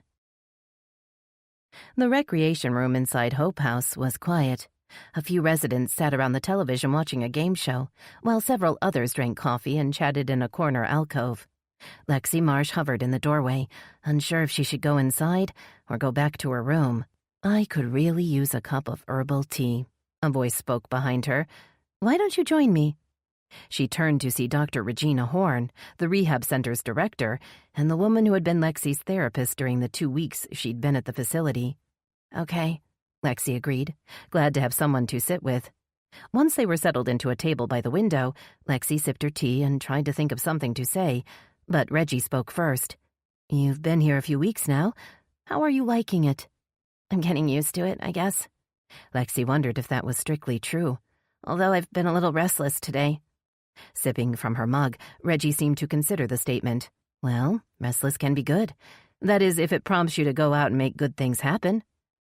I feel like I should be doing something productive. Lexi looked around the tranquil room, and not just sitting around here doing nothing. Reggie's laugh was infectious, and Lexi found herself smiling, even though she wasn't sure what was so funny. You're here building yourself a foundation for a whole new life, Reggie said, still smiling. And you don't think that's productive? Lexi giggled, liking the feeling of being happy, of not being worried or sick or scared. I guess you're right, she told Reggie. I've got a lot of work to do right here before I go out there. Looking through the big window, Lexi was surprised to see Frankie and his partner walking toward the building. That's a friend of mine, Reggie said, looking pleased. I didn't know Peter was going to come by and see me today. Peter? Yes, Peter Barker. Reggie grinned. He's my special friend. Lexi smiled and looked out the window again, but the men had already disappeared through the front door. I've met Frankie, she admitted, feeling awkward. He's the one who helped me. I think he's your friend's partner. Reggie stood, motioning for Lexi to stay seated. I'll go see where they are. You wait here. A sudden urge to flee took over Lexi, and she had already pushed back her chair and was preparing to rise when Reggie reappeared, followed by Frankie and Barker. You're not leaving on my account, are you? Frankie asked. 'Cause I promise I won't bite. His words brought Lexi back to that last night in the Riverview Tower Hotel. She'd used the same phrase with the man in room 1025, the man that Nikolai had called Mr. Murray, the man she had tricked so that Nikolai could take a picture. "Whoa, I was just kidding around," Frankie said. "You look like you've seen a ghost. Am I really that scary?" Lexi shook her head, trying to erase the terrible image of the hotel room, never wanting to go back to the place she'd been before Frankie had saved her. "Thank you," she blurted, surprising both herself and Frankie. "I'm not sure I told you that before, but if I didn't, I should have." "You don't have to thank me," Frankie said, glancing at Reggie and Barker with an embarrassed grin. "Just being a friend." Swallowing a lump that had formed in her throat, Lexi shrugged. "Well, you're one of the only friends I have left now, so thanks." Barker slapped a big hand on Frankie's narrow back. "Listen, Frankie, I'd like to talk to Reggie in private. You think you can sit here and entertain Lexi until we get back?" Lexi watched Barker and Reggie leave, then turned to Frankie with narrowed eyes. "Okay, let's skip the part where you pretend they didn't just leave so you can talk to me," she snapped. "What do you want to know?" Holding up his hands in surrender, Frankie nodded. Yeah, you're right. I wanted to ask you a few questions. So kill me, why don't you?" "Questions about what?" "About Nick Sargent." She felt his eyes on her, watching her reaction. "Let me ask you something first." "Ask me anything you want," he said, dropping into a chair. "I'm an open book." "Why'd you come looking for me?" She swallowed hard, trying to keep eye contact. "After I yelled at you and kicked you out, why did you keep trying to save me?" He opened his mouth, then closed it again. Lifting a skinny hand, he scratched at his chin, then dug in his pocket for a stick of gum. "Well, I thought you were an open book," she said, curious about his reaction. "I can take it, whatever it is. I mean, if you were interested in hanging out or whatever." "No," he said, his voice firm. "It isn't that. I mean, you're a lovely girl and all, but I'm too old and you're not old enough." "Okay, then what?" Banging his palm on the table, Frankie looked out the window. "I had a little sister, okay? She was only a kid, really, when she started getting in trouble. I wasn't there to help her out." Frankie's voice wavered, but his eyes were dry. "She overdosed. Died on the bathroom floor in some shitty apartment. I mean, she was my little baby sister, you know?" He ran a hand through his hair and raised haunted eyes to hers. "Anyway, I was all fucking around when it happened. It still gets to me sometimes. I guess that's why I wanted to help you." His voice softened as he dropped his eyes and stared at his hands. "You kind of remind me of her, of my little sister." Holding back sudden tears, Lexi put her hand on Frankie's hand and squeezed. It felt good to be comforting someone else for a change. She'd been feeling sorry for herself for way too long. It was time to grow up and own her mistakes. "Nikolai, that's what we called Nick Sargent. He was with me at the hotel the night Portia was killed. We were running a game on some guy. Nikolai wanted pictures. I don't know why exactly. I think blackmail or something like that." Frankie stared at her without speaking. She couldn't tell what he was thinking or if he was judging her. All she knew was that she had to get it all off her chest. Whatever happened, she needed to come clean. Only then would she be free to start over. Reaching into his pocket, Frankie pulled out another stick of gum and handed it to her. "This will help with the cravings," he said. "Now tell me the rest." Chapter 48. The lobby at the Willow Bay General Hospital was busy as Riley walked through the sliding doors and headed for the elevator. The doors slid open to reveal a very pregnant woman and her visibly nervous partner. Riley smiled as the woman shuffled off the elevator. Stepping inside, she pushed the button for the intensive care unit and drew in a nervous breath at the thought of finally seeing Tucker Van Zinger. While she'd called often to check on Van Zinger's condition, using her position as a state prosecutor to get official updates on his progress, this was the first time she would see him in person since the day on the beach 2 weeks ago when he'd been struck by lightning. The elevator opened onto a circular nursing station, which appeared to be deserted. Riley walked down a long white corridor, stopping outside room 610. She knocked softly on the door, then pushed it open and peered inside. Straining to see into the dimly lit room, Riley could make out Van Zinger's red hair on the pillow and his broad shoulders under the thin white sheet. His eyes were closed, and he appeared to be sleeping peacefully. Before she could move further into the room, a soft hand clutched her arm. She turned to see a pretty woman in blue scrubs. "I'm sorry, but we need you to check in at the nursing station before you enter a room," the nurse said, guiding Riley back into the hall. "Are you a family member of the patient?" Riley hesitated, unsure what exactly she was to Van Zinger. A work colleague, an old flame, an acquaintance. Seeing the nurse's expectant stare, Riley took out her ID badge and flashed it at the woman. "I'm a state prosecutor, and I'm working on a case that involved Detective Van Zinger. I'm here to check on him." The nurse frowned. "Mr. Van Zinger's not well enough to answer any questions," she said, her back stiffening. "So if you're trying to interrogate him, I suggest you—" "No, I'm not going to interrogate him," Riley protested, her voice wavering. "I just want to make sure he's okay. I was with him when he was on the beach and, well, I'm worried about him." The nurse studied Riley's wan face, then relented. She relaxed her shoulders and motioned for Riley to follow her. "He has been doing much better lately," the nurse said, entering Riley's name in her log. "I'm sure he'll be happy to have a visitor. Last time I called to check, they said his injuries were neurological in nature. What does that mean exactly?" Handing her a visitor's badge, the nurse began walking back toward Van Zinger's room. "Well, it's hard to say what the long-term effects will be, but right now he's still suffering from memory loss and has bouts of pain and dizziness. Hopefully those symptoms will abate in time." Pushing the door open, the nurse waved Riley in. "There's a call button by the bed if you need anything." Riley looked back, but the nurse was gone. She turned to the bed and saw that Van Zinger's eyes were open. "Hi." Her voice came out as a soft croak. "How are you?" "I'm in the hospital, so I guess I'm not doing that great," Van Zinger replied. "And I've been awfully lonely. Where have you been?" The hurt in his voice surprised her. "I called to check on you almost every day." She stepped closer, clutching her purse against her body as if shielding herself from his judgment. "I wasn't sure you'd be up for visitors." Keeping his eyes fixed on her, he shook his head in disbelief. "I died out there. Did you know that? My heart stopped beating and I wasn't breathing. I was dead." Riley gasped, stunned by the pain she saw in his eyes. "You know the first thing I thought of when I came back to life?" His voice shook with emotion, but his gaze was steady. "I thought about you.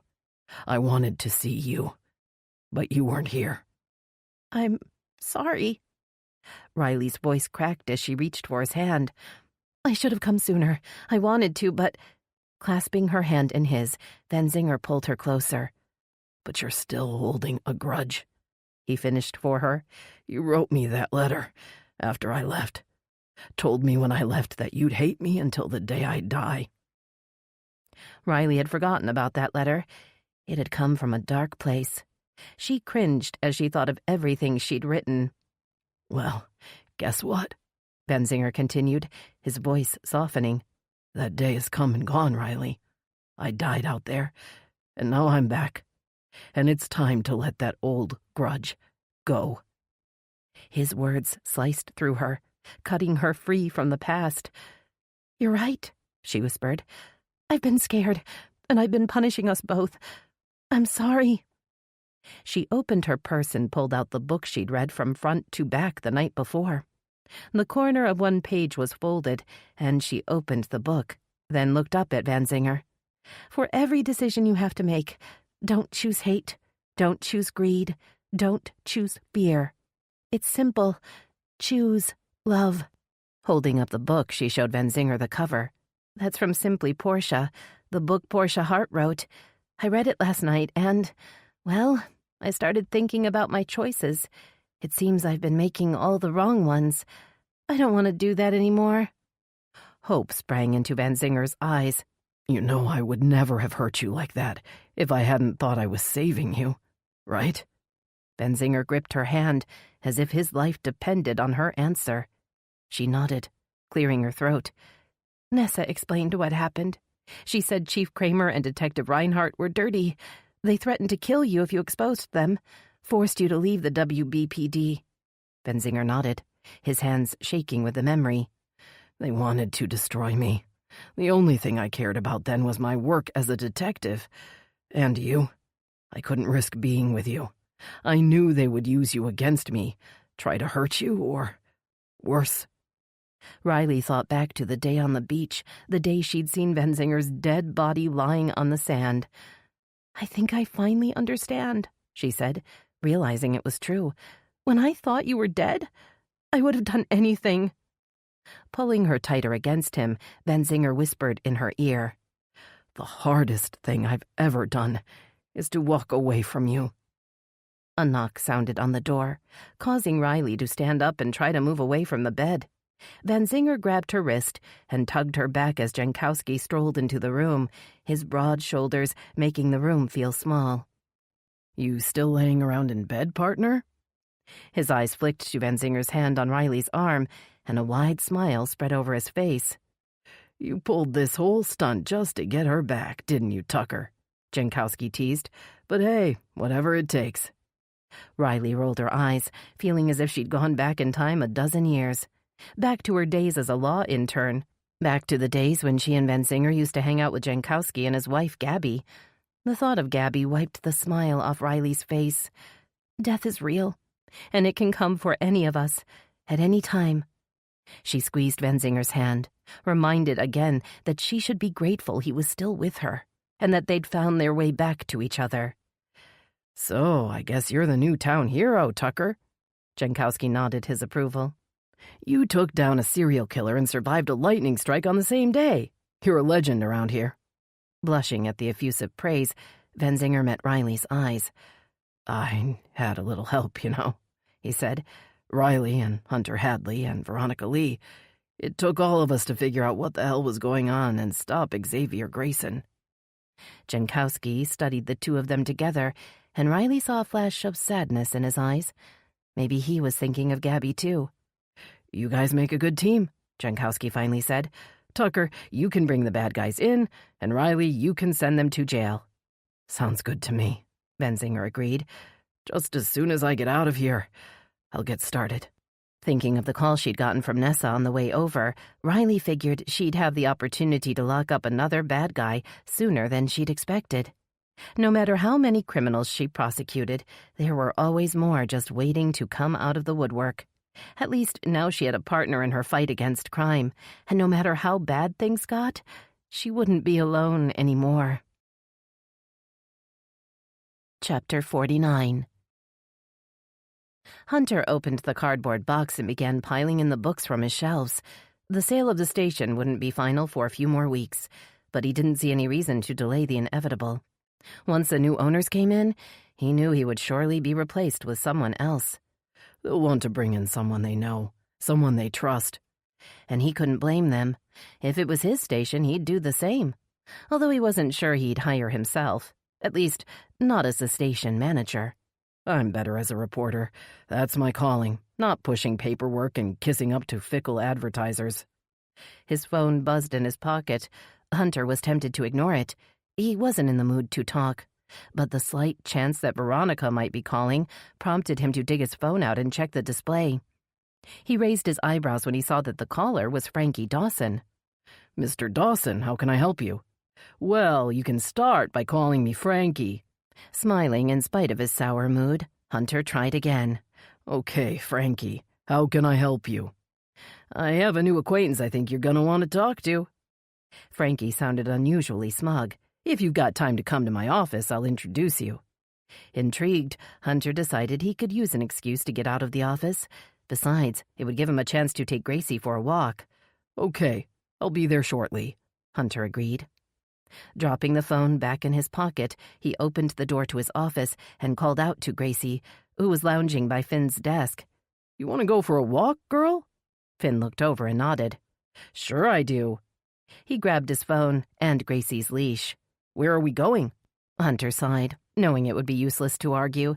Finn had been sticking to him like glue for the last 2 weeks, perhaps sensing that his time at the station would soon be coming to an end.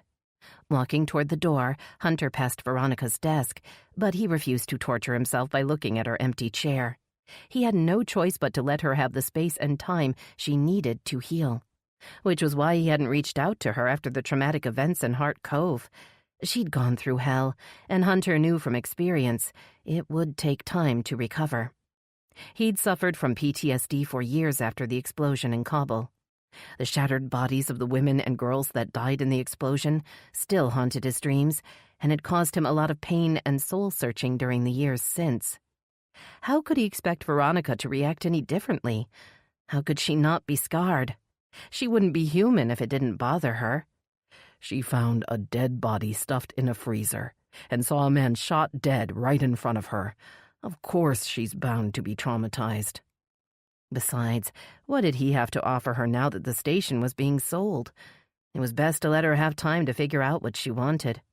And if he was honest with himself, he needed to do the same. Frankie was waiting at the door when the trio arrived.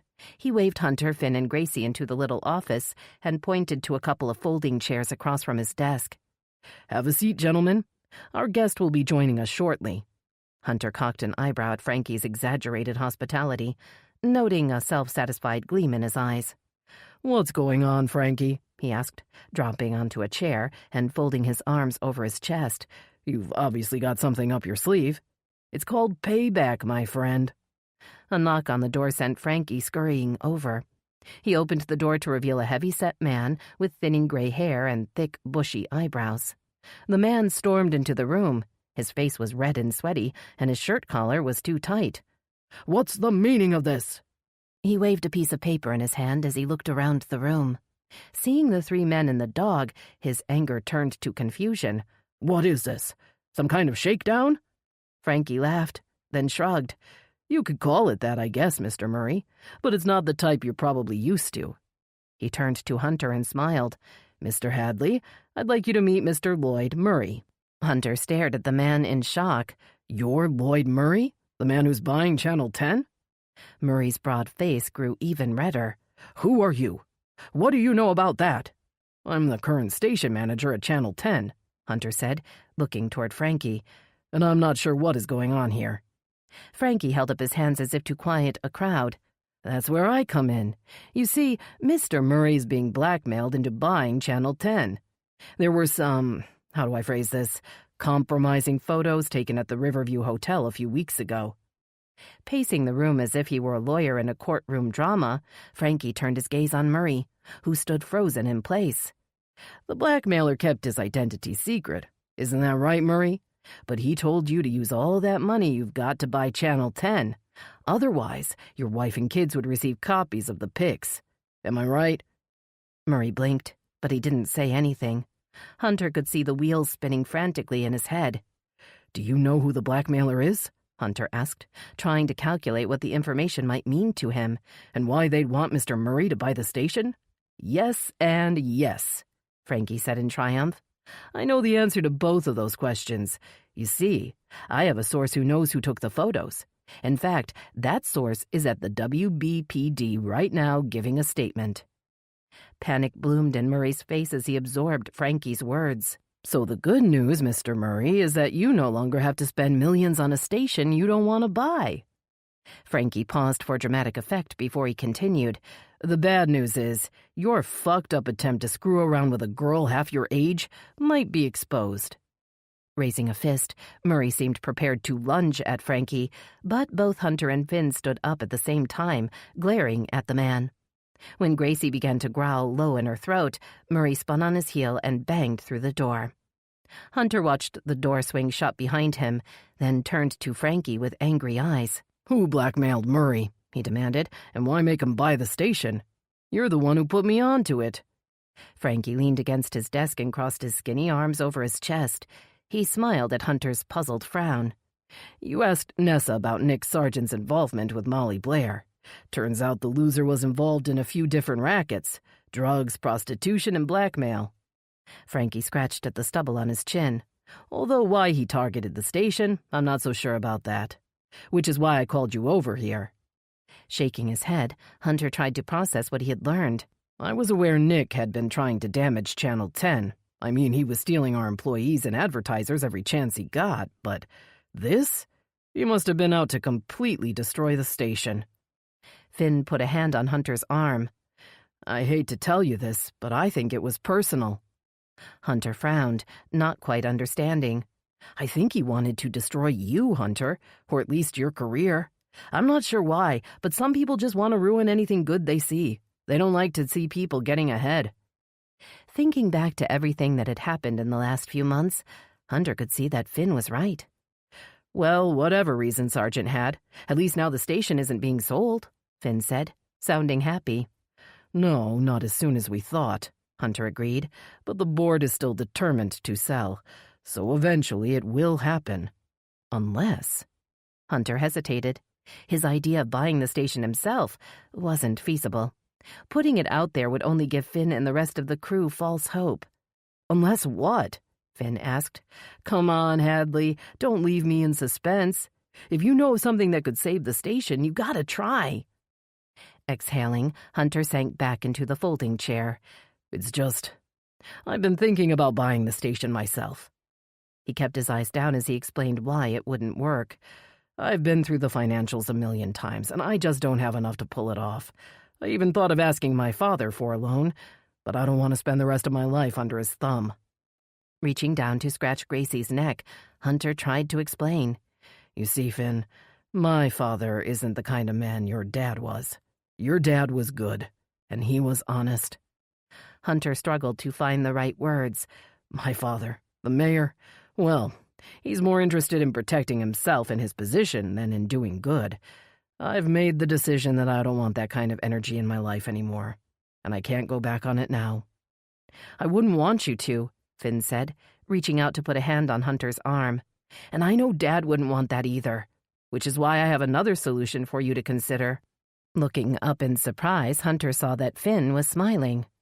I may actually know someone who could be your partner. You guys could go in 50-50 or something.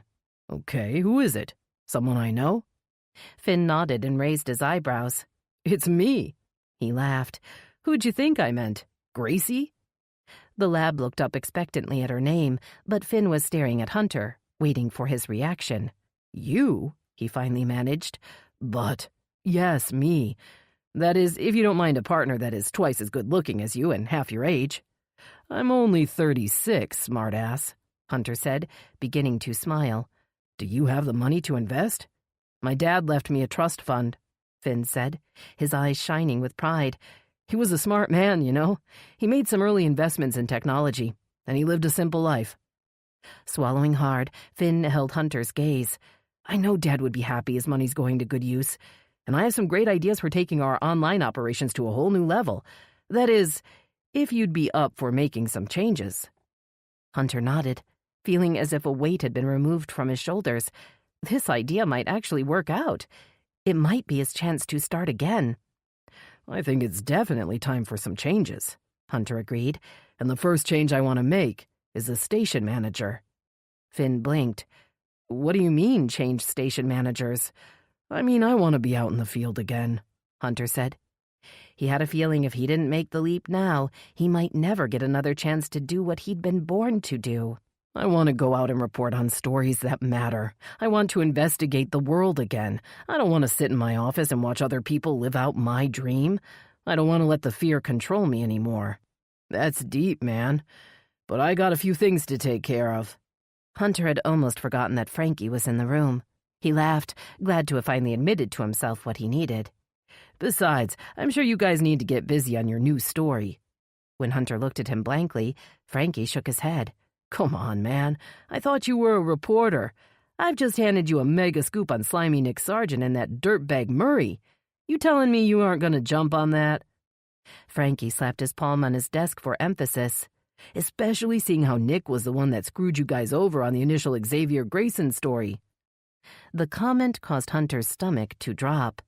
From what I hear, he paid some bartender to steal the information so your station would get blamed for the leak. Hunter looked at Finn, wondering if he'd known this, but the young man looked as blindsided as he felt. Nessa told me that fucked up mess caused Veronica Lee to quit. Frankie scowled. Man, she was your best damn reporter. Crossing to the door, Hunter turned to see that Finn and Gracie were right behind him. They needed to get back to the station. They had a story to produce. If I do this right, it could be my one chance to win back Veronica's trust. Chapter 50. Veronica sat up in bed with a start, gasping for air. She'd had another nightmare about Xavier Grayson. This time she'd been back under the waves, gasping for breath as her mother's voice told her to let go. But in the nightmare, the words didn't bring peace. They brought anger. Why did Ma tell me to give up? Shouldn't she have encouraged her only daughter to fight for her life? Or is my life not worth fighting for? The irrational anger at her mother remained as Veronica made her way downstairs. It was a Saturday, and her mother was in the kitchen making breakfast as Veronica shuffled in. Winston lounged in a patch of sunlight, and Veronica bent to scoop him up. "I'm glad you slept in," Ling Li said, giving her daughter an assessing stare. "You've been working too hard." Ignoring the comment, Veronica hugged the big tabby cat against her and took down a mug. She would have a cup of tea and some toast and then head out again. Her research in Hart Cove was almost done. One more day, and she'd be ready to write the final report. "Listen, Ronnie, I need to tell you something." Ling stood at the sink, her back turned to Veronica. "And it is something that is not easy for me to say." Veronica heard the tremor in her mother's voice and hesitated. What would make her mother sound so scared? Was she sick? Did she have cancer? "I know I should have told you before. About your father." Heart pounding, Veronica set Winston on the floor and crossed to stand beside her mother. She waited, not wanting to interrupt, not wanting to give her mother any reason to stop talking. "I know you've been going to see Dr. Horn lately, and I made an appointment too. I figured if you were brave enough to go." Questions rose in Veronica's head, but she forced herself to remain quiet. This was her mother's story to tell. "Dr. Horn said I should tell whatever feels right when I'm ready. But I think that day might not ever come, so I'll tell you now." Drawing in a deep breath, Ling looked out the window, keeping her eyes on the garden beyond. "When I met your father, I thought he was a wonderful man. I was so young, and I loved him very much." Ling choked on the words, and Veronica reached out and put a hand on her thin shoulder. "Or I should say, I loved the man he pretended to be. But he had lied to me about everything, his name, his background, and the way he made his money." A sick ache started up in Veronica's stomach as Ling spoke. Somehow, she'd known the truth would be ugly, but she'd always held out hope she was wrong. Eventually, I found out enough to be scared, and I decided to leave. I was young and, well, I thought it would be best. She paused, as if building her courage, and when she continued, her voice was thick with pain. "Your father went mad.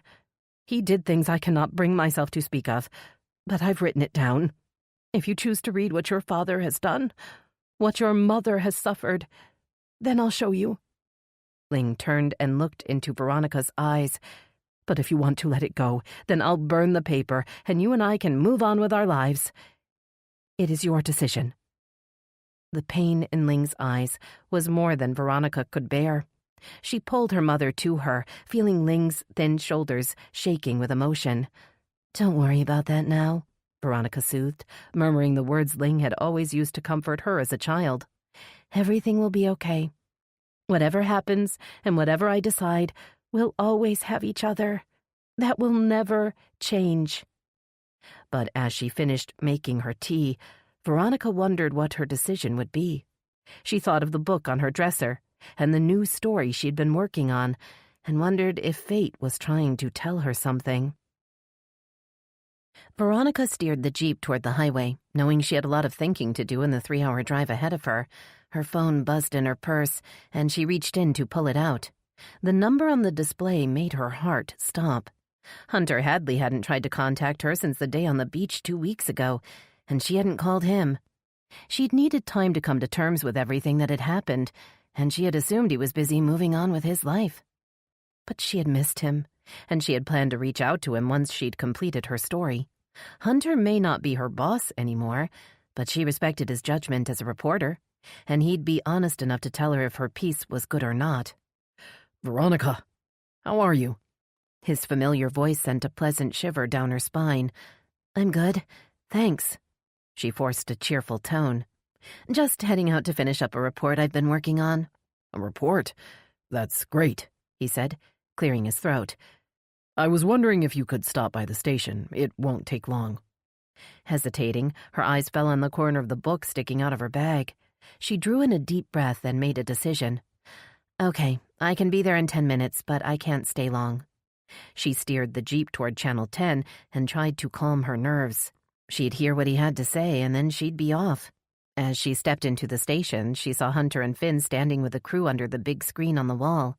Hunter called her over with a smile, pointing to the screen.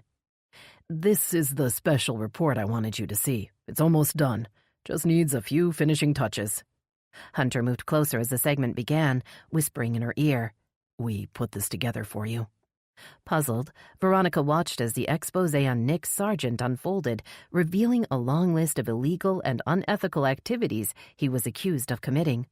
She was stunned to see they'd even included his role in obtaining her notes about the Xavier case and leaking the story before the WBPD was ready. Nick's actions had prompted Grayson to leave town and had ultimately led to his attack on Veronica. At the end of the report, she saw footage of Detective Jankowski walking Nick into the police station. Riley Odell was smiling in the background. Well, what do you think? Hunter asked after the segment had ended. Of course, we need a reporter to introduce the story to the rest of the world. Someone who knows what she's talking about. I can't believe Nick did all that. Veronica shivered at the thought of the harm he'd caused. How'd you and Finn pull it all together? Well, that's a trade secret, Hunter teased, and we can only tell the secret to employees of our station. Standing in front of the crew, Finn held up his hands. Can I have your attention? I want to make an announcement. The room grew silent as all eyes turned to Finn. The pending sale of Channel 10 has been canceled, he called out, catching Veronica's eye and smiling. The buyer backed out, which is good news, because that means Hunter and I have put a bid in for the station ourselves. As the crew began to cheer, Hunter held up a hand. It's not official yet, but if things work out, we'll all be able to keep on doing our work. Finn and I will keep you all posted. Veronica felt a rush of relief. She hadn't caused the station to go under, and Hunter and the crew were going to be all right. I hope you'll come back. Your job's still waiting for you, Hunter said in a low voice as the crew began to disperse. Unless you've got another job. You said you're working on a new story? Feeling suddenly shy, Veronica nodded. Yes, I haven't gotten a new job, but I am working on a new story. She bit her lip and looked up at him. In fact, I was just on my way to finish up my investigation. She looked at her watch. And I've got to leave now if I'm going to make it on time. Hunter's face fell, but he nodded. Okay, I understand. But if you're up for a road trip, you can come along with me. A smile lit up his face, and he called out to Gracie. Come on, girl. We're going for a ride. Hart Cove Cemetery sat in the afternoon sun. Its neat rows of gravestones, and the mourners gathered around the newly dug graves, shaded by a family of sprawling oak trees. Veronica lifted her face to the east, imagining she could feel the breeze from the ocean half a mile away. The service had been emotional, with several friends and neighbors offering touching tributes to the siblings who were being laid to rest side to side next to their parents' well-tended graves. As people began to move back toward their cars, Veronica greeted several of them and waved to others. You met all these people when you were working on your story? Hunter's eyes were curious as he watched her. Well, I tried to talk to everyone around here who knew Portia or Julian, she said, pulling out her notebook. You'd be amazed at how much people around here admired them. Scanning through her notes, Veronica thought about the impact the Harts had made on the little town. Xavier Grayson lied to me, and to the police about Portia, she said. He told us that Portia had lost her money to bad investments, but that's not true. She gave away most of it to help others. Pulling her copy of Simply Portia out of her purse, Veronica opened it to the last page. It's right here in her book. I guess Xavier Grayson never read it. Veronica cleared her throat and read aloud in a clear, soft voice. I want to spread my good fortune to others before I go. That's why I make it a point to donate to as many worthy causes as I can. It'd be a shame to die holding on to money that could have helped someone else. Hunter smiled at the words, his eyes lingering on her face. She blushed and looked down at her notebook again. And Julian's paintings are incredible. He was truly talented. They both were. I wish I'd had the chance to meet them. I guess you have, in a way, Hunter said, gesturing to the people who were getting into their cars in the little unpaved lot. You met the people they helped and felt the impact they had, and now you can tell their story. Veronica felt her eyes tear up, and she looked away, not wanting him to see how much she was still hurting. I just didn't want them to end up being a horror story on the news. I didn't want them to only be remembered for the terrible way they died. She lifted her eyes and tried to smile. Maybe my story will remind people that it isn't how we die, it's how we live that matters. Is that in Portia's book, too? Hunter teased, reaching for her hand. Because I think it makes a lot of sense. And I also think I've been focusing on the wrong things for too long. Squeezing his hand in hers, Veronica stepped closer, intoxicated by the heat of his skin and the longing she saw in his eyes. I have too, Veronica said, lifting her face to his. But I'm making the decision here and now to focus on what's important. Hunter smiled, his mouth only inches from hers. And what is it that's important to you? He murmured. It's simple, she said, pulling him closer. The only thing that really matters. Love. This concludes Her Last Summer by Melinda Woodhall. Narrated by Tanya Eby. Copyright 2020 by Melinda Woodhall. This unabridged audiobook is published by arrangement with Melinda Woodhall and was produced in the year 2021 by Tantor Media Incorporated, a division of Recorded Books, which holds the copyright thereto. Please visit tantor.com for more information on our growing library of unabridged audiobooks.